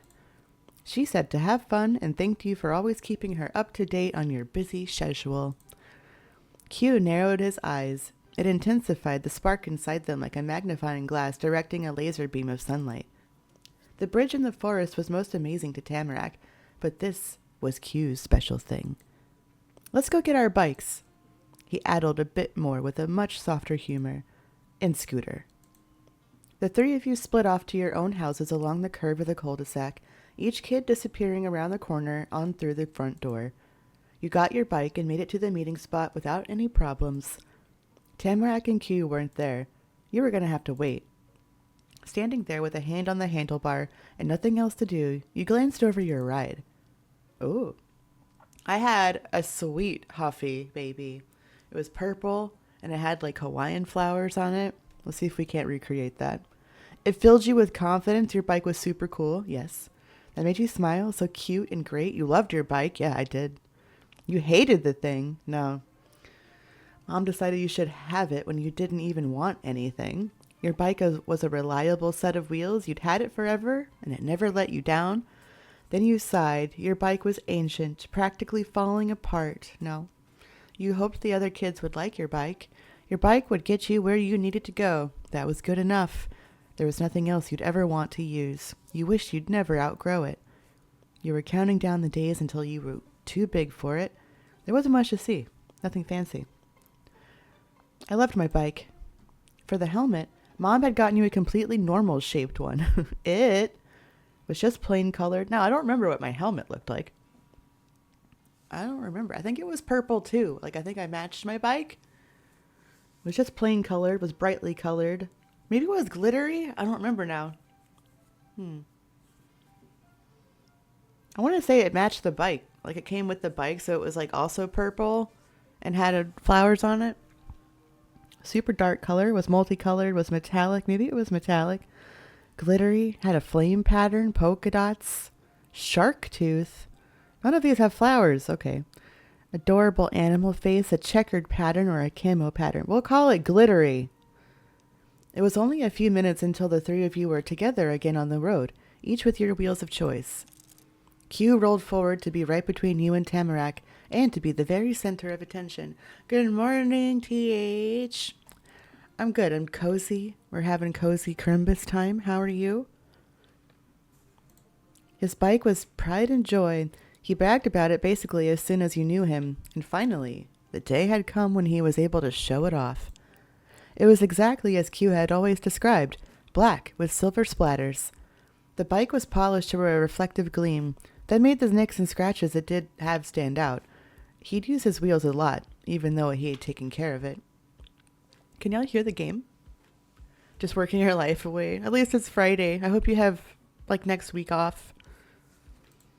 Q launched into a dynamic spiel on the qualities of the bike, listing off one feature after the other. His ride had great treads and a lot of different gears and amazing suspension. Nope, you work. Oh, boo. Was he trying to ride it or sell it? You snickered, but you could tell it wasn't just talk. It did look bigger and sturdier than a typical kid style, and you could... Wait. It did look bigger and sturdier than a typical kid style you could get at any store. The helmet under Q's arm was unique, too. It was for serious dirt biking, with a face cover and everything.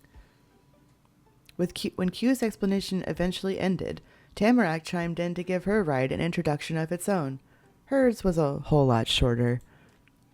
Mine's really pretty, huh? She drummed her fingers against the handlebars. Q's bike was so incredible, according to him, that it must have been forged from the most powerful materials.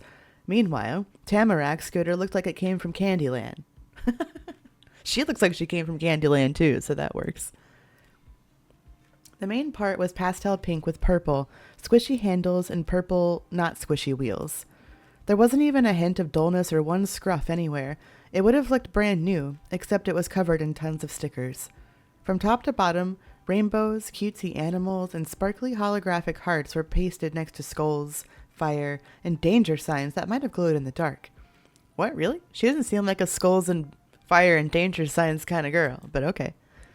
Get a hard time thinking she protected her scooter more than Q cherished his bike. It was possible covering it in stickers was the only thing she had ever used it for. Tamarack's helmet didn't have stickers. Maybe she decided that was cool enough already. The extra round shape had stripes of different colors and, oh yeah, huge rows of spikes. If you counted those, she might almost be as tall as Q for once. And thinking of Q, he shivered at Tamarack's decked-out scooter. He tried to talk in his normal voice. It wouldn't be very polite to voice how horrified he obviously was. But Q couldn't hide it. You're never going to be able to scrape that off. I don't want to lose the stickers. They make it better. I agree. I have stickers all over my microphone stand. But they're going to get old and fade and tear. And then what? I'll add more. Tamarack had an answer to every question, even if it was the wrong answer. But then Q closed his mouth. He must have thought the same thing you just did. Never mind. Your stuff is good. Mine is better. You both have such great rides. Your things are okay. Neither of your rides are any good. Yeah, if Tamarack wants to mess up her thing with stickers, no one can stop her. See, I also put stickers on my car. And I have forever, ever since I've had a car. I think the stickers are awesome, Tamarack. Your bike is cool, Q, just like you said. After how great you made it seem, your bike is kind of a letdown. I want something just like yours, Q. Yeah, your stuff is good, but mine is better. No way, mine is. No, mine. Well, I guess it's good.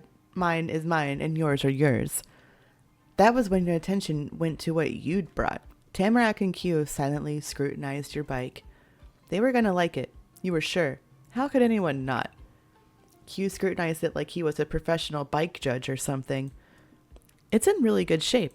I like it, laughing. It's going to be really fun to ride together. And it's great to know I still have the best bike on the whole block. His words were genuine praise, despite him not being able to give them without a little teasing. I don't know how you're supposed to ride something like that. Tamarack, though, was 100% impressed. Then Q refocused on being in charge of this trip. Okay, no more messing around. Let's suit up. The trio of the cul-de-sac kids strapped on helmets. When Q got his bulky helmet on, he gave the thing a smack on the side of his own head. He had to make sure it still worked, you guessed. Tamarack tugged tight at the chin strap so it practically fused with her face. It would not be budging, no matter what happened. You were ready. You were not ready to do this for real, but it was time to go anyway. Nerves were creeping up your arms. Would you even make it all the way to the park? You were looking forward to meeting up with Baxter again. You weren't thrilled about seeing Darren again. You were curious about what would happen. You were just going to go along with things. Hopefully nothing bad would happen. Hopefully this wouldn't last all day. I was ready. Let's go. I want to see the park. The tiny expedition put sneakers to the pedals, shoes to the pavement, and you were on your way. Your neighborhood was behind you in a matter of seconds. The whole wide world was in front of you. With your wheels under you, you were free to go anywhere. Riding into town on the bumpy road up and down, side to side, made you think of 3 leaves being swept along by the flow of a river. Everybody giggled and oohed each time you tipped over the hump of the hill. When gravity took over, Tamarack leaned to the side and stuck her chest past the scooter's bar to get the full blast of wind. Q kicked his legs up and let the pedals spin completely out of control. You lowered yourself to catch some extra speed. You flew by the mix of houses and trees until there was no more forest or homes. What surrounded you were rows of business buildings. The massive arch declaring this place as Golden Grove acted as a finish line for that leg of the journey. Everybody dismounted but left helmets on. This wouldn't take long, according to Q. Even so, he announced it'd be best to wait somewhere else. The 3 of you moved to get out of the street. Bikes and scooters and things like that could take someone far, but cars were the unchallenged rulers of the road. It took your feet a second to feel normal walking around on solid ground again. They were still tingly from the vibration of the ride there. But everyone safely got themselves and their wheels onto the sidewalk. You'd officially arrived at the first milestone. The treasure chest shop was right down the sidewalk on the corner. You still remembered stocking up for supplies, rock, paper, scissors, and the trip to the special place in the forest, but you had other destinations ahead that day. You remained huddled near the front of the barber shop waiting. Any time some random person came by, it was a challenge to let them pass. Your rides took up a whole lot of space. But Q had been right. Soon you heard the clicky zip of bike wheels coming closer. Zooming down a side street were the missing members of Q's boys' club. Baxter's bike was a blinding bright white on the body. The chains, wheels, and other mechanical stuff were black. He casually leaned back so that one arm could be used to hold on to the bike. So the one arm he used to hold on to the bike could stretch out fully. Darren's ride was an electric blue with orangey yellowy reflectors strapped on the front and back. He lifted himself off the seat and stretched over the handlebars. The 2 had swapped their normal headgear with helmets. And the older boys looked kind of different in other ways, too. Baxter had always worn a sweater whenever you'd seen him. He chose to go without it for the bike ride. You weren't sure why. For Darren, it took a bit longer to realize what had changed, but you got it. He had taken off those fuzzy black gloves. You could imagine why Darren would do that. Q whooped seeing them. He tried to wave and get closer, but keeping his bike steady didn't make it easy. The big thing did help make him easy to spot, though. Darren and Baxter came to a screeching stop in front of you before going over a curb and knocking your group over like bowling pins. Hey. Hello. The whole set of them were decked out in smiles. Aw. After your first time out together at the bridge, it had become a lot easier for those older boys to be around Q's neighbors. Hello. Tamarac's reaction was beyond just being curious or bored, like how she might greet any stranger who happened to cross her path. She did know those boys. It was nice, the way you could get to know somebody, the way things could change day by day. The tallest of those boys started a chat with his buddies. That helmet is pretty cool. Darren nudged his uncharacteristically ungloved hand in Tamarac's direction. Do you think Mom would get me one? Oh yeah, it's awesome. And no way, she'd never let you go out looking like such a rebel. Yeah, it won't happen. Not fair. Sorry, but Kate's is good too. The three of them gabbed about helmets and bikes among themselves. Meanwhile, Tamarack ran her finger along the sides of her spiky helmet and grinned. Darren might have said it to the girl herself, but he had said, or might not have said it to the girl herself, but he had said it about her. That was something. Baxter didn't even have to pretend to be Darren to give the compliment. At some point, the topic of conversation became about the actual rides rather than the safety gear. Tamarack doesn't have a bike. How is she going to keep up? Tamarack squinted her eyes, insulted by such questioning. Hey, scooters are just as good as bikes. Darren couldn't meet her dark red gaze. He could only mumble out of one corner of his mouth. Not for going fast. Before Tamarack could disagree again, only for Darren to say something else she didn't like, Q laughed. Wow, Darren, it's so nice of you to want to make sure nobody gets left behind. But you know, Q slowly smiled while gradually getting higher on his toes until he was nearly eye level with Darren. I could ask that same question every time I ride with anyone else, 'cause no one is as fast as me. Q cut his hand through the air like he was striking down an invisible field of opponents. Then he jabbed a hooked finger into Darren's chest. Maybe the challenge wasn't pretend after all. But I don't ask it, and I have fun anyway, and so do other people, all right? It's going to be good. This time, Darren whispered from the opposite side of his lips. All right. That's fine with me, too. She doesn't need to use a bike. Okay, good. Tamarack said while graciously letting Darren out from under her glare. Instead of him, Tamarack focused on the road. And after spending the entire time giving his words and attention to Q, Baxter spoke directly to you and Tamarack. We're not going to stop again before we reach the park. Yep, we're not sticking around this place. The proud scooter girl squeezed her squishy handles until the plastic morphed around her fingers. You were setting out once again. Q led the way past Main Street and down multiple other streets you didn't know the names of. The boys' club took every sudden turn and bend as easily as they could go in a circle, though they never left Tamarack behind. In fact, Tamarack stayed as close to them as possible, forcing blind determination to match their knowledge of what exactly they were doing. And eventually, the sky opened up in front of you. The buildings that blocked it out were pushed aside to make room for a forest living directly inside of Golden Grove. If Main Street was the heart of the town, this was the soul. You shot straight through the entrance. The path was wide enough for the 5 rides to spread out from a cluster to a row. Orange, red, and yellow fallen leaves covered the ground. They scattered in a whirlwind from the wheels that rushed over them like a cloud of monarch butterflies had taken to the skies. The wind whipping past your ears carried a shout of exhilaration from Q. Tamarack's scooter vibrated going over whatever the roads were made of there. It was buzzing. You raced like the wind, even more energized than when you started. You could do this all day. It was fun. You were breaking a sweat, but it wasn't bad. You were tired, but refused to stop pushing. You struggled to keep up for long. You were ready for a break. The trip was exhausting. You let yourself take it easier. It wasn't a race. Let's see. I probably would just be chilling. Sorry. I rode my bike a lot when I was this age.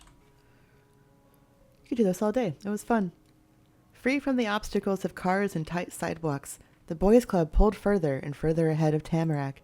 Her scooter was with a single little leg pushing it along, just couldn't match the speed of double-pedal bikes. Before Tamarack was actually left behind, Q called out again. Brake! One after the other, Q, Darren, and Baxter slammed on their brakes, coming to dramatic stops. It was exactly what the two older boys had done when they first showed up. Tamarack jumped right off her scooter. She clutched the handles and ran alongside it until she'd gotten her steed to halt. We're here. It's the park. You were the last to stop moving, doing it the most slowly and carefully. Everybody climbed off their stuff. Everyone who didn't already do it, that was, and then regrouped in an almost circle. Q's boys were at his sides, and they faced you and Tamarack.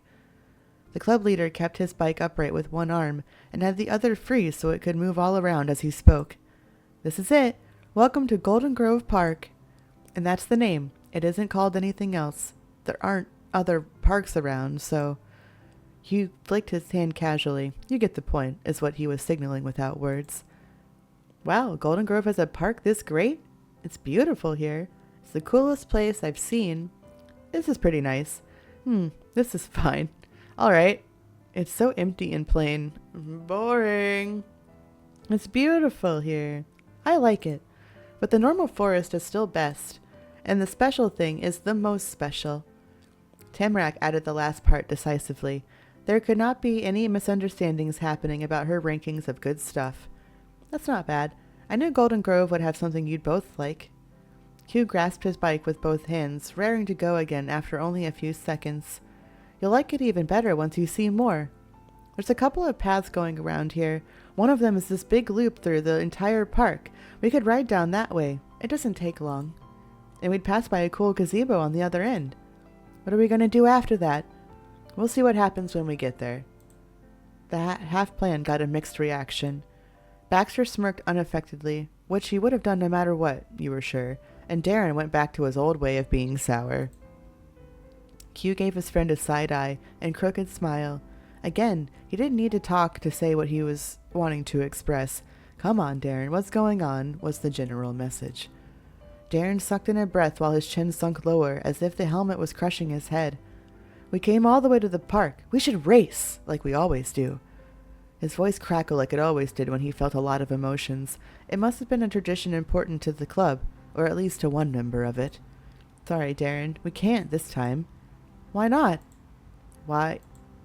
Q tripped on Tremor's question. To him, she of everyone should get why. 'Cause how are you gonna race on a scooter? I don't want to race. Exactly. That's what I'm saying. You don't have to. We're not racing today. You can race without me. What? You want us to do something that'll leave you out? He knew Tamarack sometimes went off by herself, but the idea of not getting to be part of the main event was more horrifying to Q than covering his beloved bike in stickers. Yeah, you boys club can do your boys club stuff. Q opened his mouth, poised to disagree with the suggestion that he'd go off without her and with the implication that she wasn't part of the club. But Tamarack was more forceful with her thoughts than Q, and she kept going. You don't have to do what me and Kate do all the time. You wanted us to see the park, and we did. And we went to the special place together. We're still friends if we don't play together the whole day at the park. Darren was open-mouthed, stunned over Tamarack disagreeing blatantly with Q. It still couldn't match how befuddled Q was. I want to race. I'd race if we were doing that. Hey, Q is being nice, but it is okay not to always want to do what other people want. Just pick something you want to do for yourself one time, Q. Wow, that's aggressive. I think it'd be fun to stay together. I don't care if you and Darren want to race. I mean, she's being nice too. I don't think she's being like mean by saying this. So I think I'll be like, I don't care if y'all want to do that.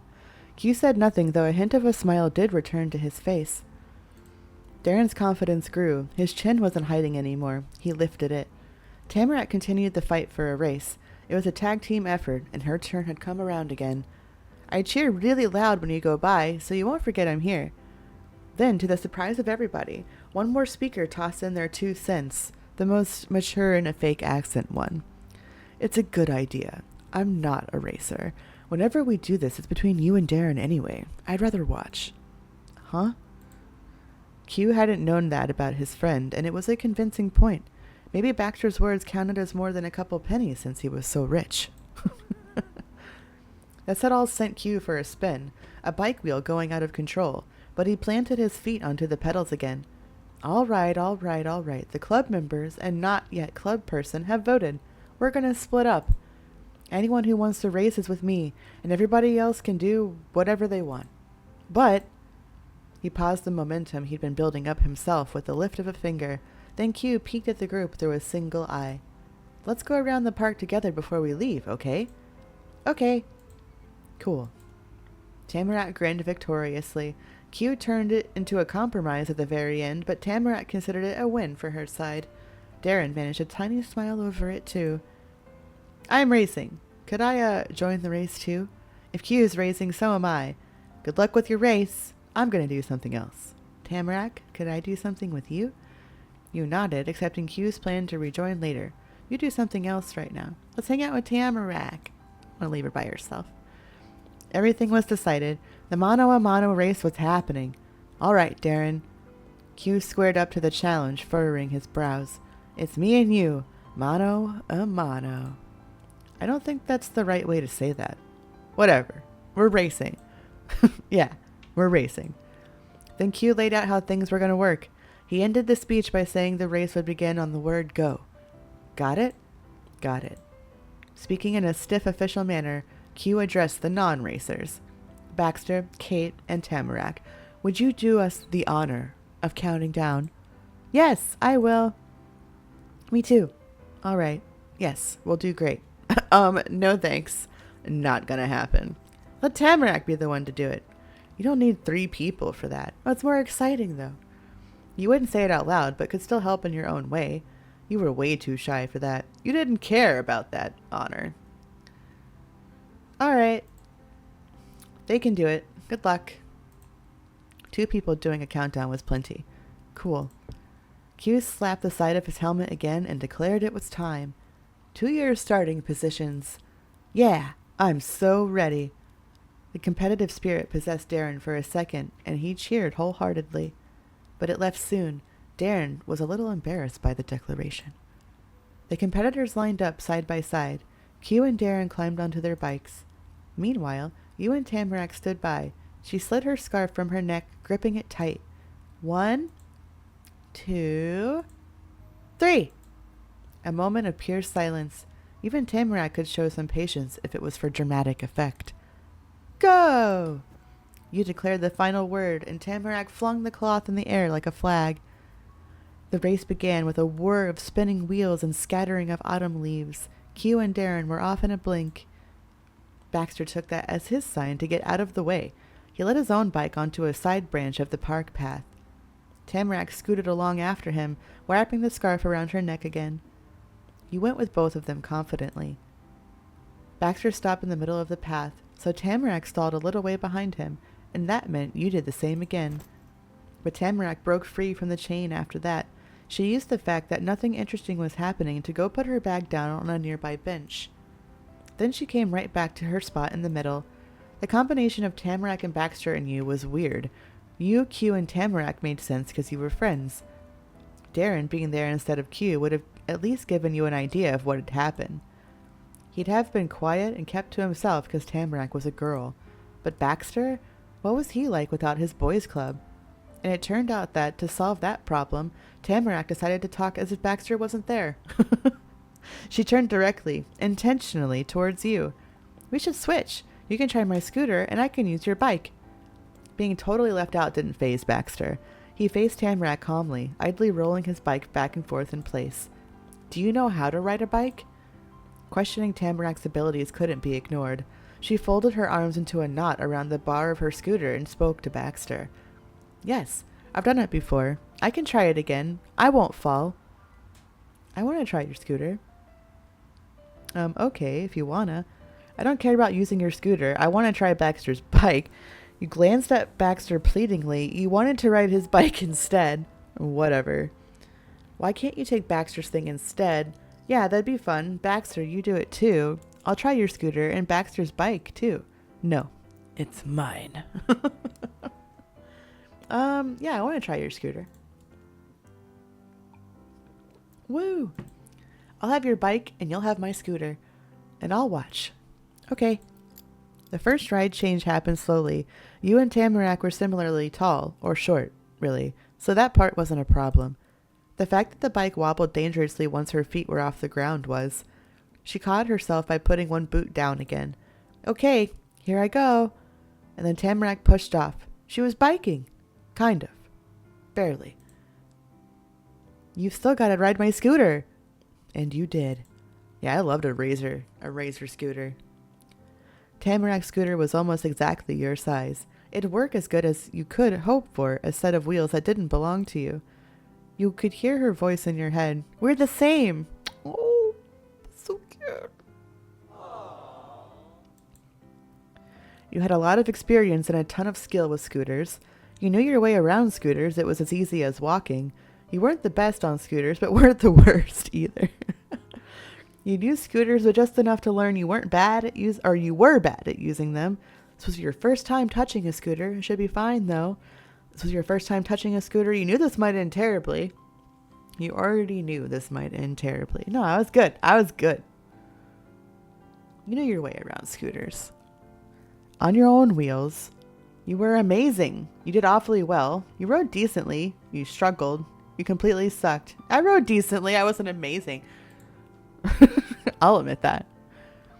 While you'd gotten going, Baxter had found a bench to relax on. He sat with his hands politely on his knees. Baxter might have had fun hanging out with all you kids, but strangers who saw the scene would probably think he was your and Tamarack's babysitter. Woo! You went up and down the path with Tamarack. You rode over the road as fast as you could. You pulled a trick to have even more fun. You showed off a trick to Tamarack and Baxter. They'd see how good you were. You messed around and started going backwards. You did a spin on your wheels, feeling completely free. You messed around, started going backwards. Pushing off the ground in the opposite way, you let your scooter carry you in reverse. Off to the side, Tamarack and Baxter watched on amused. You continued to roll along. You kept showing off to the tiny audience. You stumbled a bit after your stunt, but saved yourself. You'd been doing so good, but you lost your balance and fell right over. Oh, no. Suddenly, one of your wheels got caught on something and you crashed. Now, I'm pretty clumsy. I can admit that, too. I stumbled. I probably stumbled. Tamarack and Baxter passed praise with you and each other as you passed by one another. Some pieces were more flattering than others. Baxter saying how he was having fun not being a part of the ride-switching game could have been thoughtful, but definitely wasn't coming from him. I didn't think he'd care. Aw, sorry, Baxter. Still, it was a good time, as simple as that. You could be smuggered than Baxter usually was at how great you were on Tamarack's scooter. Ah, they're coming! Tamarack gasped and wobbled the bike handles in her shock. Just as she said, two bikers were fast approaching. At that point, Darren had fallen behind. The older boy couldn't come back from it. Q had a clear lead. Go, go, go! Over the buzz of the racer's frantic pedaling, Tamarack's cheers could still be heard. She kept her promise. Nobody could forget she was still there. Baxter gave a respectful applause to both of the riders as they blew past, no matter what place they were in. You celebrated the competitors. You celebrated for Q. He could do it. You celebrated for Darren. He was doing his best. You celebrated only for Darren to tease Q. You didn't cheer or clap or anything. You simply let them go by.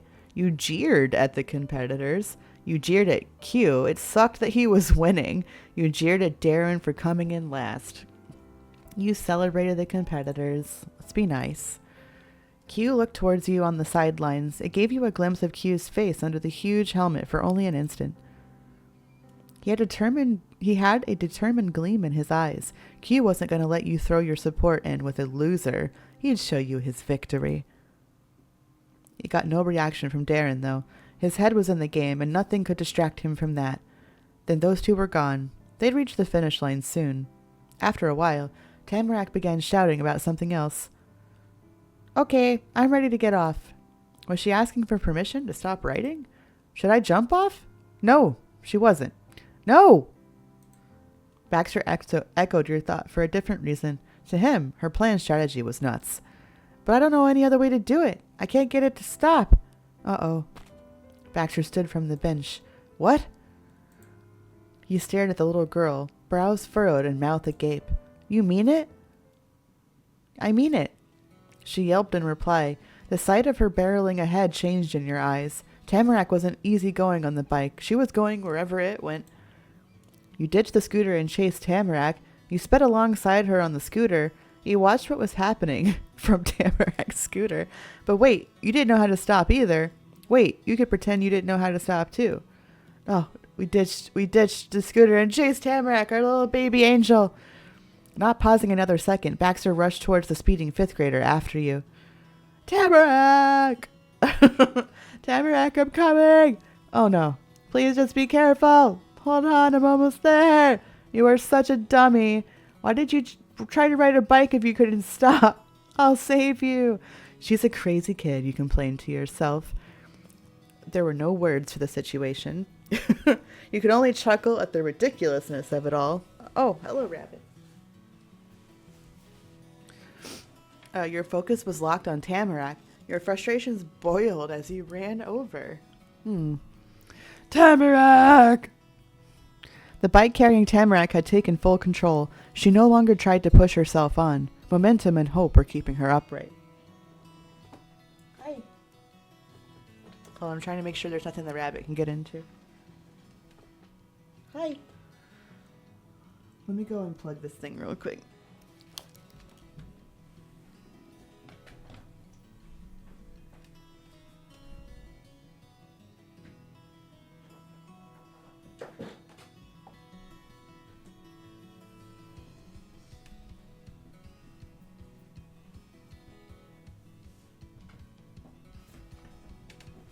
Can never tell when he's going to be interested in being in here. Okay. Lay down, please. I've had bike accidents. They're scary. I went off of a hill like a gorge one time when I was over at a friend's house. So I've been in this situation and it's very scary. Like I was like probably around this age actually. Maybe a little older, but I think around this age. We went bike riding and I couldn't stop. I was going too fast down a hill and I wasn't strong enough to use the brakes. I wasn't using like a kid bike.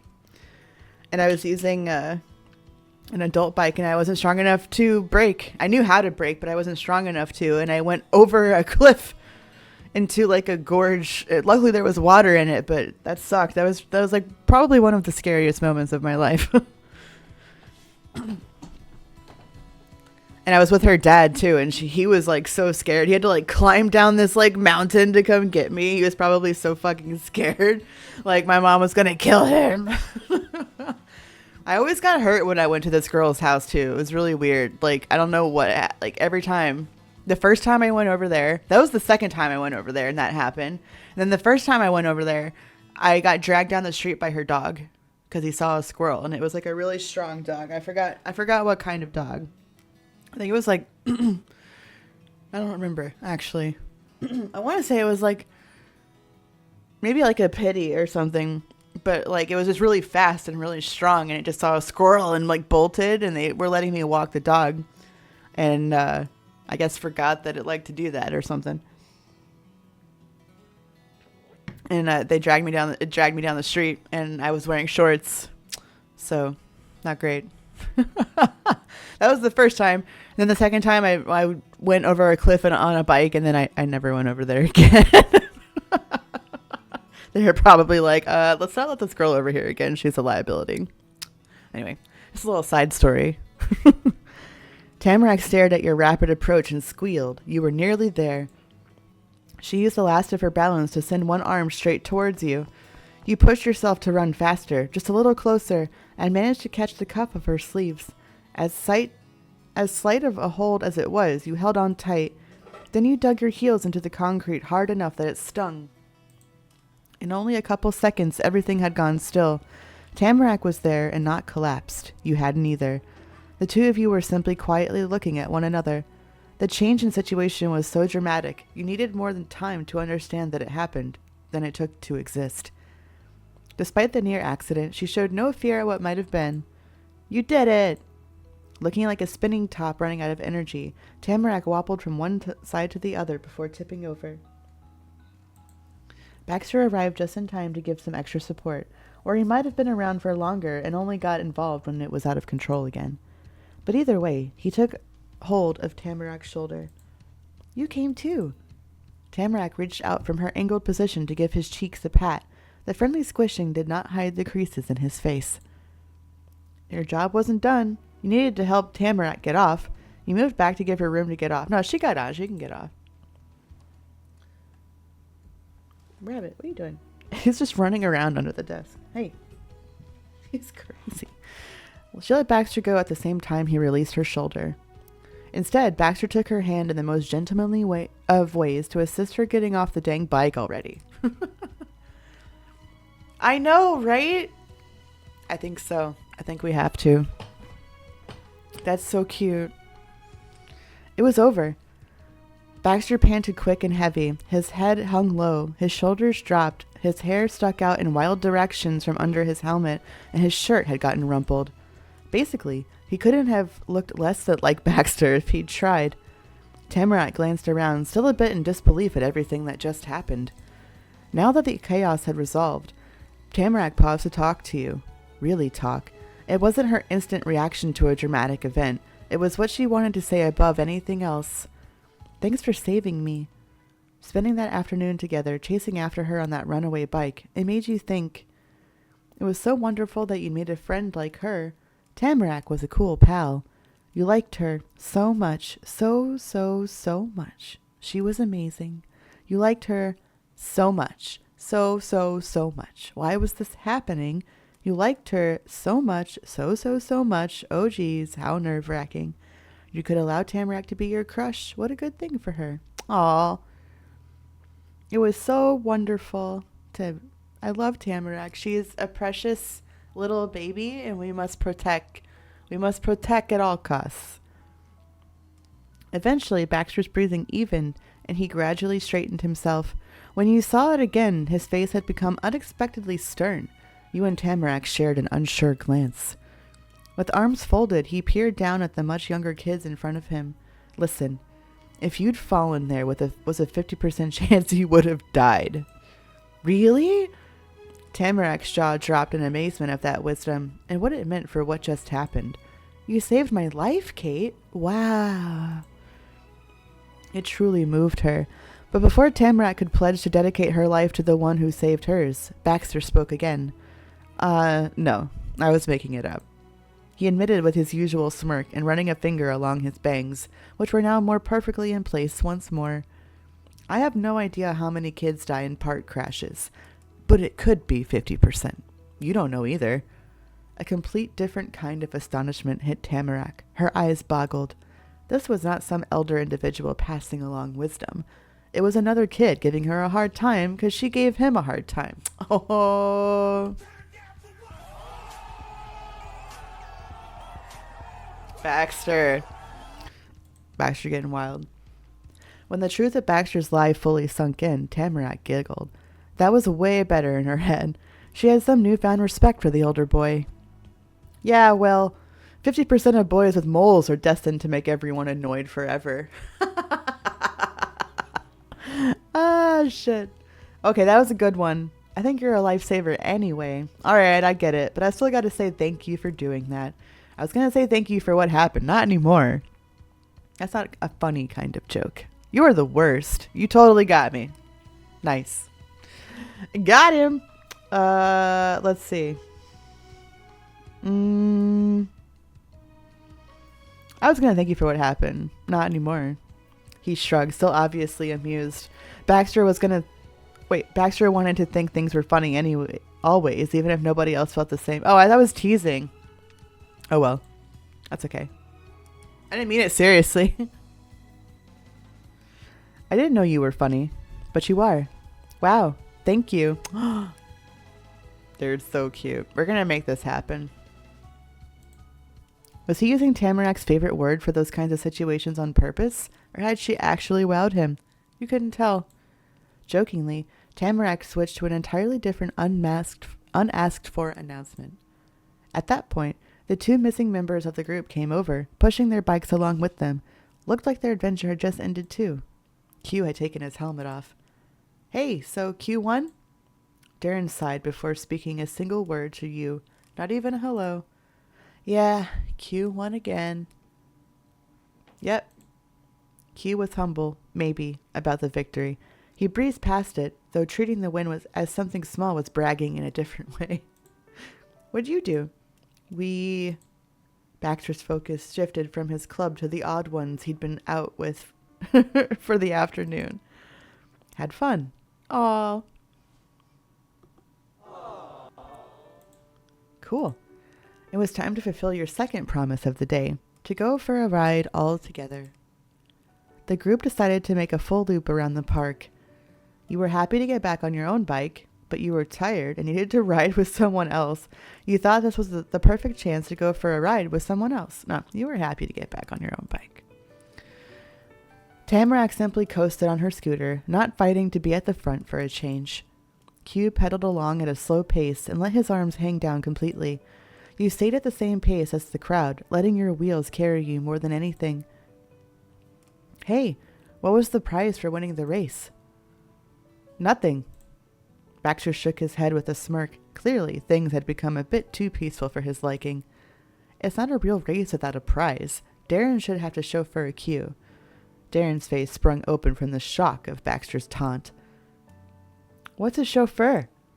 A person who drives others around as a job. Makes sense, right? No. More like the people who didn't race at all should have to give us athletes a break and drive us around.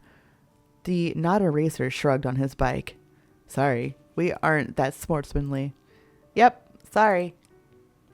It took a little time, but Darren managed to get into the boys' clubs back and forth. Then, whoa. Fairy tale. Hi. Wee. What are you doing? Hello. Let's go. Lone duck. Thank you. Yeah, I always skip past those on a raid so I can raid.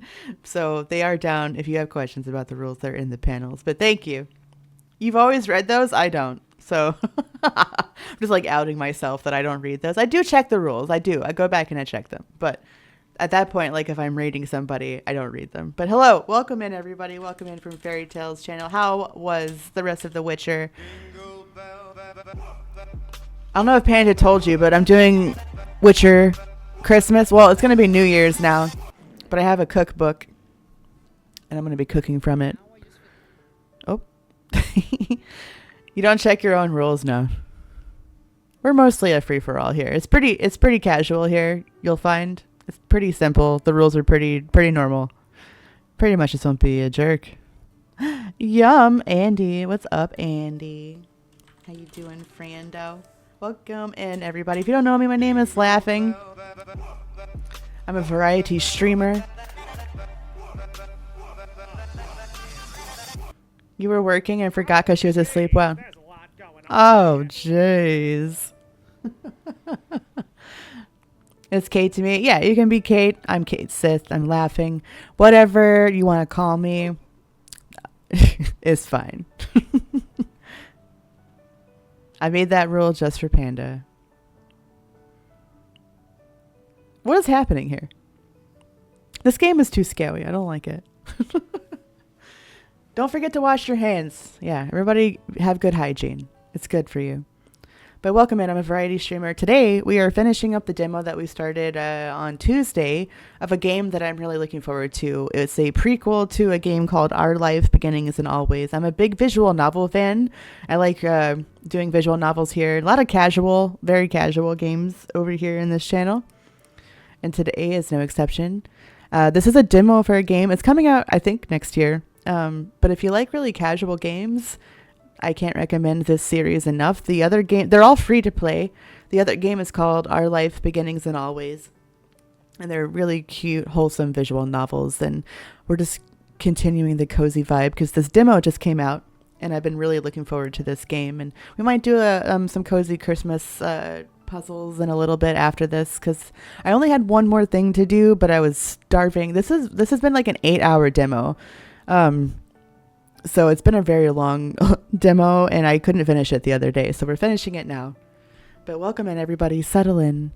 Welcome into the neighborhood. Brenda's no longer working. Oh, no. Oh, thank you. I love her. Wash your hands now. Yes. Everybody wash your hands. After coming over from Fairy Tale stream, everybody wash your hands. Only on special occasions. But welcome in. If you need to take care of yourself, Fairy Tale, I know it's late for you. If you need to raid and run, please do so. Self-care is the most important rule of this channel. And I appreciate all of you for hanging out with our lovely, lovely fairy and for coming in on that raid. Welcome in. We're hanging out in a park with our friends. These two, the blonde and this guy, just finished a race, and we're discussing what the prize is for the race. Me self-care? Yes, you must self-care. Care for others? Yes, that's important too. But self-care is also important. If you don't love yourself, you can't love others. So please do that. Lurking? Do I have to head to bed? Yes. Dream of me. Let me lull you to sleep with my voice. I lull a lot of people to sleep, so feel free to get comfy and vibe out with us. But you should love yourself, Lunduck. Love yourself. It's okay. Then you don't get to say what the prize is. What? I want to know what the prize is. Tamarack tee-heed, Q laughed, Baxter chuckled, Darren snickered, and you giggled. It was another long day with the club, plus Tamarack, who didn't want to officially be a member. Despite her standpoint on that, the 5 of you had gone through a lot for the short time you'd lived there. It's Chrisman. Merry Chrysler. Thank you for the follow, Lone Duck. I appreciate you. You made it to the special place, and you went through the park. You rescued Tamarack from a bike, and you rained cashews down on the trio of boys. Tamarack and Q were your friends. You hoped Darren and Baxter liked you. You were certain Darren and Baxter liked you. You hoped Darren liked you. You were certain Darren liked you. You hoped Baxter liked you. You were certain Baxter liked you. And Darren and Baxter weren't total strangers. Okay. Shut up, Twitch. Pow. Sure is. You hoped Darren and Baxter liked you. That's probably more like me. The mood had gotten so different from the craziness of your first experience there. Q didn't try to make people have fun. They already were. Tamarack wasn't eager to do something new because she wasn't bored of this. Darren couldn't think of a point to complain about, and Baxter didn't make a fresh joke this time. People were satisfied and a little sleepy. If it wasn't chilly, maybe some of them would have nodded off, even though they were in the middle of riding their wheels. Front and back and all around, there was somebody you recognized. Every day, the people in this town weren't strangers because you didn't know them. They were strange because you did know, and you were stuck in it. Listen, Whoa. listen. Fuck up. Get out. Get out. I don't want to get out. This is cute. Round and round, the whole set went through the Golden Grove Park for as long as your parents had allowed it.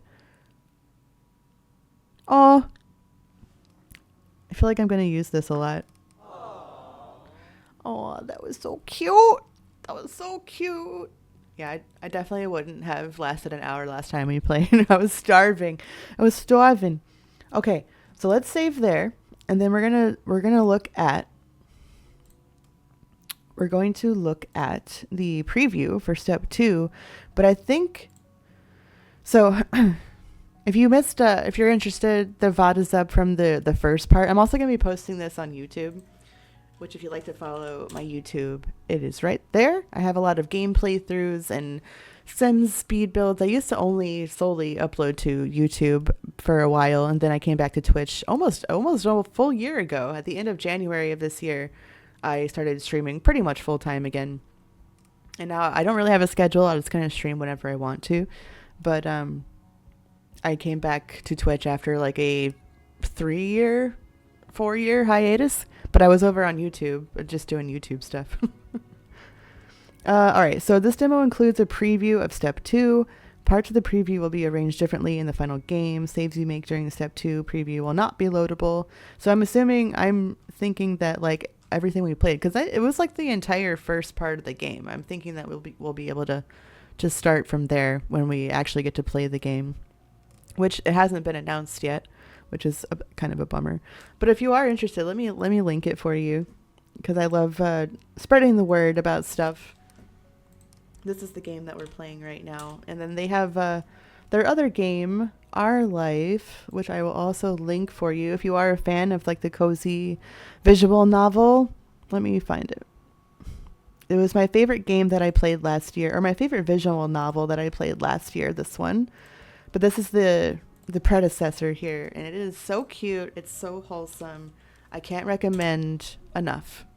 I loved them both. I'm only playing the demo of this one here, but I loved this one a lot. I've played it for 40 hours. I bought all the DLC that I wanted anyway. It's very good. I recommend. But it's all free to play as well. All right, let's go to step 2 and see what it's all about. Well, not all about. Okay, in between. Welcome back to the tutorial. The childhood portion of Our Life Now and Forever demo has come to its end. You're heading into the grand land of teenagedom. Oh, God. No, thank you. Pass. I don't want to be a teenager again. Oi. Sorry, if you hear stuff in the background, it's probably my rabbit, Wilden. You can always do that when he's Wilden. And I'm sorry, sometimes I have to stop when he's being bad. He's looking at me like, what? I didn't do anything. Yeah, you did. Just lay down and be a good rabbit. Like always, you don't have to stick with the exact MC design you started with. And since you have had a lot of time to grow, there's even more that can be updated. Hey! Now he's snipping at me. He's like, pay attention to me. Most of your appearance, your pronouns and preferred terms, and your first name and nickname can be changed. The only parts that you can't edit are your last name, eye color, and skin tone. Any changes you make will have gradually happened over the years since the last step.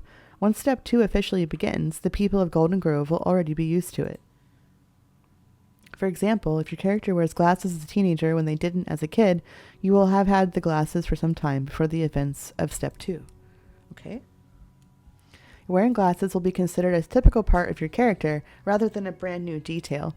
There's one exception. If your gender and or pronouns have changed, you have the option to not have come out yet. In that case, you'll do that during the prologue of step 2.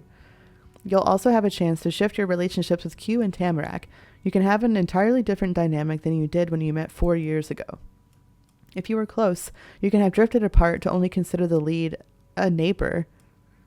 Or you can have found one of them annoying, but now they're your best friend, or anything else. You and everyone else in town will remember how everything's used to be, or if nothing is different. Prior choices don't stop mattering just because the step has changed. When the game is complete, whether Q and Tamarack are contesting, deferring, or teamworking and such will also depend on past experiences you had together. In this demo, that doesn't happen. The system hasn't been built yet. Your relationship as neighbors, friends, and or crushes will not automatically change based on normal choices throughout the story. Okay, you can do whatever you like and still be close or distant from the leads. Now that it's step 2, the jealous over and envious of meters have unlocked on the dynamic screen. You can't use this element if you're at neighbor status with a lead. As a reminder, the jealousy meter does nothing but let you add an extra element of drama to your life. Jealous over means the character is protective of their relationship and time with the other person. They can get upset if they're not getting the attention they want. Envious of means they wish they had what the other character has. They can imagine someone else has a better life, is better looking, more talented, etc. And that makes the person unhappy. By default, Q, Tamarack, and the MC will always be not jealous, which skips all that. You'll have to manually turn the jealous, envious aspect on for that kind of emotion to crop up. Lastly, Tamarack's and Q's teenage designs have slight variation options. Both have 2 possible hairstyles, shorter or longer, and there are a couple of accessories that they may or may not wear. Right now, it's decided at random. There is also a customization screen for each character to manually change their appearance. In this preview, the UI is not final yet, In the completed game, the character's initial appearances... Oh, I'm sorry. My allergies are wild and because it's like cold and hot where I live. Sorry if I have to do that.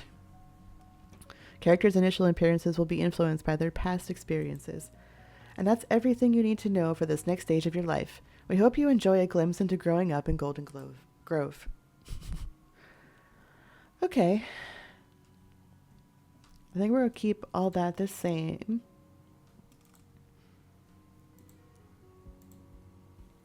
I still had long hair when I was a teenager. What were we, 14? Let's see, 14. Getting into 14-year-old me, I was basically, I didn't change that much. I was a little more emo. I don't think I had short hair yet.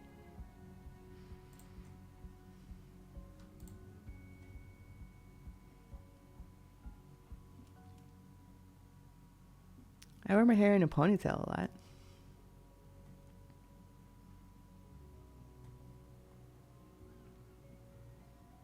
Or pigtails.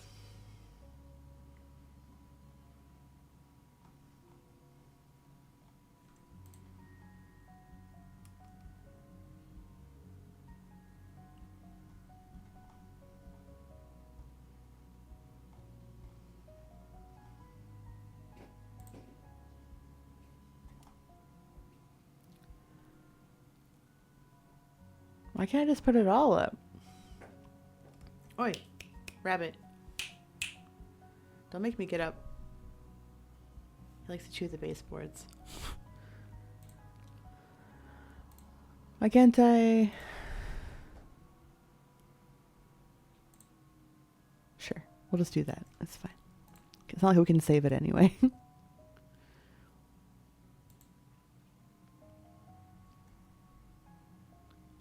So I was like, I did the hoodie thing. Very big into the hoodie. Still am. Oh, wait. This rabbit's wildin'. I'm sorry. Hold on. Wait. Hey. Stop it. Get out of here. Go. Get out of here. Go. Go.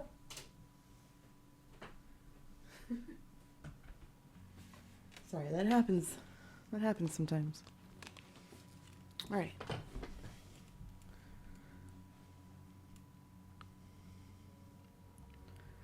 I definitely wore like a, yeah, no.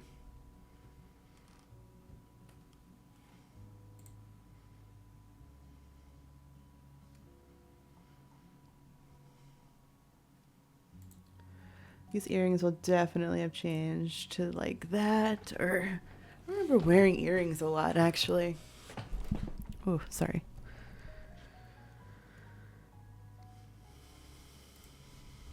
Maybe something like that.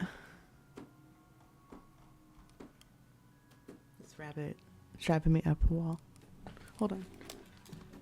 Hey.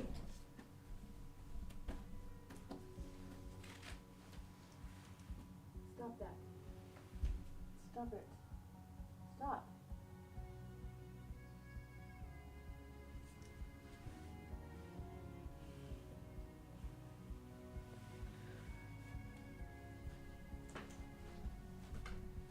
He's discovered that he can eat the carpet.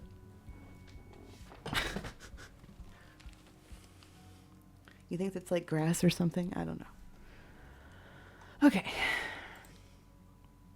I still had glasses. This is more like me, teenage me. I don't have freckles, or I didn't have braces or anything. All right, let's call that good, since we can't even save it anyway. Still very short, still very small.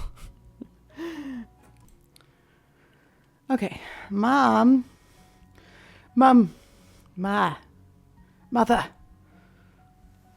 Mother seems so formal, but that's what my mom called her mom.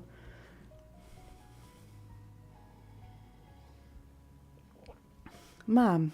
It was always Mom for me. We use the moon. That's very middle school teenager me. Okay. Winter was a world of its own. The place you'd known had gone to sleep. Mom wished more than once that people could hibernate until spring the way bears did. Snow up on a mountain was worse than anywhere else in the state. It took hold of you whenever you went outside, trying to tug your shoes straight off your feet. That season, the cul-de-sac kids got rides to and from school. Q's mom and Granny took turns. They would take you in the morning and get you again in the afternoon. On lucky days, Mr. Lin would be the one who came at the end of the day, and sometimes your own mom could do it. Then, there was that one time at band camp. There'd been a huge misunderstanding, and the person who pulled up in front of your school was Mr. Bauman. It was a nightmare. That ballet recital thing happened. Q stole the whole show. No one else could follow along. It was like the other dancers hadn't been told what was going to happen next. Maybe they hadn't been. It seemed like Q made some of those moves up. He probably did. The other Mr. and Mrs. Bauman came to visit for the first time for their daughter's favorite holiday, Christmas. Her parents showed up in Golden Grove with bags over their shoulders and glasses on their faces. Tamarack looked just like them, and she looked miserable. They left after New Year's, only those two. Tamarack didn't go with her mom and dad. She stayed with her Omi and Opa. What's going on there? When that year wasn't so new anymore, you graduated elementary school. Mom brought you to the diner table to celebrate after your first day of middle school. She always did. The two of you eventually reached regular status at that establishment. It helped that Yusuf, the friendly manager, became the new owner when the original one retired. He recognized you and Mom from the beginning. He might not have been next door, but you couldn't help getting to know Yusuf as much as you could know an adult anyway. Days, weeks, months, the time took a rest on your shoulders, and they kept coming. A couple more years, and you weren't even a kid anymore. You emerged from a pile of torn-off calendar pages as a teenager. Add one extra year, and you graduated again. At 14 years old, you were about to begin high school. So you were basically grown up. You could do whatever you wanted. Rules didn't matter anymore. You wouldn't let anyone tell you what to do again. Oh, God. Let's get back into high school 14-year-old mode. That's definitely, you're just like, whatever. I don't give a shit.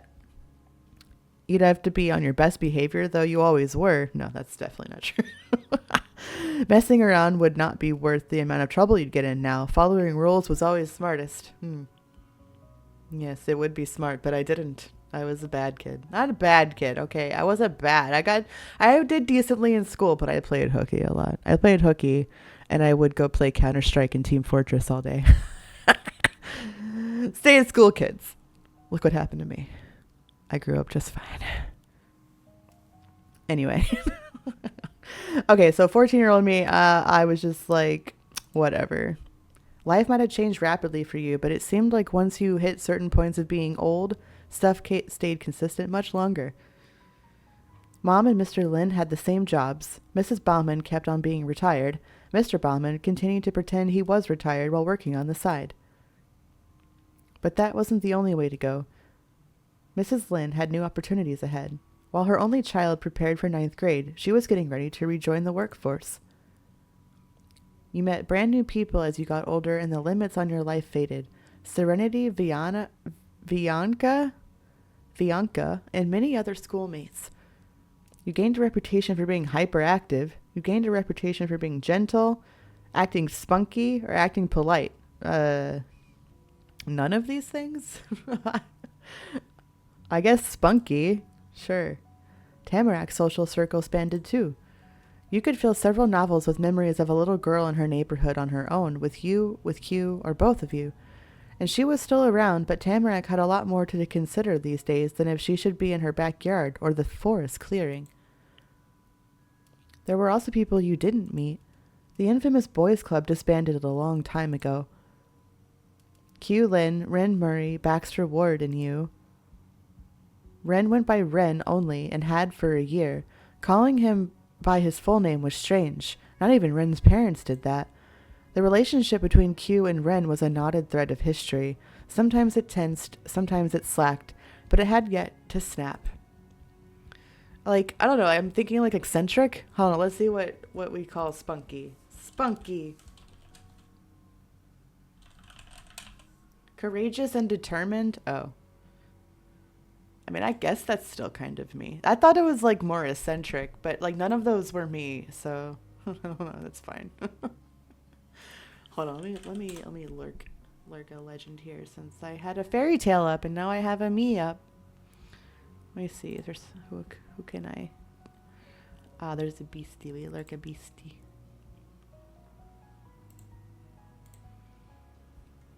A beastie legend. He's a streaming right now.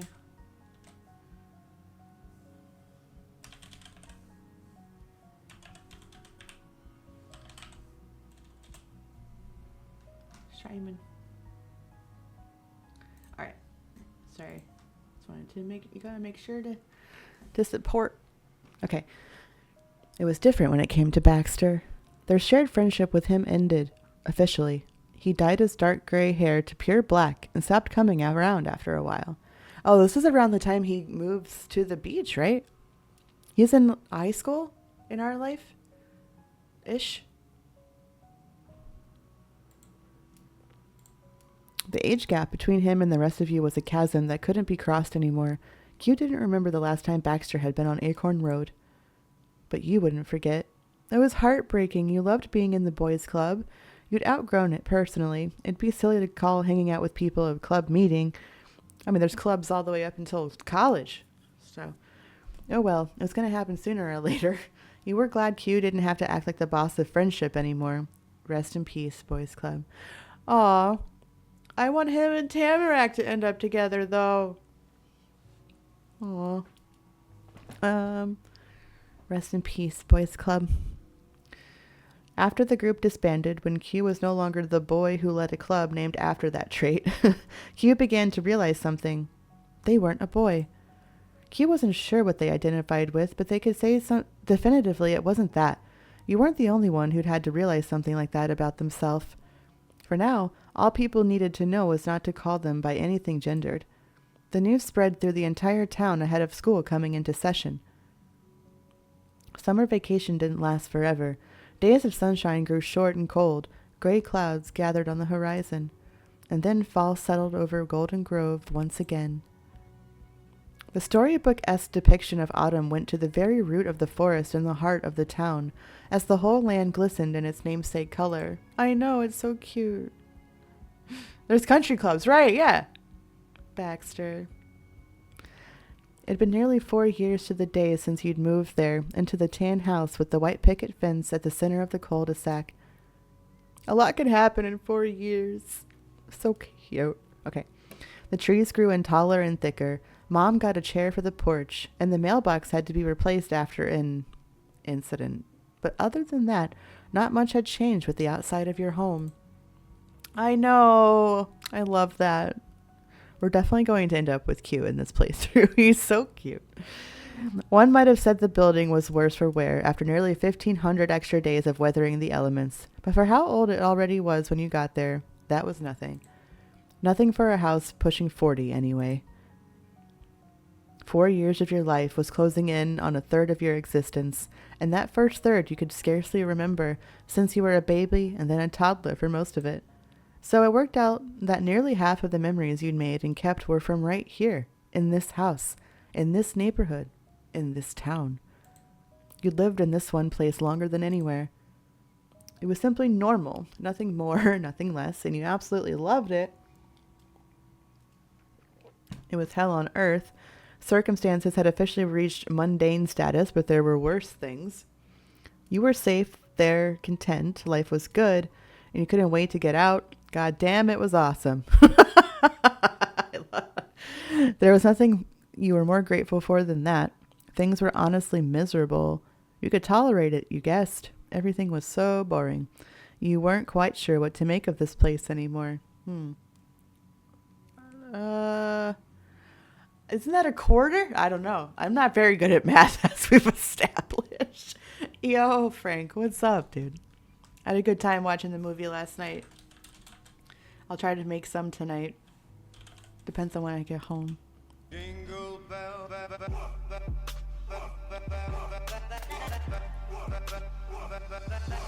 So for this one, I'm not really oh, of course you're not going to work. So for this one, I'm not really sure to go with my actual life or not, because I was pretty miserable around this age. But I did move. I moved when I was 13, and I really started to struggle around this time. So it was not good. It was really not good for me. But like, this is so wholesome. I don't want to. I don't want to. Like, I don't want to bring it down. Yo, Jack. To be a kid again. I don't want to be this age. This age sucked for me. Like I just said, it was terrible. It sucked. Happy holidays. Yes, happy holidays. Merry Christmas.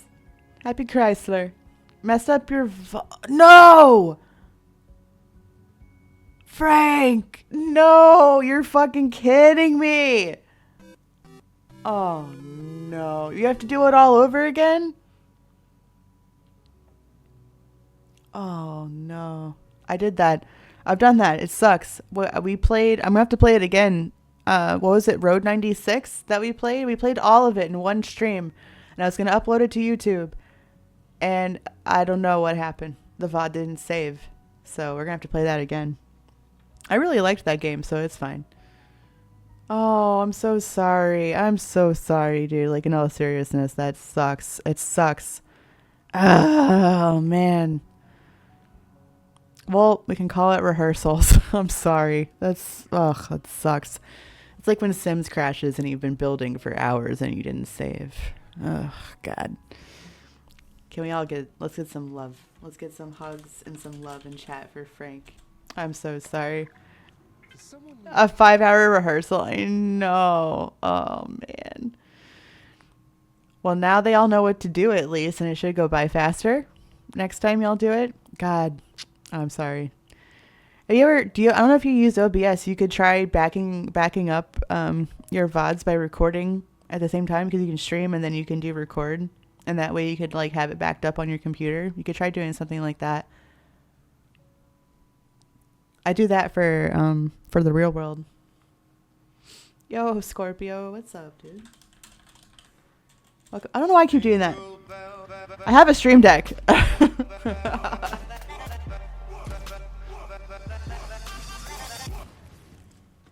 But yeah, I'm sorry, Frank. That's terrible.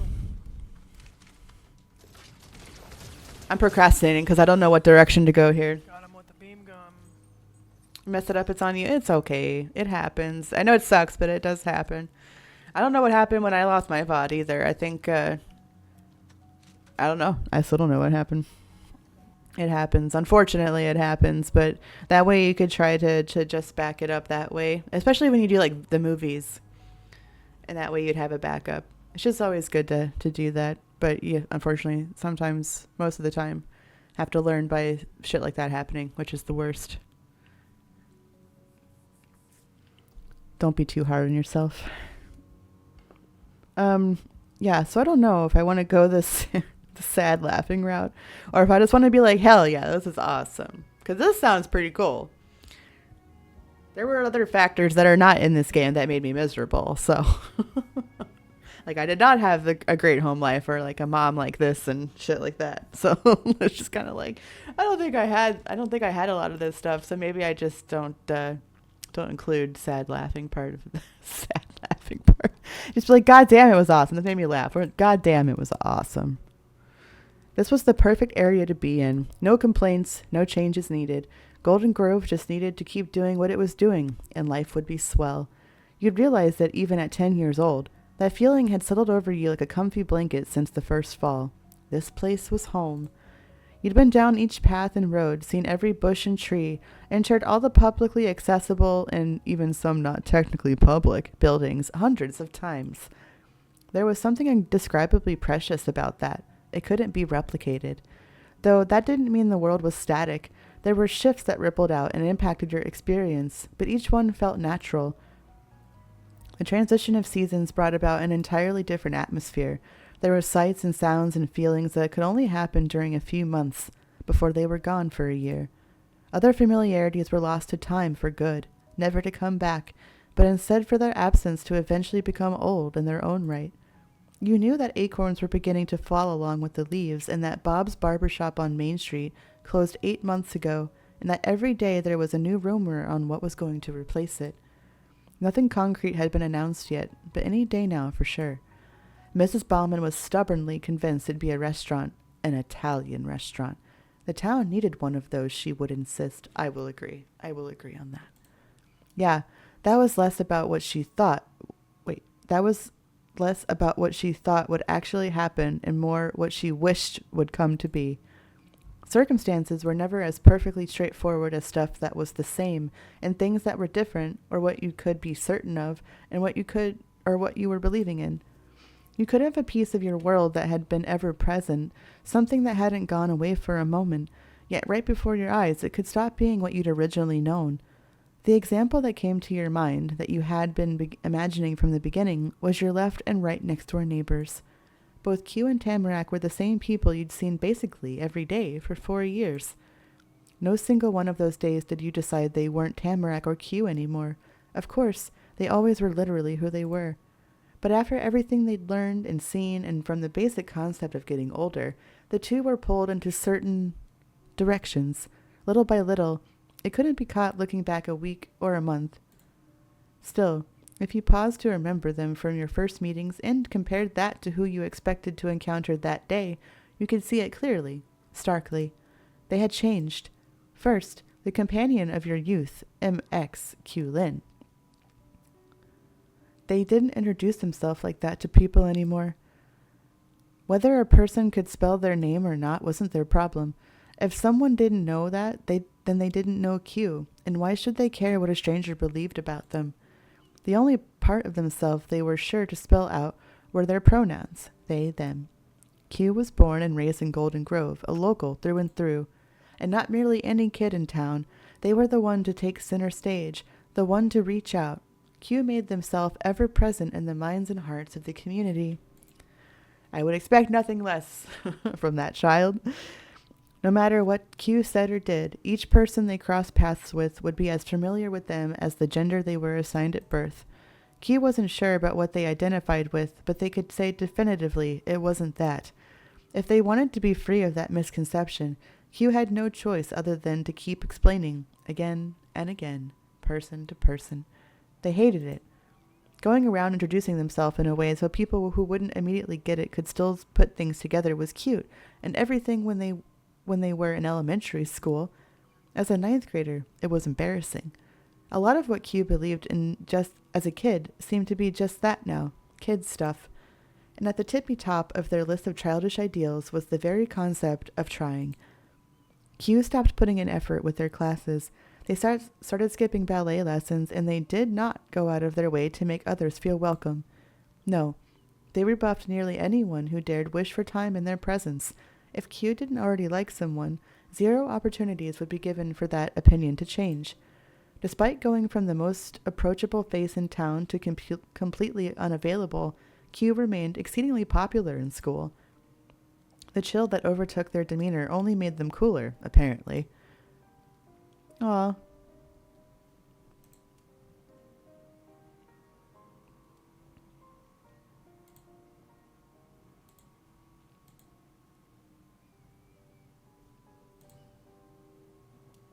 We'll do this one. Oh. Starting from step 2, you can now manually set Q and Tamarack's dynamic towards you, as well as your own dynamic with each of them. This includes the newly available jealousy meter, which will always begin at not jealous and must be manually changed if you would like to add those aspects to your playthrough. You can also choose one character to be best friends with. Only one person can be your best friend, but you can be platonic best friends or best friends while crushing on one another. Being best friends with one character signals you have a closer relationship to them than the other character. It doesn't mean you can't be friends with or crushing on the other character, though. You can change best friends over the years or even have no best friend at all. It's all up to you. Well, it's hard to say because they said that Tamarack was our childhood bestie. And I want to say we still are and that we'll be crushing on Q.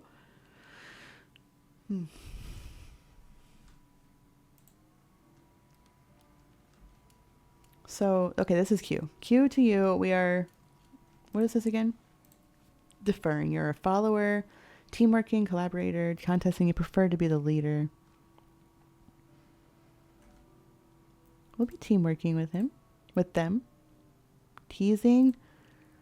I mean, go out of your way. I'm assuming keep your thoughts to others on yourself. I like to make jokes, give another person a hard time. I think we'll be like unassuming. I tried to be cool. I tried to be cool when I was a teenager. Yo, Falcon. Welcome in, friend. Happy to see you. How are you doing? Happy Friday before Crembus.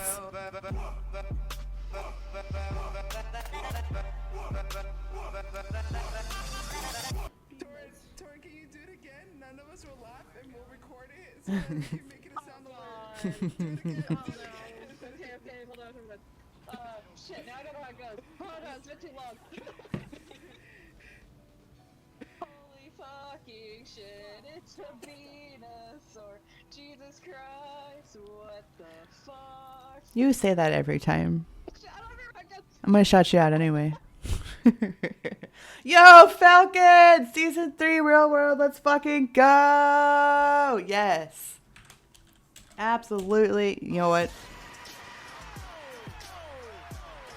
I didn't give this to Seals. You and Seals are in Season 3 of Real World. You get a hype scene. Hype scene.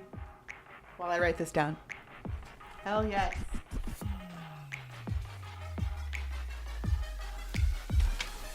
For real now?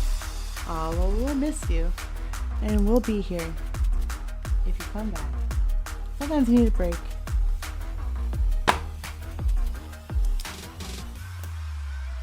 Let's go. Let's fucking go. Oh, wrong scene.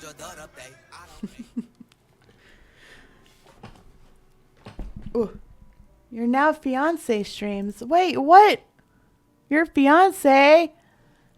What? I've missed so much. How did I miss so much? Yeah, fiance. You got engaged on Thanksgiving? Oh my god, congratulations. That's awesome. Yay. To Ike Bob. Ike Bob. Ike Bob. Right? Like this? Is that right? Or is there a number? Yay! Ike Bob 13. There we go. That's awesome. I bet you're so happy. I'm happy for you. Let's go.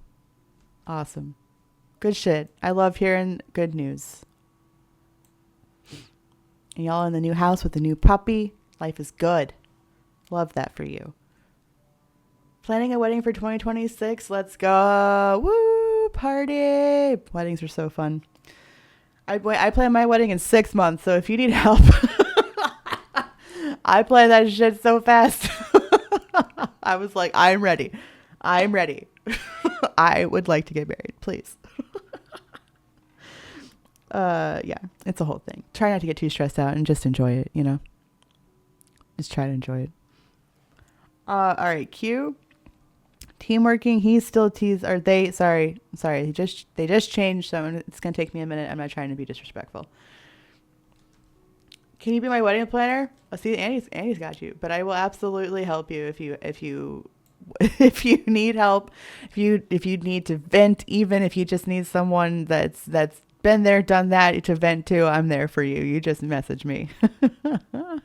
You're the priest? Oh my fucking god, I would die. I would die if Andy Bandy was your officiant. Please make this happen, please.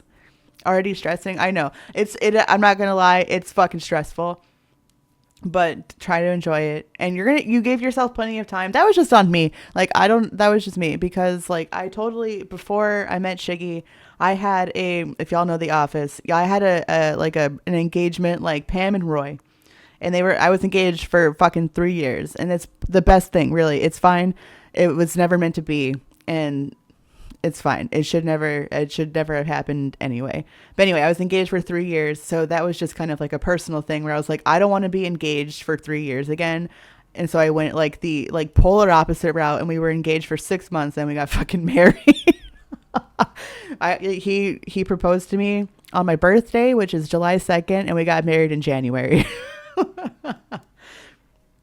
Looks into the camera. Yeah, exactly. Shiggy. I was just kind of like, I don't want to like, he was like, no, we get like a year. And I'm like, I also don't want a summer wedding. So I don't want to wait a year because then I don't want like fuck a summer wedding in Texas. No, thank you. Absolutely not. So now it's like, okay, so then if I wait a year, we'll have to wait like a year and a half to get married when I wanted to. Because I also wanted to get married on April 25th. If you know, you know. And it was like, okay, I'm either going to get married in April or like October through January.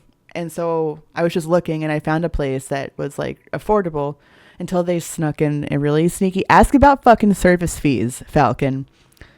Because we got fucked 2 weeks before our wedding. They stuck on some like crazy like $2,000 service fee. Also, don't say you're planning a fucking wedding. Say you're planning a party. When you say the word wedding, people immediately like they just were like, okay, how can I fuck this person? How can I like absolutely make them pay the maximum amount possible? Doing a June wedding? Oh, I see. Trish and Tar. Oh, that's so cute. Oh shit. Sorry about the ads. Here's a booty. There's booty for you. But yeah, it's stressful. Try to enjoy it. All right, while the ads are happening, we'll try to figure this out. Okay, we're crushing on Q. Crushing on Q. And I think we'll keep besties. We'll keep besties with Tam. And I kind of want to do jealous just to be like, okay, maybe, okay, since this isn't going to save, I just want to see what the jealous over looks like. I just want to see. All right. Doting, teasing, teamworking. Okay. This seems good. We'll do that. Oh, you played Helldivers? I've been wanting to play that, man. I want to get back into it. I haven't played it. I still have it downloaded. I want to play it. I downloaded it to play with Shiggy. And then we never played Shiggy. What the fuck? Wow. Big wow. I'm definitely down to play. Okay. So I wanted to hop on today before I started playing Dragon Age, just because I've been playing the shit out of Dragon Age. And I wanted to get on here before Krembus and all of that and say hello, because I know next week everyone's going to be busy and running around. Don't you sad face me, Shiggy. That doesn't have Path or Exile in it. Yeah, I've been playing the shit out of Dragon Age, and Shiggy can't stop playing Path of Exile, which I do want to play, but I can wait for it to come out. But we have both been respectively playing these games we've been waiting forever for. I told Shiggy, I was like, when I get Dragon Age, don't talk to me. Don't even expect anything out of me. I'm not doing anything. Oh, yeah, double date Helldiver shit. Let's fucking do it. Let's do it. Off until January 6th. Let's fucking go. 6th. Path of Exile 2. Yeah, Shiggy can't stop playing. Don't look at me. Yeah, well, he and Shiggy have that in common. Shiggy can't stop playing it. And I'm really interested in it because I really like Diablo. And I did not like Path of Exile, the first one. I don't know. The UX overwhelmed me. I didn't have fun. I didn't like it. Yeah, y'all can talk about Path of Exile. And then, what is it? Monster Hunter comes out in February. We should all play that. I didn't even want to play the beta because I didn't want to get into it and then not be able to play it. So I didn't play the beta, but Shiggy did. But I definitely want to play Monster Hunter in February. And then I want to play Path of Exile when it officially comes out. Yeah. Oh, me too. Yeah, we'll have to play Monster Hunter when it comes out, which I think it's February or something. Yeah, y'all talk about Path of Exile. It'd be a massive understatement to say things were different, but it couldn't all be focused on Q. You were different too. You felt different. The friendship you had as kids couldn't stay the same. Life had gotten more complicated. Yeah, you're a teenager now, baby. Still, Q meant a lot to you. You'd done what you could to be something beyond a fair weather acquaintance for them. And There you had it. It's super cool. It was great having a friend who was your friend. Whether Q agreed or not, whether you were officially friends or not, they were important. Those were thoughts you kept deep inside. Oh, we're just crushing. Okay. Does that mean they're crushing on us too, or just? Oh shit! I should have probably looked at that a little better. Well, we all we know is that we're crushing on Q, I guess. Those were thoughts you kept deep inside. It wasn't anything you'd actually express to Q. You couldn't lie to your heart. You had a crush on MXQ Lin. That's what made them such a meaningful existence in your world. You were head over heels for them. When it came to Q themselves, you could never quite tell what their feelings were toward you. It was mutual. Oh, okay, you get to decide. As they had a crush on Miss Kate Sith. Oh. I like it keeping it mysterious. I feel like Q would not like come out and say it, like they would keep it to themselves, but still have it, maybe. Q did like you to some degree. They'd never speak to you if not. But you were not going to assume that meant they had a crush on you. Because you're more than neighbors with someone okay. This is the tutorial speaking. Because you're more than neighbors with someone, you will get to make an extra choice about your relationship, whether or not you're comfortable with automatic physical interactions. There are moments in the script where Q and Tamarack can potentially show affection and closeness through touching without you initiating it yourself, but they will know you well enough to avoid that if you're the type of person who doesn't like it. You can determine if embraces and snuggling and everything is fine, or if you only accept more brief and playful interactions like a pat on the back. It's possible to want space under normal situations, but be okay with being comforted in difficult moments. Or you said it so Q and Tamarack will never touch you on their own. Your choice here won't remove options to touch the leads from you.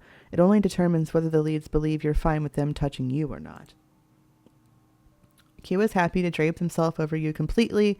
There was no reason to stay at a distance. It wasn't unusual for you and Q being close. You'd poke and nudge each other and all that. Q didn't reach out to touch you. You didn't want them to. It was only different when things got difficult. Now that's more like me in general. Sometimes I want it though. I'm just like, but it's usually like, I don't know. I'm kind of weird about it. Oh, he's been playing all the time. It's like, I'm sure he's not working. He's playing Path of Exile. Over the years, you made it clear that you didn't want to be randomly touched. Q never did.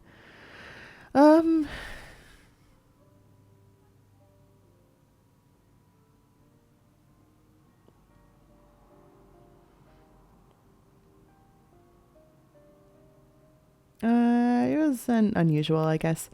Now second, the childhood best friend, Miss Tamarack Bauman, she had become a young lady. Her reckless romps through the woods shifted into quiet nature walks. The neat clothes she carefully selected weren't suited for that kind of exploring anyway. And she was not okay with them getting full of holes like she was as a kid. She approached most things in life with great delicacy, like she was living in a world of glass, or less whimsically, as if she was always walking on eggshells. Tamarack joined the music program during middle school and had played the cello ever since, a feat that required plenty of patience and a ton of sitting around. But all those new opinions, priorities, and decisions didn't speak to any level of decisiveness on her part. It wasn't just the loss of pure wild abandon, only someone too young to know better could have.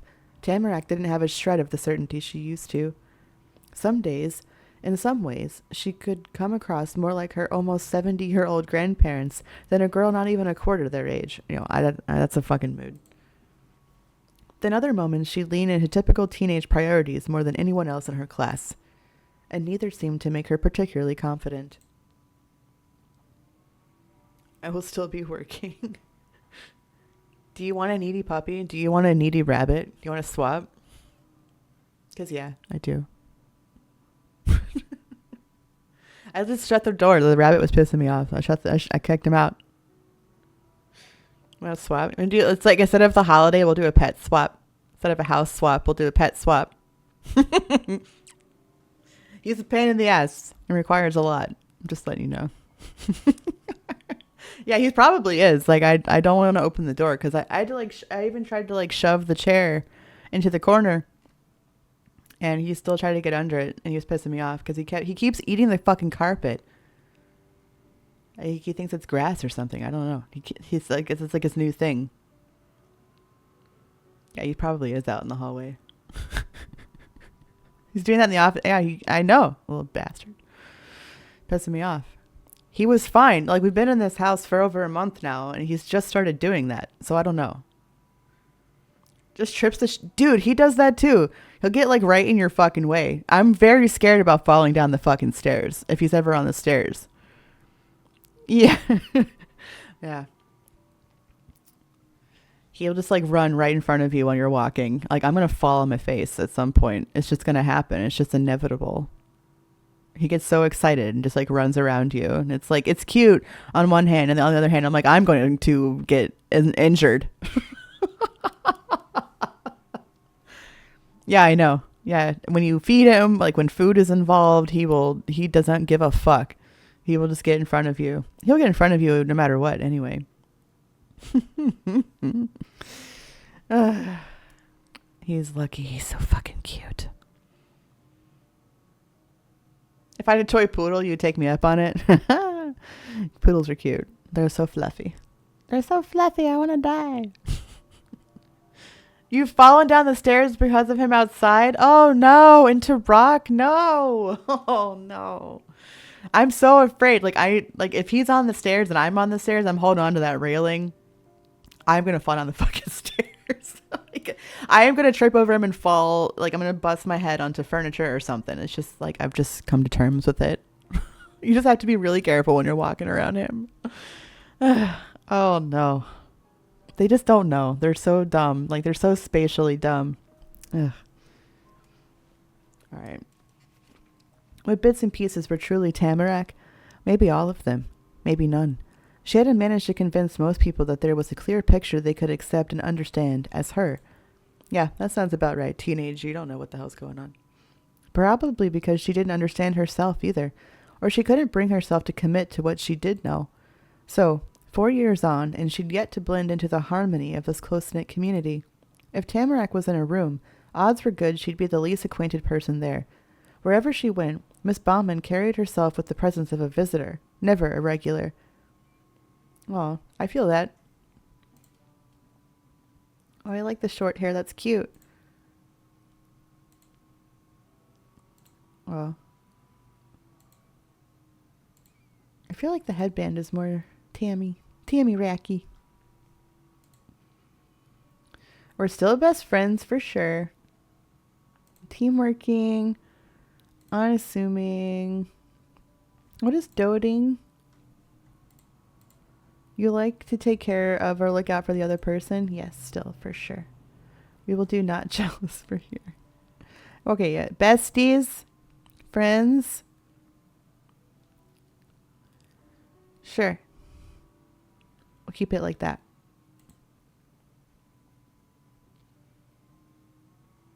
With a hot dote. But there were some truths that no one doubted. She could count on you, and you could do the same with her. You didn't care what the town thought. Tamarack was the greatest friend you had had in your entire life. Yeah! She wasn't some nobody. She was the little girl who threw a paper airplane at you the first time she ever caught sight of you. Tamarack and you went through being newcomers side by side. No matter how much time passed, no matter how much the two of you grew up, the promise you made to always be friends would not be broken. So cute. Together, you'd make it through whatever future unknowns you might face. You and Tamarack hugged and held hands. You were okay being close in whatever way. It was totally normal for you to bump each other and lean on one another. You and Tamarack didn't have a touchy-feely kind of relationship, not unless stuff was serious. You weren't comfortable being touched out of nowhere. Tamarack understood that.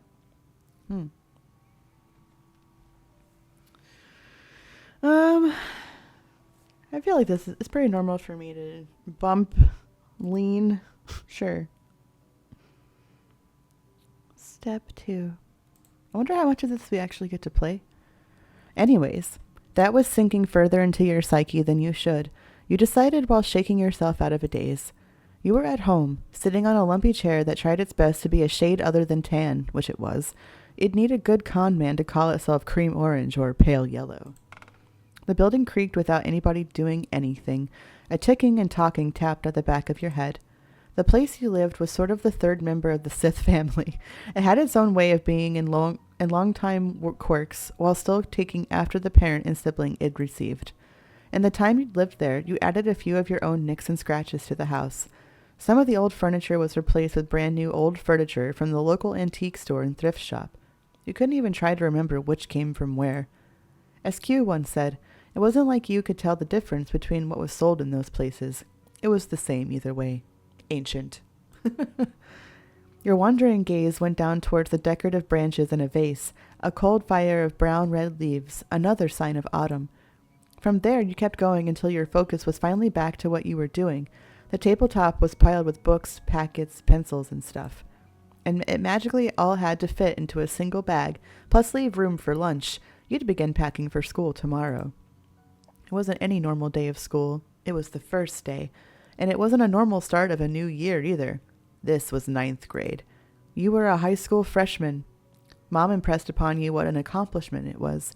If the learning system was a triathlon, you were out of the water, off a bike, and lining up to begin the race.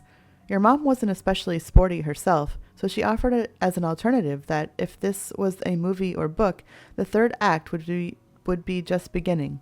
That was the best part. The third act? Wouldn't the third act be adulthood?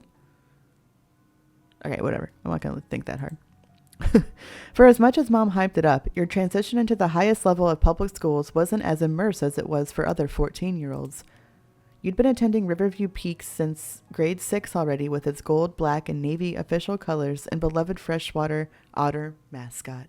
Aw, I love an otter. The district of Golden Grove was small enough that middle school and high school shared a building. That was a relief. You had your school and you'd stick with it until real graduation.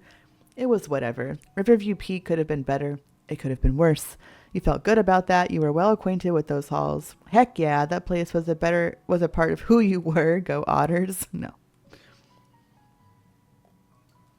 I never felt that way about school until college, and it was only because I got into the college I wanted. Hell yeah. That place was a part of who you were. Go Otters. Oh. I was going to say what's the difference, but we curse. Okay. Was Riverview Peak awful? Yes. Did you want to risk going somewhere else? Nope. Not as if it mattered either way. Going to any school was miserable. Yes. This would have been a much better new year if you could have gone somewhere else. It was whatever, probably. I mean, also, like, there is a sense of, like, feeling, like, okay, I already know the place. So, like, that's kind of adds a layer of familiarity, which is nice. Not as if it mattered anyway. That's probably what the sentiment would be if I was 14. You crammed a 20-page schedule into the front of your bag, crushing it in the process. The beginning of classes wasn't the only event happening tomorrow. Golden Grove's middle and, at the same time, high school started slightly differently than its elementary school did. This semester, your first day of school shared the same date. Oh my god, is the rabbit eating the door? Hold on.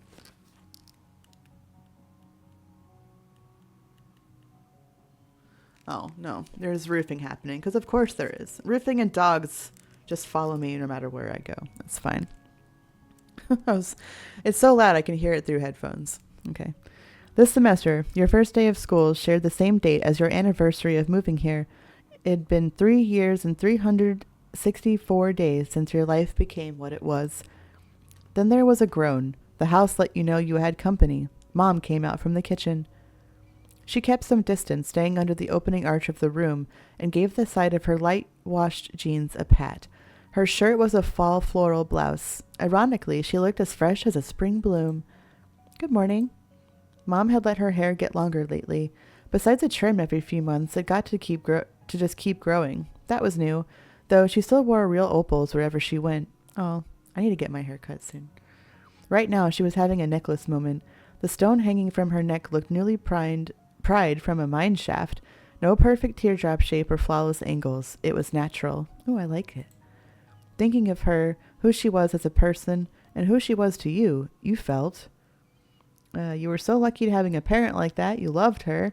She was your friend as much as a parent. Hanging out with Mom was fun.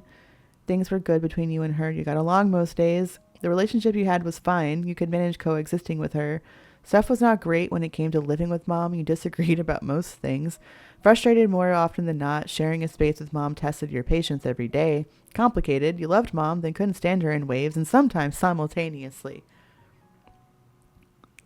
That's definitely a teenage thing. Will be complicated. On the one hand, she was your mom, was your only family on earth, but also she was your mom, the person who could get under your skin in ways no one else could. Quick question. If you were going to get your own cell phone, what color would you want? Oh, asking for no reason. A cell phone?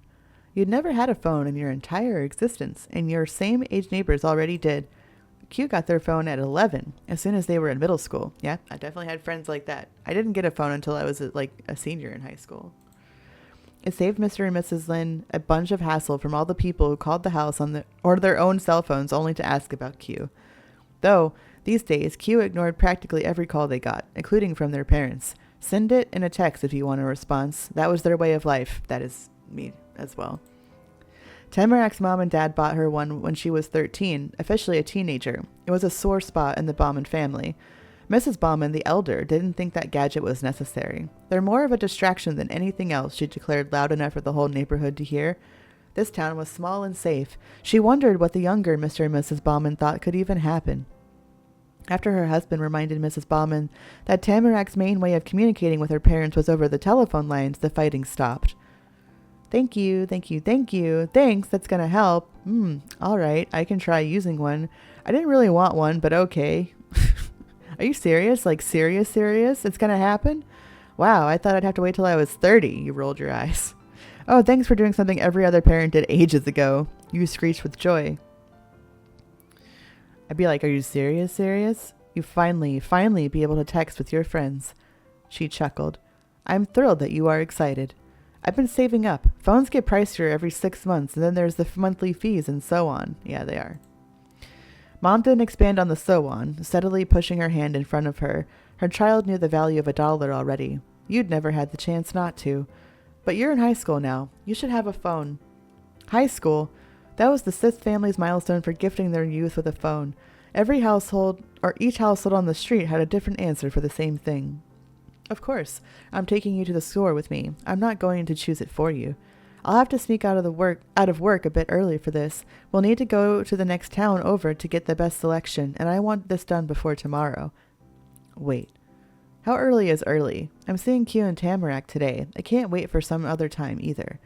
Tamarak had been on pins and needles waiting to talk to her parents before the start of the school year. She wouldn't so much as look at a phone until you were there. And Q hadn't left their house for days. You had to go over there and make sure they were all right. Don't worry. This doesn't mean you got to flake out on seeing your friends. I know you want to see them. I'll swing around to pick you up, late afternoon, early evening, thereabout.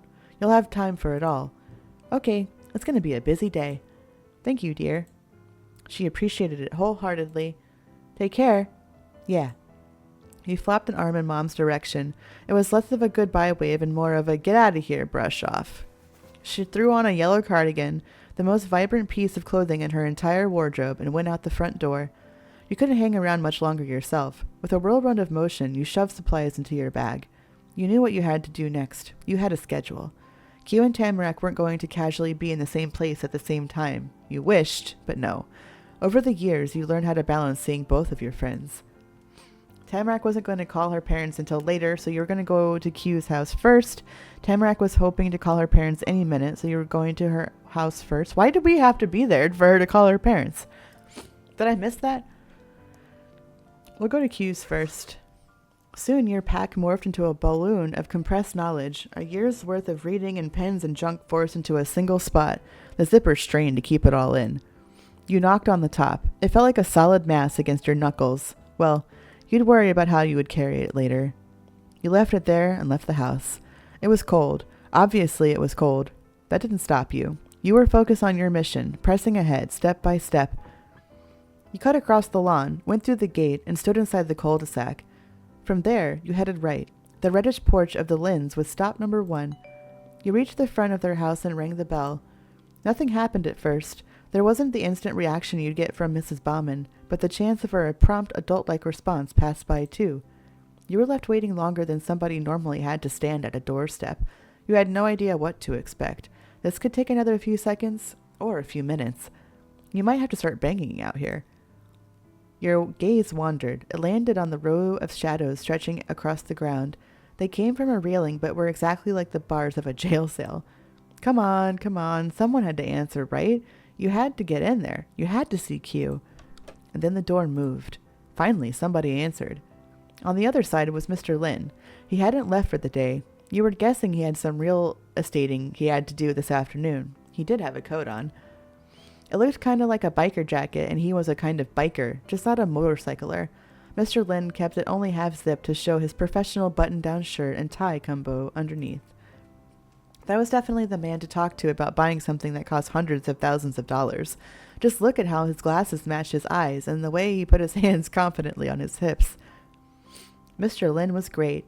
You thought he was so goofy, but that was fun. He made you nervous. Mr. Lin acted with so much certainty that it left none for you. You'd really gotten to like him lately. It surprised you. You couldn't believe you hadn't liked him instantly. Mr. Lin was the best type of adult. You didn't mind dealing Mr. Lin. That was fine. He got on your nerves sometimes. It was like it felt like he babied anyone who wasn't 30. He was so handsome. Mr. Lin was just another adult. You didn't think much about him. He was great. Mr. Lin opened his lips next to show the grin behind them. Hey, Kate, thanks for taking the time to come over. Now you're a visitor, our chiming Q won't mind. He chuckled quietly, though a cloud of concern put an end to the sunny mood he'd started with.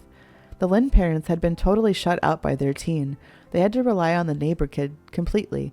You were their only lifeline left. Not even Ren was a for sure thing these days. But you'd want to see Q whether they asked for it or not. Come in, please. Don't let me hold you up. Sure. Mr. Lin moved aside. You passed through the door. Your host followed after, but you got ahead of him after a few steps. Just head up to their room. You know where it is. I'll be here. You didn't stop walking. You didn't want to stay there. It was hard to explain the way a space could stay so much the same and still be so different. That our living room didn't decide to get spotlessly tidy yesterday because it knew there'd be a guest. It was always like that. But the house didn't feel nice or neat anymore. Somehow it seemed sharp, stiff, uninviting. Every single time your feet touched the floor, you braced yourself for the crack of eggshells. At the top of the stairs, you got a different kind of jolt. You weren't alone there. Mrs. Lin. She stood in front of Q's room facing directly towards you.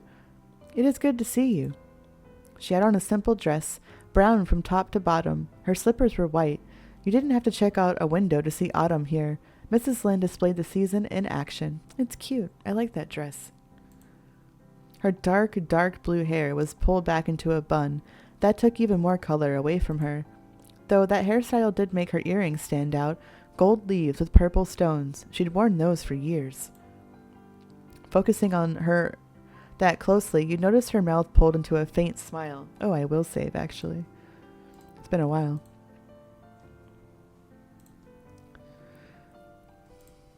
I've been knocking. Mrs. Lin twisted around to touch the door again. She stared at the wall between her and her child. That must have been exactly how she was before she heard someone coming. Q hasn't answered, but they would if they knew you were here. Speaking at the plank of wood, she stopped talking to you. Q, your friend is here. They will be coming in. You leaned in, ears perked. It was dead silent. Still, Mrs. Lin backed away. That was the most the mom could do. She kept that smile for you. You can stay as long as you like. And then she vanished down the way you came. Mrs. Lin relaxed you. You had never had to worry about what would happen. Mrs. Lin could be so silly, that was great. She'd always rubbed you the wrong way. You got awkward around her. You never knew what to do. Mrs. Lin had seemed kind of cold, but you'd begun warming up to her. You'd been so wrong as a kid. How could anybody not like Mrs. Lin? It was impossible. She was so sweet and thoughtful. You didn't need another mom. She worried too much. Wow. She never bothered anybody, including you. Mrs. Lin, she was beautiful. I don't really feel like I've gotten to know her at all, so...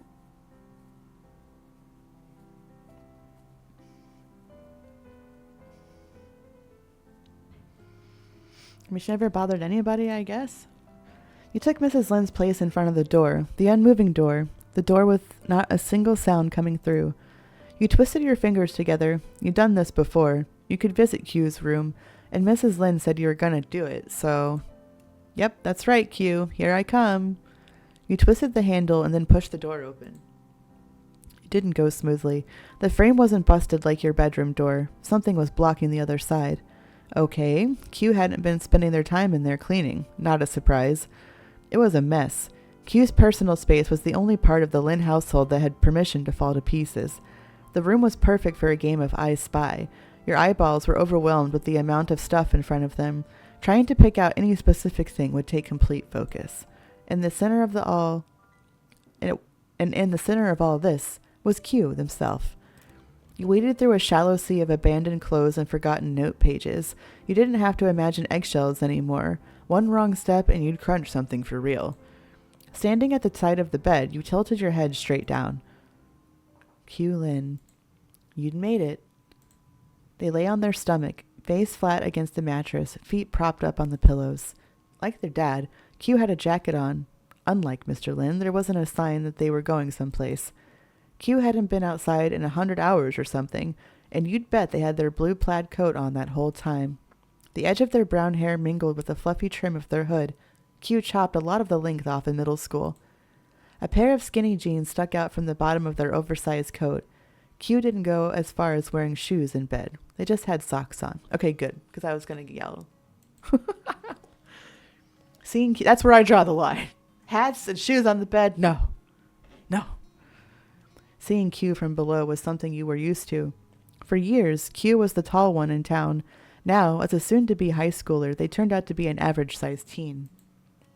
But you were a short kid, and you were still a short teenager. Q kept multiple inches over you. Some people still called them by Autumn. You didn't. Some people still called them by Autumn, including you. Some people still called them Autumn, but you had a different nickname for them. Some people still called them Autumn, including you, though you had your own nickname for them too. That's definitely very me. I have nicknames for everybody. It was... Oh, I don't know what it is, though.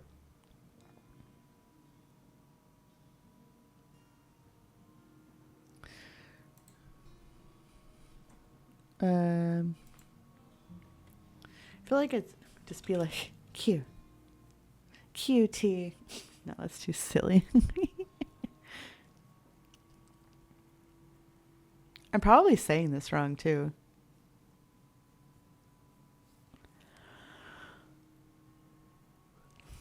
I don't know. Just put that for now.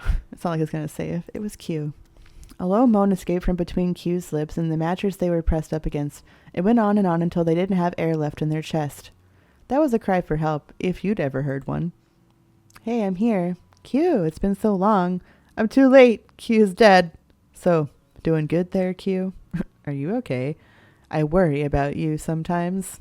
Hello, Q. I've broken into your room. It's nice to see you. You tapped the mattress. Hello?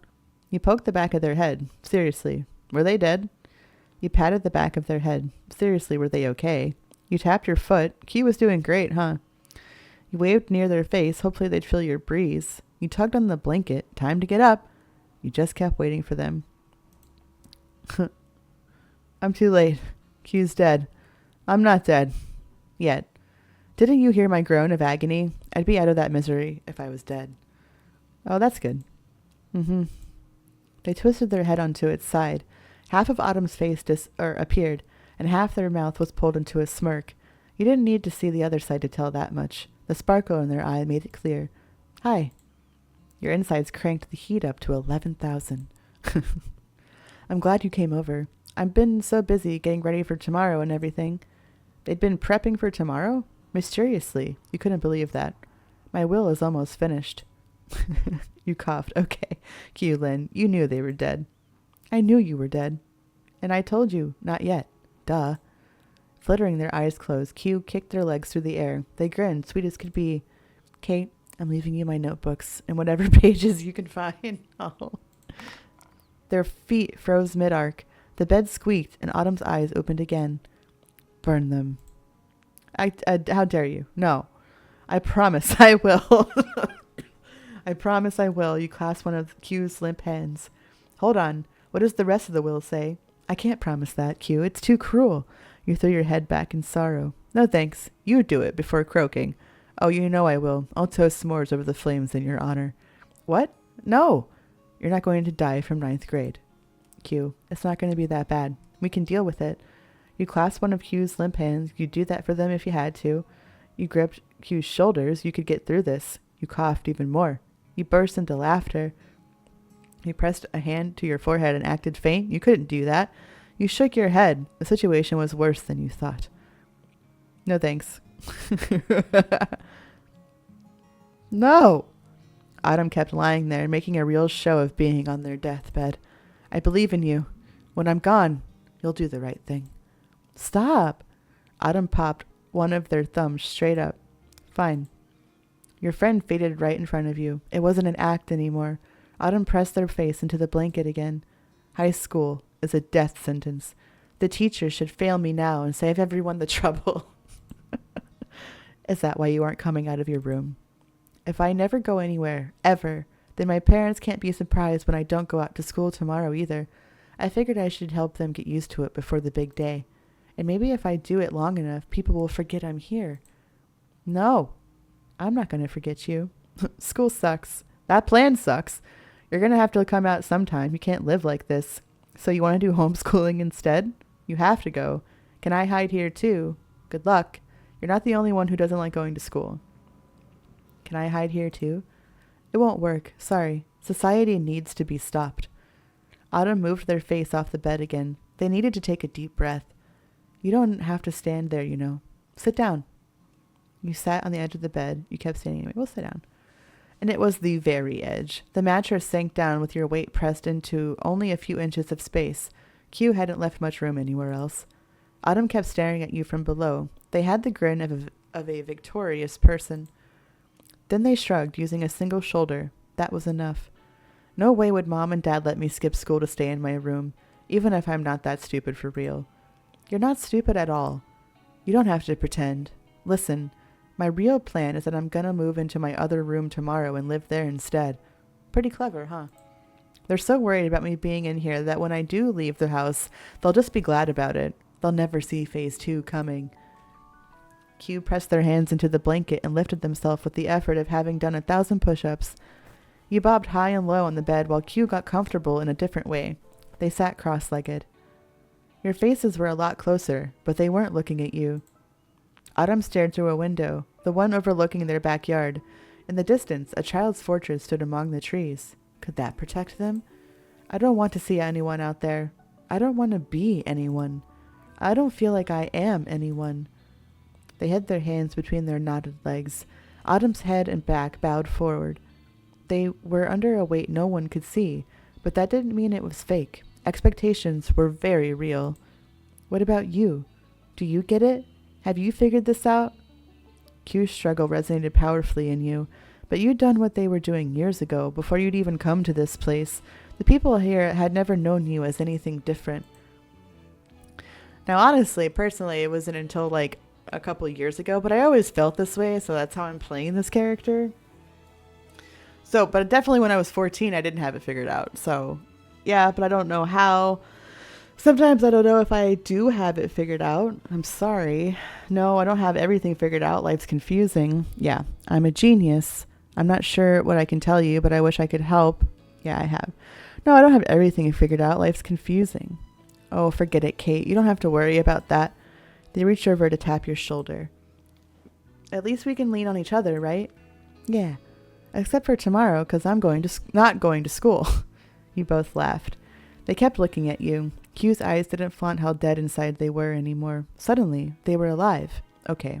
Q was up to something. Okay. Or hey, I've got to give you something. Q unwrapped their arms and then untwisted their legs. They hopped off the bed, wandering towards their desk. They grabbed their most recent notebook. Autumn had gone through a lot in the time you'd known them. No matter how much Q loved one, it never survived more than half a year. But the notebook was a signature part of who they were, keepers of Q's important reminders. The notebooks they relied on changed size and style over the years, as Q themselves did. This one wasn't falling apart at the seams yet. It was packed with tabs and bookmarks and other paper-sized things Q wanted to keep track of. The notebook was too big to fit in any pocket, so they kept it in their room or tossed it into their school bag before going out. And if it didn't end up in their other bag, then oh well. Q flipped to a random page and started scribbling away with a pencil they'd also scrounged up from the desk. Completely hunched over their work, they wrote at super speed. You leaned in, hoping to get a peek, but that fluffy hood kept getting in the way. Then Q stopped. They tucked the pencil behind one ear. The momentary silence was ended with a cringingly loud tear. Autumn held a piece of paper high. They spun around and presented it directly to you. Their page was bone white, divided by blue lines printed across it. The words it had to say were, "Aww. Happy 4-year moving anniversary from Q Lin, actually." The message was surrounded by Q's signature stars with no lines in the middle. Plus, they dotted the few eyes with hearts. That was new. Thanks, Q. Thank you. Wow, that must have taken you hours, you laughed. You are so uncool, you grinned wide. The anniversary is tomorrow. Wow. Imagine. You remembered. I love it. That was really thoughtful, you know. Okay. Don't remind me it's been that long.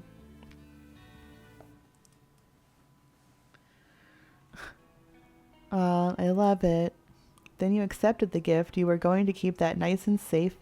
Then you took the page. You couldn't leave Q hanging. You got in the message. Q could keep the paper. God. We're going to keep it with the other one. Q's arm flopped to their side. They walked around their room aimlessly. They kicked their legs out with each step, barely bending their knees. Yeah, I figured you'd like that. You're welcome. They brushed the hair around their ear, cocking their head. Doing all that knocked the pencil out. It clattered to the ground. Q pretended that didn't happen. They kept smirking. Somehow, they were still smooth, even when they really shouldn't be. Your grip on the note shifted. The paper was thin, crisp. If you weren't careful, you'd get a cut. You folded it in half once and then twice. It became a wrinkly, compressed square that fit in your pocket. You put it away. All right, this was a good time to go. Tamarack needed you too. You spoke clearly. Hey, I've got to leave. See you. We can't be any more clear than that. Sure, tell your mom I said hi. And if you want to see me later, you can figure out where to find me. It wasn't a challenge. It was a statement. You could do that. You left Autumn alone and shut the door behind you. Mr. and Mrs. Lin were together in the living room waiting. When you hit the stair landing, they looked at you. Neither of them asked how it went, but you could see the hope in their faces.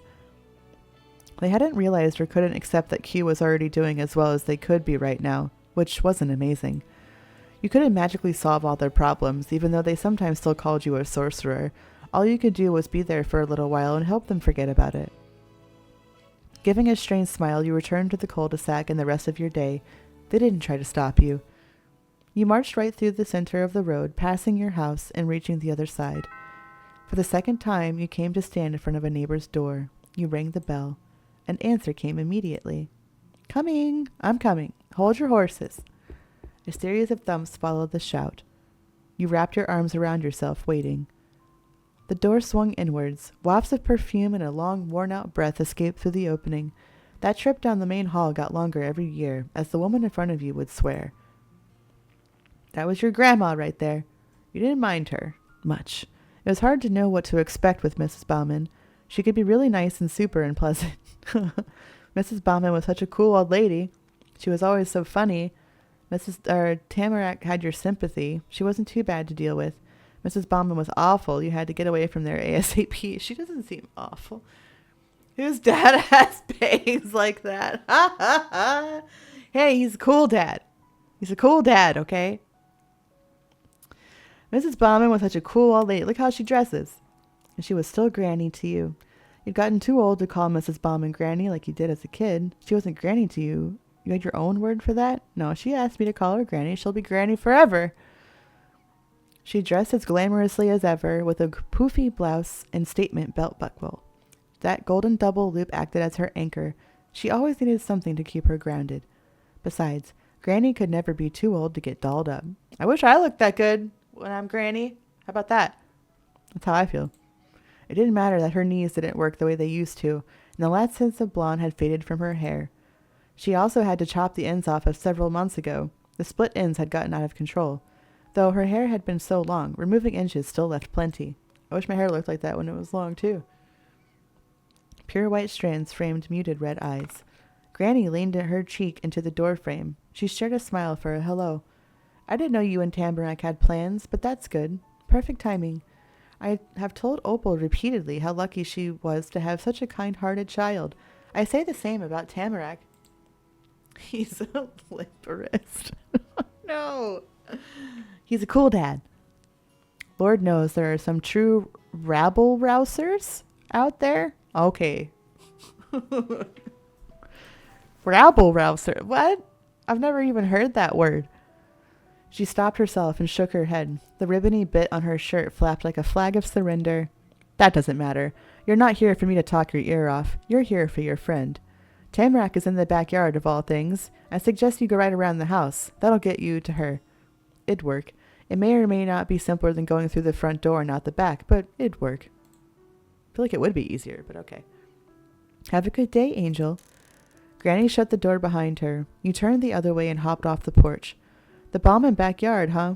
You saw it all the time out windows and from your own yard, but it had been ages since you stepped foot in there. You didn't because Tamarack didn't. Though it would be kind of funny if one day you just kicked back in her own backyard without her. I mean, she does love doing that herself. Tamarack had gone over every inch of that patch of earth 100 times. There was no magic left to find. She'd outgrown her childhood playground like a growing tree in a too small pot. We still haven't seen our backyard, just saying. You shimmied between their mailbox and the bushes guarding your house. Mom kept those trimmed. They weren't as wild as when you'd moved in. That didn't mean they were small, and you weren't a kid anymore. Leaves tickled your chin as you passed by. Branches brushed your chest. Your house was psyching you up for the day. You got through the gap and round the corner. A narrow path opened onto the edge of a far-reaching forest. The line between the woods and the backyard was clear. Mr. and Mrs. Bauman made sure the land they were paying for stayed in tip-top form. It didn't matter that the people living there only enjoyed its beauty maybe a couple times a month. What if a guest saw their grass with a less than flawless form? That concern for others didn't mean that they were going to replace perfectly good patio furniture. It'd been 4 years, and they still had the same table and chairs. You'd bet money those were already old when you first saw them. There was something new there, though. A bag set nicely on the tabletop. Tamarack's childhood messenger bag had to join the Bauman's collection of antiques that were to be seen, not touched, before it fell apart completely. The new pretty pack could hold just as much as the original. It was also mostly brown again. The strap, top flap, and bottom support all were, but the center part was pastel pink. Mrs. Bauman got it for her lovely young granddaughter, and she had assured everyone that Mr. Bauman helped. You shifted your focus over to the bag's owner. Tamarack sat motionlessly on the tire swing her grandparents had made for her. Oh, look at her. She had her arms wrapped around the rope tied in a bow. The tips of her pink boots dragged against the ground. That was where she was staring, too, at the dirt. Heavy bangs covered a third of her face. A pearl-covered headband peeked out from the crown of her head. Tamarack's hair stayed short. She'd actually had it cut a little shorter than when she was a kid. Instead of letting it be a total puffball, she styled her strands into soft waves. She hadn't bothered to put on a coat. A purple knit sweater over some kind of lacy trim shirt was enough. I have a sweater that looks like this. Maybe I'll wear it later.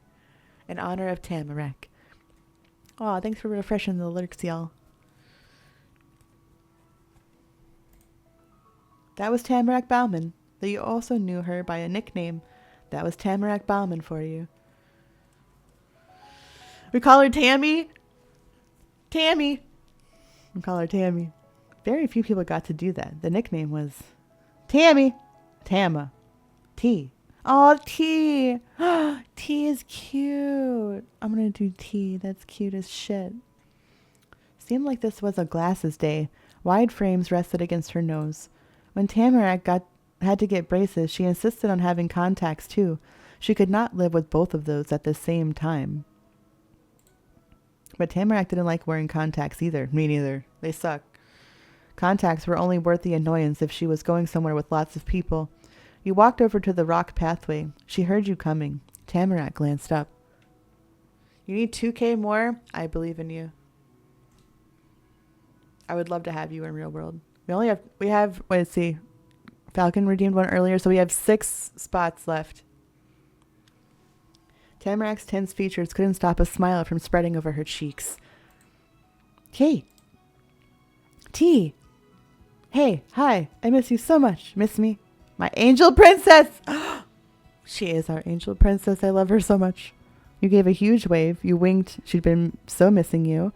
You felt complete. You'd missed her. You shot a finger gun.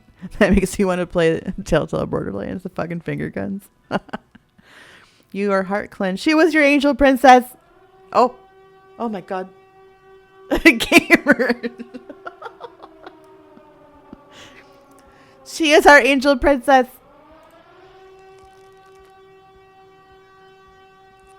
She's our sweet baby angel. And she must be protect. She must be protect at all costs. She lurched forward with a burst of motion, reaching out towards you. The tire she dangled on swung with that energy. You went over before she could fall further away than where she'd begun.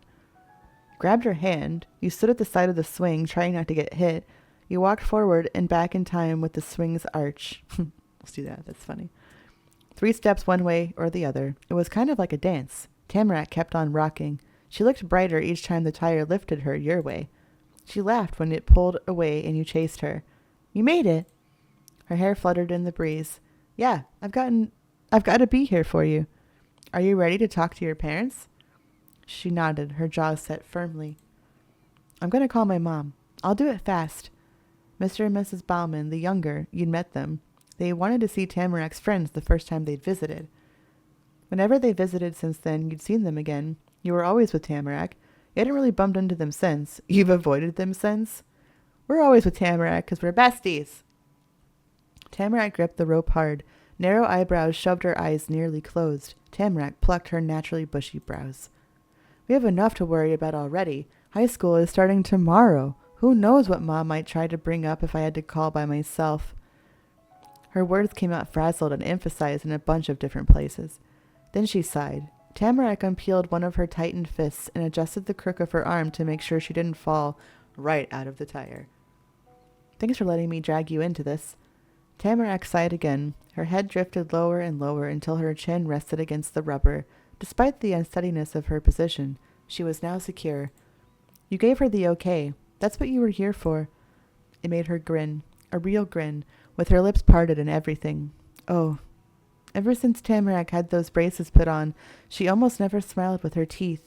You know how subconscious she was about them, but that rule went away when it was safely just the two of you. But Kate? She rolled her face over, squishing a cheek into the grooves of the tire. No effort was being expended. My phone is in the bag over there. Leggings don't have pockets. She kicked a leg towards the table 10 feet away from her. The swing weakly twirled around her. Tamarack attempted to keep eye contact with you during the spin. It's okay. Girl pants don't have pockets either, so it doesn't matter. Could you get it for me so I don't have to climb out of this thing? Please? Huh? Sure. Fine. I do too much for you. No. Is it really okay for me to look inside? Get it yourself, girl. Wow. Yeah, I can do that. You stay right there. Ooh, you'll let me see inside your bag? I've always wondered about its mysteries. You simply turn to go get it. I've always wondered about its mysteries. That's right. You can see because you're special. Ooh, my heart. Aw, that was actually sweet of her. But the phone is right on top. Don't dig around in there. Aw. Dang. So much for being super extra special. Tamarack stayed sitting pretty while you fetched her needed tool. If Granny's throne was the green drawing room chair, the tire swing was Tamarack's. You undid the flap of her bag, itching for the reveal. Inside was a smudge-free smartphone. The screen winked at you with a glint of light. It was ready to be collected. You grabbed it. In the seconds you needed to lift the phone and close the bag, you took stock of Tamarack's stuff. A lip gloss, hairbands, her wallet tucked into a side pocket, a white box, probably a first aid kit. Wow, I didn't give a shit about that when I was a kid. You were more well prepared than I was. There was an open bag of something from the corner store tucked into the corner. It could have been chips or cookies. You couldn't make out the logo. Dang, nothing juicy. Hey, come on. Coming. I'm being nosy. Leave me alone. You pulled yourself away from the table and passed Tamarack her phone. Thank you. Tamarack scrolled across the screen and then she typed. She put her phone to her ear and waited. It rang repeatedly. Of course, there's stickers on it. Mrs. Bauman, not Granny, did answer. You guessed she had anyway. Tamarack's face was suddenly covered by a stiff mask of the real thing. If that wasn't enough of a clue, she started talking. Hi, Mom. Thanks for doing this. Kate is here, too. We've been hanging out. Tamarack held the phone towards you, careful not to shove it into your face. What's up? See? Yeah, Mrs. Bauman, Tamarack wasn't alone. She would never be on her own as long as you could help it. My mom says hello to you, too. Mm-hmm. And so, your role in this ended. It was a job well done. The rest was on Tamarack. She bobbed her head while you listened to a list of generally pleasant replies. Yep, that's right. Don't worry. She couldn't say for the New Year check-in. The big day of class hadn't happened yet. Tomorrow it could be a perfect afternoon or the building could explode. From the side of the conversation you got to hear, her mom never strayed from the safe subject of school, which meant there was even less to discuss. Yeah, why don't we do this tomorrow? The closer Tamarack got to getting to wrapping this up, the higher her pitch got. I love you. Tell Dad I love him too. Bye. Good afternoon, good evening. Yo, Tanky, thank you for the lurk, friend. Hope you're having a good day. Ooh, Indiana Jones. Jackknife. I need to fix it. I spell it wrong. I need to fix it anyway because it needs the kappa. It needs the kappa. Oh, there it is. Really? It's too long? I don't know. I'll have to fix it. Hold on. I'm going to make a note. Fix jackknife.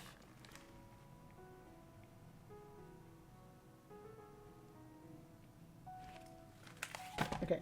I made a note.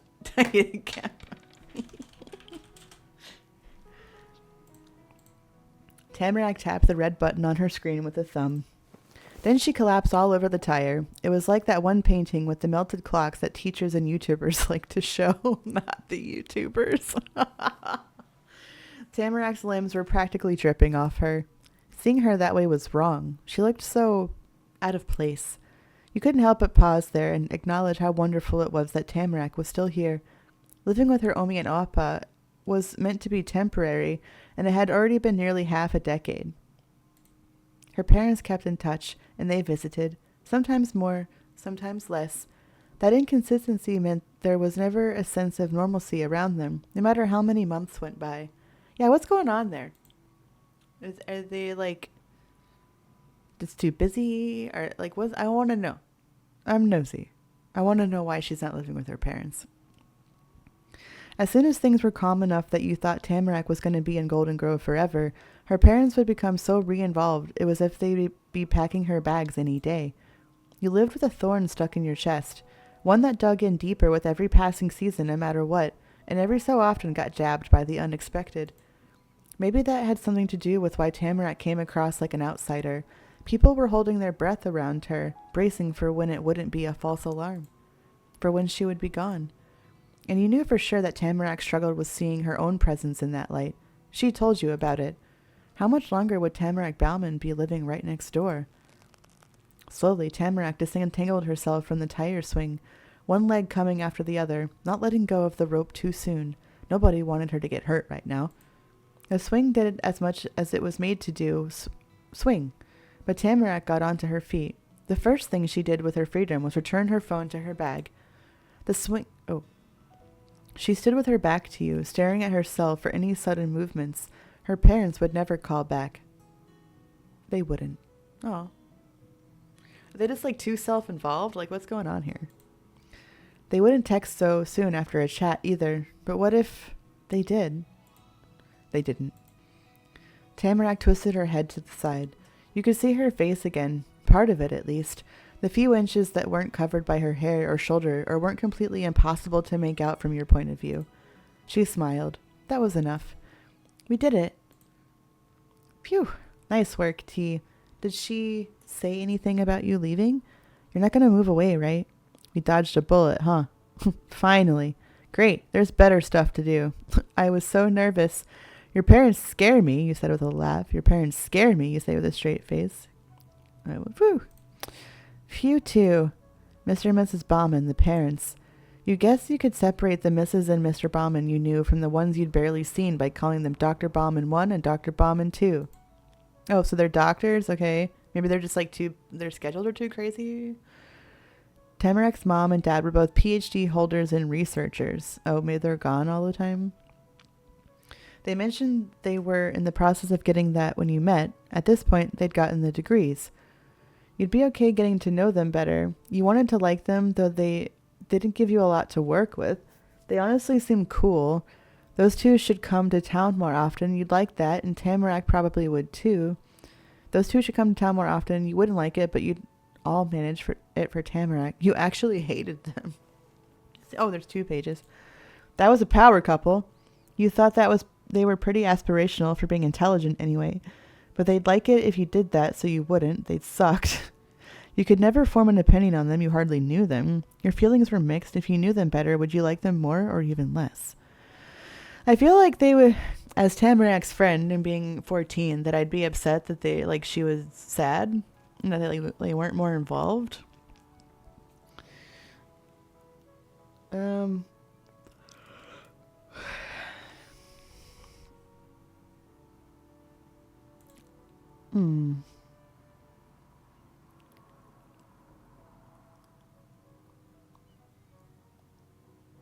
Your feelings were mixed, I guess.